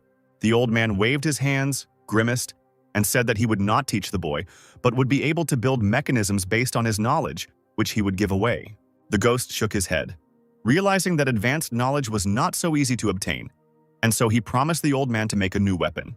The scientist leaned forward and asked in shock if the guy had made the rifle himself. He scratched his nose and shrugged, saying it was true. A security guard approached Lane. The man wiped the sweat from his forehead, realizing that the man's conversational skills were quite high. The guard leaned over and whispered that he was not only a mechanic, but also a famous darknet assassin, the Black Ghost. The scientist immediately lost all his arrogance and bowed low, asking for forgiveness. Stan smiled, thinking that if a person is good at something, then they immediately begin to take him seriously. Black Pine housed a residential advanced research area that was off-limits to outsiders and was guarded by armed guards. Lane led Stan into his territory and into the wine storage area. There, the man pressed a button under a special bottle, and a passage to a secret storage room appeared in the wall. The man showed the Phantom a room where 4 items created using advanced knowledge were kept. The guy could choose one of them for himself. The flask contained a nurse of the first type, a living organism in granules. When introduced into the body, it quickly removes negative effects, cleanses from poisons, and quickly coagulates the blood. Fermi-condensate is used to cool the mechanisms from the inside, thereby reducing their recharge time. The colloidal bulletproof membrane, after receiving an impact, becomes elastic for a short time to absorb the kinetic energy, and then hardens to grip the object. PO nanosynthetic fiber is similar to biological tendons of a living organism. The guy noted that all 4 things are good, but 2 of them are consumables, and his titanium alloy is also quite durable. The guy decided to choose the PO nanosynthetic fiber. The scientist shook his hand, agreeing to the deal. He also believed that this item had the greatest potential. He pointed to the suitcase with the fiber, allowing him to take all his supplies. The ghost was pleased because there was enough material for the tendons of the skeletal system of the light fur. Now he was 1 step closer to creating it. The guy said he was owed another thing, but he had no connections to get it, so he was hoping Lane would help him buy a mini reaction furnace called Coster. The scientist said that Bonfire is the center of the energy source of the light fur. It will not be easy for him to get such a thing himself, but the man will try. It will take months to complete the order, and the price is not small. The Black Ghost waved his hand, stating that money would not be a problem. The next morning, Stan stretched and called his assistants to him. He informed Wild Sword and Bunhit Dog that he would be leaving Black Pine today and that they would stay and contact the boss. Bunhit Dog was surprised that the boss was leaving them so quickly. He smiled and said that the guys would need to find a way to deal with the epidemic, and that the wild sword would probably be able to show its full potential. He handed his subordinate a suitcase containing a weapon that was superior in characteristics to what the elf had. Wild Sword's eyes lit up with anticipation of possessing such a treasure. Bunhid Dog suggested that the weapon is a bonus from a secret storyline, and that the Black Phantom rewards the effort well. The ghost noted Sword's potential, saying that he would improve his melee skills and become a mechanic fighter in the future. He was pleased with such an assessment, because he himself had thought a lot about such a future. Black Ghost turned to leave, telling the boys that he would be waiting for their strength to increase. After some time, the helicopter with the NPC on board took off into the sky. But even there, the ghost immediately set to work, looking attentively at the system screen. He read about the Light Mech Python. It is an advanced, rare equipment. It is very difficult to obtain its blueprint in the usual way. The guy tried to create it in modules to reduce the risk of failure, but he failed to achieve success. The experience ended quickly again. Stan needed to quickly go to the next newbie village. Meanwhile, a few days ago, the Black Ghost was already awaited in the southern continent's newcomer village. One player asked his friend if he would go look for the Black Ghost to learn skills and buy equipment. He replied that he lacked experience. It was better to go after completing the task. Black Ghost was already sitting on the gearboxes in his truck. The 3 newbie villages brought him 9,023,000 experience, which helped him level up. The players were a real goldmine. Now it was possible to move on. Perhaps this time the guy would receive a simple game task. The next moment, he saw the system window and almost lost consciousness. He had reached level 15, and the task to advance required creating 5 mechanisms with an energy rating of at least 60 of exquisite quality. The requirement of not lower than 60 meant that low-level mechanisms would not work. It was necessary to create purple ones, which was extremely difficult now. The guy realized that for now, all he had to do was upgrade his skills, and he could temporarily forget about moving to a new level. The system showed that it was impossible to improve skills now. Experience came and went quickly. He was done with the newcomer village on the southern continent. Now he needed to move on. There seemed to be a hidden mission on the western continent. At the Fajuan Union airfield, he watched as baggage handlers loaded his luggage onto the plane. He called out to them sharply, reminding them that the boxes contained valuable materials. A strong man in a suit approached him and asked if he was flying to the western continent. The man warned that Maple and the Order's operatives would want to meet with a killer like Dark Spectre, so he advised them to remain quiet. Stan waved his hands, saying as he walked that everything was fine and he would behave decently. At this time, the Darknet stronghold was in full swing discussing his departure. Bennett was going to put him in charge of implementing the Vault plan on the southern continent. But he left again and turned off his phone. Maple was a bunch of bureaucrats who refused to provide financial assistance, but you could ask the Black Ghost to talk to them. On the plane, the guy sneezed loudly. Someone was clearly thinking about him. Looking at the screen with messages from the forum, he grinned. He couldn't have caught a cold. Based on the current situation, NPCs should have already noticed that players are unusual people, and the foreigner case will soon begin. At this time, various experiments were carried out at the Embryon testing ground. A naked blonde man with the nickname Electrolux was lying on the couch, thinking that the other players had already reached level 8, and that he was being held in the laboratory. Scientist Cyberlos reread his notes on the experiments on the subject. Suddenly, the system table lit up, and a forced task mark appeared above the character, Transfer Operation. Cyberlos methodically put on a surgical mask and picked up shiny medical instruments. His movements practiced to the point of automatism. A sharp scalpel made a neat cut on Electrolux's abdomen, and the scientist immersed himself in his work as if he were performing a routine procedure. In a monotonous voice, he dictated to the observation assistant, ideal condition of organs, no anomalies, but complete inability to use the resurrection mechanism.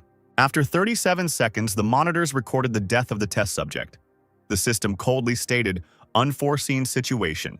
But before the assistant could make a note, Electrolux's body materialized again on the operating table. Cyberlos took off his bloody gloves, his eyes shining with excitement. Before him was a real scientific miracle.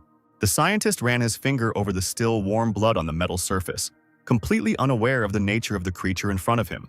He ran his gloved fingers across the couch and rubbed away the blood, mesmerized. The user chuckled, imagining how stupid this fool's reaction would look when he found out the truth. He pointed his finger at himself and said that this world is just a game and he is just a player here, controlling a character. However, the biologist did not understand his words, hearing only incoherent sounds. The old man rolled his eyes, remembering that this strange guy had been talking the same nonsense before. The user was shocked to realize that the system was deliberately distorting his words, not allowing him to reveal the truth.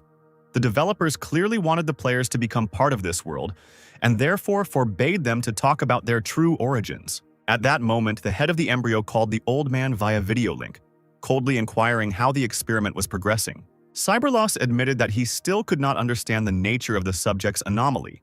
Perhaps he came from another highly developed civilization or belonged to an unknown race, after which he demanded that more biomaterial be provided for research. The head of the embryo replied that if the biologist's assumptions were correct, the 6 nations, in accordance with the Intergalactic Contact Treaty, would begin negotiations with extraterrestrial civilizations to find out why they had sent this player here. He then added that he would send operatives to capture new samples, while Stan was already flying to another newcomer village. The guy sat by the porthole, lazily watching the landscapes floating below, a smile playing on his lips. He was looking forward to fooling the new players. Looking down, Ghost noticed a new message from the darknet and immediately dialed Bennett to find out the details of the mission. He explained that there were corrupt officials in Maple who controlled the financial flows, and they refused to allocate funds to the darknet, fearing that it would jeopardize their illegal income. Stan wondered, had they really refused to finance the very project he had guessed about? As it turned out, the darknet was preparing a large-scale operation codenamed Shelter. It was originally planned to be launched in a year, but due to the sudden war, it was necessary to urgently seek support from all countries, and only Maple refused. The Ghost realized that his guess was correct. This project was a key event. He asked Bennett if they needed help. He replied that thanks to the guy at the battle at the Tedramere River, the Star Dragon was the first to agree to support the darknet, so they consider themselves obligated. Black Ghost agreed to help, but demanded something in return. Bennett only laughed and promised to discuss the terms upon his return. The guy hung up and grinned. Since they didn't promise any special reward, it meant the task was simple, and he would complete it quickly. In the newcomer village on the southern continent, the sun slowly sank below the horizon, painting the sky crimson. Jupiter and Poseidon from the Gods Guild were sitting bored under the spreading trees in the nearby forest. Jupiter lazily asked what his interlocutor was thinking about. Poseidon yawned and muttered that the A-rank task of finding Zero was given to more experienced professionals, and he had to do the dirty work. Jupiter rolled his eyes and called him a braggart, since he had spent almost all of his guild bonuses, buying a bunch of equipment and skills from the Black Phantom, and was now far superior to the rest of the players. Poseidon only smirked in response. After all, while the Ghost remained on the southern continent, the guilds on other lands were tearing their hair out in frustration. At this time, Jupiter was browsing the forum and suddenly froze, seeing a fresh post. The Black Ghost was heading to the western continent. They looked at each other. If this guy got around all the newcomer villages, their advantage might disappear like smoke. Jupiter sighed heavily. After all, they were the first to learn rare skills and complete difficult quests. Then he noticed a new thread. It turns out that you can now increase your energy level, but they didn't teach that in the South. It turned out that the later the Ghost visited the village, the more valuable knowledge he gave. Both realized that they were in a mess. Now other players would definitely get ahead of them. The Black Ghost finally arrived at the rookie village on the western continent. There was already a huge line at his truck, but by this time he was so tired that he simply waved his hand and told everyone to leave. The crowd began to make an indignant noise. People were eager to quickly master the skill of energy management. Closing the door behind him, the Ghost grinned contentedly. After the first progress, they would get this skill anyway. They just didn't know about it yet. After undressing, he plopped down on the bed, thinking about the future. Level 10 players would receive skills that were only available at level 20, so technically he wasn't deceiving them. Suddenly, he noticed that Bunnet Dog had uploaded a new video, Starsea Research Diary, Black Ghost, and the video already had thousands of views. As it turned out, his assistant accidentally revealed the boss's real name, but the Ghost didn't care. The exchange of information between players and NPCs was limited. Each side knew only their part of the truth. The embryo knew him as Zero and Stan. The Star Dragon knew him as Stan and Zero, but neither of them realized that he was also the Black Ghost. The players knew him under the nickname Stan, and as a former member of the Star Dragon, but they did not suspect that he was Zero, and they are unlikely to find out anytime soon. For the Darknet, he remained simply the Black Ghost. Bunhidog detailed his observations of how Ghost was helping newcomers, and the guy's popularity skyrocketed. Now the players were actively interested in his proposals, but they lacked involvement in the plot. Only after getting closer to him, they would begin to seek out meetings on their own. As soon as the sun rose, a crowd gathered again at the Black Ghost's house. People pounded furiously on the door, demanding the promised skill. At that moment, Stan received a notification that the stove fire was ready. He immediately called the seller, and he said that the coordinates would be in 3 days. After transferring the money, Stan received the exact location of the transfer, Severus, a border town of Ordina. There was still enough time, so he decided to deal with the annoying crowd at the door. Severus was a typical Ordine border town.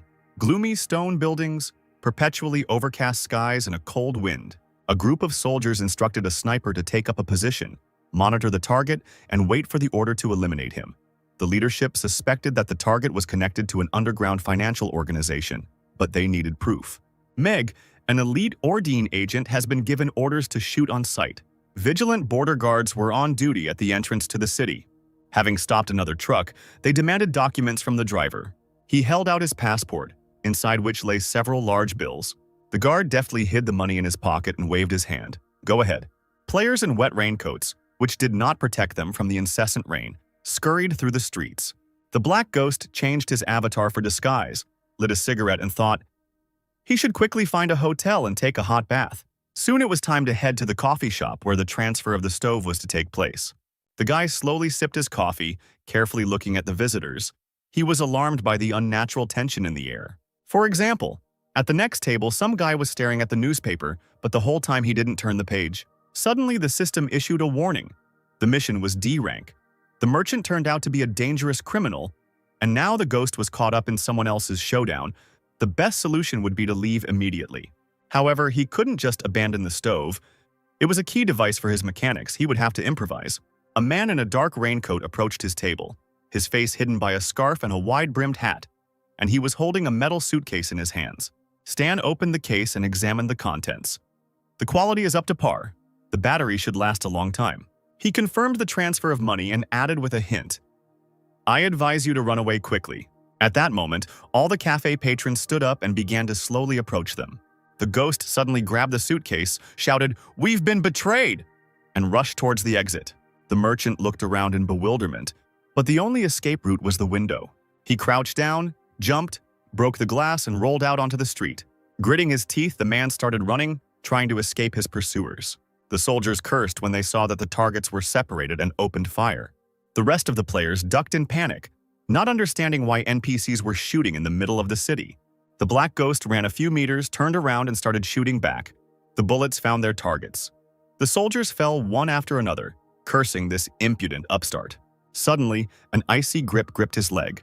He immediately recognized Esper. For some reason, the organization sent him, although it was just a deal to purchase equipment. The ghost fired into a puddle at his feet, shouting, "Get lost!" A man emerged from the water, writhing in pain. The hit was accurate. The chase didn't end with Esper alone. An irritated Stan threw lightning bolts at his pursuers, which exploded on contact.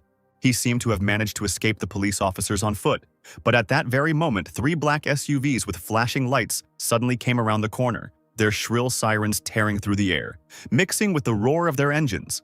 The Black Ghost climbed higher up the building's facade, continuing to spray the street with electrical discharges as an entire special forces unit with body armor and assault rifles fired at him non-stop, bullets leaving holes in the brickwork.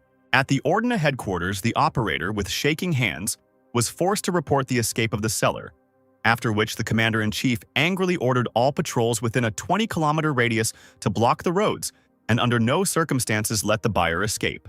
Meg heard a new order through his earpiece, to eliminate the buyer at any cost, to which he calmly responded with confirmation, not even paying attention to the streams of rain. The Black Ghost raced as fast as he could through the narrow alleys, periodically discharging lightning at his pursuers and pushing off the walls of houses with special magnetic gloves that left dents on the surface. He urgently needed to cover his tracks and find a secluded place to activate the appearance-changing module that he had acquired just a week ago from one of the darknet traders. Clutching the precious suitcase with the stove fire tightly, he was distracted for a second by the system message and did not notice how the shadow of a sniper emerged from the fog of the rain. 2 powerful shots with explosive bullets almost sent him into oblivion. But thanks to his reflexes, they only knocked him off his feet, throwing him into a store window. Waking up among broken glass and feeling warm blood running down his chin from a cut lip, Stan mentally acknowledged that the shots had been fired by a true master of his craft. As the scanning system showed, standing in front of him was not just a sniper, but an elite level 56 artilleryman with a unique set of skills. And now, the man clearly intended to take him alive. Without giving him time to come to his senses, the stranger began methodically firing from a modified rifle, while Stan, clinging to the protruding reinforcement with one hand, hung over an abyss several stories high. Desperately pushing off the wall, he tried to hide in the labyrinth of alleys, realizing that he needed to urgently get out of the range of this sniper, whose bullets pierced even reinforced armor. Mag just laughed hoarsely as he watched his victim try to escape using his speed boots. The naive guy clearly overestimated his chances against the Ordina's best marksman. With his left hand, he took out an experimental weapon that fired several shots at once at great speed. By aiming the first charge right at the fugitive's legs, Mag intended to completely deprive him of the ability to move, so that he could then slowly finish him off from a safe distance. When it became clear that the boots had additional protection, the sniper switched to the RPG without a trace of irritation. Stan barely had time to hear the distinctive whistle before the explosion, and instinctively jumped up, while the section of road under his feet turned into a pile of debris flying in all directions. The shockwave hit him hard in the stomach, throwing him into the air like a rag doll and causing him to lose his bearings for a moment. Landing on the roof, he coughed violently, feeling his ribs hurt, but quickly assessed the situation. The damage was not critical, and he could still continue the fight. Mag spat to the side in irritation, seeing that the target was slipping away again, and with a smooth movement he pulled out two large-caliber rifles with a modified cooling system from behind his back. His lips stretched into a cruel grin as he loudly announced that the ghost had only seconds left to live, and then began methodically pouring lead rain onto the roof. Tracer lines from the gunshots flashed brightly in the night air, creating a bizarre pattern of red marks, all converging at one point, where the wounded Stan stood. Suddenly, the sniper grimaced, remembering his last order. The management demanded to take the buyer alive for interrogation, but damn it, couldn't a corpse be just as much of a witness? At the moment when it seemed that there was no salvation, the point where all the bullets were flying was illuminated by a bright blue glow. Someone activated the latest generation field repulsion machine. Using the emergency revival system, the black ghost literally materialized out of nowhere and, without wasting a second, soared into the air at maximum speed. Meg froze with his mouth open, his professional composure cracking. How the hell did this guy manage to survive after all this? A heavy plasma gun with an overheated barrel materialized in Stan's hands, and looking straight into the eyes of the stunned sniper through the scope, he calmly said, "I think it's my turn now." The sniper instinctively threw his head back, his mouth contorted into a silent scream as the deadly beam burned through his body armor and passed through his chest, leaving a charred hole. Looking at the pop-up system window, Stan hissed in irritation. The enemy was still alive, although he had received critical damage. Pressing himself against the far wall, he quickly looked around. He needed to leave immediately, before the entire Ordina Special Forces unit came running to the noise.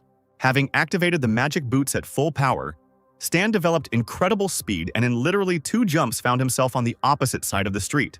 Mag remained lying where the attack had caught him, one hand trying unsuccessfully to plug the hole in his chest from which blood mixed with plasma burns was oozing. With difficulty, he pulled the radio out of his pocket, hoarsely reported that the target had escaped, and demanded immediate evacuation before losing the last drops of blood. There was indignation in the Ordina Intelligence Bureau. Reinforcements had arrived too late, and now there was no one to pursue. The operator, with trembling hands, brought up the blind spot where the buyer had disappeared onto the screen, and when comparing the fighting style with the database, a striking resemblance to the Black Ghost was discovered, although the appearance was completely different. The commander-in-chief grinned grimly. The defeat of even their best sniper now did not seem surprising, because only the legendary Ghost could emerge victorious from such a mess. He asked sharply if there was any information about the seller, but the operator just shrugged helplessly. Only a recording of a telephone conversation and one anonymous message. On command, the operator launched a recording of a recent dialogue between Stan and the mysterious merchant. After listening, the commander-in-chief said thoughtfully, "If the buyer really was the Ghost, then the darknet is behind this." At that moment, in his office, Bennett suddenly sneezed loudly, almost dropping an expensive porcelain cup of freshly brewed coffee. Meanwhile, Enrollment, On the very border with Severus, the Black Ghost was negotiating with a local driver assessing a risky trip. His face showed indignation when he named a sum 3 times higher than usual, an obvious deception in light of today's events. The driver grinned cynically, pointing to the smoking ruins in the distance. After today's incident, all the posts were tightly closed, and only he, risking his freedom, agreed to take the guy out of the city. The ghost sighed heavily, demonstratively counting a thick wad of bills, and reluctantly nodded. He had no choice. Having changed his appearance once more with the help of the holographic module, he settled into the back seat, thinking about the evil irony. He simply wanted to buy a useful device, but ended up in a shootout with the Ordine elite. At that moment, the phone rang. Bennett was furious. His scream was so loud that even the driver turned around. Ordina Intelligence had just given the Darknet leadership a dressing down, demanding huge compensation for the damage. The ghost scratched his chin, glad that his boss couldn't see his satisfied grin, and innocently muttered that he didn't understand what they were talking about. But Bennett literally howled. It is useless to deny because his voice is clearly audible on the recording, and the manner in which he shoots lightning leaves little doubt. Wiping sweat from his forehead, Stan admitted groggily that he hadn't planned on revealing himself, but the situation had gotten out of hand. A long tirade followed, during which Bennett tried to calm down, and the ghost masterfully changed the subject, pretending that the connection was constantly interrupted. Finally, Bennett couldn't take it anymore and screamed and threw the phone at the wall, smashing the expensive device into pieces. Stan quickly ended the conversation under the pretext of urgent business and hung up, leaving the enraged boss alone with his anger. Rubbing his tense forehead, he admitted to himself that he had miscalculated. He had not expected that Ordina would figure him out so quickly and start putting pressure on the Darknet. At that moment, the system notified about the completion of the task with a reward of 65,000 experience points. At least some positive side of this failure. But the biggest surprise was a rare summon card, a mysterious NPC named Dion, a merchant whose underwater shop was a legend among experienced players. This unexpected success noticeably lifted his spirits. Perhaps the day had not been wasted. As if on cue, the phone rang. Dion himself was calling to thank him for his involuntary rescue. It turns out that his phone was tapped, and if it weren't for Stan's help, the deal would have ended in his arrest. The merchant admitted that he usually does not work with newcomers, but as a token of gratitude, he is ready to make an exception and even provide a 20% discount on the next order. The ghost scratched his nose slyly, trying to negotiate an even bigger discount, citing all the hardships he had to endure. Dion rolled his eyes. Only the legendary Black Ghost could bargain so brazenly after everything that had happened. In the end, Stan had to agree to the initial terms, but he immediately sent a list of the required parts, asking to contact at the earliest opportunity. He was especially interested in advanced modules for the mech, which were impossible to obtain in the usual way. And Dion just had the right connections. As a test task, the merchant offered to obtain a rare crystal from a level 30 dungeon located in online secret laboratory. Having carefully studied the description, the ghost shook his head. Too risky. Better to postpone this matter until better times. But he discovered an interesting ability, presence reduction, which did not make him invisible, but allowed him to blend into the environment by changing the parameters of his body.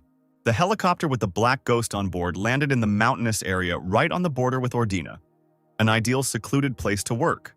Having regained his usual appearance, Stan stated with satisfaction that he now had all the necessary modules, and he could finally begin assembling the mech. Several hours of intense work passed before he stretched tiredly and yawned. The project was completed. The system completed the scan and created a blueprint for an entirely new type of suit, the Viper Light Mechanical Suit, which he immediately activated. A complex modification process began. The system changed the structure of the bones, weaving nanotechnological amplifiers into them. The muscles became denser, covered with a layer of artificial fibers, and armor made of a special titanium alloy formed on top of them. Next, a Kevlar lining was added, optical camouflage on the outer layer, and even the eye module was upgraded. The palms were covered with thermoelectric gloves, and compact flamethrowers appeared on the wrists. A field repulsion machine was attached to the left wrist, and the legs were dressed in electromagnetic boots with a shock-absorbing function. When the process was complete, Black Ghost opened his eyes. They were now covered by a stylish mask with blue backlighting. His body was completely transformed, hidden under a high-tech suit that perfectly emphasized his muscles. Now he had everything he needed to fight at any distance. a sniper rifle for long-range attacks, and an improved mech for close combat, which significantly increased his combat effectiveness. Meanwhile, in the La Porter area, a desert area with rare patches of vegetation, another mission was unfolding. Plato and Poseidon, armed with the latest model binoculars, observed the strange behavior of animals that were clearly infected with a deadly virus. The situation was becoming critical. If an antidote was not found soon, the epidemic would become irreversible, and the research team sent to these lands had not been in contact for 2 days. The two players looked at each other. There was no time to think. They had to act immediately. At that moment, the black ghost landed somewhere nearby, its new sensors immediately detecting toxic impurities in the local air. Without thinking, he activated the suit's protective systems. Now there was no need to fear poisoning. The Viper not only neutralized poisons but also increased movement speed, which was extremely useful in such conditions. Built-in analyzers made it possible to immediately determine the degree of infection of the animals, and the thermoregulation and air filtration worked flawlessly. Landing near the herd, Stan deliberately made noise to test their reaction. The animals turned their heads sharply in his direction. Their cloudy eyes immediately revealed a strong infection. By activating his stealth mode, he became virtually invisible to normal creatures, although it worked less well against high-level opponents. Over the next half hour, the Black Ghost dealt with several level 40 mutated creatures without much difficulty. Even in their normal state, they did not pose a serious threat to him. While he was checking the suit's systems, the ground suddenly began to shake, as if something huge was approaching. It would have been better to prepare in advance. Stan activated combat mode and prepared to meet the unknown threat. The further he went, the more dangerous creatures he encountered along the way, a clear sign that he was getting closer to the source of the infection. Suddenly, a roar was heard in the distance, which made even the air shake, and all the local deer raised their heads in horror. The next moment, the entire herd rushed away, trampling bushes and small trees in their path. Stan immediately released reconnaissance bugs, which immediately latched onto the fur of the running animals. Now he could see everything through their eyes in real time, an extremely useful feature. It became clear that the animals were running in panic from a single creature, which spoke of its exceptional strength. And then, on the top of the nearest cliff, illuminated by the moonlight, the real king of these lands appeared. Poseidon, who was nearby, immediately accused Plato of having attracted the monster through his careless actions. He, fighting off a pack of infected wolves, rudely replied that if it weren't for the carelessness of Poseidon himself, they would have passed this section long ago without problems. The Black Ghost heard their squabble, which genuinely surprised him. Who else could have ended up in this god-forsaken area? The gods, as they called themselves, were clearly unable to cope with the onslaught of the creatures and tried to retreat to the nearest shelter. Meanwhile, the King of Beasts, a huge mutated lion with a glowing mane and burning eyes, was almost catching up with the fugitives. Plato, gathering his last strength, tried to hold back the monster with a magical barrier, shouting to Poseidon to jump into the nearest crevice. But the monster only growled contemptuously and tore apart the protective spell with one paw, knocking Plato off his feet with a blow to the chest. Poseidon barely managed to grab his comrade by the hand and drag him into the crack, where they both fell helplessly down. The enraged lion furiously scratched his claws along the edge of the crevice, trying to reach the hidden prey. Each blow of his paws brought down chunks of rock, but the gods continued to slip away, which angered the monster even more. Plato, losing his strength, whispered to Poseidon to run alone, but at that moment a shot rang out. A well-aimed bullet hit the lion right in the eye, causing it to roar in pain and turn away from its prey. The monster shook its head furiously, trying to make out its offender in the darkness. But Stan was already beckoning him with a gesture, preparing for a real fight. The system immediately gave out the information. Mutated White Lion King, level 56, former boss for group raids. Black blood flowed from the lion's wounded eye, and his roar shook the surrounding rocks as he slashed at the ground in rage. Stan understood that he had to act carefully against such an opponent alone. First, he had to reduce his health. Taking precise aim, he fired a burst of special armor-piercing bullets. The bullets penetrated the mane into the monster's head and neck. Even wounded, the lion remained incredibly strong. He suddenly jumped up, trying to reach the man who was bothering him. Stan barely managed to jump to the side, continuing to fire, now aiming at the unprotected stomach. Each shot reached its target, and from such treatment the beast began to slow down. His paws wobbled and his breathing became hoarse and ragged. Below, Poseidon supported the weakened Plato and offered to take advantage of the moment to escape while the stranger distracted the monster. But what happened next surprised them both. Instead of retreating, the mysterious fighter himself went on the offensive. Poseidon could not resist shouting a warning. Fighting in close combat with such an opponent was pure madness. The enraged lion made a swift leap straight at the daredevil, and the gods, covering their eyes with their hands, were already preparing to see the bloody outcome. But the black ghost knew exactly what he was doing. At the last moment, he activated a protective dome, which took the full force of the blow. Plato and Poseidon were dumbfounded to see the stranger withstand an attack that could crush a tank. Taking advantage of the fact that the lion was exhausted after an unsuccessful jump, Stan ran up and delivered a powerful kick to the monster's head. The lion's huge body staggered and fell on its back with a crash, raising a cloud of dust. The gods could not believe their eyes. Before them was a warrior in unprecedented armor, who alone dealt with what usually took entire groups to defeat. Without wasting any time, the ghost approached the defeated but still living lion, preparing to deliver the final blow. The monster weakly tried to fight back with its paw, but Stan deftly dodged, choosing the moment to attack. Finally, he activated his thermal gloves and accelerated even more.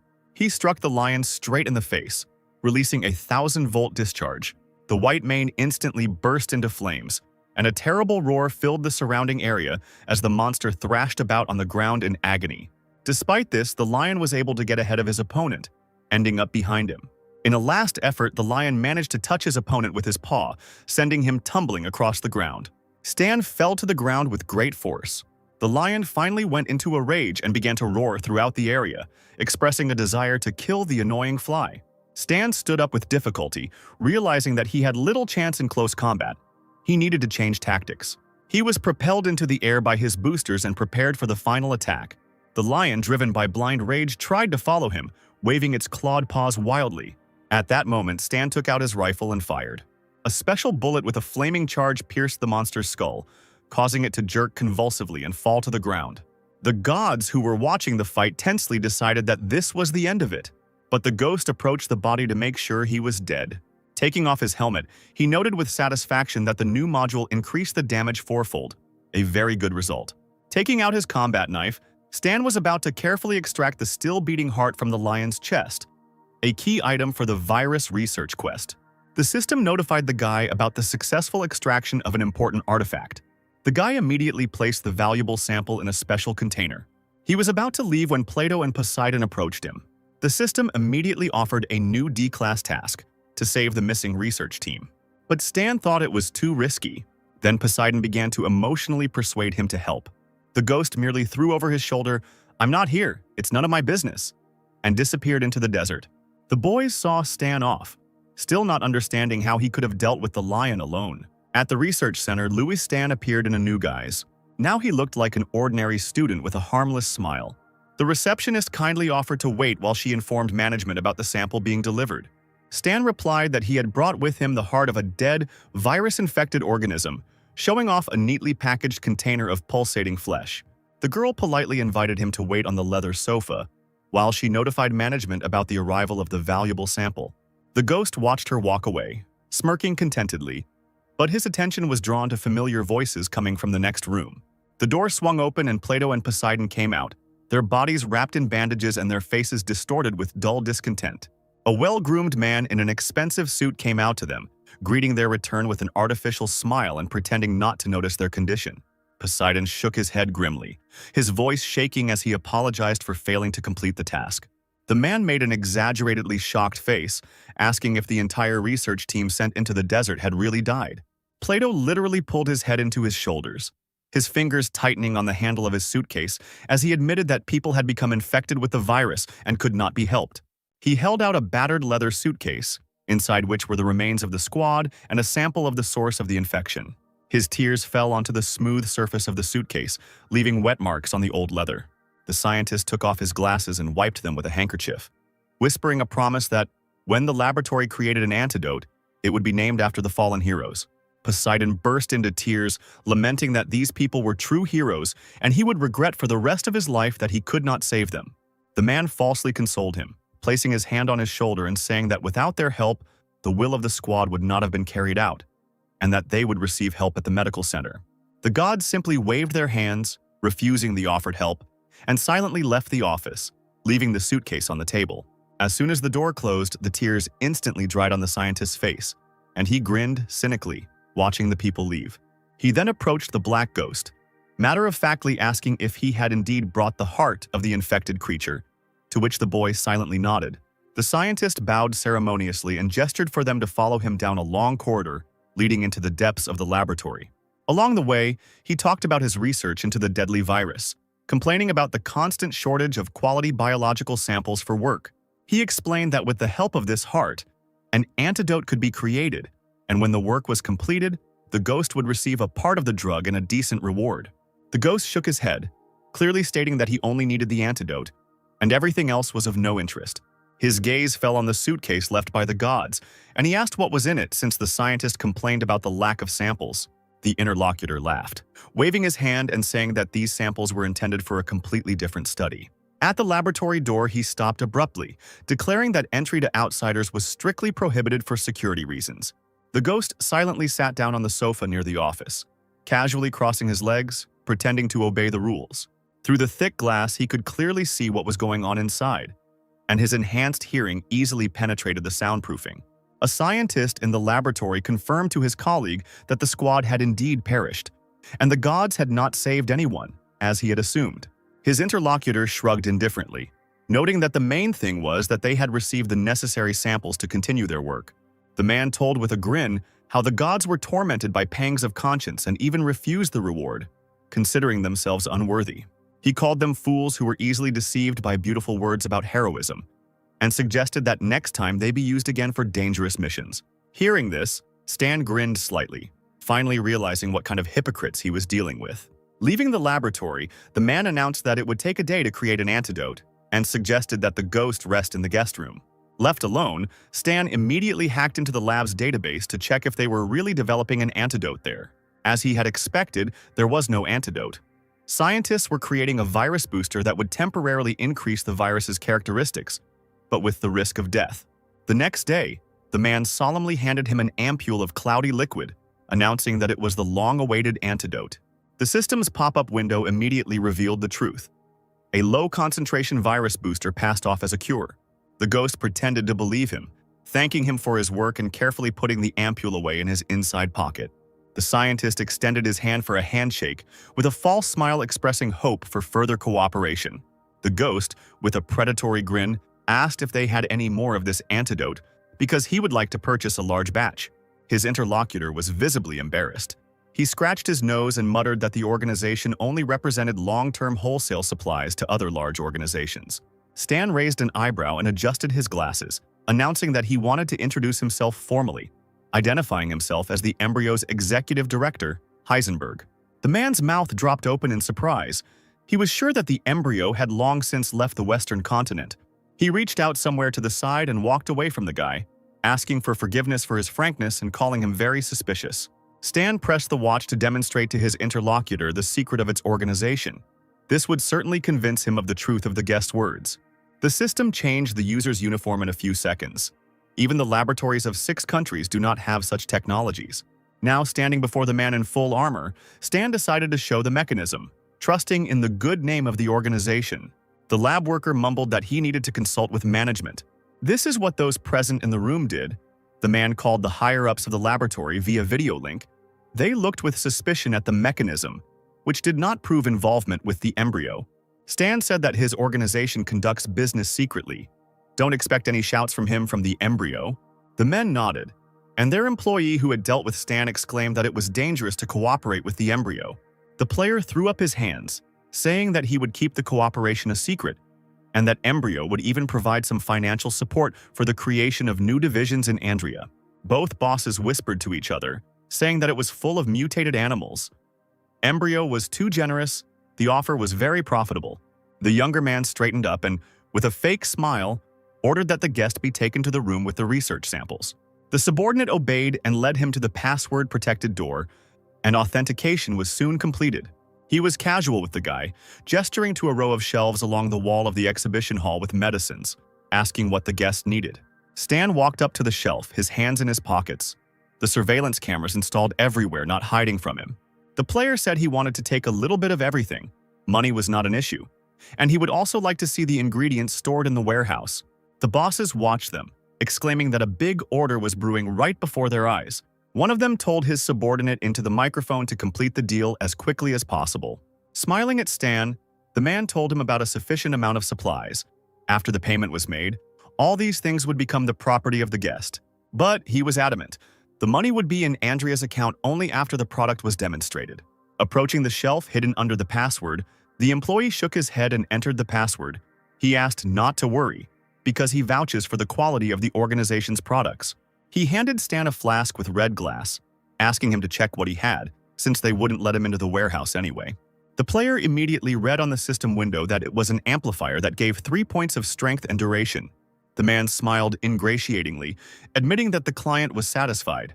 In response to this, Stan immediately changed into a mechanism and pointed a gun at the man, declaring that this was his payment. He was stunned that the guy was pretending. The man stepped back and bumped into the shelf. He closed his eyes for a few moments as the bullets hit him directly behind his back, cracking the glass. The man was shaking all over, looking at the destruction centimeters from his face. He was ordered to open the supply cabinet if he wanted to stay alive. Looking at the surveillance screen, the boss shouted to his subordinate that he should immediately sound the alarm. The man accepted the order and quickly pressed the emergency alarm button. Bright red lights came on in the ceiling and started to blink, and a siren sounded in the corridor. A mechanical voice came from the speakers on the wall, saying that the criminal would not escape. The officer chuckled, thinking that the situation was now under control, and ordered Stan to lay down his arms and state his name and position. Otherwise, the guy was in danger of turning into a sieve. At that moment, a multitude of barrels of various weapons appeared from the ceiling. Looking straight at the criminal, the man exclaimed irritably that it would not be difficult for the organization to capture him. He warned again about the possibility of being killed, and therefore it was necessary to surrender without resistance. Stan just laughed and immediately launched a special program. Andrea's team of technicians were at a loss as they had lost control of the security system. Taking advantage of the general confusion, Stan began to grab jars and flasks from the shelves, throwing them into a large bag. The boss ran up to one of the employees, ordering him to quickly regain control of the controls. But he exclaimed that the virus was spreading too quickly. It was impossible to fix everything. Most likely the guy had uploaded it into the system yesterday. Meanwhile, the man who tried to intimidate the unexpected guest slid to the floor in fear, begging not to kill him. Stan approached the employee sitting on the floor and demanded that he not interfere if he wanted to live. He added that he was not a psychopath who killed for no reason.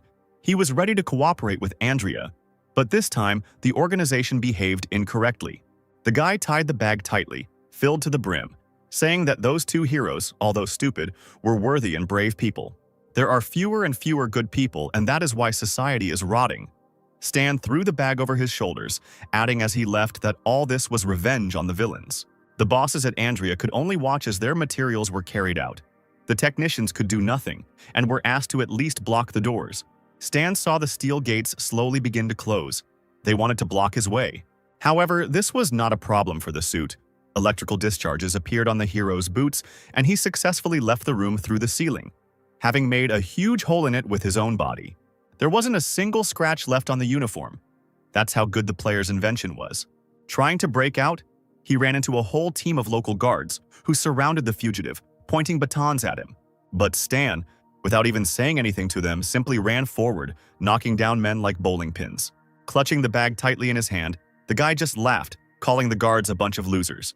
The boss barked that the guards were simply worthless and asked when Maple's backup would arrive. As it turned out, in at least 10 minutes. The man exclaimed that it was taking too long and asked Kate to contact 10 heroes in the city. Plato and Poseidon were just lying in hospital beds. Poseidon, having heard the latest news, could not hold back a shocked cry. He did not believe that the entire institute, including the antidote to the death virus, could be robbed by one person. He could not allow the sacrifice of the institute's research group to be in vain, and immediately broke the plaster cast on his own hand. Both heroes rushed out into the street, ignoring their own health. Poseidon shouted into the phone that he would help. The employee, who had greeted them earlier with a grin, informed them that Andrea was relying on them and would send them the coordinates soon. Stan, meanwhile, eluded pursuit and climbed onto the roof of a tall building. He patted the bag with his palm, noting how many reagents he had taken. They could be drunk every day instead of water. The mechanism in the suit told him that 2 trackers of approximately level 30 were approaching him, and the guy turned around sharply. Behind him were Plato and Poseidon.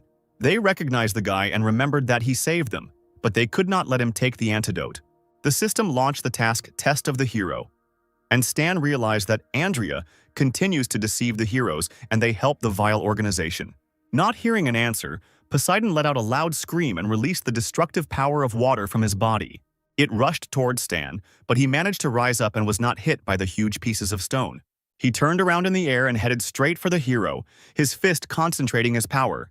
The two players collided, their abilities combining to create a huge explosion, sending Poseidon flying backwards. Unable to get his bearings, he hit the wall hard, creating a crack in it. Blood gushed from the hero's mouth from the blow.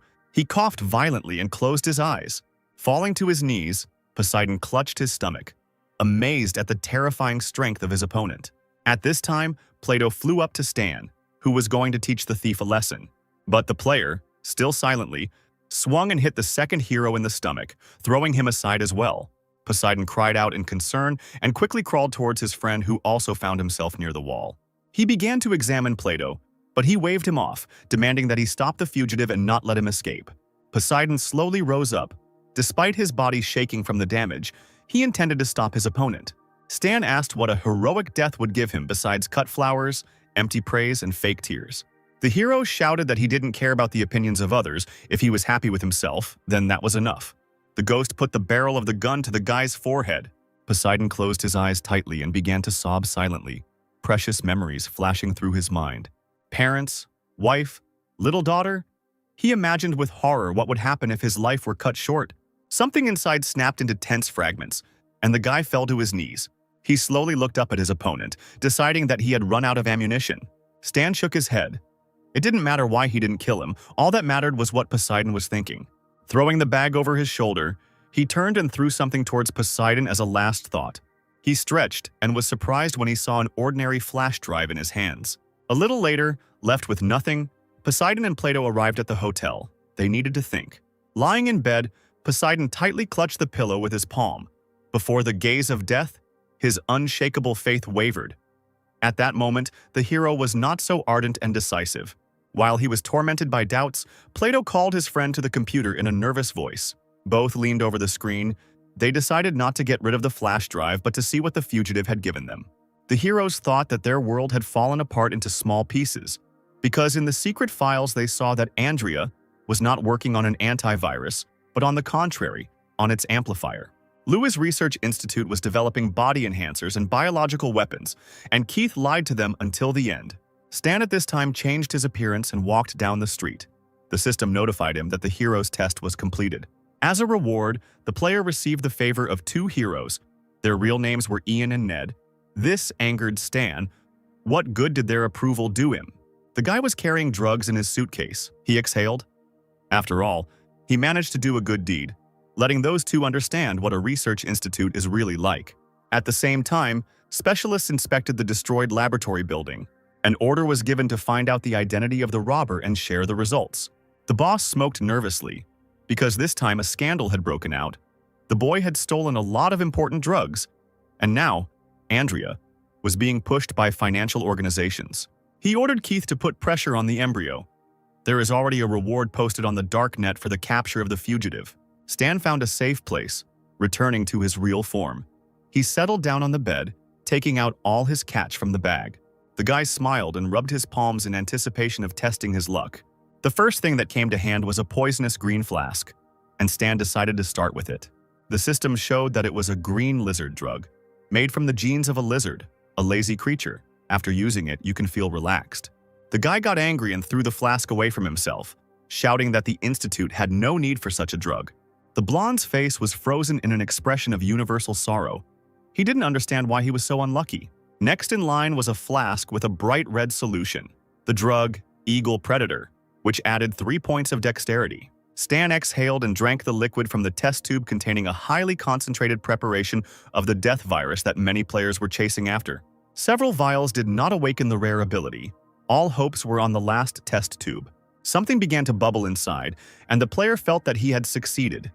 The colors of the system were shining around. He received a unique body constitution and several different health points. It is unclear whether this was necessary for the mechanic class. At night in the mountains, the lights of the embryo base did not go out. Even at such a time, painstaking work was carried out. One of the soldiers informed the boss about a letter from the research institute. Louis, an employee of Embryo, Heisenberg, stole a lot of drugs from them. The masked man exclaimed that it was a lie. They didn't even have such a person. He carefully examined the video from the surveillance cameras and noted the power of the mechanical suit. If the Embryo can get hold of this thing, the fighting power of the local soldiers will increase rapidly. The man clenched his fist tightly on the armrest of the chair, wondering where the suit had been created. He called a soldier over to him, asking him to order the intelligence network to secretly monitor the user of this suit and report on all his actions. The soldier had to tell about the non-humans who evade capture and resist arrest. Embryo managed to catch only 2,000 non-humans. The boss asked if Cyberlos had learned anything new that could be reported. The Inhumans act purposefully, speak strangely, lack many basic knowledge, and have a special way of communicating with each other. They are like time travelers. The man was surprised and asked if they were from the past, and what was the position of the 6 states in relation to them. The soldier told about the intelligence data. His people tried to establish contact with the non-humans. They had different approaches, from friendly to violent. The boss thought about it, deciding that because of the non-humans they would not give up on preparing for the war against the Embryo. The soldiers needed to put more effort into finding the non-humans.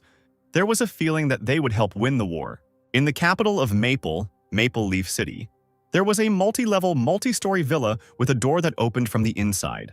Outside the building, there are 2 Special Forces patrols and another one inside the house for a total of 18 Special Forces agents. The special agent was tracking a target who leaves his home every day at 8 o'clock in the morning, travels in an armored vehicle, with 2 squads following close by. An elderly man in tattered clothes continued to report into the microphone. The target returns at 6 or 7 in the evening. The same personnel guard the target on the way back. One of the security guards approached the man, rudely asked who he was, and demanded that he show his documents. He waved some paper and sat down with his feet on the bench, exclaiming that he was an ordinary tramp. The guard said that it was forbidden to be there, and the man nodded and mumbled that he would leave right now. Hannes left the house and swore loudly into his headphones, saying that he was crazy to be working even after retirement. In the office, Vernina rolled her eyes, asking Hannes not to complain, or to go to the dacha to weed the beds. Garion, a stern man, when asked why they did not find Bennett themselves, said that they did not get along with him, and asked Hannes to return to discuss the plan. The Darknet safe house Maple was located far from the city in the mountains. Scorpion-level assassin. Ben took a drag on his cigarette, asking why Stan had suddenly become the Darknet's trump card. Emily, the blonde elf, bit her finger, acknowledging the boy's strength despite his oddities. Ben didn't believe that the player was stronger, because he himself had been trained as a special agent in Raylan. The door to the room opened and the elderly woman bowed, letting Stan in. He greeted Emily's contact, saying that she was beautiful, but the girl waved her hands, capriciously asking him not to fall in love with her. Ben approached the guest, grinning and saying that he had heard about his combat services. Stan is said to be a legend, but there's nothing special about him. Emily tried to defuse the situation by asking not to compare the guys with each other. They had an important task, so first they needed to get acquainted with the data. There were 5 targets in total, all high-ranking officials who oppose the Darknet plan, and they are under guard at home and on the street. Stan carefully studied the location of the villas. The security forces and patrol routes were already designated there. Ben yawned, stating that he had come up with a plan. He just needed to stick to it and everything would go smoothly. He leaned on the disgruntled Stan's shoulder, asking if he could see the special symbols, and if there was anything he didn't understand, he would kindly explain. The player decided to ignore his colleagues' attacks and seriously asked what the specific goal was. As it turned out, these documents had to be placed in a visible place in the house so that the targets could find them. They contained data that could cause harm. Stan nodded, saying he would do that, and then asked what the boys would do. Ben waved his hand, saying that he was only responsible for providing intelligence, and that it was up to the others to carry out the mission. Emily was embarrassed and looked down, quietly saying that she would help if necessary. Stan shook his head and rolled his eyes, exclaiming that the task was simple and he could handle it alone. Ben repeated in a businesslike tone that if he followed his plan, his colleague would definitely succeed. Stan threw the papers on the table, declaring that the plan was too complicated and he would figure it out as he went along. Ben was offended by this statement because he had been working for 10 years, and Stan knew nothing. He opened the door to leave and said over his shoulder that this task was a piece of cake for him. The blue-haired player clenched his fists, exclaiming that if Stan didn't follow the plan, everything would be ruined. Maple official Edward was under surveillance. The target left the building. Even a fool would have noticed that his guards were everywhere, armed men in uniform. Stan watched the man from around the corner. He needed to sneak into the escort squad and wait for a good opportunity. I noticed one of the security guards who was carelessly staring at his phone during working hours. Stan moved quickly closer and injected the man with a special liquid into his neck. When the guard's body went limp, the guy quickly pulled him aside. There he undressed the employee. Taking someone else's clothes, the guard, under the influence of anesthetic, will recover for several hours. Meanwhile, Ronnie was called, and Stan changed his appearance within seconds to answer the call. The guy was right next to the target. He needed to get to Edward's house and drop off the documents. Something appeared in Stan's peripheral vision, and he watched in horror as several missiles were fired at them from the window of a nearby house. 3 shells hit the cars, deafening explosions were heard, and flames engulfed the vehicles. One of Edward's guards survived and crawled towards the manager's car, trying to protect him. The next moment, a female figure appeared above him and shot the guard straight in the head. Edward, clutching a pistol in his shaking hands, looked out the window at the woman in horror. Vernina pursed her lips and irritably demanded that Edward leave. Otherwise, she threatened to smash his face. The man glanced at the distant building and saw the vague silhouette of a sniper there. The enemies tried to grab him. He sighed heavily, adjusted his glasses, and slowly opened the door to obey Vernon. A wounded Stan, in a different guise, emerged from a nearby car with difficulty. He gritted his teeth, trying with some difficulty to crawl away, thinking about who else needed Edward. Vernina saw a commotion to the side and noticed a man who turned out to be still alive. She walked towards Stan with long strides through the thick smoke from the burning cars. He quickly checked the system. Vernina was level 60 and was a master of artillery. The guy did not expect to see a boss of Bennett's level here. A man with such power must have ulterior motives for attacking the official. So first he had to escape. Stan tried to escape with lightning bolts. Vernina raised an eyebrow in displeasure and immediately pointed her weapon at the man. She couldn't let him escape. Shells flew at Stan, and their explosions scattered asphalt and parts of cars under his feet. The player gritted his teeth, glancing at the fighting lady. It was cruel. He extended his hand, summoned the blade, and immediately headed towards Vernina because she was forcing him to enter the battle. The first sharp blow barely touched the woman. She deftly ducked to the ground. The next one already hit the target. Vernina's head snapped to the side as Stan punched her in the temple. The woman jumped back and slid along the ground, amazed at the strength of Edward's guard. She let out a predatory cry, glaring angrily at her new rival. Stan looked at the woman and smirked. Even though Vernina was strong, his level was still higher. The stranger's smile made the proud woman incredibly angry.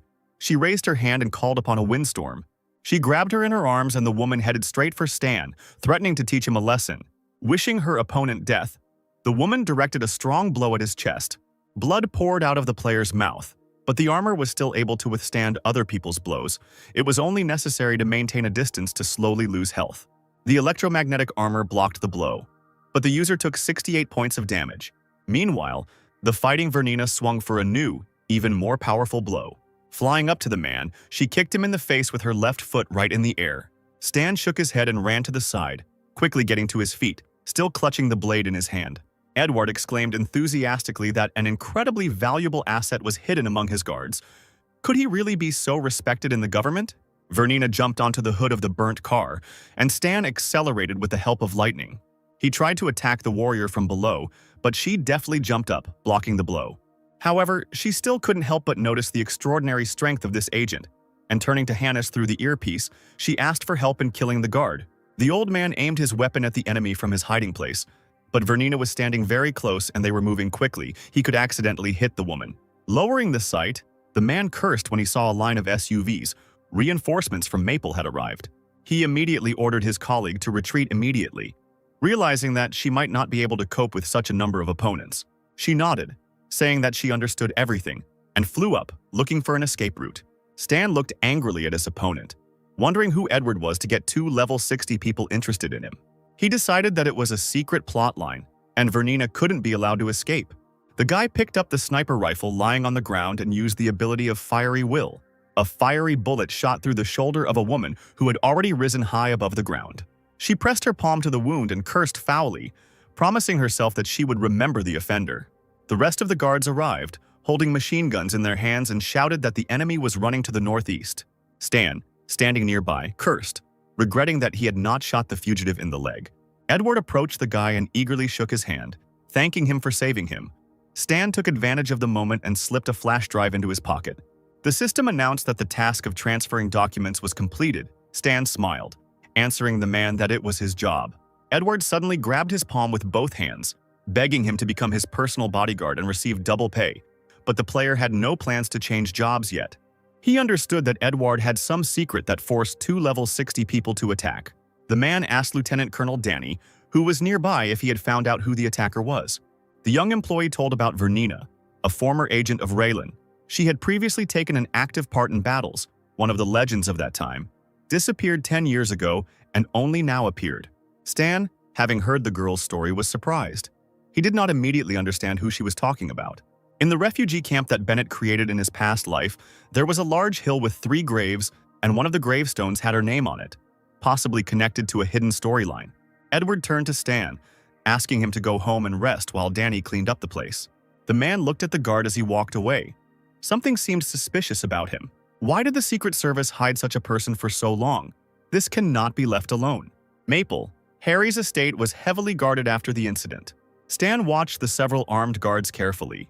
He thought that all the officials were returning home, unlike Edward, who was always traveling somewhere. The main thing for the hero now was to finish the task and then go in search of Vernina.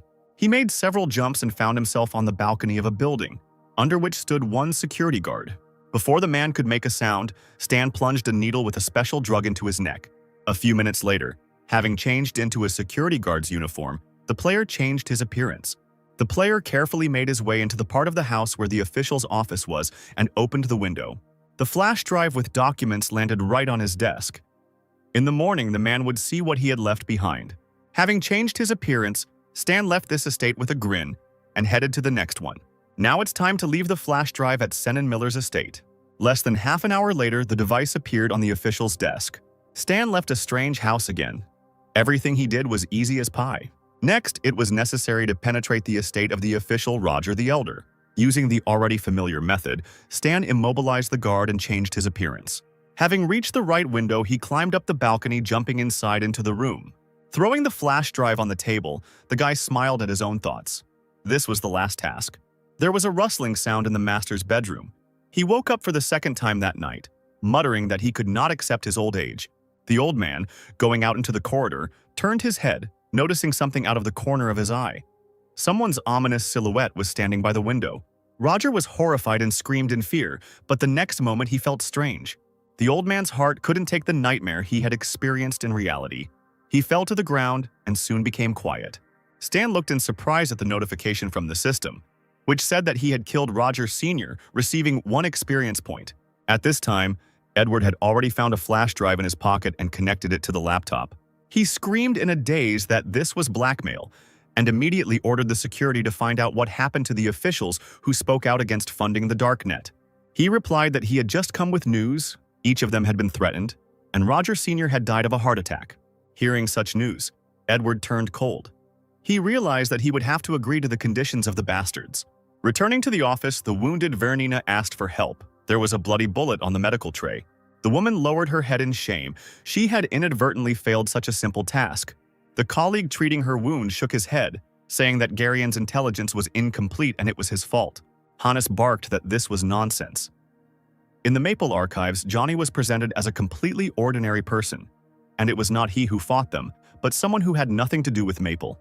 When asked who it was, the old man began searching for something on the internet. Finally, he said that a darknet man was fighting them, and his target was Edward. Vernina knew that in the darknet only Bennett had such power. Apparently, they had new recruits. Hannes crossed his legs and suggested that they get to know Bennett directly by dialing his number. The man admitted that he did not expect a call from Hennis, thinking that he had already resigned. He told him about Garion and the mission, and then asked if Bennett had sent anyone on a mission to Maple. Having made himself some tea, the head of the darknet shrugged, saying that he didn't know who was luckier here. There was a silence, and Bennett was asked who this man was. The man seriously warned his friends that they shouldn't mess with this guy. He could kill everyone. Vernina shook her head. Yesterday's battle was an accident. She would not take revenge on the fighter. Bennett said that the warrior's name was Stan, and that no one should get in his way. One of those present asked for help, and Bennett promised that he would ask. On the Maple border, the darknet safe house was still discussing the news. Emily was shocked that Stan completed the task assigned to him so quickly. Ben was no less amazed, because according to his calculations, it should have taken the player at least a week. Stan waved his hand, replying that he didn't need anyone's plan. It was more like child's play, weeks away from something that could be used in a real fight. Ben's long days of work were devalued in a second, and he stood there with his mouth slightly open. Stan called Bennett and told him about some of the difficulties he had encountered during the mission. He knew that his subordinate would cope, and told him that the enemy Stan had met was his friend. The man was happy about the player's victory because when they met, he was much weaker. The guy was pleased and asked to continue the praise if Bennett called only for this.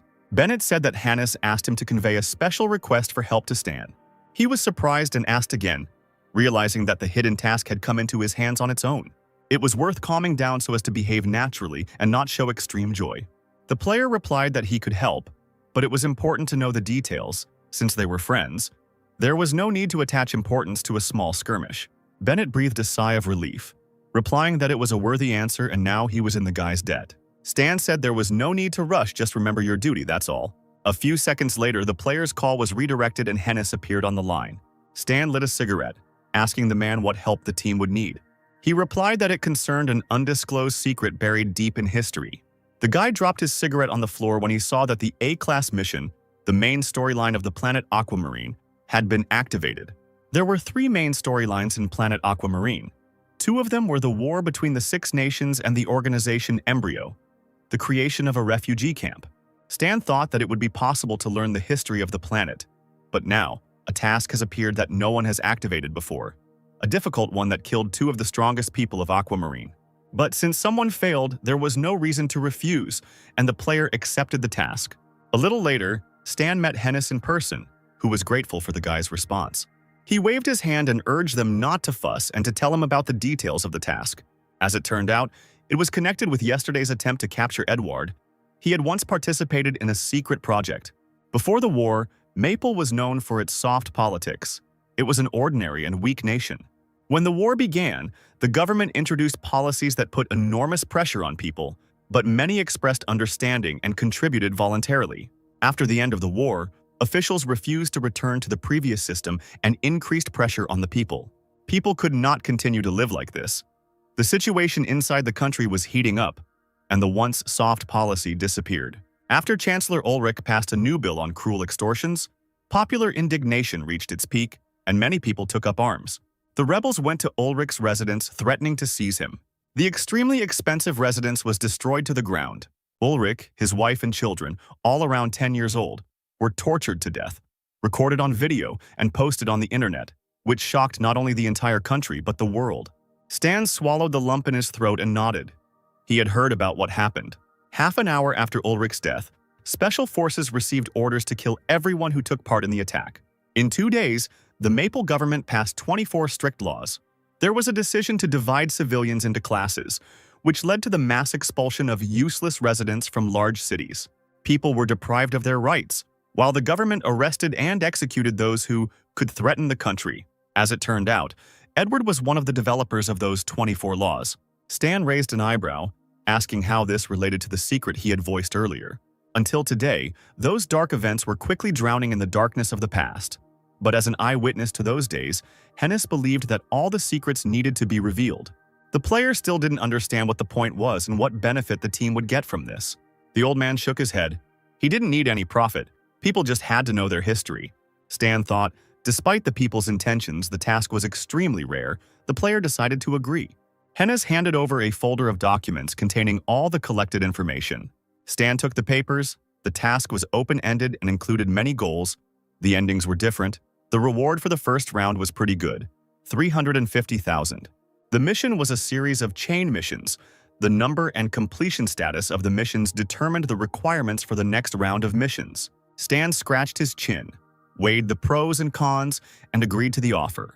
The boss smiled. He was happy with this news and hoped that the guy would surprise him. Another newcomer village was founded on the western continent. Player Bob told his interlocutor that lately everyone on the forum has been discussing NPCs, and he nodded, replying that on the ancient planet, players are considered messengers of the gods. On the magical planet, people were examined by witches, and they discovered that they had a talent for witchcraft. after which they began to be accepted into various academies of magic. And in Winterfrost, players were not touched at all. Jamie responded that it was better than risking being captured and chopped up by an NPC every day, and he barely escaped the research facility. Bob told a secret he heard from an expert that Stan's appearance on the planet Aquamarine was a kind of compensation for this. Jamie stared at his friend in shock, not believing he was telling the truth. He almost burst into tears, remembering that the player had been missing for a long time and might not return. Both looked up as they heard the sound of a helicopter in the air. They screamed when they noticed the helicopter, having seen it on the news many times before. It was Stan. He didn't come here with the most sincere intentions. The story mission can be completed slowly, but for now, it's time to profit from the simpletons who missed the player. As soon as the hero stepped on the ground, a crowd ran towards him. Some were just bored, and some wanted to buy a method of tempering strength or change their class to a mechanic. Stan was taken aback by the warm reception, but he couldn't understand why the players had become more welcoming. Bob winked at Jamie, suggesting that they tease Stan, but his friend replied that it was a bad idea. As if Stan got angry, he would kill the user in a second. Bob shrugged. It was just death. He would be resurrected many more times. Stan turned around when he heard an unfamiliar voice calling him. Bob folded his arms across his chest and challenged the NPC, asking if he had previously served the Star Dragon and now the Darknet, confident that Stan would panic. Hearing such insolence, the other users covered their mouths with their hands, thinking that they would now be stained with someone else's blood. Stan calmly replied that it was true, thinking that he had deliberately revealed the information. Bob bit his cheek. He was upset that the words did not touch Stan and decided to resort to more serious methods. He pointed at himself and exclaimed that he wanted to join the embryo and asked if Stan knew how to do it. The guy raised an eyebrow, immediately realizing that the player intended to provoke him. Bob immediately saw on the system screen that he had lost 3 reputation points at once, and the users behind his back were laughing. Stan wondered if he could help players choose sides since he had influence in the gaming community. He cleared his throat loudly to attract everyone's attention. The guy said that a war is coming. The nations are gathering an expedition. Embryo will probably lose. If the players want to join the Darknet, he can write a letter of recommendation. In the forest, at another gathering place for players, someone noticed that there was news on the forum. Stan was selling a letter of recommendation for the Blood Pact. They told him that this was no longer fresh news. The letter would cost a whopping $250,000. Stan said that the 6 nations will fight the embryo, who will definitely lose, so it is worth joining the 6 nations. Another user knew about the Blood Pact Society. He had a task to join them. It is very difficult and confusing. This society is positioned as an organization of murders. Another player thought that spending $250,000 to skip the pre-missions was a waste of money.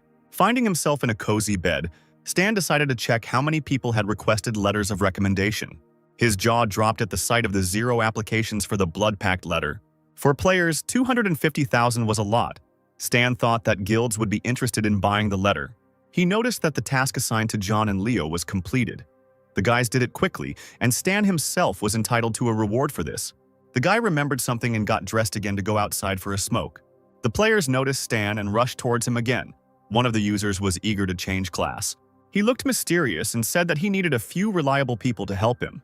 The players stopped to look at the system window, where a new task with a high reward was waiting for them. Everyone was shocked when they realized that this was a main story quest and could not be missed. But no one could accept it, because the system reported each time that the condition was not met. The assignment had a prerequisite, and that was purchasing a letter of recommendation. Players accused Stan of cheating. How can you spend money to complete tasks according to the story? Especially since no one has that amount. Stina divided the first mission of the Era of Passage into 5 separate ones, so that although not every player but many could complete the task, he only needs those whose guilds can pay such a sum. Meanwhile, the 9 Gates Guild was in full swing discussing the possibility of purchase. The guys said that this was a good chance for them to buy a letter from Stan and join the story mission. But there was also a risk of losing. And losing a lot of money, someone suggested uniting with other guilds. One of the 9 Gates players decided to ask the Rogue Guild. Stan lay down on a lounger in the yard, deciding to stay in the newbie village for a couple of days until the guilds collected the necessary amount. Finally, several level 15 players came to him. They wanted to buy a letter of recommendation. Stan remembered these highly skilled players. Luck was finally on his side.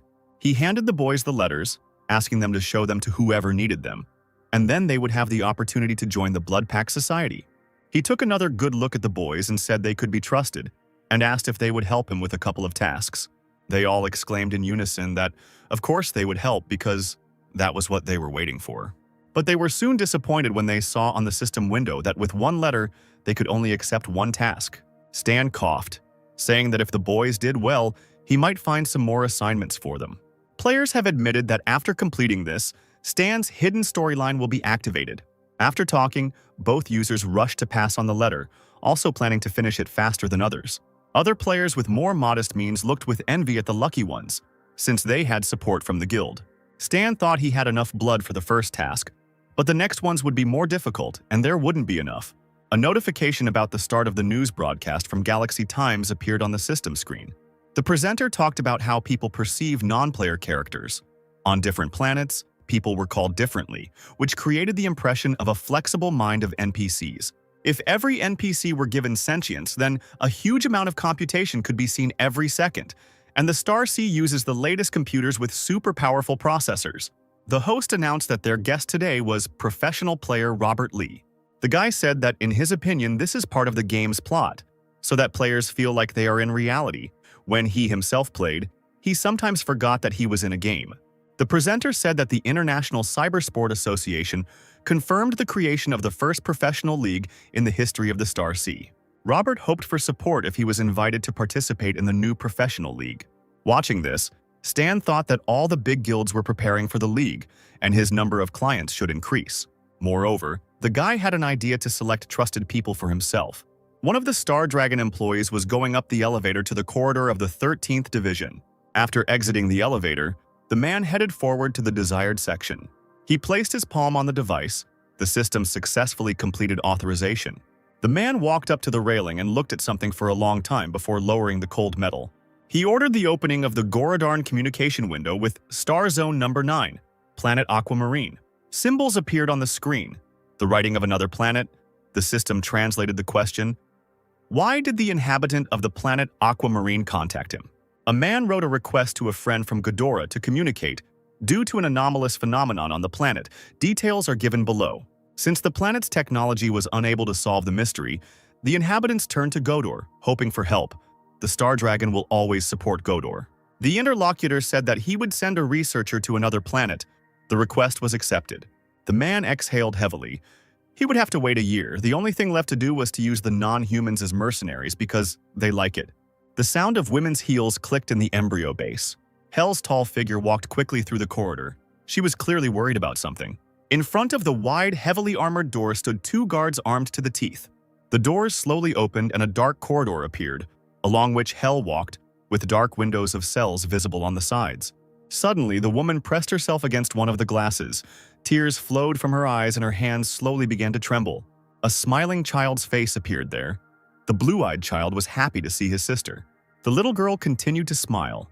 She pressed her small palm to the glass, thus greeting Hell. The woman could hardly restrain herself from crying even more. She asked how the girl was doing. The one whose skin was covered in bandages replied that people in white coats were coming less and less often. Her last injection had been 13 days ago. Hell knew that this was a bad sign for Aurora, because every time they took blood and bone marrow from her, she needed more time to recover. The little girl sat on his knees on the hospital bed and asked to be told a story. The beeping of the equipment almost drowned out the girl's weak voice. Hell swallowed the heavy lump in her throat and asked to be reminded where they had left off. Aurora smiled and told how Uncle Zero escaped from the base, then asked what happened next. The head of the embryo cursed, because Zero, like a rat, hid somewhere deep. If someone had the ability to foresee, the boy must be destroyed before the war begins. Otherwise, the organization's strategy will be revealed.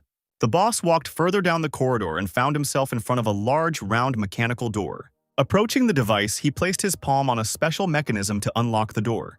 With a hissing sound, the mechanical jaws of the gate opened, letting the man inside. The head of the embryo found himself in a laboratory, a room with gray tiles on the walls and floor. Before him was the child of destiny. An unclear silhouette appeared in a huge flask. There was a naked man in the greenish, turbid liquid, with hoses attached to his body that supplied oxygen. The boy with snow-white hair obediently opened his blue eyes when the man ordered him to wake up. He showed the creature a photograph of Zero, demanding that it use its ability to influence the future and make the boy appear. At first, nothing happened. The laboratory became quiet again. Only the squeak of mechanisms could be heard. Then everything went dark before the creature's eyes, and he saw a blurry image of the wanted man. The subject said that Zero would soon fall into a trap, and the organization needed to head there. The boss of the embryo left the lab and immediately contacted Cyberlos, ordering him to launch the super soldiers. In a large room in green smoke, there were large armored boxes. The operator said that the time had finally come for his revenge and pressed the button on the control panel. One of the boxes slowly opened, revealing the strong body of a warrior to those present. A high-level soldier, Valkyrie test subject number 2, didn't wait for the lid to lift and tore it apart with his bare hands, screaming loudly. He bared his teeth like a beast, shouting loudly that he would kill Zero with his own hands. Stan, who was just flying in a helicopter through the snowy mountains, sneezed loudly. The user rubbed his nose, wondering who was bringing him up again at such an inopportune moment. The system showed him the total amount of experience the player had accumulated for teaching the skill to players. Now it was time to decide on changing the class and increasing the rank. His fingers quickly ran across the screen. Stan planned to first pump up his existing skills to the fullest. He sat in front of the screen for a long time, wondering how to correctly construct the required blueprints for the purple class. After a few hours, fatigue made itself known and Stan let out a long sigh, but he couldn't stop. And now, as if he were mad, he pressed the screen. In a short time, he spent experience points. It turned out to be an incredibly tedious task. Images of 3 mechanisms appeared on the screens. They were better suited to the class change tasks than the others, and could also enhance the suit in battle and allow for combinations of attack types. The materials on the plane were not enough. It was necessary to go to the northern continent to replenish supplies. A certain newcomer village on the northern continent was characterized by cold weather and endless snow. Not far from the forest lay 3 gutted bodies of wolves, their blood still not cold, visible on the snow. Someone, wrapped up to the neck in a warm cloak, slowly walked forward, leaving large footprints behind him. The man adjusted his hood, revealing a masculine face with pursed lips. Oliver was puzzled by something when Oscar called him. He only asked how things were going, while another interlocutor heard that the Esports Association had confirmed the creation of a professional league for the Star League. Oscar said that he had transferred to the warrior class. His comrade wanted to fight together in the league against foreign celebrities because he had an extraordinary ability, but Oscar turned out to be. People raised their heads when they heard the noise of the helicopter. They immediately ran out to the square. They had been waiting for Stan's arrival for a long time. Finally, the helicopter landed on the crunchy snow, and just like everywhere else, the player was greeted by an enthusiastic crowd. Stan came out and was pleased to see level 18 players. He needed to quickly go around all the villages before someone realized that the method of improving strength was a scam.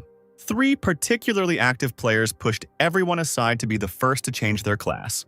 Stan stood in front of the new spectators, looking them over carefully, and they greeted the long-awaited guest. Oscar approached the guy with a bag slung over his back and seriously said that he wanted to buy a letter of recommendation. Stan looked at the guy. He was a professional player. It was very opportune to give him a task to test his strength. Several players gathered in the Winter Cliff for battle. The leader said that the battle plan was known to everyone. They could not fail under any circumstances. The gray clothes set the users off among the trees. They encouraged each other that there was no need to worry about the non-humans. They could easily be dealt with. On the outside, they looked like ordinary people, and no one wanted to grab the wrong one. The men looked closely. It seemed that someone was walking in the distance. Perhaps it was a non-human, because in this forest only animals and non-humans walk alone. They ran out into the forest clearing to attack together and not let the alien escape. The leader of the group suddenly slowed down and barked at the others to stop immediately. The guys, clutching their weapons in their hands, drooped, not understanding what was going on. The man felt a drop of sweat running down his forehead from the tension. He saw a non-human. The famous Stan stood before them, dissatisfied with this reception. Streams of sparkling lightning immediately ran across his body. Special mechanisms in the form of small shurikens rushed towards the people. The guy asked what this group was doing here. The man was shocked by such a quick attack and thought that he was already dead. Then, the whole group fell to the ground, covering their heads with their hands. The leader croaked that they were from the Alamera family. They were sent to capture the non-humans. They did not wish Stan any harm. The player thought, scratching his chin, last time he helped Luke attack them. No wonder Stan was feared now. He nodded and ordered the men to return to the Elder and tell him that he would be visited soon. In the northern continent, there stood a luxurious palace, the home of the Alumera family. The leader of Alamer, Daryl, a tall, stately man with braids, was indignant that Stan had killed his people and now dared to come here. This was complete disrespect. Third Commander Alumera Martin warned the leader that Stan was not to be trifled with. Since he dared to come without an invitation, it meant that someone was behind him. Second Commander Alumera Zachary added that if the player wanted to attack, he would not have given a warning, but rather needed to see what he wanted first. The leader frowned, but still agreed to listen to Stan and how he would justify the murder of Ray. Stan stood a short distance away from the Alumer family's hideout. He knew that some of the strongest commanders on the northern continent were here. One day the boy treated them cruelly, but received no response, and the guards soon noticed his approach. The guy's slender figure aroused respect and fear among the locals, although he did not behave threateningly. The guards immediately pointed their machine guns at the player, exclaiming that entry was prohibited. But Stan just shrugged, saying that it would work anyway, and one of the guards muttered that it was making things difficult for them. Before the trouble began, Lucas came out to those present and ordered the guy to be let in. He said that he had heard about the upcoming visit, and this surprised the commanders because unpleasant events had occurred not long ago. A line of armed guards followed Stan all the way to the palace entrance. Luke hoped that the guest had friendly intentions, since he came himself. The guy just smirked. He knew from intelligence that this family participated in the faction fight every year. Instead of answering, he turned to Lucas, asking which faction he belonged to, the house or the others. The man cast a tense glance at the guest, briefly replying that he was simply an ordinary member of the Alumer family. This only amused Stan. Of course, he didn't believe other people's words. Meanwhile, the delegation was approaching the reception room of the leader of Alumer. 3 local players, going about their daily business, peered intently at the small crowd that was walking towards them. One user named Thomas was just waiting for an opportunity to quit boring tasks. He called on others to see if there would be an opportunity to run a couple of tasks. A group of players immediately hurried towards the delegation, almost blocking their way. Thomas and user Lawrence were dumbfounded when they saw Stan himself in front of them. Lawrence was surprised by the guy's appearance because a few days ago he was in the newcomer's village. Judging by the expressions on the faces of those around him, everyone here felt hostility towards him. Lawrence's friend clapped her hands together, saying how lucky they were to get a sudden storyline that would lead to hidden quests. The players saw that Stan had entered the reception area of the 3rd zone, which was closed to the rest of the players. The guest was greeted by all the heads of the family, along with several commanders. Stan had not stood in front of them for long when the chief finally ordered a chair to be brought to him. The guy quickly sat up and crossed his legs, asking why no one wanted to introduce themselves. Daryl slammed his fist on the armrest and cursed at Stan, accusing him of attacking his property in Green Valley Village and killing his people. The guards immediately turned to the calmly sitting guy, pointing their guns at him. He didn't even flinch, just smiled, saying that he had a reason and let Alumer announce his cooperation with Embryo. Daryl brushed off the accusation. Stan was talking nonsense. They were never in cahoots with the organization. Stan revealed that Zero, who had a huge bounty on him from Embryon, was a member of the Alumera family. Daryl cursed and accused Stan of being crazy, since the reward was for someone else entirely. Stan shook his head. He didn't believe it, after all. We were talking about the intelligence organizations of the 6 nations. The guy believed that the family was helping the Embryo find the wanted man, or even were looking for him themselves. The man leaned forward, gripping the arms of the chair, exclaiming that they had circumstances. Stan raised an eyebrow, saying he would very much like to hear about them. Daryl knew he had to make his hostility towards the Embryo clear. The war between the 6 nations and the Embryo was coming. There couldn't be any misunderstanding at such a key moment. The man glanced sideways at the man standing next to him, saying that he could tell him everything in detail. The second leader of Alumera, Zachary, stood silently with a serious look. He handed the floor over to his eldest son, Sebastian, to tell the truth. The young man said that more than a year ago he was guarding a convoy with supplies, and halfway through the group was suddenly attacked. The attackers moved towards Sebastian and he ordered Zero to change into his clothes to distract them and try to escape. But when they returned with reinforcements, the guy was no longer there. Looking at the guy, Stan smirked, asking if Sebastian's younger brother wanted to die for him. He grimaced and hissed, asking in response what Stan thought about this. The rest of those present did not miss the chance to report that the people from the Zero faction were indeed soulless. Daryl got fed up with this conversation and shouted, ordering everyone to shut up. He concluded that this was how it was, and it didn't matter if Stan didn't believe it. But the family wasn't cooperating with Embryo. Stan thought about it. He really thought what happened to Zero was terrible. However, Zachary wasn't going to let it go that easily, knowing that his son had died at Stan's hands. He turned his head and looked at the man and said that it was better to discuss personal matters in private. The The man smiled unkindly, agreeing with this opinion. Looking at them, the head of Alamer Daryl muttered something discontentedly under his breath. Stan leaned back in his chair, casually asking if he could stay the night since it was getting late. The leader, without saying goodbye, stood up from his throne and left, asking Zachary to take care of the boy as he went. Stan saw another member of the Alumera family and smirked. The young man bowed and introduced himself as Simon, the adopted son of the leader Zachary, and he would take care of Stan during his stay here.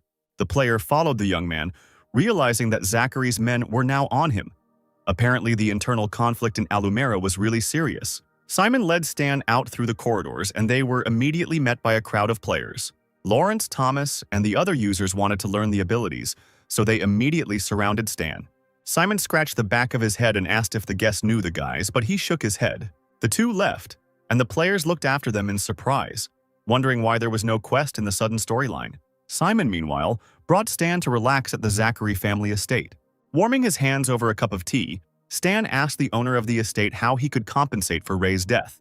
He threw up his hands, replying that Ray was just his son, and that his death was the result of his bad luck. Stan asked why he was invited. As it turned out, there was nothing wrong with meeting a famous killer. Stan made no secret of his interest in Zero, so he asked to return to this conversation. The man said that it was his extremely untalented son who unexpectedly became a criminal, for whom Embryon had appointed a monetary reward. Sebastian added that he thought he was dead, but still, the unkind man lives long and intends to cause trouble. Stan frowned, suddenly asking if he was considered troublesome too. Sebastian was even genuinely surprised by this question. Zachary cleared his throat, stating that it was too late and the boy needed to rest. A little later, Simon approached the player with a folder in his hands, saying that there was information about Zero here. His father asked him to give it to the guy. The conflict with Alumera has been resolved, and Stan has already learned everything about the original owner of the body. The family does not want to conflict with him. There is no point in provoking hostility. Stan smirked, wondering how Alumera would react if she knew who he really was. Daryl's son returned to the mansion to tell his father everything. After bowing, he reported that Stan had left Zachary's estate. The meeting had lasted 1 hour and 30 minutes. This made the chief very angry. Zachary became more and more disobedient. He even dared to meet Stan behind his back. The boy asked if his father wanted to teach Stan a lesson, but they both knew about the prohibition against provoking him. The guy exclaimed that the player had the audacity to do whatever he wanted on their territory. Daryl angrily jumped up from his chair and slammed the table with all his might, demanding that his son not mess with Stan. He got so angry that he even chased the guy away, ordering him to get out. Early in the morning, the sun rose over the mountains, illuminating the houses of the heads of the families. Stan was already awake and just now stretching sweetly, with difficulty suppressing a yawn. He noticed some movement off to the side and saw a lot of armed guards. They were shouting that the leader was killed and that Stan was probably behind it. The man was found dead in his chair, a bullet through his eye, pierced his brain and exited through the back of his head. He died instantly, and there were no signs of resistance. The killer acted very quickly. Stan looked over his shoulder at the whole family, who were devouring him with their eyes, because they thought that the killer was in front of them. Daryl's son Lagos couldn't help but shout that Stan had to be grabbed. But at that very moment, Zachary blocked the guard's path, calling for them to wait. He decided that something was wrong here. Since Stan had come to visit, he had no reason to do something like this. Lagos shouted that it was a trick, but Zachary countered that the murder could have been done quietly. The boy almost attacked his uncle with his fists, asking whose side he was on. But the third commander, Oswald, stopped him, urging him to calm down, since Stan had no motive to do so. Lagos squealed that there should be no motive. His father was dead, and his high post was now vacant. Zachary shook his head confidently, saying that the guy was making it up.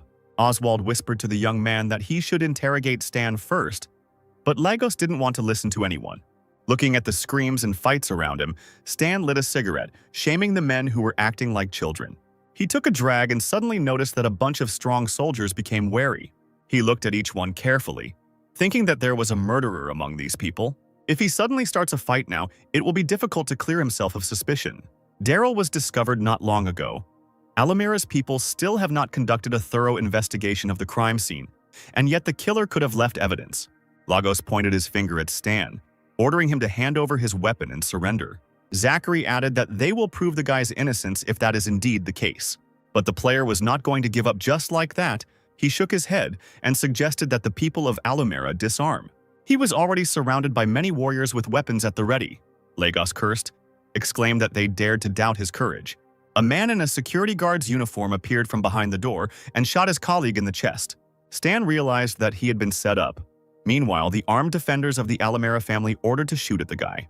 He immediately created a protective dome of lightning around himself, preventing the bullets from hitting him. Then he removed the dome and used one of the sharp-edged mechanisms he had stored away. These things flew around the guards, distracting them and preventing them from aiming. Stan noticed the man shooting from around the corner and rushed in that direction, intending to interrogate him. Running out into the corridor, the player was shocked to see only a cooling corpse with a broken head. The best warriors were sent in pursuit of the criminal, who the family considered dangerous. A level 45 Esper and 2 D-rank superhuman fighters were already flying to punish Stan. The guards gathered together and, on a single command, began to shoot to kill. The bullets crossed each other, trying to capture the nimble Stan, but it was all in vain. The mechanisms he launched at the warriors dug into their bodies like sharp blades, forcing them to let go of their weapons. A level 45 Esper with fiery fists pounced on the guy, wishing him death. Stan even began to heal himself. With his abilities, it wouldn't be difficult to kill the soldiers, but it would be difficult to remove suspicion from himself. Esper saw that the lightning attack was rattling on the enemy's palm. He couldn't even resist cursing out loud. Stan knocked the warrior to the ground, striking him with lightning every second until blood flowed. The mask slid off Esper's face, and he coughed heavily, spitting out blood. Seeing that their comrade was in trouble, the rest of the superhumans decided to attack the enemy in a crowd. Stan quickly got his bearings and attacked the first warrior with a fiery fist.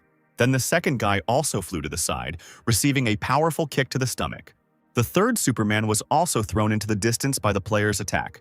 All the strongest warriors of the Alamera family lay on the floor in the dust, coughing loudly. The beaten guards also realized that they had lost when they had no strength left to attack. Lawrence, Thomas, and the rest of the townspeople who watched the battle marveled at Stan's strength as he defeated 4 high-level NPCs at once. Lagos had been hiding behind the shelves all this time, shaking, realizing that even 4 guards were no match for Stan. He was distracted and did not notice that he himself had become a victim of the enemy's sharp mechanism.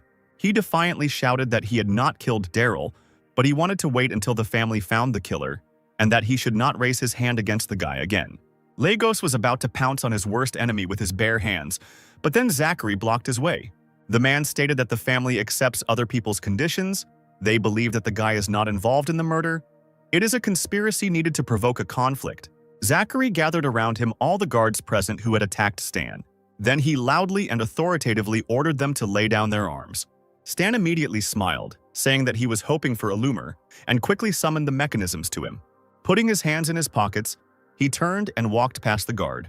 He walked towards the door to the silent accompaniment of those present. Lagos still couldn't calm down and swore, calling for the enemy to be stopped. Martin scratched his head uncertainly. He thought that Stan had spared them and expressed a desire to stay. It was unlikely that he was a killer. When Stan found himself outside the palace walls, Lagos only laughed at the man's naivety, replying that the guy didn't dare kill everyone else, otherwise he would have become an enemy of the Darknet. He just needed to clear himself of suspicion. Stan saw that he had launched an urgent puzzle quest, the real killer.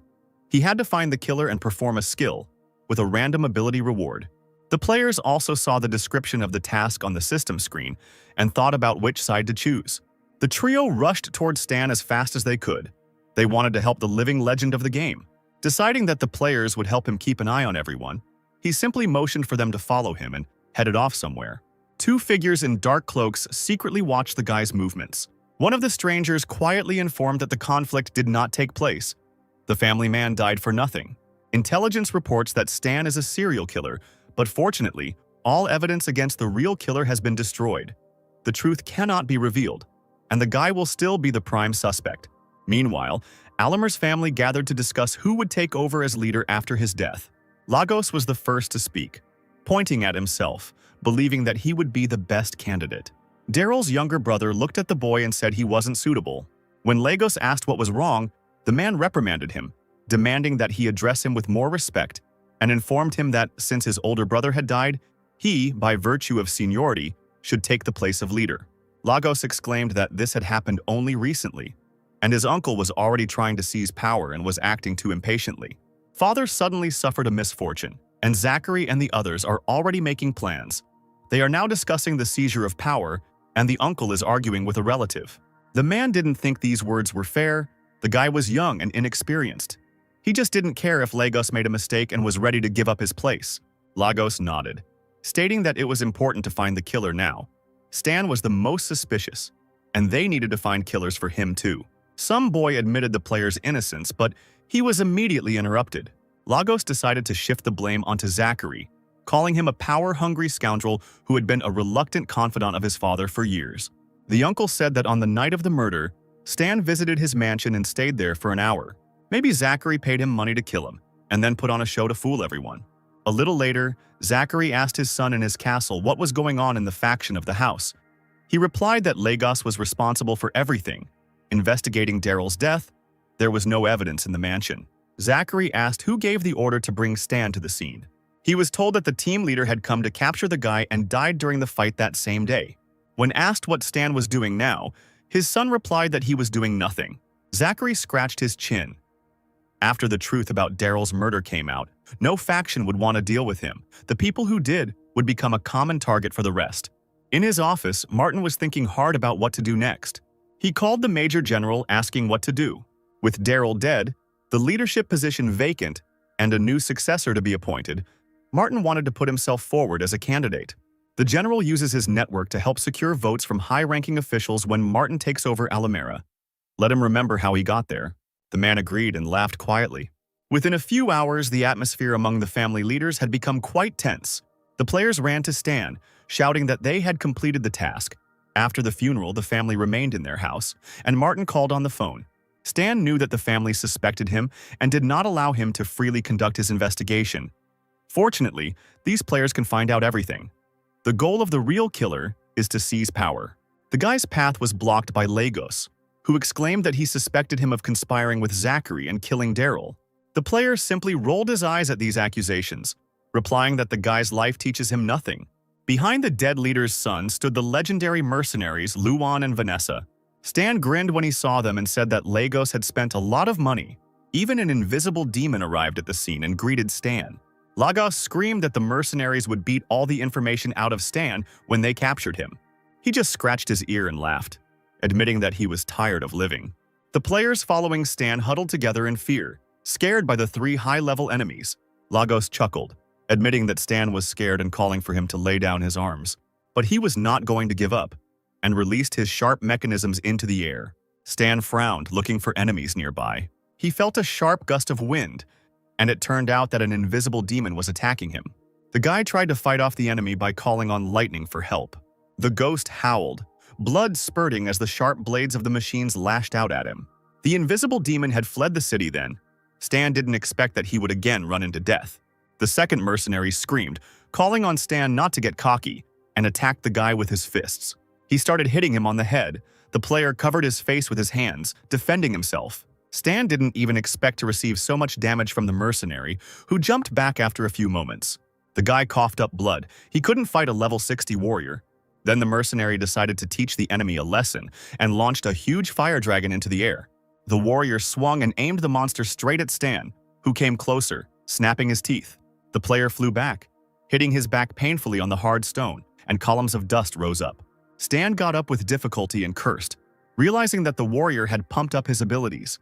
The guy rose up and pointed the gun at Vanessa and fired several bullets. She quickly deflected the attack with the help of her ability, saying that it was nothing. Moreover, she swung and sent all the bullets back with a stream of powerful wind. Stan realized again that another pumped-up ability had appeared and crouched lower to the ground, avoiding attacks. The battle was like a game of tennis in the open. The mechs had to be activated. Luan and Vanessa saw that the enemy had hidden in the house to set a trap there. Then the warrior gathered a huge sphere of fire next to him, grinning. With all his might, he aimed it towards the tower where Stan was hiding, and it collapsed in an instant.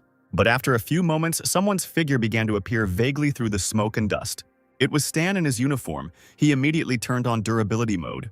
Luan roared and rushed towards the guy with a fiery fist, shouting that he was not afraid of him. With each subsequent blow, he wondered what Stan's armor was made of. The warrior's eyes widened.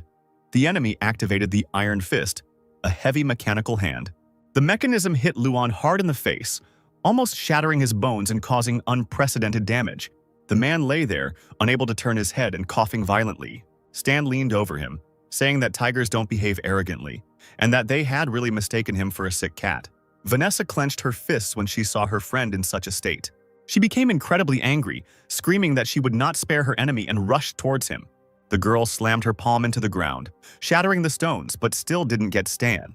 She tried to attack the player with a fiery fist, but he deflected the other player's hand, and Vanessa would not be able to penetrate his armor. Now it was Stan's turn to show the warrior his skills, and Vanessa flew back from the blow.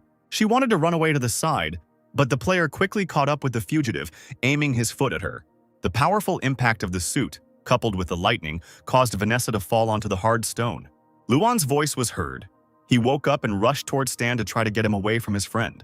The player immediately pulled out his gun, using his flaming will, lethal and critical strikes, and overload to attack.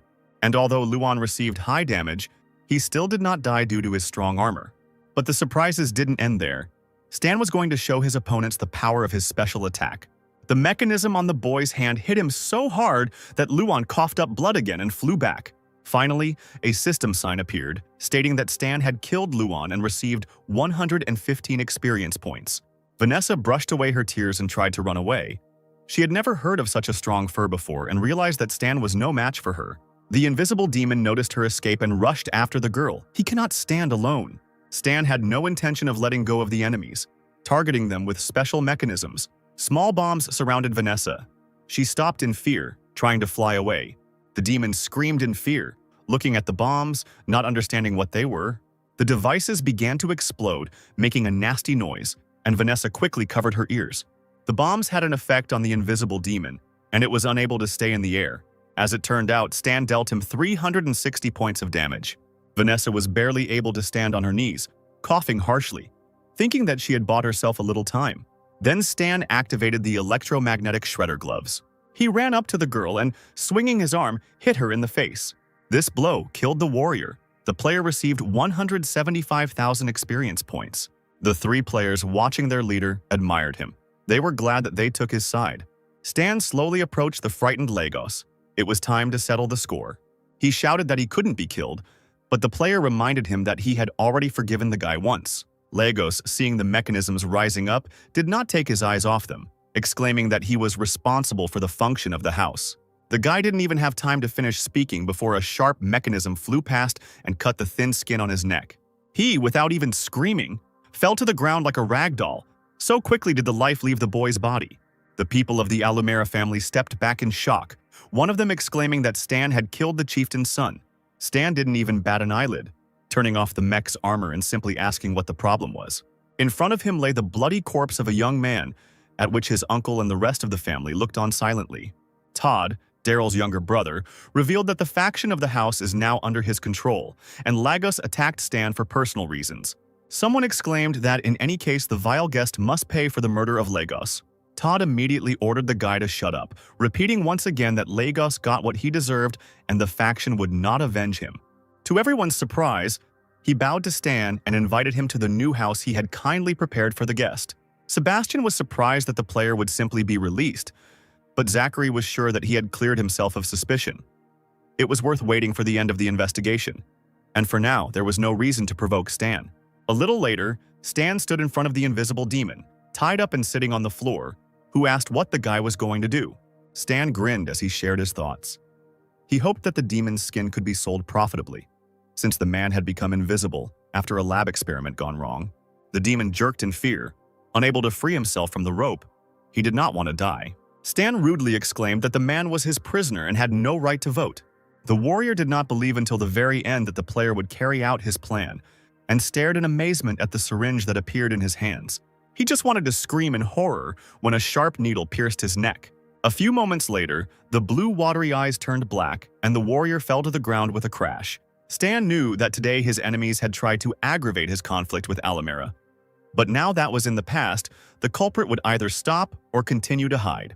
The guy sat down by the fireplace and called up the system window, irritably scrolling through the records. The players in the darknet did not learn anything useful. That's why Stan decided to do nothing for now and just watch from the sidelines. Zachary walked down the stone corridor to the guest's room to tell the news. As soon as the door was opened, the man blurted out from the doorway that the investigation had progressed and that important evidence had been found. During his investigation, he discovered that an assistant to a high-ranking official of the Northern faction had left his home and disappeared for 27 minutes on the night of the murder. His name is Shane. Originally from the Northern continent, a spy sent by Zachary to the Northern faction discovered that Shane is in conspiracy with Raylan. Stan studied the documents and asked a very reasonable question.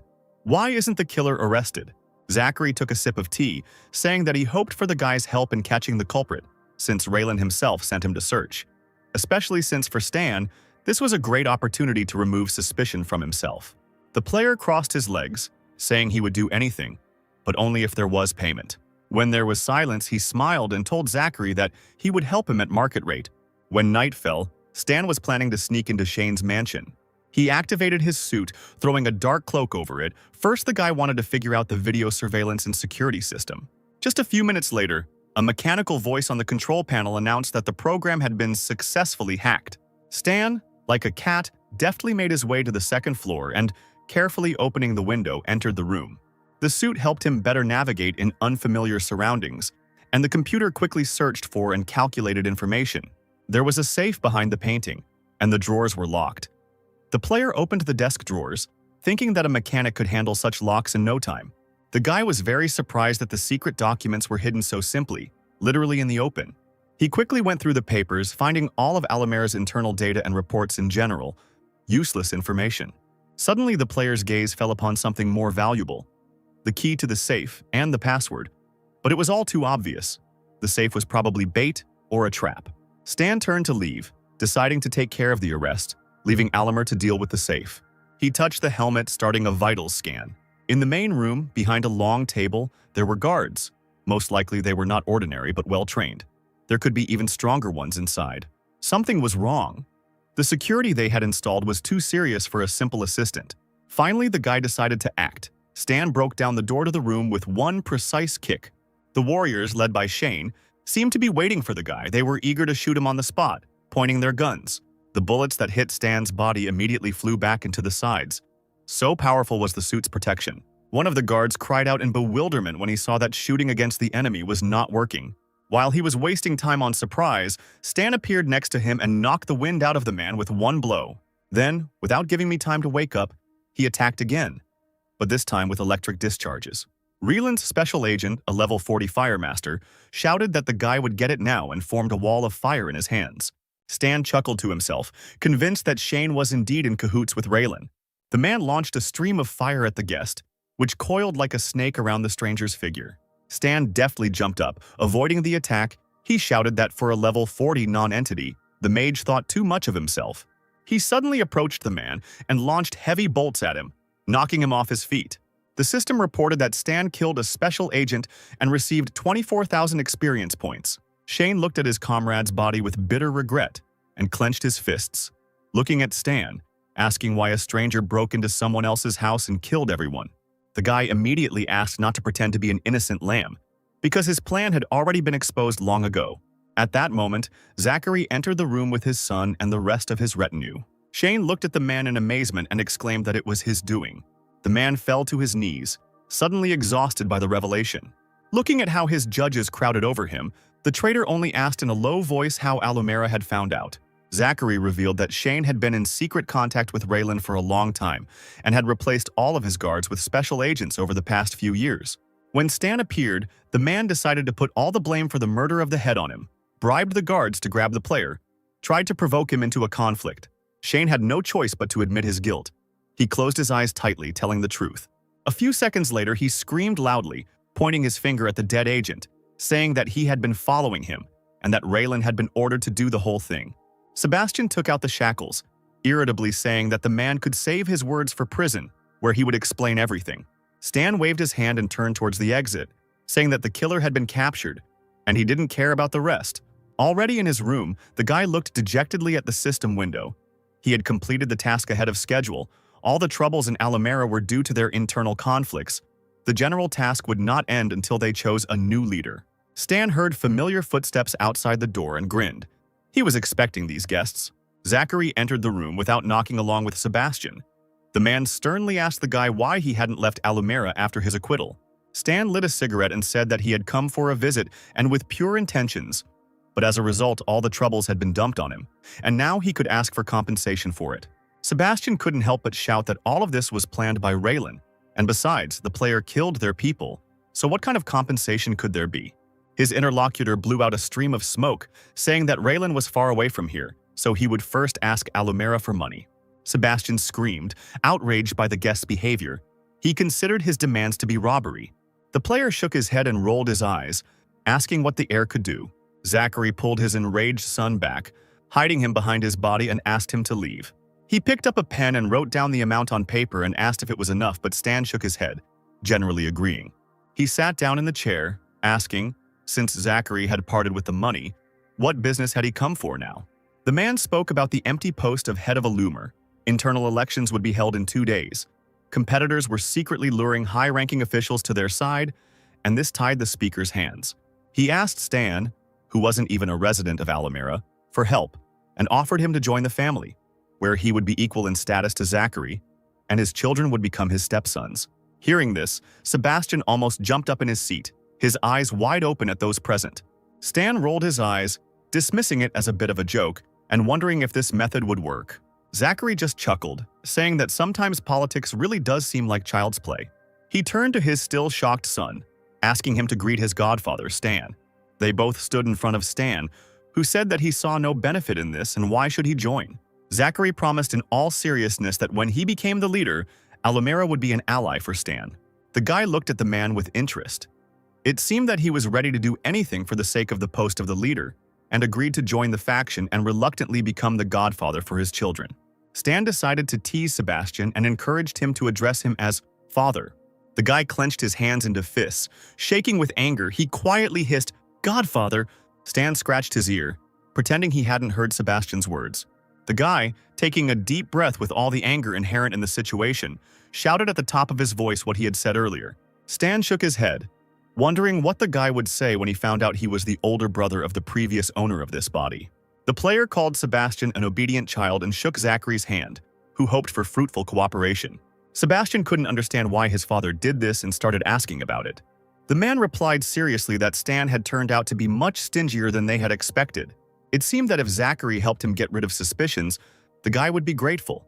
But when the man became the head, it would cover all the losses. Sebastian instantly calmed down, thinking that then his father would no longer have to worry about Stan. But Zachary suddenly began to deny his son's words, firmly disagreeing. Having become the leader, he will have to fulfill his promise. If he refuses, he will not be able to live in peace. Stan is very strong, and will be able to keep all the factions of Alumera in fear. We must keep him on our side. And even though Sebastian knew how disgusted his father was, and that thoughtless actions could ruin the whole plan, he still clenched his teeth to keep from bursting into swearing. That same evening, all the factions, along with the invited Stan, gathered in the meeting room. Daryl is dead, and now every faction is openly fighting for his place. Stan hid his face behind a deep hood, occasionally glancing around at those present. There was a loud bang from the judge's special ceremonial gavel. The meeting was opened by the head's brother and the second leaders. Todd said that he was running for the position of head of the family, along with Simon, Zachary, the third chairman, and Mr. Angleton. The rest of the family members began to approach the men sitting at the tables at the head of the room in a line. Everyone threw a piece of paper with their name into a transparent bowl. Martin looked down on everyone because he had made arrangements with high-ranking officials and was confident of victory. Finally, after some time, everyone who wanted to dropped sheets of paper with their names into the bowls. Martin almost broke the cup when he saw the paltry number of votes, just like his opponent. Zachary was surprised that the condition of voting for him was not kept. Only Todd looked contentedly at the chest filled to the brim. The man smiled, thanked for the trust, and promised not to disappoint his voters. There was a cry for them to wait, and the crowd turned towards the sound in disapproval. Stan came out to Todd, taking off his hood. He arrogantly announced that he had objections. The man did not hide his displeasure at meeting the annoying guest, and looked at him with disgust. The guy leaned back in his chair and looked at those present with a smile, saying that he considered Zachary the best candidate for the position of head of the family. Todd angrily shouted at Zachary for daring to invite an outsider to participate in the family's affairs, since this was against the rules. He grinned and replied that Stan was not an outsider. He was a member of the faction. His children already called the guy godfather. At that moment, All the young people standing nearby bowed low to Stan, calling him Godfather. They gathered behind the player with a threatening look, and he asked defiantly if anyone else wanted to throw a ballot. Almost everyone in attendance jumped out of their seats and stood in line, exclaiming that they wanted to vote for Chief Zachary. The man modestly lowered his eyes as people approached him every now and then to congratulate him and shake his hand. Martin was incredibly angry because so much had been paid to bribe officials, but all this was nothing compared to Stan's mere presence. That same evening at Zachary's estate, the man honored Stan, who had helped him. Zachary poured the tart red wine into glasses with a satisfied look, promising his savior help from Alamera. Stan thought a lot and realized that Zachary knew about Shane's intentions and allowed it to happen in order to become the head of the family. While everyone doubted the player, he alone believed and took advantage of the opportunity to gain someone else's favor. I wonder why Zachary didn't use Stan's power to suppress the other contenders for the position of leader. Zachary was stunned when he heard that he could not be called a killer. He was the oil that ignited the flame for his own purposes. Zachary gathered his courage and took a sip of wine, saying that it was an interesting theory, but it was not true. It was just Stan's speculation. The guy leaned forward, saying he didn't need proof. If he thought it was true, then it was. Zachary lost control of his emotions again and looked at the player in surprise. Stan leaned across the table, his expression becoming even more menacing. The guy poked his finger into Zachary's chest, telling him forcefully that he could take back everything he had borrowed from him at any time. The man was covered in sweat and trembled violently at the prospect, looking down at his feet. Stan sat down in the chair, and as if nothing had happened, asked what his interlocutor would do now that the leader had been killed. Zachary exclaimed that he would make the killers pay. Alamera would pursue and kill Raylan's scouts, in every way preventing them from getting back on their feet. Stan nodded in satisfaction, hoping that Zachary's reign would be pleasant. When the player left, the man loudly put the glass on the table, his hands shaking. A worried Sebastian burst into the room, asking if his father had called him. He demanded that his order be conveyed, that the units outside the city launch a full-scale attack on Raylan's troops in the desert. This idea seemed dubious to the guy. He noted that the most important thing now was to strengthen his position. The new head did not even look at his son, demanding that he say nothing and do as he was told. While in his room, Stan opened the system window. The initial sympathy was replaced by respect. Zachary compromised, and he could now complete the task. At the system's request, the guy indicated the identity of the real killer. And then the opportunity presented itself to learn a random ability or skill. Stan decided to choose the ability, since there is a chance to get a rare one, or even one that improves the body. The randomization was complete, and now it was necessary to choose one of three options: double activation, call of nature, or frost resistance. The first and last abilities are good, but the priority was call of nature. This ability will be extremely useful in version 2.0. The main plotline of the 2.0 version was the mutation disaster. An alien virus appeared, causing mutation of animals and plants on many planets, including Aquamarine. Later, the medicine was invented by a superior civilization. Stan can get the antidote ahead of schedule and complete the storyline 2.0 to quickly advance the mechanic class in the version 3.0. The player shook his head sharply, deciding to leave the affairs of the future for later and now do what needed to be done now. Stan looked out the window, looking at the snowy landscape. He realized that it was time to leave, even though he stayed here for a couple of days, having received only benefits. The boy's godsons escorted him to the car, respectfully opening the door for him. Standing behind the car driving off into the mountains, the guys bowed low, wishing their godfather a good journey. Stan reached the northern continent at the Darknet outpost. He told the guards that he wanted to hand over the invisible demon, for whom a reward had been announced, to the organization. The demon was lying on the floor, tied up, with Stan holding him down with his foot when the guard asked where the man was. Stan kicked Demon in the shoulder with all his might, and he cried out in pain, glaring at his tormentor. The guard almost started stuttering when he heard the creepy voice. He promised that the money would be transferred to Stan's account. Seeing the amount on the system screen, the player chuckled. That wasn't bad at all. He decided to go and see off the simpletons one last time. Then he could return to the southern continent. On the street, the discouraged guy was met by players with bags of gold. They asked what his mechanical suit was called and whether it was for sale, and also asked to be transferred to the mechanic class. Stan let out a tired sigh, replying that the suit was not for sale, and those who wanted to change classes would have to stand in line. The players nodded and obediently stood in one long line in front of their leader. They were glad to finally change classes because they were waiting for Stan specifically for this. When the sun set over the horizon, Stan was able to rest. The players were incredibly active. He decided to check what was new in the information space and opened the system window. A video of him participating in the battle appeared on the screen, and the Galactic Times published the recording. The guy lit a cigarette.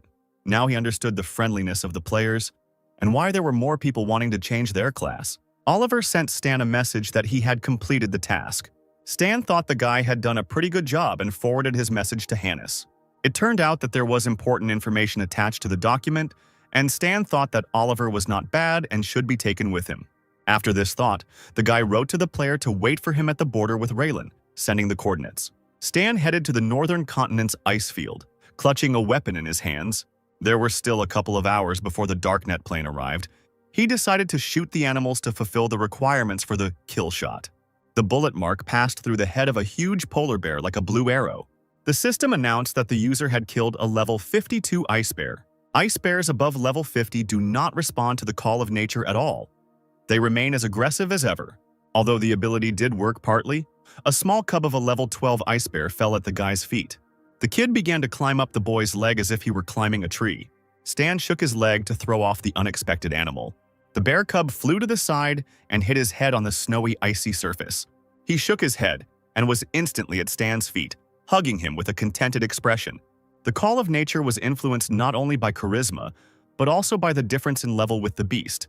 Apparently, beasts also have a concept of charisma. Stan picked up the baby and placed him on his shoulder, deciding that he would now be his pet. At this time, a Darknet plane was approaching the border with Raylan. Stan met with Oliver, saying that he was returning to the southern continent and the guy would fly with him. As soon as the player entered the salon, he immediately dropped the ice bear cub onto the floor. He opened a system window with a task for Oliver, asking for help if he had nothing else to do. Oliver was surprised to see that he now had to take care of the bear cub. He sat down in the chair and the baby immediately climbed onto his neck, helping himself with his little paws. The next moment, something unexpected happened. The bear cub's droppings remained on the warrior's pants. Oliver let out a cry of shock when he saw this picture. Stan giggled as he watched Oliver try to put a diaper on the bear. Finally, the plane arrived on the southern continent, at Hasherfield Airfield. The guy who came out was hugged by a Darknet employee who congratulated him on his return. He patted the player on the shoulder. Only a month had passed and he had already done so much. Stan took an incoming call. He told Bennett that he was back and asked if he needed help with the sanctuary plan. The Darknet leader's helicopter gradually descended into the densely built-up area. Bennett and Stan exited the helicopter, the man showing his subordinate the construction of the first shelter. The guy saw that Bennett named the shelter after himself. He didn't think that the man was so shameless. He changed the subject, inviting Stan to an official meeting, who was surprised by such an honor. Bennett approached the tightly closed gate, saying that Stan was one of the high-ranking members. He asked if the guy would disappoint him. He smiled. He had never done anything like that. The first sanctuary is a test project. The basic construction should be completed within a year. It will house amenities and infrastructure for residents. In case of an attack, the walls are equipped with protective mechanisms. Bennett wanted to build similar structures on every continent. Stan noted that one shelter was already too expensive.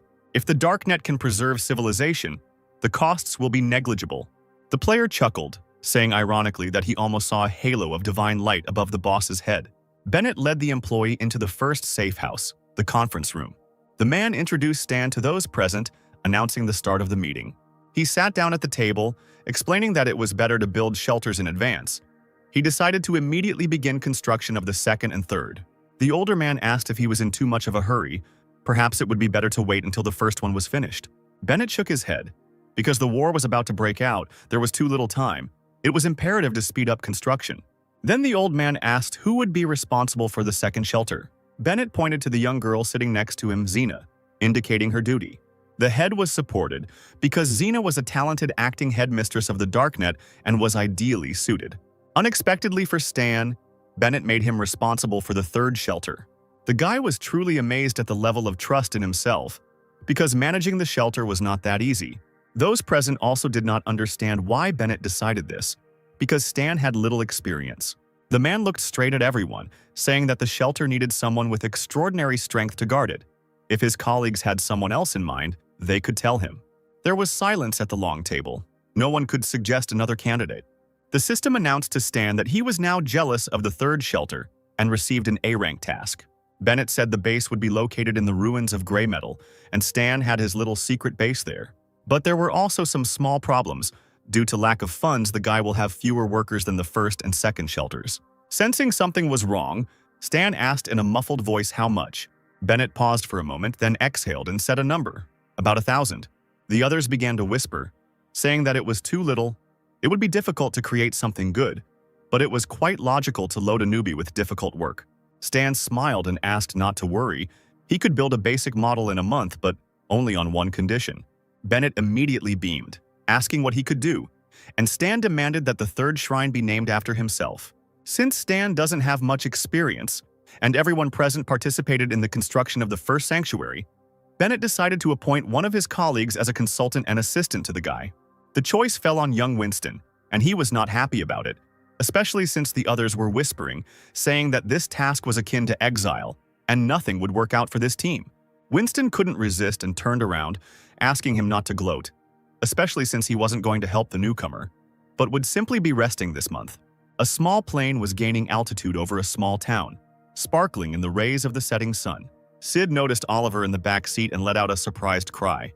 He sat down next to him and asked if he had discovered the hidden storyline, looking at the teddy bear in the boy's hands. Stan glanced sideways at the sleeping Winston, thinking that he had been given a lazy, unenthusiastic person. He smirked because no one knew about the large number of henchmen he had that could be used. The soldiers gathered in their camp. There were many tents and equipment in the forest. One of them called the others over to read the forum together. They said that the advanced energy training method would unlock itself. Stan lied to them. This statement was refuted because this is a leveling technique. The sooner you get it, the faster the level rises. Everyone was just waiting for Stan to show up on Andrea's continent because players needed to upgrade to a mechanic. Andre's continent was under the influence of the embryo, so he was unlikely to come. Judging from the video Leo just uploaded, Stan has already returned to the southern continent. The guy was talking about a special location where work was being done, and Stan himself brought the film crew to it. Leo pressed the system screen, announcing that he would accept his main assignment here. Players crowded around the screen, exclaiming that a city was being built there, a massive storyline was taking place, almost like an expeditionary war. Leo called out to Stan, who was already standing on the platform in front of the workers, to listen to his rallying cry. With a warlike look, the player spoke about how the wounds from the previous war had opened up before they had time to heal. Only a few decades have passed, but no one has forgotten the pain that the war brought to people. Radiation and toxic clouds of dust still hang over the earth. The war has taken lives. The planet has been wounded and is quietly dying. If the end of the world comes, the construction of the sanctuary is intended to preserve civilization. Even if it happens tomorrow, Stan wants to save at least the last piece of civilization. It was not he who was great. This world is filled with petty people.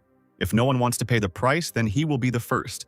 Stan added that he would not be the last, and he was showered with praise and declarations of love. Even the soldiers who were angry earlier stood silently in front of the screen. Someone whispered that Stan was really cool. The blue-haired soldier suggested not to waste time on the Embryon lands, but simply go over to Stan's side. The soldiers shouted in agreement that they agreed and wanted to escape from here, but they had to act quietly. A column of cars was moving along a forest road, and helicopters were flying in the sky.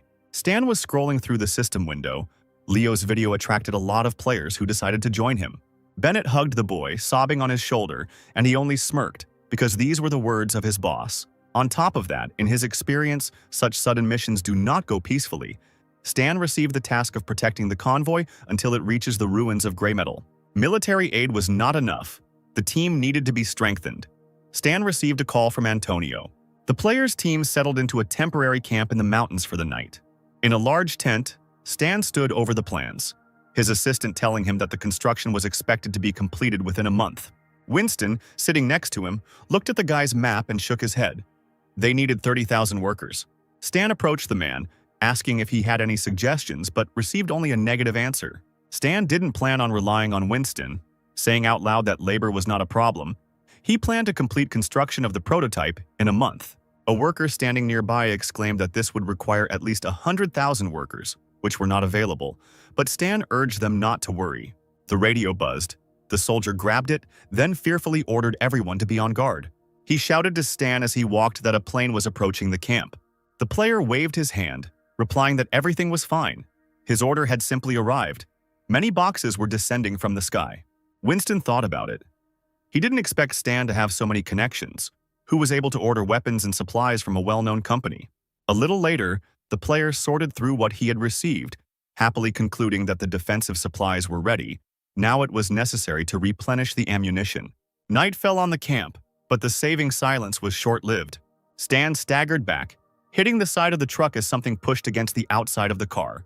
He looked out and saw soldiers screaming in horror and running away, shouting that animals were attacking. One of them was already being gnawed alive by huge black spiders. The man was immobilized and could only beg for help. The entire camp was surrounded by these creatures, and orders were immediately given to open fire on them. Stan jumped out of the back of the truck, trying to find out what had happened and asking for a situation report. One of the warriors cursed, quickly replying that the camp was surrounded by a colony of spiders. An airplane was hovering above the ground. Winston was reaching out to Stan, shouting that the insects couldn't be stopped. They needed to run away quickly. But the guy shook his head. He decided that he would not abandon the others and would stay here. The man cursed and just cast a look full of contempt at the player. Let him do what he wants. The soldiers watched the transport leave, cursing that they had been abandoned here and had fled. But Stan encouraged everyone, saying that they had him and there was no need to worry, and the guy himself launched something on the tablet.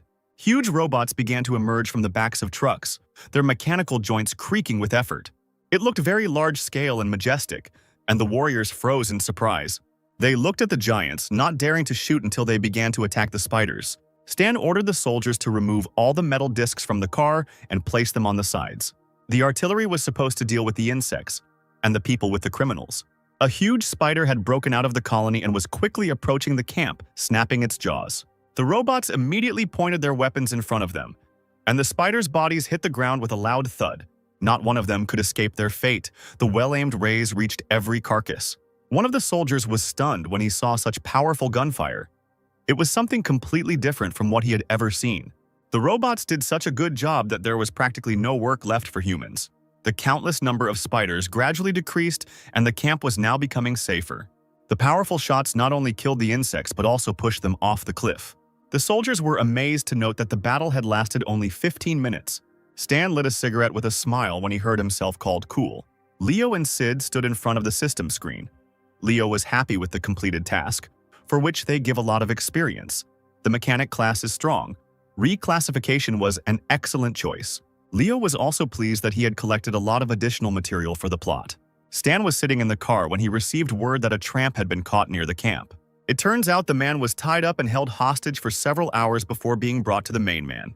He groaned that he had been hunting here when he saw the camp and just wanted to look around. Stan looked at the map and asked the soldier if there were any houses nearby. He was told that there were several. He pointed at the man, asking him to give him some food, which greatly surprised the soldier. Stan told the stranger that he was building a city in the ruins of gray metal, and for this the company needed a lot of workers. As a thank you, the man could pass this on to the elder. The tramp thanked him for the provisions, and the soldier quietly asked what they should do, since there was a shortage of materials now. Stan shrugged and smiled, because there was a shortage of workers too, and the tramps would do just as well. Winston looked at Stan, thinking that the plan was not bad, but there were too few tramps. He would hold out for a month and then apply for a transfer back to the office. The player turned to Liam, asking him to take the men and distribute food while telling him about the shelter. He was surprised and said that if the guards were dispersed, the power of the army would weaken. Stan grinned, pointing towards the numerous, ferocious robots. The guy swallowed hard and put his hand on his heart, saying that he would follow the order. Half an hour later, Stan was flying past the ruins of gray metal in a helicopter. The system reported that the mission objective had changed when the player arrived at the destination. Now he had to complete the design, which he was given 3 months to do, and then meet all 3 construction requirements. After a while, one of the soldiers called out to Stan worriedly. Something had happened nearby. A crowd of men ran towards the cars, shouting that they had come to carry out tasks and wanted to help. The soldiers immediately took out their machine guns. They did not understand what all these people wanted to do. Stan came out to them, ordered them to lay down their weapons. He addressed the men, thanking them for their help in the future work. The crowd divided into 2 parts in an organized manner. The soldiers were still discouraged and could not calm down. Winston looked at how the aliens, who were a headache for all states, treated Stan well. This should be reported to Bennett. The area was still empty, and the necessary items and equipment had not yet been sorted out. Winston told Stan that the area needed to be cleaned up first, but there weren't enough workers.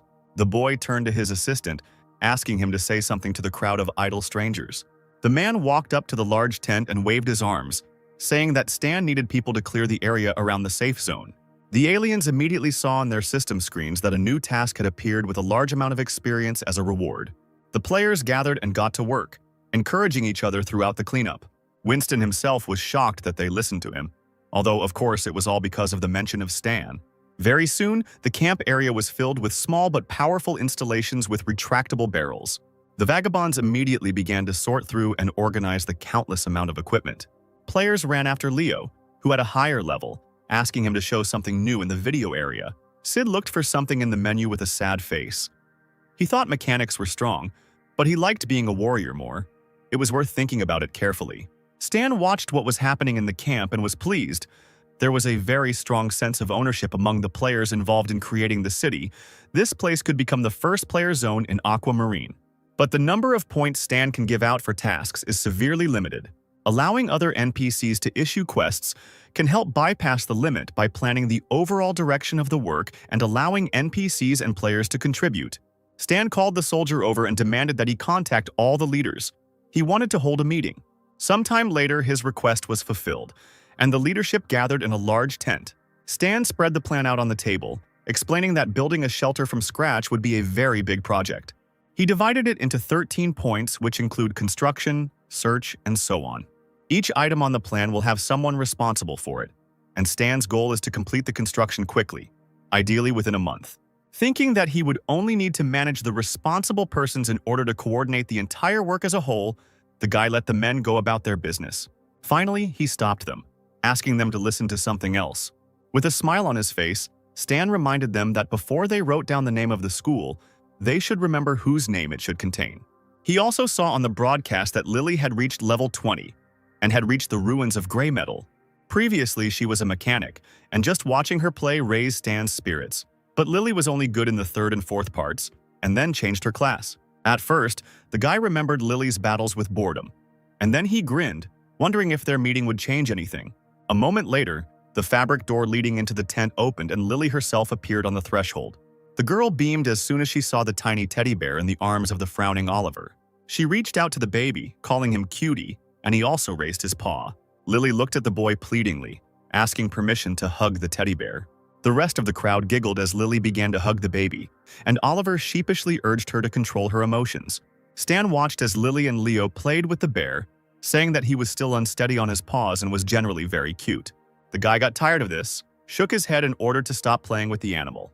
He went back to business, saying he was building a shelter and the others could help too. Leo read that he needed to complete a certain number of tasks to get extra rewards, and Sid exclaimed that they had the best boss. He ran out of the tent, shouting as he went that he wanted to be the first to receive the reward. Stan looked with a smile at the retreating backs of the guys and Lily. His limit was more than enough for them. He just had to wait for their success in the competition. Meanwhile, construction of Stan's shelter was in full swing. Winston looked with displeasure at the workers who were working like crazy, while they only dreamed of how they would receive many rewards. Looking at the construction site, the guy thought that if everything worked out, he would even be awarded as an assistant on the darknet. His previous attitude could have offended Stan. Now he doesn't even give instructions. The mistake needs to be corrected urgently. The man knocked on the door, and when he entered, he looked away. Stan asked if he was on business. Winston scratched the back of his head, muttering awkwardly that he would like to take on some of the work, since he was the player's substitute. Stan leaned back in his chair and lit a cigarette, saying that Winston didn't want to work, and they understood his situation by giving him a vacation. So what else was he unhappy with? The man leaned over the player, exclaiming that, as an assistant, he could make a contribution. Stan raised an eyebrow, blowing out a stream of smoke and giving Winston an unreadable look. The blonde swallowed the heavy lump in his throat, deciding that having made Stan so angry, he could forget about rewards. Then, the guy handed Winston a plan for building a shelter, and he had to systematize the data and report on the results. He squeezed the documents in his hands and nodded, saying that there was no need to worry. Everything would be done as it should be. In the western area of the third shelter, the group went inside the tower bell. They stood at the entrance, amazed at how dirty and smelly it was. No wonder no one did anything here. The players walked forward, holding their noses with their hands. They needed to look at the drainage pipes. A loud splash was heard in the narrow corridor filled with stench and toxic fumes. The leading worker stopped the group and exclaimed worriedly that there was something in the distance. He turned around sharply, shouting that he needed to run away from the danger quickly, but he realized that he could not take a single step. A system screen appeared in front of the player. It said that the player was under the influence of alien forces. The foul-smelling water in the ditch began to rise, and vague shadows began to spread across the walls of the room.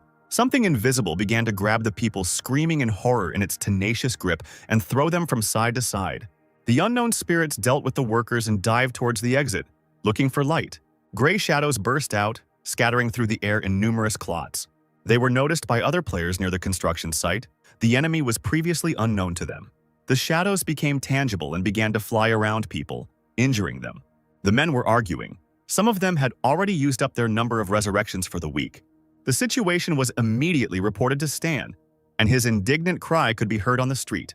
The guy said that he would be there soon and hurried to the tower. Upon arrival, he looked at the players who were having a hard time recovering, helping them, and asking if they could figure out what was going on there, but no one understood anything. Stan immediately asked Winston to tell him about the losses, and the guy was immediately there. The man reported the sudden appearance of a monster in the area where the power grid is being laid. Now the power station is destroyed. This made Stan incredibly angry, and he angrily asked what kind of beast had attacked the workers. Winston pointed towards the discharge channel where the unknown monster was hiding. No one knew what was inside. The area around the tower was cordoned off with yellow tape. The guy looked at the cracks on the wall, thinking that the unknown person was strong and fast. His level was not low. The guy immediately took out his trusty iron spider spies. As it turned out, there are no monsters in the immediate area. Only here. In the other areas, everything is fine. Stan was determined to find some clues at all costs and eagerly peered at the phone. He saw the tracks of a Niagara shadow stalker on surveillance footage. It was a beast-like viper of enormous size. It secretes a caustic mucus. Stan wondered what exactly had attracted the vipers there. Maybe there was a reactor or a high-energy heat source underground. Winston will suggest placing explosives on the cave's supports to destroy the nest. The viper's corpse and its eggs are raw materials for medicine. Stan thought it would be a shame to lose something like that, and said that the viper needed to be lured out and killed. Sid, Polly, and Leo began to set up security mechanisms around the perimeter, and then they were going to call the strange people. They, in turn, must throw a couple of grenades into the cave. And when a huge and vile beast appears, it would be best to kill it quickly. A stench poured out of the narrow door, and heart-rending screams cut through the air. Then, from there, scratching the ground with huge hooks, level 45 hunting vipers ran out. One of the players even tried to fight the monster, but was defeated. The second one was almost immediately thrown to the ground and torn to pieces. Installations emerged from underground, robots that were given the order to shoot to kill. Stan stood at a distance, arms crossed over his chest, watching the battle. The lizards screamed shrilly and darted like shadows back to where they had flown out from. The revived players gathered together, cautiously approaching the already killed lizards. The rest were still recovering. They were annoyed to die from such a monster. Stan's mechanisms were so strong that they quickly dealt with all the monsters. Stan turned to Oliver and Sid, asking them to move the monster corpses to the cold storage. The shadow vipers will not just leave the nest after so many losses. Looking at the assembled players, Stan announced that he needed several people to clear out the lair. Ideally, it should be done in 3 days. Seeing on the system screen that this will be a task with a prize fund, a whole crowd of players, the Sky Territory Guild, moved towards the entrance of the cave, their squad lacking support. Stan knew that the prize pool quickly reached 1 million. Such a task would easily interest the players. He asked his team to take a measuring device that would show the radiation level and report if they found anything. Players kept dying and resurrecting. They understood that even with the strength of a whole team of lizards, it would be difficult to defeat them.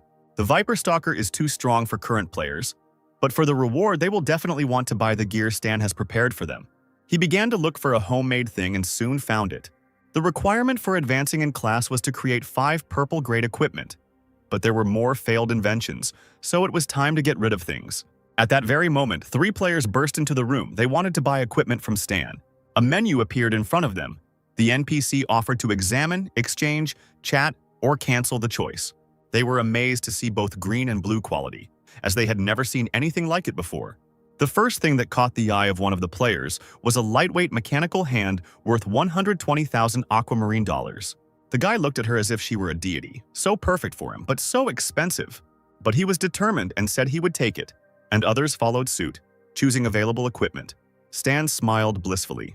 He had a great catch today, a total of 300,000. The door to the room swung open and his small team returned. They found a high concentration of radiation. It almost reached the maximum value. The boss thought that since they had lived in a place with high radiation for a long time, mutants should have appeared there. Sid nodded, reporting that the team had found the source of the radiation. The box contained several precious stones, an unknown blue crystal. Stan picked one up and twirled it in his fingers, asking sternly where the team had found the stones. Oliver told about the wall in the depths of the lair, and Sid added that all the walls were in these crystals. The deeper you go, the more of them, and the monsters also became more. The crystal radiated heat, which is probably why the Vipers lived there. Stan, still holding the crystal in his hands, called Sid over, secretly wanting to test the stone's effect. When the guy approached, they suddenly forcibly opened his mouth and shoved a stone in there, ordering him to swallow. The player did not dare to contradict the boss and, closing his eyes tightly, swallowed the crystal. Stan looked at his unwitting subject with interest, asking if there was a reaction. Sid has gotten worse. The condition is radiation damage. Health has dropped to a minimum. Physical strength has decreased by 33%. All attributes have been halved. The effect will last for 2 hours. Stan immediately healed the assistant, giving him experience. He immediately recovered in body and spirit, asking for more. The NPC walked away, sitting down at the table, and finally said that the guy could only dream. The crystals can be purified and turned into energy storage devices. Their number should indicate the location of the lair. Stan is 90% sure it is there. The players returned to the site at night, and after some time they ran to the exit with a clutch of eggs.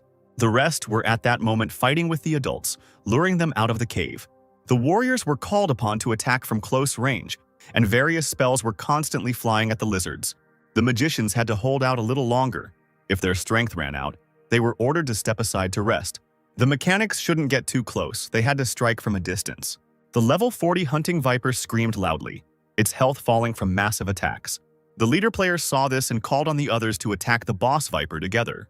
The monster grabbed one person and began to chew on him, and at that moment all the weapons flew at her at once.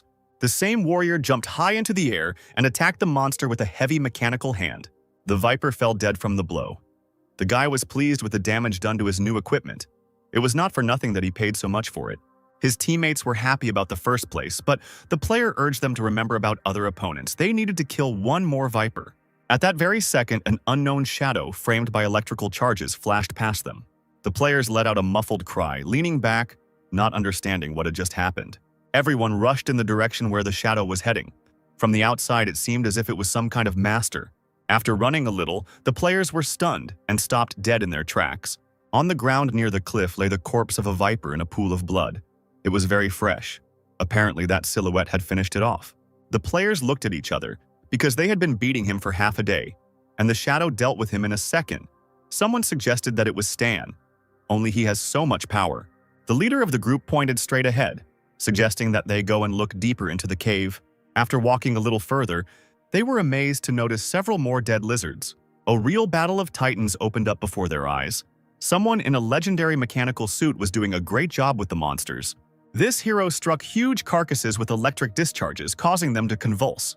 Stan, without revealing his identity, looked around, realizing that there were more and more monsters. The temperature in the cave was rising inexorably, which meant that their leader was somewhere nearby. Towering above them was a level 53 Shadowstalker Viper. Stan walked a little further and saw a space strewn with crystals. Seeing the man, the monster hissed, releasing a long glowing tongue from its mouth. It opened its mouth wide and deftly ran straight at Stan, who barely managed to dodge. A machine gun appeared in the guy's hands, and he immediately began to launch numerous and varied attacks at the Viper. From such an attack, the monster immediately lost several thousand health points, throwing its head back and growling in pain. Stan cursed. One shot took away 1/10 of health. This boss was really strong. The Viper hissed and crawled somewhere to the side, touching those very crystals with its powerful paws. Then she began to devour them, and as it turned out, this restored her health. This wasn't good. There were a lot of rocks here. Stan needed to come up with a way to change the location of the fight. He pushed the monster towards the exit. At this time, The players were trying to save themselves by running away from the cave, because due to the battle, stones were falling from the ceiling. The battle between Stan and the Viper resulted in the entire cave simply collapsing. Finally, Stan managed to lure the lizard outside, where she had nothing to eat or recover her health. The guy ran up, put out his fist and hit the monster on the back with all his might. Rising up, he flew, landing a powerful blow on the Viper's back. She didn't have time to come to her senses before she received a blow, reinforced by an electric discharge, right to the head. As it turns out, without the stones that regenerate the Viper, it is no different from its ordinary brethren. Stan used ranged weapons to attack the monster from afar. There he turned on Overload and Stone Will. These attacks should be enough for a fatal attack. Having hit the monster in the head, Stan screamed, and the Viper stuck out its long tongue, immediately losing strength in its body. The carcass fell heavily to the ground, raising clouds of dust. Stan had killed the king of the shadow-hunting vipers and received 132,000 experience points. Stepping over the long tail, the guy hurried back to the cave. There, he encountered the fact that after the death of the king, all the little vipers began to attack. Stan collected in his hands a magical sphere filled with incredible power. It grew to a large size, completely covering Stan, who flew forward, thus attacking the small monsters. There was an explosion, and a wave passed along the entire perimeter of the construction site, touching it. The team of players covered their faces with their hands. Stan destroyed everything, and with such power, he should be a max-level boss. When everything calmed down a bit, Stan came out of the cave, taking off his helmet. He relaxedly scratched the back of his head. Winston greeted his boss with excitement, asking if he was hurt. Stan ordered to clear the ruins. When the non-humans finished with the monsters, it was necessary to deliver crystals and viper carcasses to warehouses. Monster carcasses are a rare material. It should be useful. The man nodded, amazed at such a quick solution to the problem. It was effective. Towards morning, Winston told Stan about the results of the work. 846 viper carcasses and 2 tons of crystals had been collected. It turns out that the radiation crystals are actually shadow viper feces. Stan thought that it would be better if Sid never knew the truth about the crystal he had to swallow. The NPC got ready and headed to the warehouse of the third shelter. The room was filled with boxes of radiation crystals, and after looking around the warehouse, Stan concluded that he had collected quite a catch this time. The radiation crystal can be turned into an energy block, and the corpses and masonry in the refrigerated warehouse can be used to make medicine. Stan scratched his chin thoughtfully. They really needed a pharmacist right now. 2 guards guarded the secret meeting room of the Star Dragon during the meeting of the 6 nations. Inside, a man who received an emergency call rushed from his seat. His partners were outraged that they had not turned off their phones during a serious incident. The man came out and answered the phone, asking what had happened this time. Stan sat leaning against the boxes and said he needed one person. The man asked who he needed, and when he heard the answer, he frowned even more than before. Emerald Grass, Annabelle, was a dangerous criminal. Even he, at his own discretion, took people from the island of death. It is against the law. Stan replied that he had heard about the start of the expedition. 6 nations would unite to attack the continent of Andrea from different directions. Did the man really hope that the embryo would surrender?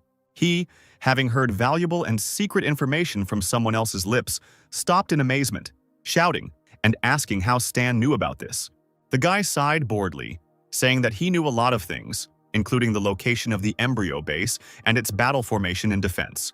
Finally, the man, with a heavy heart, promised that he would bring the girl, in exchange for information about the embryo.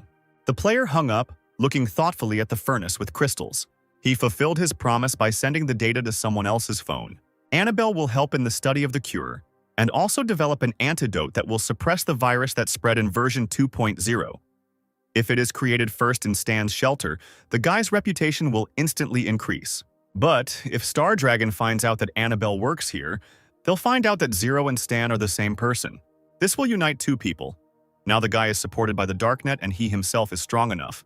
There is no need to hide anymore.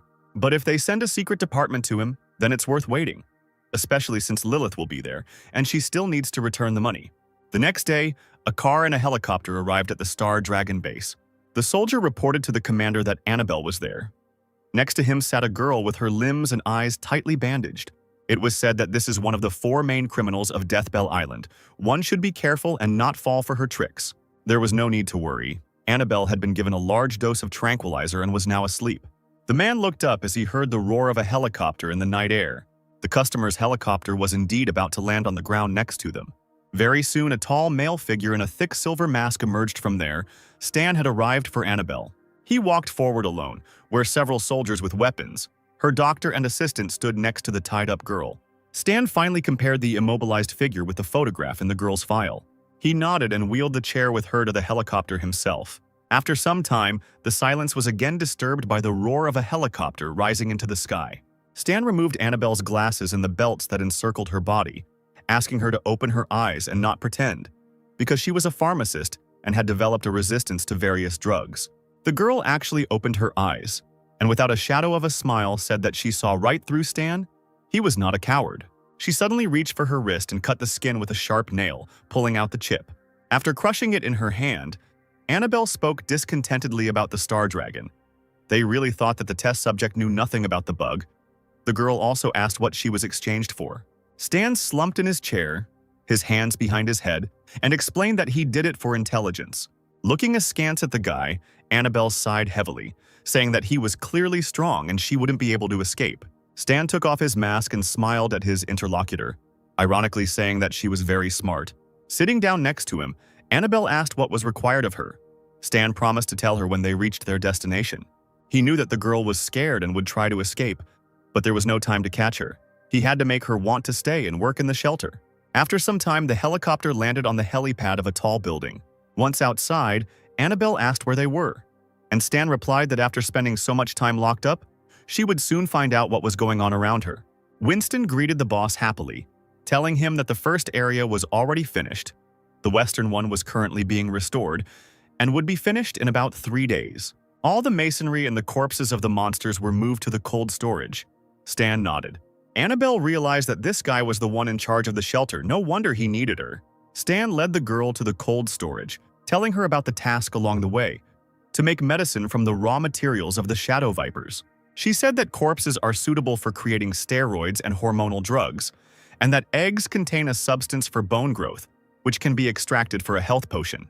Stan looked at Annabelle in surprise and asked again what substance she was talking about. The pharmacist rolled her eyes and sighed, saying that the other person wouldn't understand anything, so he should leave it to her. Stan even suggested contacting the non-humans outside. They could help test the reagent. The girl was surprised by the presence of immortals and a refuge that provided safety and freedom. She could stay here, but she still needed time to understand the current situation. In the evening, Annabelle went to the workshop that had been assigned to her. She decided to read the personnel file of Stan, who seemed to be a famous person. One traitor has driven the entire Embryon organization into a dead end. It was Zero. She also found information about the Six Nations expedition. Annabelle was horrified that in the few years she spent in prison, the world had turned upside down. Stan watched the girl through a hidden camera. She was a liberal who never bowed down to anyone. He sat in a chair in front of the control panel and thought about many things at that moment. The thought crept in to keep an eye on Annabelle so that she could work in peace. The door swung open, and Winston walked into the room, announcing that he had already settled the girl into her new position. The man looked away and was stunned when he saw what his boss was looking at. On the cameras, the girl was just changing clothes. Winston decided that Stan was spying on Annabelle. The boy turned around sharply, slightly embarrassed. He thought that Winston had misunderstood everything. He frowned and defiantly ordered his assistant to remain silent. Otherwise, there would be consequences. He nodded sharply, closing his eyes tightly, explaining that he realized and understood everything. The next morning, Annabelle left the house and, right at the door, announced with a smile that she needed one volunteer for an experiment with the drug. In response, she heard cries of agreement, and a whole crowd of immortals began to offer their candidacy to her. These non-humans are really very interesting. Who else would argue with others for the right to be a test subject? She beckoned the cheerful, strong blonde man to follow her, thinking that the third shelter was a good place. A brunette just approached the pharmacist's house, surprised that the place where you can buy medicine was closed. She was explained that the pharmacy opens only in the evening, and during the day you need to complete tasks to test medicines for a reward. The new girl was called by a man in armor, who accused her of tripping him up and of him not being the first to ask to join the class. Hearing that the man was demanding payment for this, the girl became indignant because it was he who pushed her. The man jumped to his feet, calling on the new girl to fight if she argued, and she agreed, exclaiming that she was not afraid of the warrior. The battle that had just begun was stopped by Stan. He ordered to stop destroying the shelters that everyone was so diligently building. Henceforth, fighting was prohibited. He pointed to the abandoned city, saying that they could fight there if anyone wanted to. The man sighed heavily and the new girl scratched the back of her head but still agreed. After a few seconds, they finally rushed in that direction, and the other players ran after them to see. Stan thought about building a safe zone into the hideout that prohibited fighting. This would keep the players safe, but it was still not enough. In the mountains, there was a secret embryo base, securely hidden in the forests. In the organization's secret meeting room, it was discussed that all ports on the Andria continent had been lost, and 6 nations were blockading the surrounding waters. Their ground forces prepared to land and move inland. Raiden and Theseus sent elite troops to the missile base in the east. The embryo's plan has been exposed, and there must certainly be traitors among the organization's members. The head of the embryo cursed. They couldn't let themselves be confused. Zero was definitely behind everything. The man, to whose body the wires were attached, sat in the flask and smiled. The embryo leader tapped his fingers on the armrest of his chair. He knew that there was only a chance of winning if Zero died. Stan's third shelter was gradually built because the guy attracted a lot of people. Stan received a call from Bennett, who was shocked that he had already completed the initial phase of construction. The player sipped his coffee in a relaxed manner, chewed on a straw, and ordered the man to praise him. Bennett really thought Stan was a good guy. His speed exceeded the speed of building other shelters. He had high hopes for this team. The 6 nations have launched an expedition, and since the Darknet is neutral, Stan should not join them. At this time, the guy was watching the progress of the conflict, but still promised not to do anything. When Bennett hung up, Stan chuckled, still looking thoughtfully at the screen. The construction has been established, and he doesn't need to be there. Now he can concentrate on something else. The fall of the embryo task. The war has begun, and Embryo has plenty of his own things to do, so it's time to visit them. Stan headed to the workshop in the 3rd shelter, his favorite room. He was incredibly pleased because he managed to create another thing of purple quality. The guy's figure rose into the air. His body was enveloped in lightning. The advance was complete. The system announced that the user had learned high-level mechanisms, impact mechanical force, also extraction of electromagnetic energy and modification of energy. When the changes in his body took place, Stan felt it and suddenly opened his eyes. He finally got the specialty of a mechanic with a magnetic sphere. His level increased to 60. Having smoked contentedly, the guy barely realized that he had reached the maximum level in version 1.0. As expected, he is not limited to the level-up version. Since he is not a player in the conventional sense, the embryo's den is full of strong opponents, which is good for finishing the quest. At the same time, there is even an opportunity to save Hel and her sister, thereby rewriting history. The soldiers ran towards one of the planes at the Star Dragonstone port base. They were surprised that not only mercenaries from their large associations were participating in the war, but also killers from the Blood Pact Society. Other soldiers of higher level only smirked, because on the front line there is no small slaughter. There is no need to risk lives for money. When the time comes, the elders will give the younger soldiers an assignment, and all they have to do is follow the orders. Suddenly, those present were stunned and began pointing their fingers somewhere into the distance. Stan himself was confidently approaching the planes. They immediately straightened up, asking the guy to pass. It was a great honor to join him on a mission. The senior soldiers looked askance at the national hero. They didn't like this kind of company. Stan walked onto the plane and walked through the rows of seats to his seat. 6 nations blocked all approaches to Andria. If he joined the battle as a third party, the warrior would be mistaken for an enemy and attacked. It would be better to join the Star Dragon Mercenary Corps. Bennett called and started yelling into the phone, demanding that Stan come back immediately. The man was furious because his subordinate had not discussed anything with him, since Stan was a representative of the Darknet, and his participation in the war meant that the organization was no longer neutral. The guy said with a smile that it was personal, but Bennett started swearing again, because it wasn't the business of the entire Darknet. The embryo is not even able to take care of itself now, so why not take advantage of the situation? Bennett shouted angrily that Stan hadn't listened to anything he'd just said. Stan got tired of being lectured, so he lied that the plane was landing and the signal became bad. Near the end of version 1.0, the 6 nations have expressed their intention to suppress the Darknet, and it doesn't matter now whether it remains neutral. The commander reported that they would arrive at Andria in 8 hours. All the data on the current situation on the southern battlefields, and some tasks were in the documents. Stan asked the man to give him a map of the entire battlefield with the organization's territory and their main forces. Stan knew that the reason he had a good relationship with the Star Dragon was his reputation. The embryo headquarters is surrounded by a large number of defensive positions. This was visible on the map. But there are small gaps between them. Stan can use this to get inside and attack. On the continent of Andrea, in the border zone, fighting was already in full swing, and dark smoke periodically obscured the entire sky. The soldiers directed the refugees in the right direction and ordered them not to crowd. Some of them waved to Stan, hoping that he would take command over them. He turned around and walked off somewhere, simply waving his hand at the guys. They were surprised and asked in bewilderment where their commander was going, but he replied that he was not interested in the mission, since he was used to acting alone. The embryo members moved towards their goal. One asked his friend how many contribution points he had. It turned out to be only 127. They were given for killing refugees, but this was wrong. Killing refugees did not give contribution points. It was necessary to kill the Star Dragon soldiers who were hiding with them. The warrior saw a door in the building and kicked it open, staring in bewilderment at what was inside.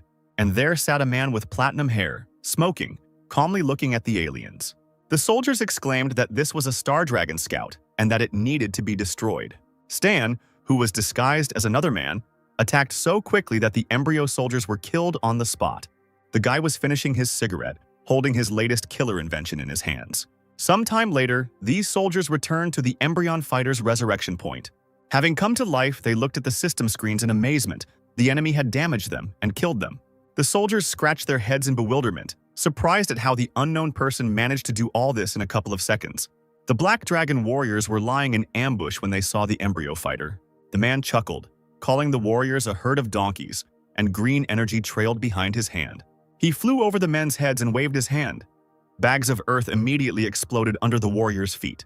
The force of the explosions was incredible, and soon all the soldiers lay dead on the ground with their bodies scattered. One of them managed to hide.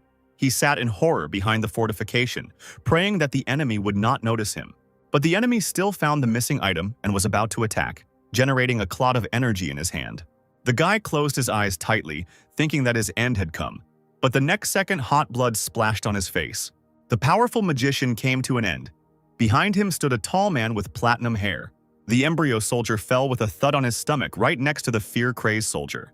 He mistook Stan for a refugee who had dealt with a strong embryon fighter in a second when he left. One of the embryo soldiers reported to his comrades that reinforcements from the Star Dragon would soon arrive, and they needed to prepare to retreat. Stan, who was disguised as an embryon fighter, infiltrated their ranks and found the squad. One of the soldiers called out to Carius, asking where he had been hanging around. At this time, the Star Dragon fighter noticed Stan in someone else's body and intended to get even with him. The man flew up to his opponent and quickly pulled a powerful blade from its sheath. He swung but failed to hit the enemy.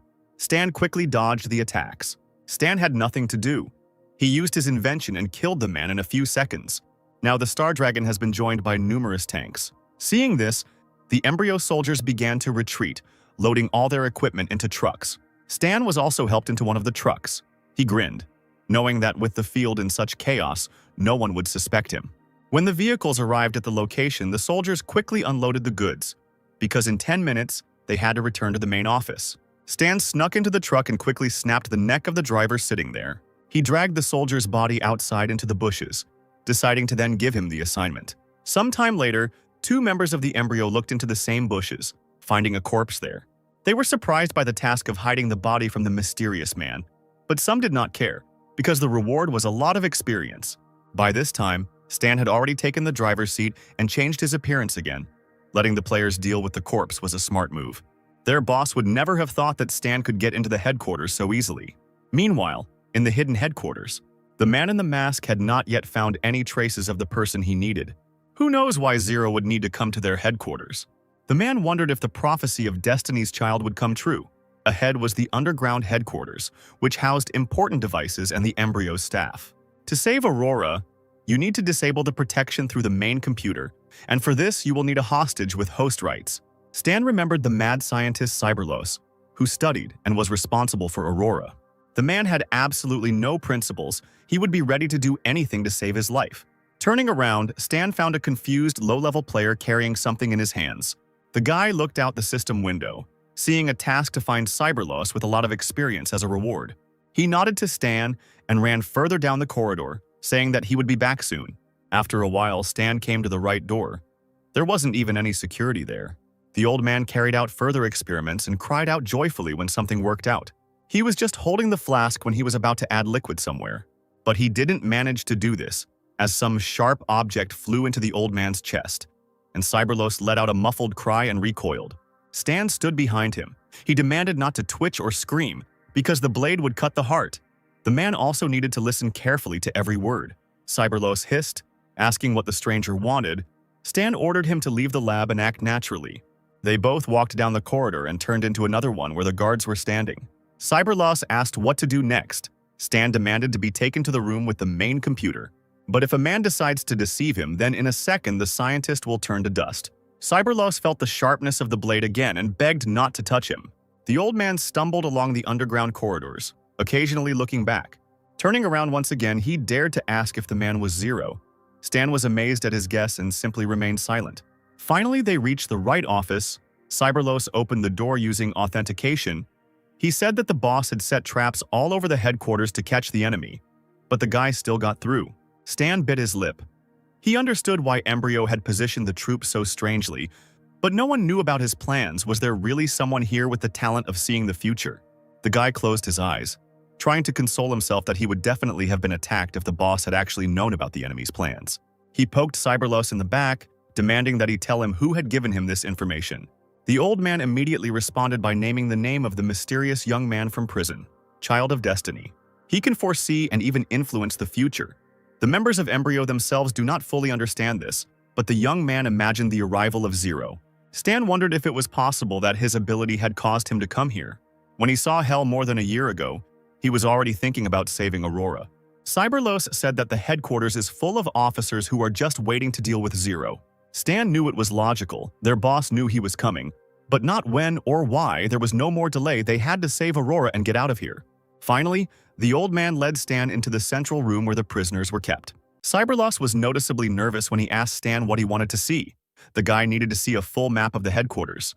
Without objecting, the scientist quickly typed something on the control panel near the large screens. Then he placed his palm on another panel that read the fingerprints of employees. But that wasn't all. The old man approached the device that scanned the retina of his eye. When the mechanical voice announced that authentication was complete, the scientist and the disguised Stan walked up to what looked like a computer. The player raised his palm and a helmet made of mechs began to levitate above his hand. The system's voice was heard from the helmet, announcing the start of data copying. The owner of the suit leaned both hands on the panel, peering closely at the screens. Only a few minutes passed when the system completed the copying. Stan turned to Cyberlos and sternly ordered him to open the confidential information database. In response, he nodded his head in agreement. The Super Soldier project appeared on the screen. The organization actually used the light mechanical arm technology to create them, which the guy left behind when he escaped. Stan chuckled when he saw the sign indicating last deadly weapons. We need to send all the data to the 6 nations so that the Embryo cannot retreat. Stan, without turning around, ordered the knowledge base to be opened for him. Cyberlos only swallowed hard. The guy grinned, because the Embryo had some advanced information that he needed to take with him, and what he didn't need could be sold profitably to the players. The system on the screen asked if the user would spend 2 ability points on training, and he answered yes. A few seconds later, Stan's face lit up with pixels. The training was complete. He had mastered the neural connection. Feeling this, the guy opened his eyes and frowned. He had no lack of determination. Cyberlos screamed when he saw his companion using the accelerated connection skill. Wasn't he an ordinary person? Stan turned to the old man and winked mockingly, asking if he didn't understand it himself. And then the scientist realized what a terrible mistake he had made. This was an enemy of the organization, an unkillable person. It was impossible to mess with him. Slowly turning around with a shaking voice, Cyberlos noticed that he had appeared much earlier than the other Inhumans. Stan just looked meaningfully at his interlocutor when he continued to say that the guy was the first and created the phenomenon of non-humans.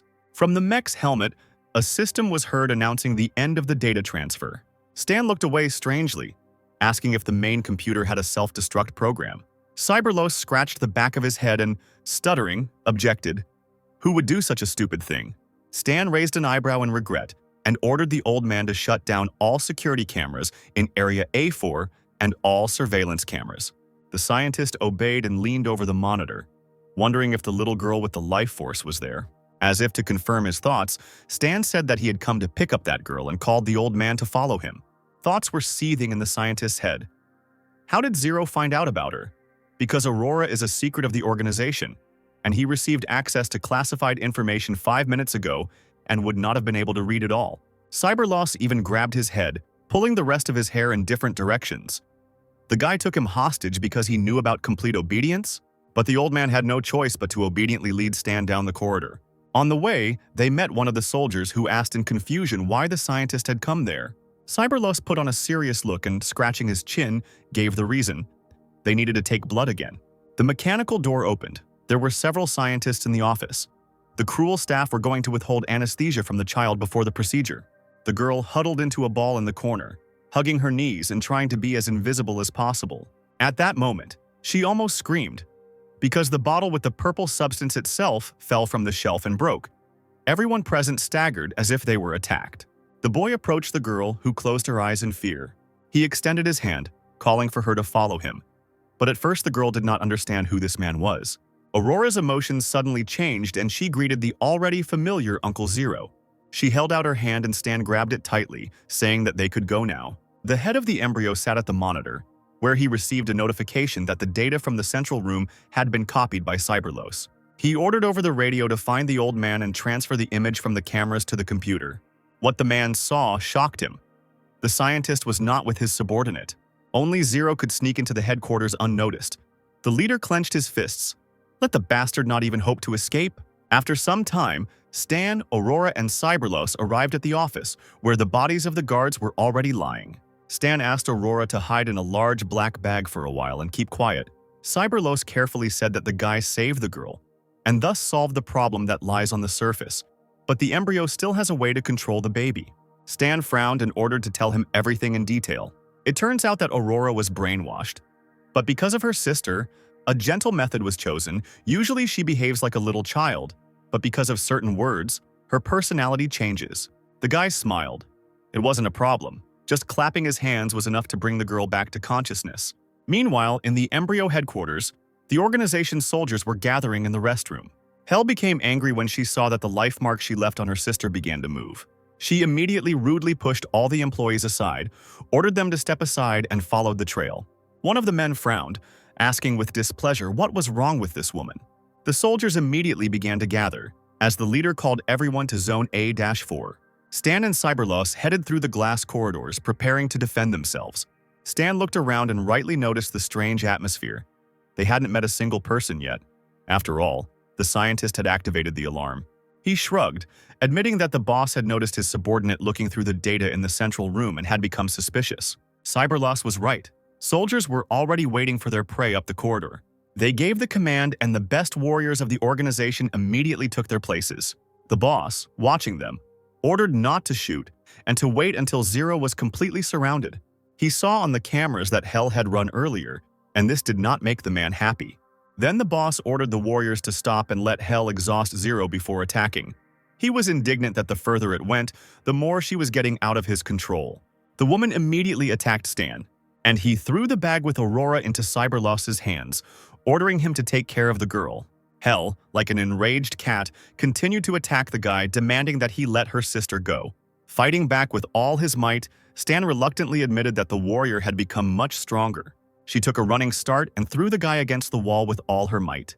Coughing heavily, he shouted that he had come to save his sister Hel. This did not convince the woman. She angrily blurted out that Zero was delirious when he said such things. But then Hel had to be convinced of the truth of his words. Aurora got out of her bag, immediately turning to her sister.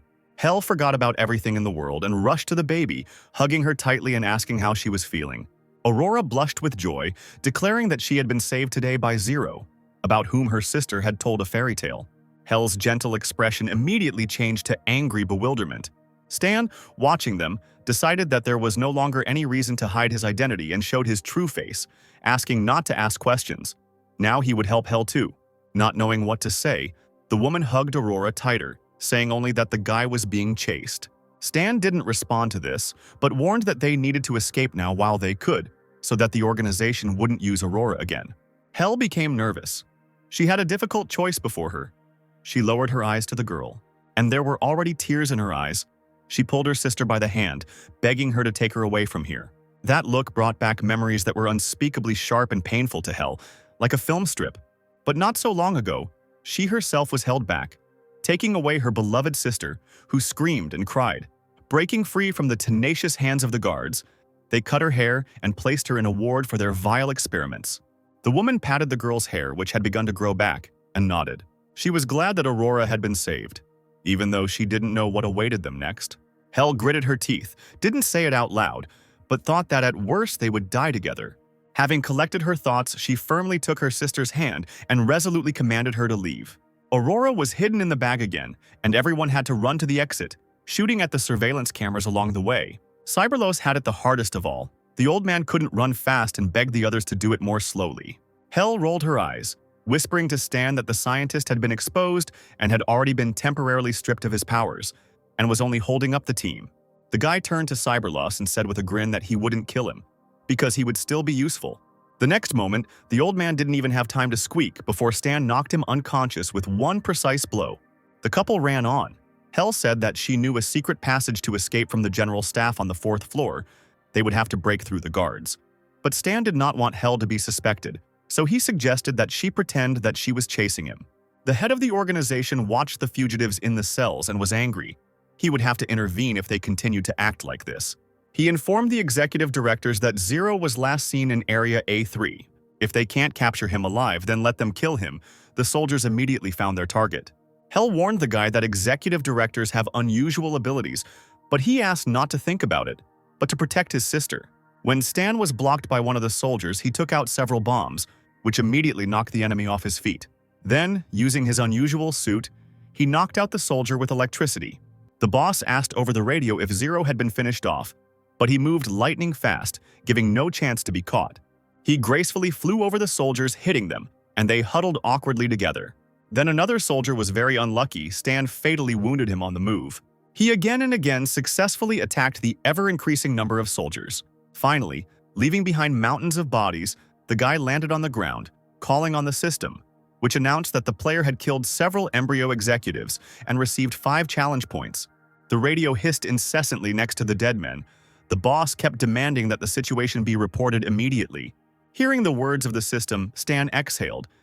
If for executive directors above the 40th level they gave 1 point, then at the base where there are many of them, he will be able to score the maximum. Hell was genuinely amazed by Zero's incredible strength. He had never shown such skills before. Seconds later, the radio came alive again. But now it was the wounded soldier speaking, begging for help. The head of the embryo stared at the cameras with intense intensity. He had clearly underestimated Zero, and now he would have to deal with him personally. Stan and Hell, who was clutching her sister's bag in her hands, ran, getting closer and closer to the exit. A new batch of level 18 soldiers aimed their weapons at the fugitives. Someone noticed the mortal danger in the person of Zero, but the boss demanded not to let him escape and promised experience as a reward. The wishes of the players on the embryo side were not destined to come true, because even in his haste to escape, Stan threw lightning bolts behind his back. They were quite successful in knocking the opponents off their feet, and from the cries emitted by the soldiers, the guy understood that he had hit the target.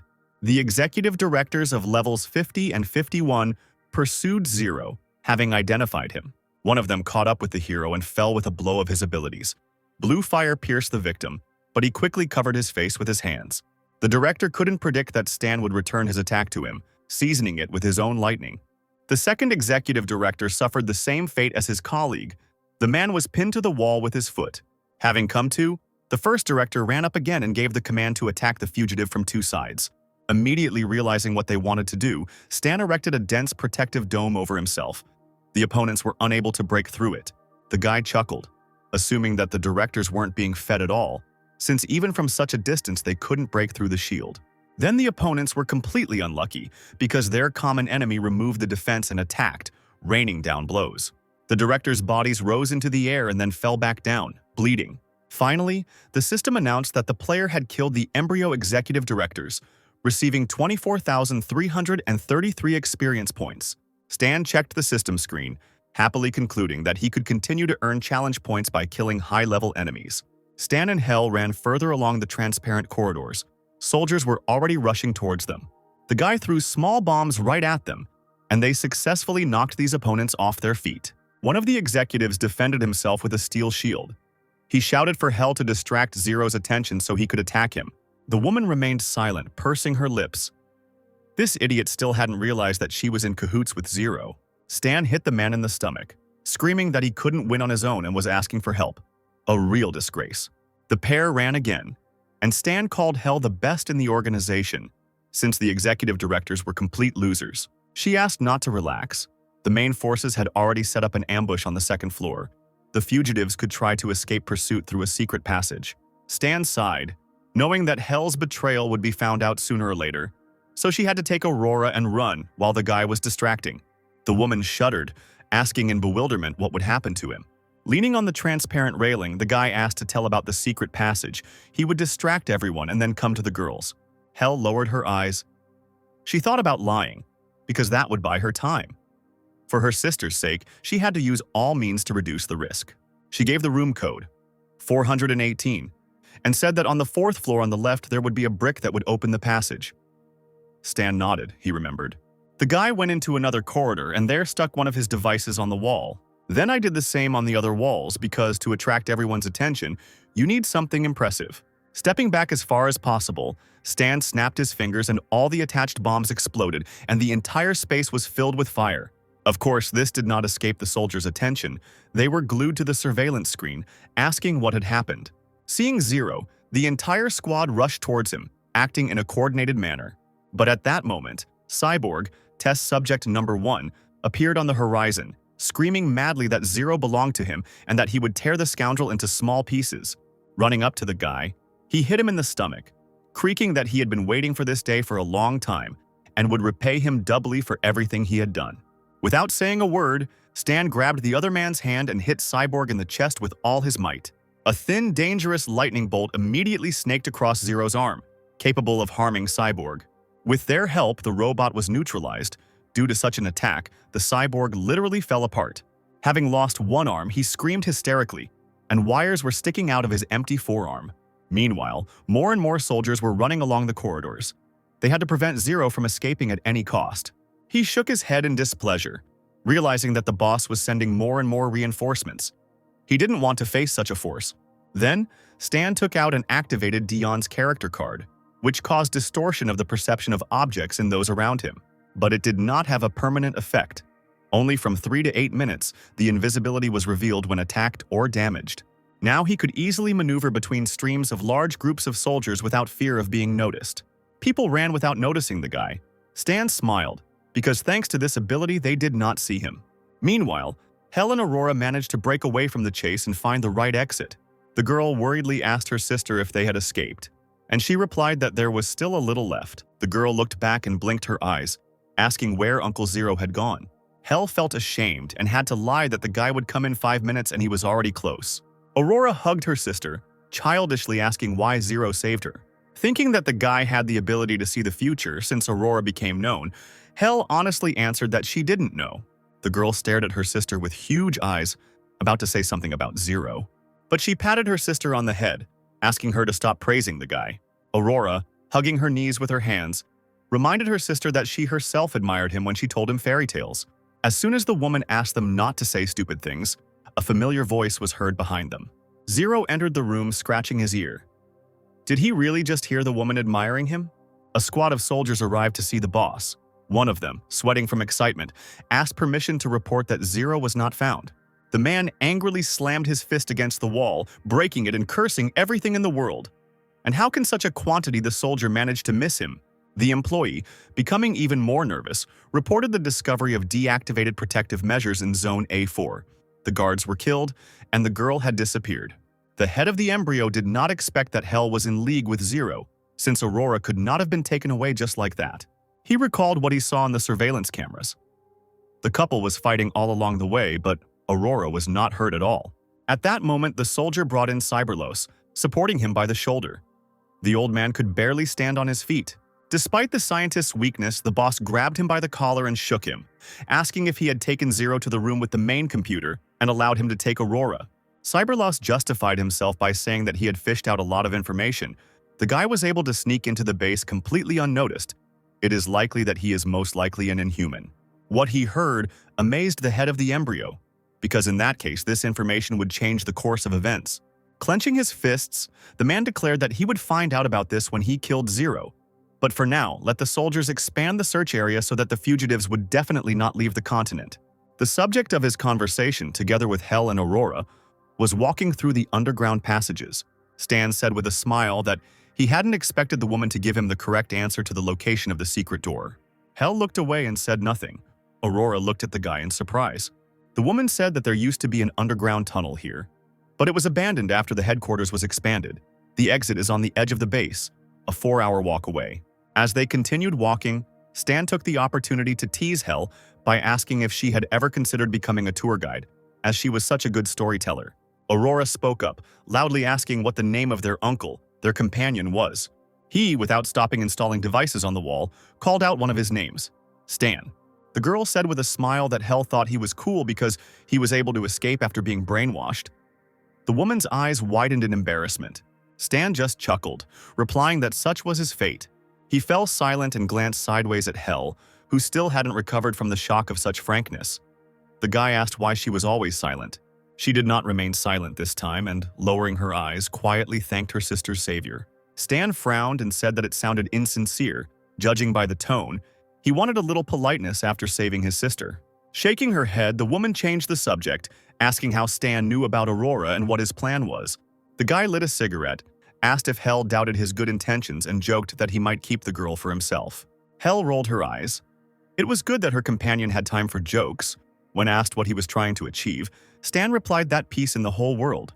The woman was not satisfied with this answer, and she called on Stan to be serious. He approached a section illuminated by daylight and realized that there was no road further. The Trinity found themselves at a dead end, but the exit was right above. The cave ended there. Stan was the first to climb the ladder. He grabbed Aurora, who was handed to him by Hell. Then the woman climbed in herself, saying that there was a warehouse here that no one was inspecting, and that there was a protected area to the south, and that when they got past it, they would be safe. Stan looked at the system screen. His mines killed the organization's soldier. The player received 1 experience point. He hurried the girls, telling them about the explosion of ground bombs, and that soon the embryo people would catch up with them. The southern part of the embryo headquarters was in disrepair, but it was a good place to watch. The soldiers were already ready with massive guns. The commander ordered them to quickly cooperate and be on the alert. The boss said that Zero would probably head their way if the soldiers encountered a suspicious comrade. Let them open fire and not let him get out of the headquarters. Executive Director Whitman of Level 55 assured the boss that Zero would not leave his zone alive. But things were different with Hell and her sister. After a short silence, the boss announced the betrayal. It would be okay if they were killed. Arriving at the southern part of the embryo headquarters, Hell and Stan lay low. The woman peeked out from behind the rubble, discovering that security had increased. There were fortifications and an enemy camp here, but the fugitives had no other way out. The trio, being careful, moved further away from the camp, hiding behind a large rock. Stan reported that the search party was tightening the encirclement. The longer they dragged out the time, the higher the risk. When Hell asked the guy if he had any ideas, he sighed and said that he would have to go straight ahead. Hell knew that there were too many enemies. Even if she managed to kill 100, their company would be washed away by a wave of reinforcements, and fighting one-on-one was not an option. Besides, she needed to protect her sister. Stan adjusted the special watch on his wrist and confidently announced that he would deal with them, and the girls would follow. At that moment, a mechanical suit appeared on Stan's body in the blink of an eye, which had already managed to be seen even on television. While Hell was greedily examining the guy, he, waving his cloak, rushed into the distance. Of course, the people of Embryo couldn't help but notice him. Everyone knew about the Black Ghost, and they didn't understand why he appeared here. And since Hell and Aurora were hurrying behind her, everyone realized that the woman was in league with Zero, who was the Black Ghost. The commander-in-chief went after the fugitives, calling for reinforcements. The main forces should arrive soon. While they were running, Stan had already risen into the air and the dark sky was illuminated by a bright flash from the glowing net. The frightened people began to run in different directions. They fell from the attack. There was swearing and shouting everywhere. The guy asked with a laugh if they really wanted to stop him. The soldiers hid behind the barricades and now began to fire from the installed cannons. The bullets bounced off Stan's special suit, falling off of it as if it were a bulletproof vest. He waited until the opponents were distracted by reloading their guns and attacked them, destroying the weapon installations. He grabbed one of the surviving machine guns and looked around at the soldiers, declaring that it was now their turn. Stan placed one foot on a small elevation and began shooting at the enemies.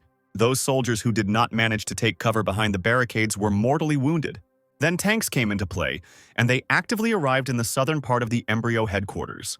The commander-in-chief of this detachment gave orders to the tankers, urging them not to allow Stan to break through the encirclement. The guy found himself surrounded by blazing fire, but he still had the machine gun in his hands that he no longer needed. Throwing it somewhere to the side, he opened his palm, and a small glowing device appeared on the suit, from which streams of power gushed in different directions. The guy waved his hand around his axis, and a powerful protective dome appeared above him. Noticing a multitude of tanks in the distance, Stan hissed, considering it an insignificant event. He flew up to the large machines with redoubled force and began to destroy them. Still, Mecha was an unusual suit, and allowed him to do things that ordinary weapons couldn't.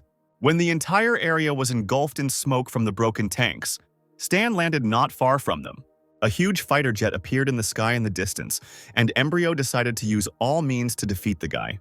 As soon as he thought about it, aerial bombs flew out of the Iron Bird, aimed at only one person. This could not go unpunished. Stan turned sharply and simply sent the bombs back with one kick. The bomb made a circle and flew straight into the surviving tanks, scattering human bodies and pieces of iron. Stan watched this for a moment and made a casual motion with his hand, summoning another remedy. A powerful weapon appeared in the guy's hands, and he immediately took aim, intending to shoot down the fighters. It only took him a few shots to send the nearest fighter into flames and flying down.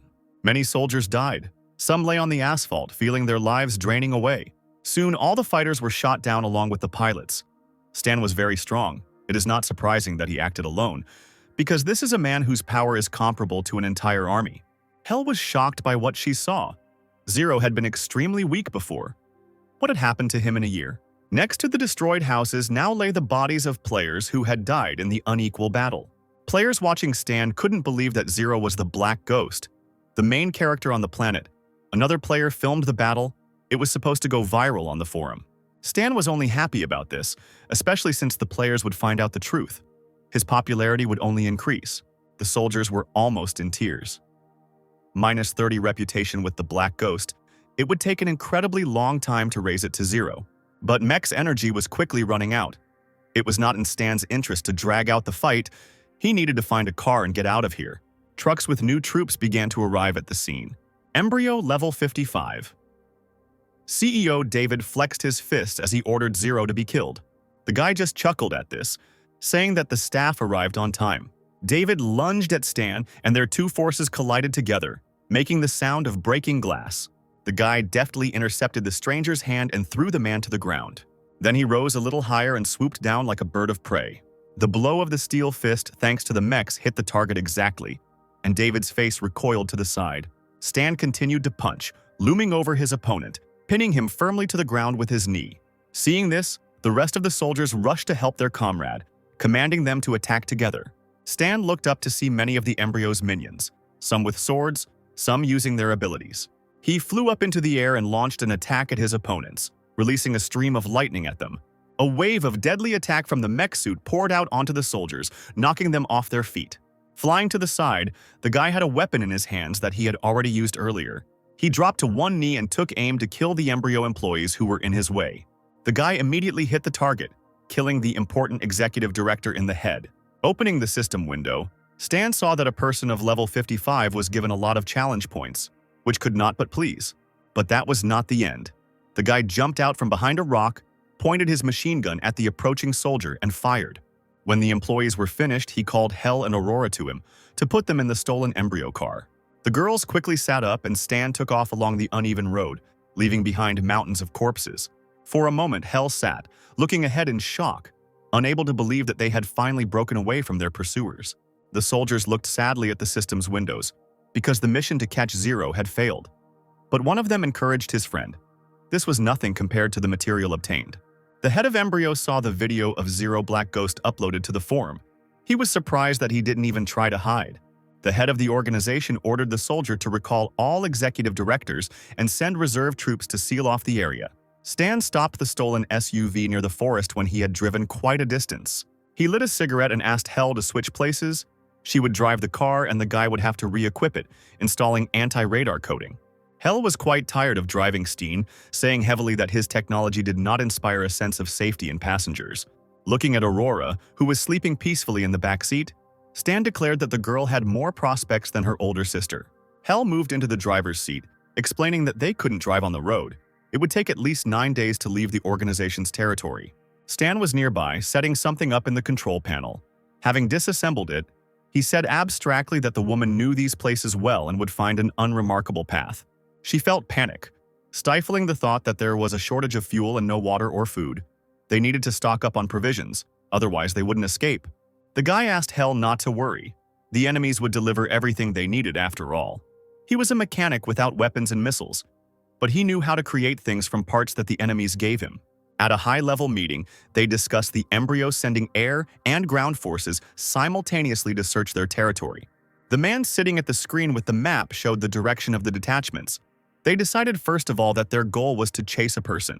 One of the listeners interrupted the speaker, saying that a fugitive wanted to contact the support service, and also asked permission to bring him to the main screen.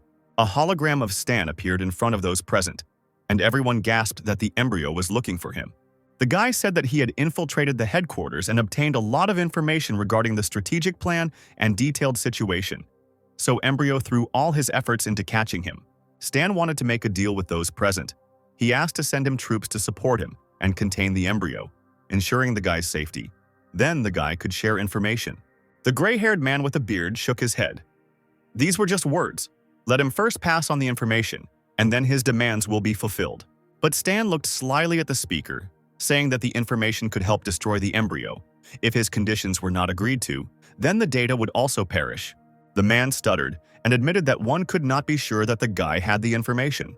He said that as a sign of sincerity, he had just given Star Dragon detailed information about the first part of the Death's Hand system, so Star Dragon could vouch for the guy. When Stan's words were confirmed to be true, one of those present asked how Zero managed to infiltrate the embryo headquarters, while their best agents failed.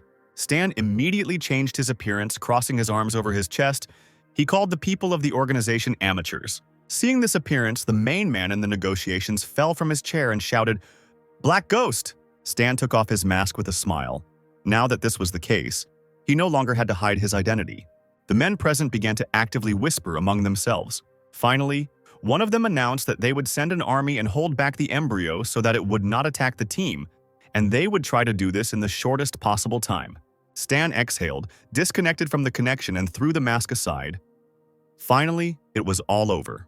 Hell didn't know about such connections, but with support they would be safe. Stan still advised her not to relax. She would have to hold out until reinforcements arrived. In the first shelter, Bennett stood by the window. He sighed, muttering darkly that the war had begun. A soldier ran into the room. He brought a tablet, exclaiming that the situation at the front had changed. Bennett glanced at the image, surprised by the direction of the embryo troops in the headquarters area. The allied forces of the 6 nations also began to press them on all fronts. Hearing that everyone was hunting Zero, Bennett remembered such a player. He used to be a legend of stories that caused a sensation. Suddenly, the picture on the tablet changed, and Bennett was stunned. This is how Zero's identity was revealed, and the method of changing his appearance was described.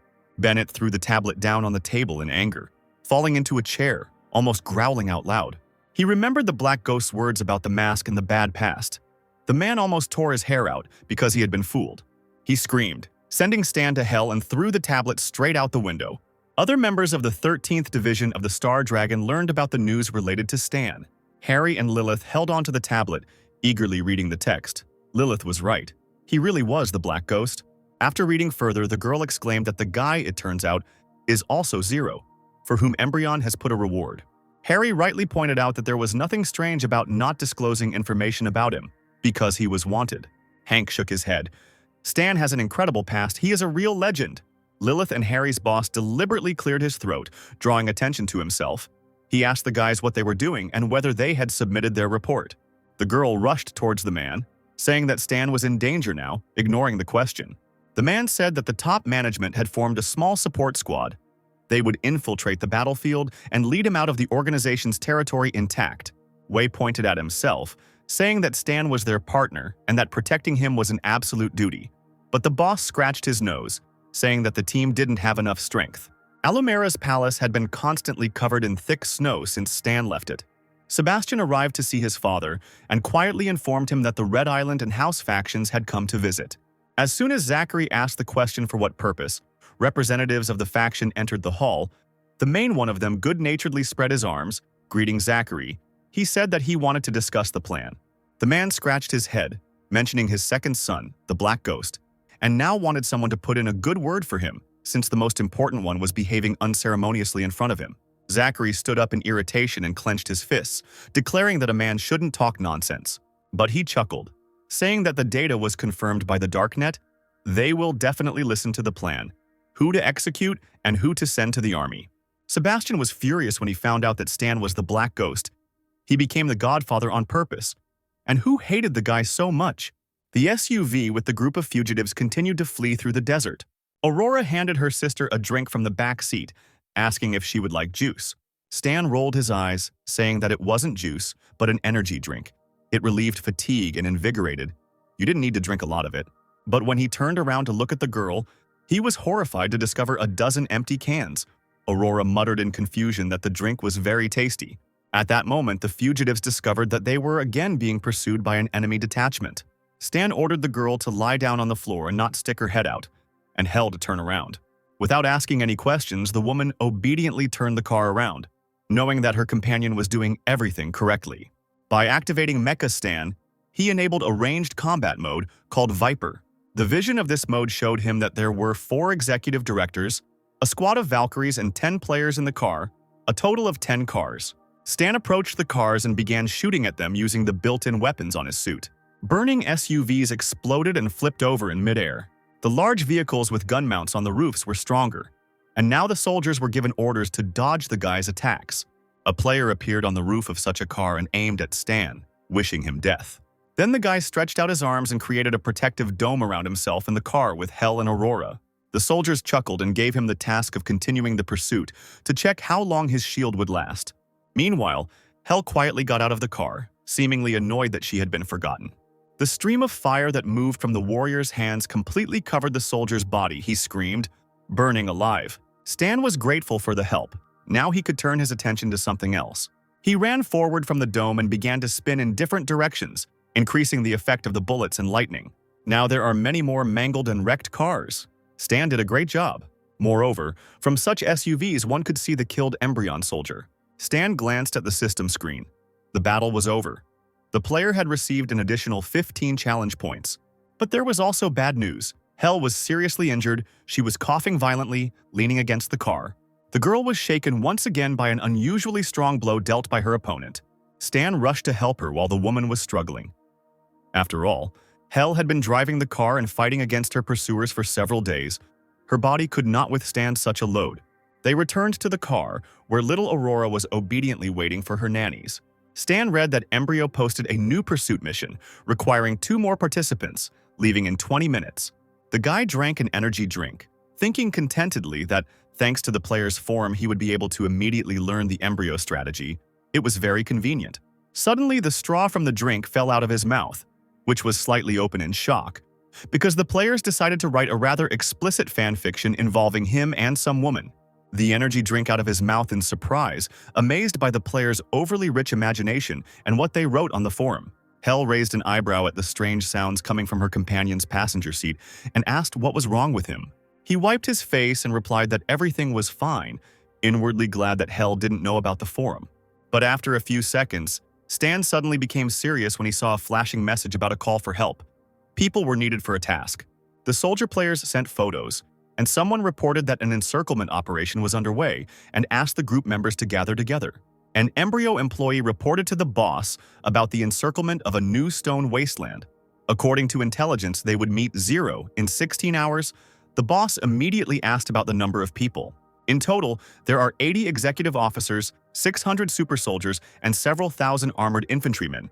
There are also over 300 tanks and 30 attack helicopters, and the 6 nations are putting pressure on all fronts. The boss frowned and slammed his fist on the table. He was very angry. If it weren't for the bastards from the 6 nations, Embryo would have surrounded 0 from all sides long ago. Most likely he made some kind of deal with them. They have already tried to hit the guy with missiles 4 times, establishing his coordinates, but they were all intercepted by 6 nations. The head of the Embryo thought about it. He wanted to see if Zero would dare to fight his army. The soldier then showed a tablet with photographs of several people and their details. Looking at the list, the boss was satisfied because even he had a hard time standing up to them in battle. The man folded his hands and laughed, thinking that the guy's end was near. The fugitives drove on, cutting through the night road with the bright headlights of the car. Suddenly, Stan asked to stop. Hell noticed that she could barely break away from the pursuit. If they stopped, they would be caught again. The embryo has already surrounded the new stone wasteland. They have nowhere to go, unfortunately. The woman was amazed that Stan knew about this. Could he really be a prophet as well? In that case, the warrior agreed to stop and follow her companion's plan. The company had two options. The first was to continue driving and break through the encirclement. The second was to wait for a convenient opportunity. But the longer they waited, the closer the enemies were, and the less chance they had of surviving, and whether they would be able to break through it all. According to the forum, this time Embryo has gathered a lot of fighters. They may not cope. Stan admitted that they will not be able to protect Aurora. Hell lowered her head and thought. It seemed to her that the situation was taking on dark shades again. The woman asked Stan with concern if he had a plan for what they should do. The guy pressed the button on the panel, deciding to first contact the embryo boss and find out the situation. The boss of the organization was sitting at his desk in his office and received a notification that someone wanted to connect via communication. The man was surprised who could call him at such a time. A hologram of Zero appeared in front of him. He was smoking relaxedly, saying that they hadn't seen each other for a long time. The boss approached the hologram, asking in a wheedling tone if it was too late to ask for mercy.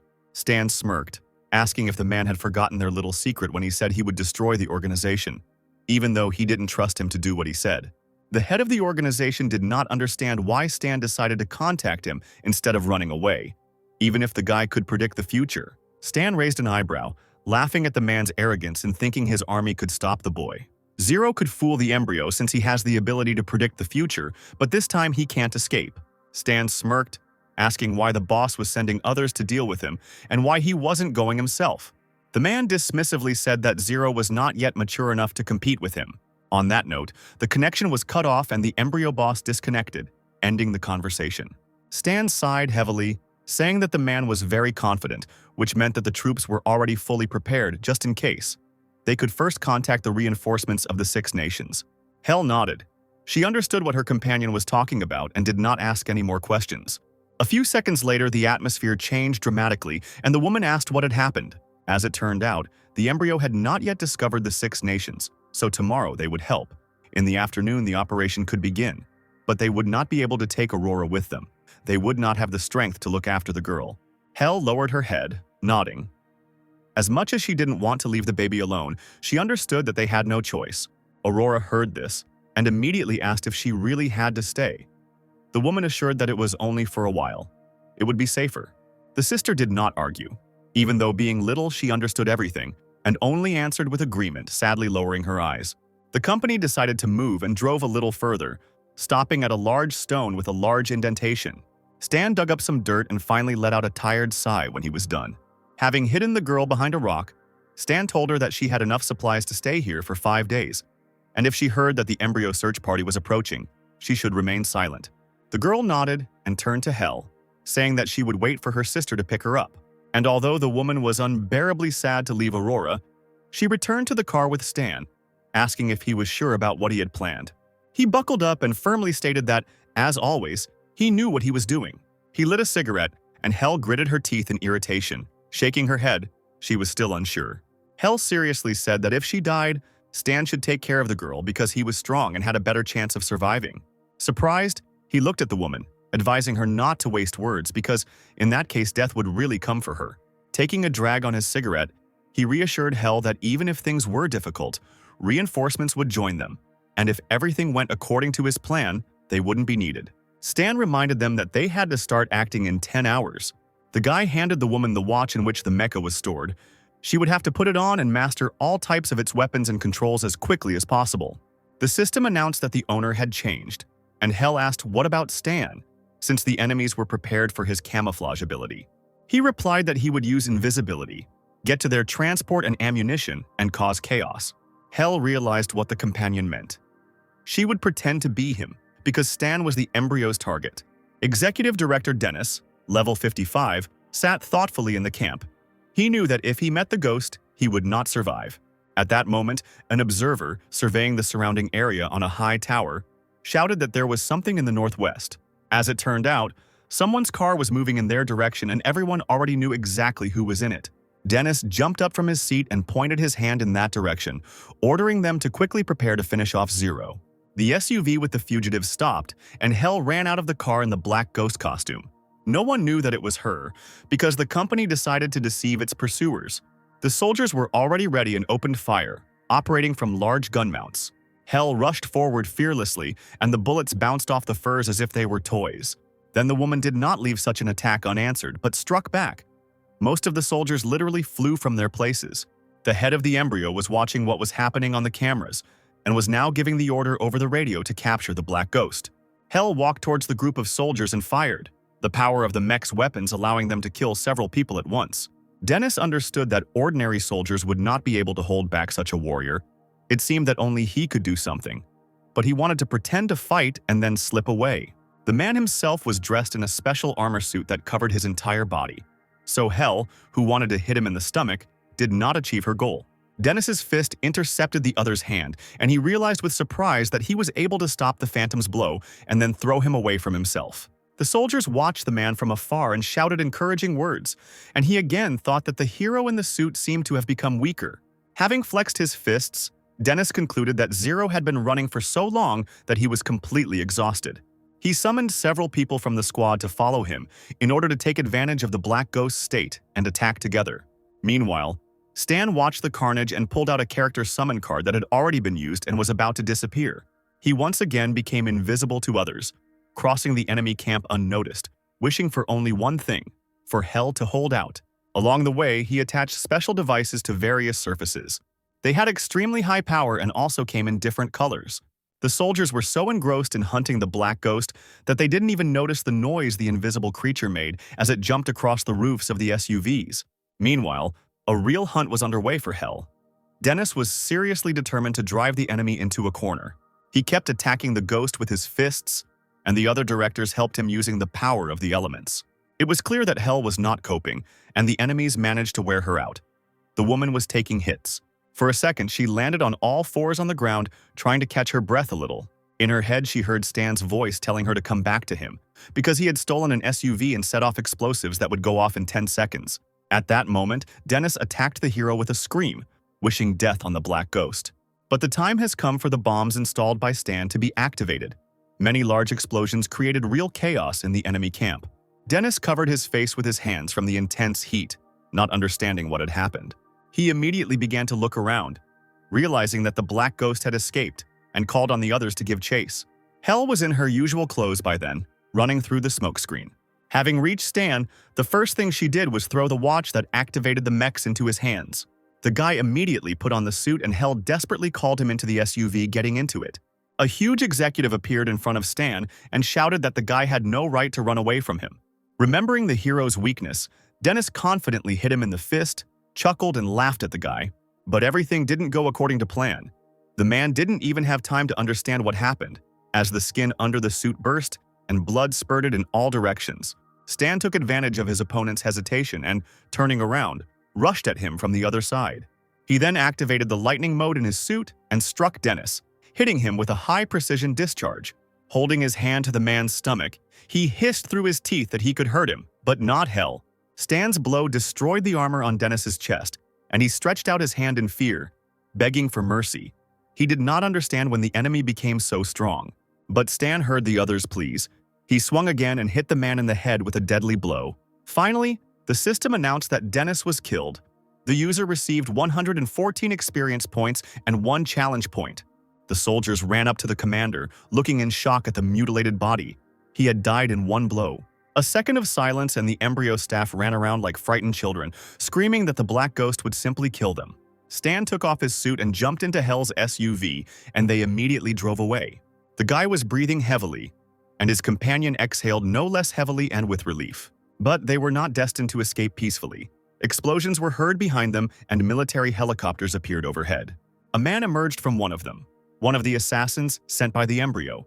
They had found their target. Stan howled and yelled at Hell, who had said too soon that they had managed to break away. But there was nothing to do. The guy leaned out of the car window and started shooting at the helicopters, hoping to shoot them down. But the killer was not so simple. He immediately built a powerful defense around himself and the helicopter. Stan saw it too, because the man blocked his shot. The owner of such a force field has at least level 55. Then the stranger spread his arms and brought down an attack of purple fields. The earth shook, driven by abilities, and the SUV immediately began to rock on it, as if on waves. Then the car sank into the destroyed rock, sinking into the stones. Hell barely managed to control the car, holding onto the steering wheel with incredible effort. Stan cursed. The opponents wanted to destroy the road so that the passengers of the car would have to get out. He and Hell tried not to fall out, but even so they received painful blows to the ribs. The helicopter descended a little lower, and weapon mounts emerged from there, aimed at the SUV. The weapon hit its target. Hell and Stan jumped out of the car. They had barely gotten to their feet when the car exploded, and they had to escape as quickly as possible.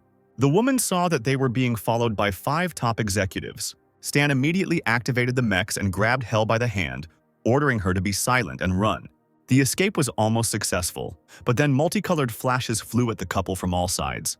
Several strongmen, the best warriors of the embryo, were already standing in their way.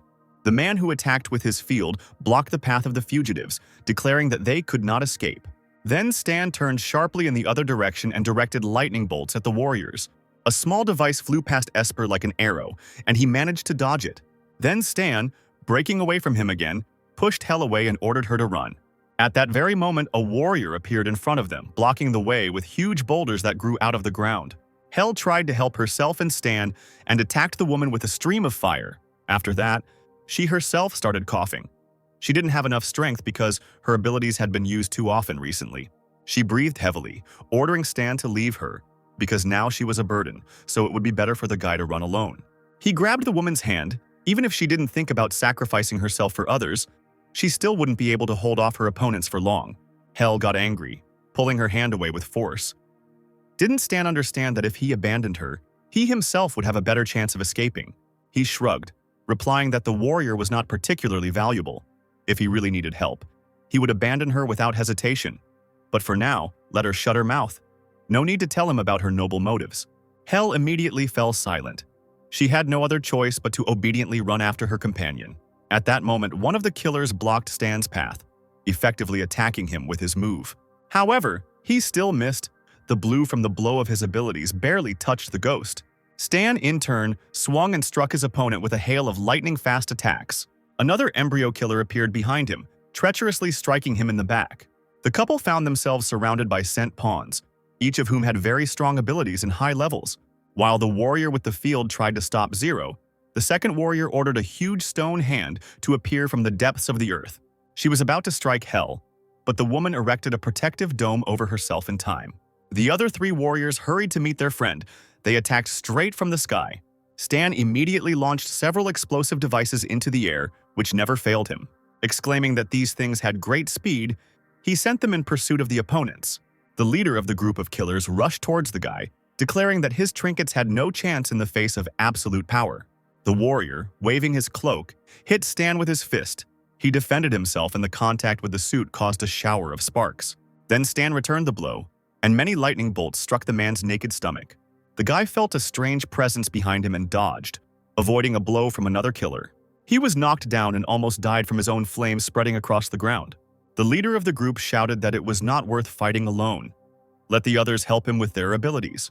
He ran up to Stan and tried to hit him and knock him down, but the guy deftly flew over him. Then the man who attacked first used his force field again. It flew towards Stan and trapped his legs, acting like a bear trap. Unable to stay on his feet, the guy slipped and fell, and an unknown force dragged him along the ground. 2 warriors were already rushing towards him, preparing to attack together. Stan tried to break away by shooting electricity at them, but he needed to get some distance or the suit would lose too much strength. The boy cried out in frustration when a huge stone hand grew in front of him, intending to grab the man. She blocked the escape route, and 2 mercenaries took advantage of this and simultaneously hit Stan in the stomach. He exhaled heavily, and frequent wheezing sounds could be heard from the guy's mouth, and this distracted the opponents. The next moment, he threw back everyone who harmed him with the help of the mech's force field. The woman who controls the land and restricts his movements was named Vanessa. She needs to be dealt with first. You can try to defeat her with Burning Will, But when Jerry notices that Stan has opened fire, he will protect her with a force field. Stan asked Hel if she could weaken the force field with her blow, as it was necessary to prevent Jerry from using his ability. The woman nodded to her companion and gathered her strength to release her own abilities. The killers noticed that she was about to use some strange ability, so they needed to prepare to defend themselves. When bloody energy gathered around Hel, she suddenly froze and opened her eyes. Jerry noticed this and threw a force field towards Vanessa, warning her that an attack was being prepared for her. Hel's gaze was clouded with red. She was indeed preparing a special attack for the enemies. Only now, with great regret, did Vanessa realize that the warrior had been aiming at her. Left without protection, Jerry screamed hysterically. He was literally burning alive. His girlfriend immediately destroyed the dome, preparing to protect the man from attack. Stan yelled that she was looking in the wrong direction and aimed his burning will at Vanessa. A blue beam passed through the thickness of the stone, summoned by the mistress, destroying it. Then he penetrated further and pierced Vanessa's chest. Stan activated the skill Deadly Critical Strikes. The damage increased by almost 200%. The enemy received pure damage, ignoring physical resistance. And so Stan killed Vanessa. Almost a year had passed since he learned this ability, and now for the first time he managed to deal critical damage. The squad of killers slowly approached their dead partner, under whom a bloody stain was spreading. One of the warriors cried out that it was impossible, because they attacked with 5 of them, and Zero managed to kill Vanessa. Once again, Stan pulled Hel along with him, urging her to get into the car faster. But now, everything did not go according to plan. Turning around, they saw several dozen tanks and fighters, reinforcements of the embryo. The Iron Birds swooped down, trying not to lose sight of their intended target. The pilots fired every now and then, almost hitting Stan and Hel, who were forced to fall to the ground to escape the fire. Jerry sought to avenge his dead partner and attacked the guy with particular fury.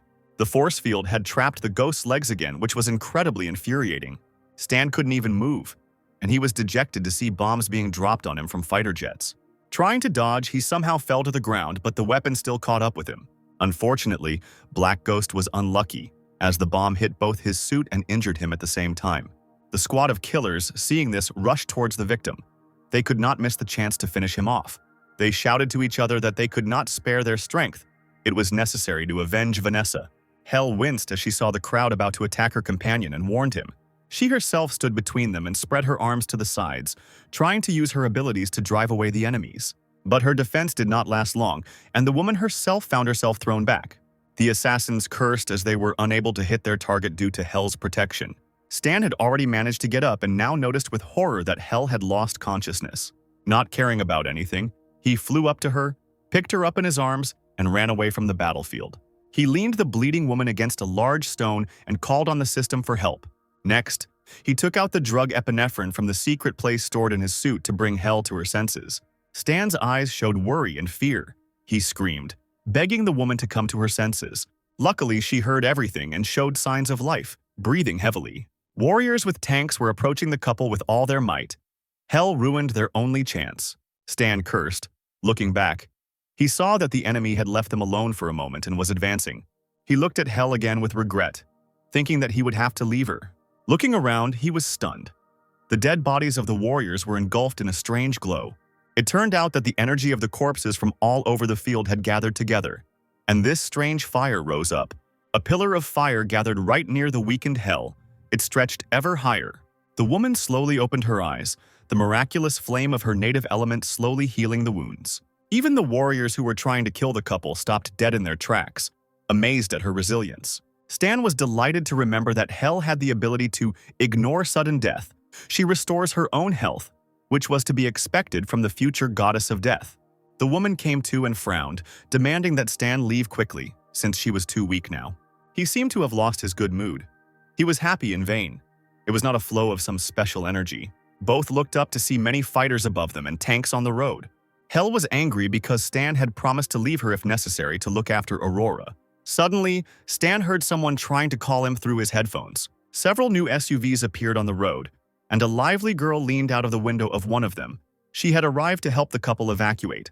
Stan threw Hel's arm over his shoulder, urging her to hold on and wait for the rescue team. They were already met by a whole army. They were shooting at the enemy and asking the couple to get into the car quickly. Finally, Stan turned over his shoulder and threw several small bombs at the enemy vehicles. As it turned out, it was tear gas that briefly incapacitated the embryo soldiers. Tanks and SUVs exploded and were constantly attacked by the enemy. Once in the car, Hell sighed heavily, whispering that they were safe now. Stan quickly covered her mouth with his hand, asking her not to bring trouble again. Zero was approached by an elderly soldier named Charlie from the 13th Division of the Star Dragon, a guy the CEO often mentioned. Behind the wheel of the SUV was a young man named Lester from Theseus. The red-haired girl who contacted Stan was named Diana, and she came from Maple. She asked Charlie if there was a plan. He replied that the enemy would not catch their target if they continued along the planned route. There was a chance to break away. Stan held the damaged helmet in his hands and decided to take advantage of the moment to check the condition of the fur. It wasn't that bad, only the armor was slightly damaged. The main components were fine, only minor repairs would be needed. The guy received a request for communication from an unknown person. It turned out to be the boss of the embryo. He ironically congratulated Zero on a good job on the planes. Stan's eyes widened when he heard that voice asking him if he was sure he was safe. The man said that he immediately noticed how a reinforcement squad had entered his territory several days ago. He did nothing to get Stan hooked and to get them all captured. Knowing where he escaped from and where they infiltrated, the leader could calculate where they planned to break through the encirclement. The boy chuckled, asking the embryo boss if he still felt all-knowing and all-powerful. In response, the man advised him to open his eyes to see something. He shouted that this place would become Zero's grave. The drivers of the SUV found that the road was blocked by a huge detachment of warriors and combat vehicles. Moreover, there were snipers behind the fences, ready to shoot at any moment. Charlie got out of the car with his team and started chanting loudly, calling for a fight to the death. One of the enemy's soldiers was immediately engulfed in fire emanating from Diana. The fire dragon rushed at the enemies. The executive directors ran in all directions, agreeing to attack. But on the horizon appeared an incredibly strong warrior of Sharnuk, Kyle, a giant with tattoos all over his body. He laughed and threw the soldiers in different directions. Some of them still managed to attack him from behind. But such people were immediately discovered by strong warriors of the Embryon with superpowers. One of them attacked the soldiers with a hammer, causing serious injuries. The Star Dragon fighters tried to eliminate such killers, advising them not to become arrogant. But things took an unexpected turn. The boss of the embryo himself entered the combat game. His face, as usual, was covered by a half-face mask and special glasses, and he defiantly asked Zero if he had the courage to go one-on-one. Stan didn't expect the man to appear, and the system activated the S-Class special mission, Ambush the Traitor, to defeat the leader. He was the main character of the planet Aquamarine, and very strong, but the guy's current condition is not the best. He sighed and got into a fighting stance, emitting lightning. He just had to try his best. New SUVs arrived at the scene of the battle. They had not yet participated in this battle.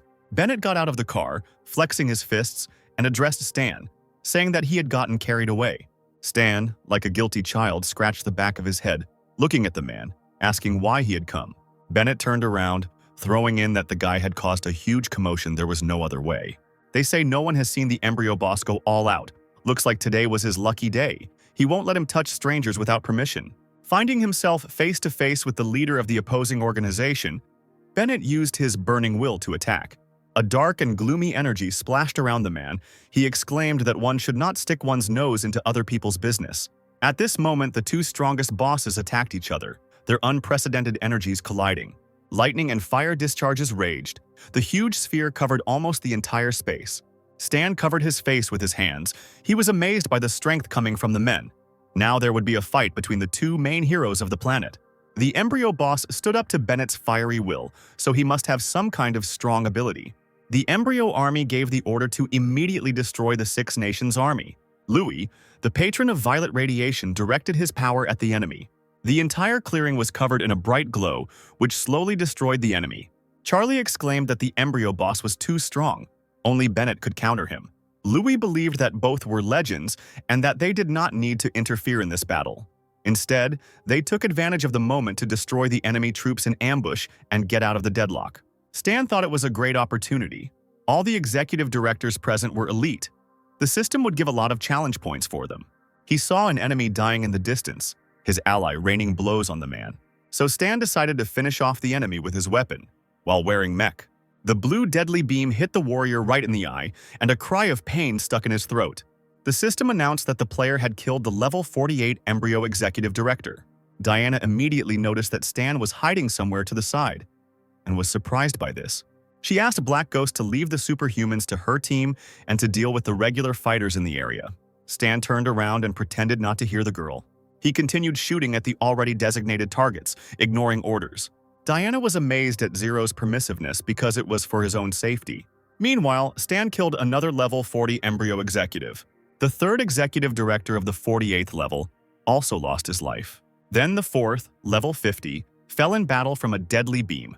The fifth executive was shot straight in the head, giving Stan 15 challenge points. The guy has accumulated a lot of challenge points, and there is still one more executive director to finish off. The warrior with purple energy delayed the enemy, and an opportunity arose to kill him. Stan decided to help and ran to that side. Charlie was in danger, so he pushed him aside.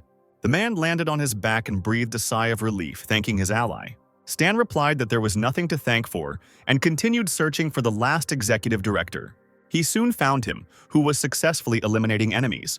Stan took aim, making sure he killed the right person. Finally, the system announced that he had dealt a lot of damage to Tyrone and killed him, gaining experience and challenge points. The guy was very happy, realizing that he now had enough challenge points. He needed to exit combat mode to level up, so that's what he decided to do.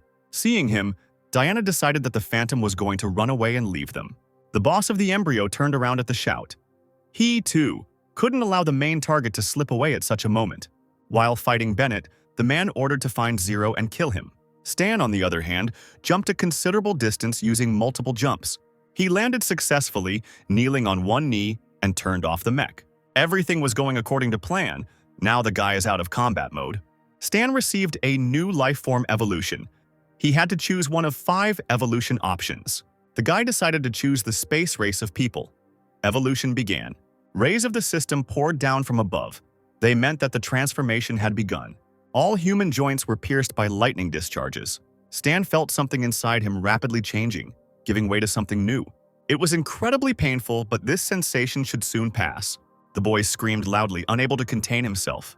In the area where he was, something incredible was happening, as if the storm itself had descended upon the earth. Finally, the evolution was complete. Stan's entire body glowed with a bright white light. He opened his eyes. It worked. The player was able to overcome the limitations of this version of the game. The opponents of the 6 nations could not help but notice the strange phenomenon as they looked in that direction. Jerry shouted that there was no time for this. Zero was running out of strength. He needed to act quickly. The huge blue sphere that covered the forest gradually disappeared. Stan stood in front of the system window. Now all he had to do was use the accumulated experience points and attributes to become the strongest being on the planet. His class was raised to S, now qualifying the participant as a space explorer. The enemy squad noticed Zero and gathered to attack him together. But now Stan was stronger than all of them and released special devices on the men. They flew around each participant, striking them with lightning, causing unbearable pain. Within moments, Jerry was dead, a pool of blood forming beneath his body. The man's companions crowded over him, amazed that he had been killed with one blow. The soldier felt a shadow fall on him and looked up in fear. It was Zero. Stronger than ever, the enemy immediately asked for mercy. But Stan couldn't allow any of them to survive, and so after a while he left the clearing, strewn with a mountain of corpses. Meanwhile, on the battlefield, the Star Dragon team was in full force against the embryo. Charlie froze when he saw the Black Ghost, not expecting him to return. Diana hissed, suggesting that he had met a strong enemy that he could not overcome. Hell saw the changes. Stan's health and strength seemed to have changed. The guy really looked completely different and fought differently. With one movement of his hand, he created spheres of lightning discharges, throwing opponents far back. Charlie and Diana couldn't take their eyes off the ghost, who had become different. Now the guy was crossing huge distances in a matter of seconds, leaving destruction in his wake. The embryo boss growled, realizing that Zero had the nerve to return. He immediately gave the order to his troops to fire only at him. There were countless bombs clustered around Stan. They surrounded him, exploding so close that the fire engulfed the entire nearby area. Stan let out a loud cry, straightening up and brushing the bombs away from him like annoying flies. The huge sphere he created sent the bombs back to where they came from. After making sure that they all exploded, the guy flew on. Now he found himself above numerous tanks, about to finish them off too. Raising his hand up, he created a sphere with a ball of electricity inside. Then, he directed it towards the huge machines, destroying them. The The soldiers of the embryo trembled in horror, realizing that they could not stop the warrior. But Stan passed them by, demanding only that they get out of the way if they did not want to die. The guy approached Bennett, saying that he had done a good job and now it was his turn. The man smiled and patted his employee on the back, giving the go-ahead for the fight. Stan turned and walked towards the embryo boss, stronger than ever before. The man chuckled, saying that Bennett had protected him, and now he was voluntarily asking for it. Did he really think he could handle such an opponent? The head of the embryo stated that one blow would be enough for him to deal with Zero. Without answering, Stan took out his special weapon. He pointed it at the enemy, pulling the trigger. A yellow flash filled the entire space. The embryo boss just chuckled, saying that it was a mere trifle for him. He began to dodge the deadly yellow rays by jumping over them. Then, gathering his energy into a fist, he rushed towards his target. He hit Stan, who quickly covered his face with his hands, preventing himself from being hurt. The guy found himself several meters away, but managed to get his bearings. The warrior ran to attack the head of the embryo. He jumped up and grouped himself to hit the boss on the head, and this time Stan managed to knock the head of the embryo off his feet. He couldn't even counterattack the enemy. The system announced that in combat mode, it is possible to obtain information about the enemy.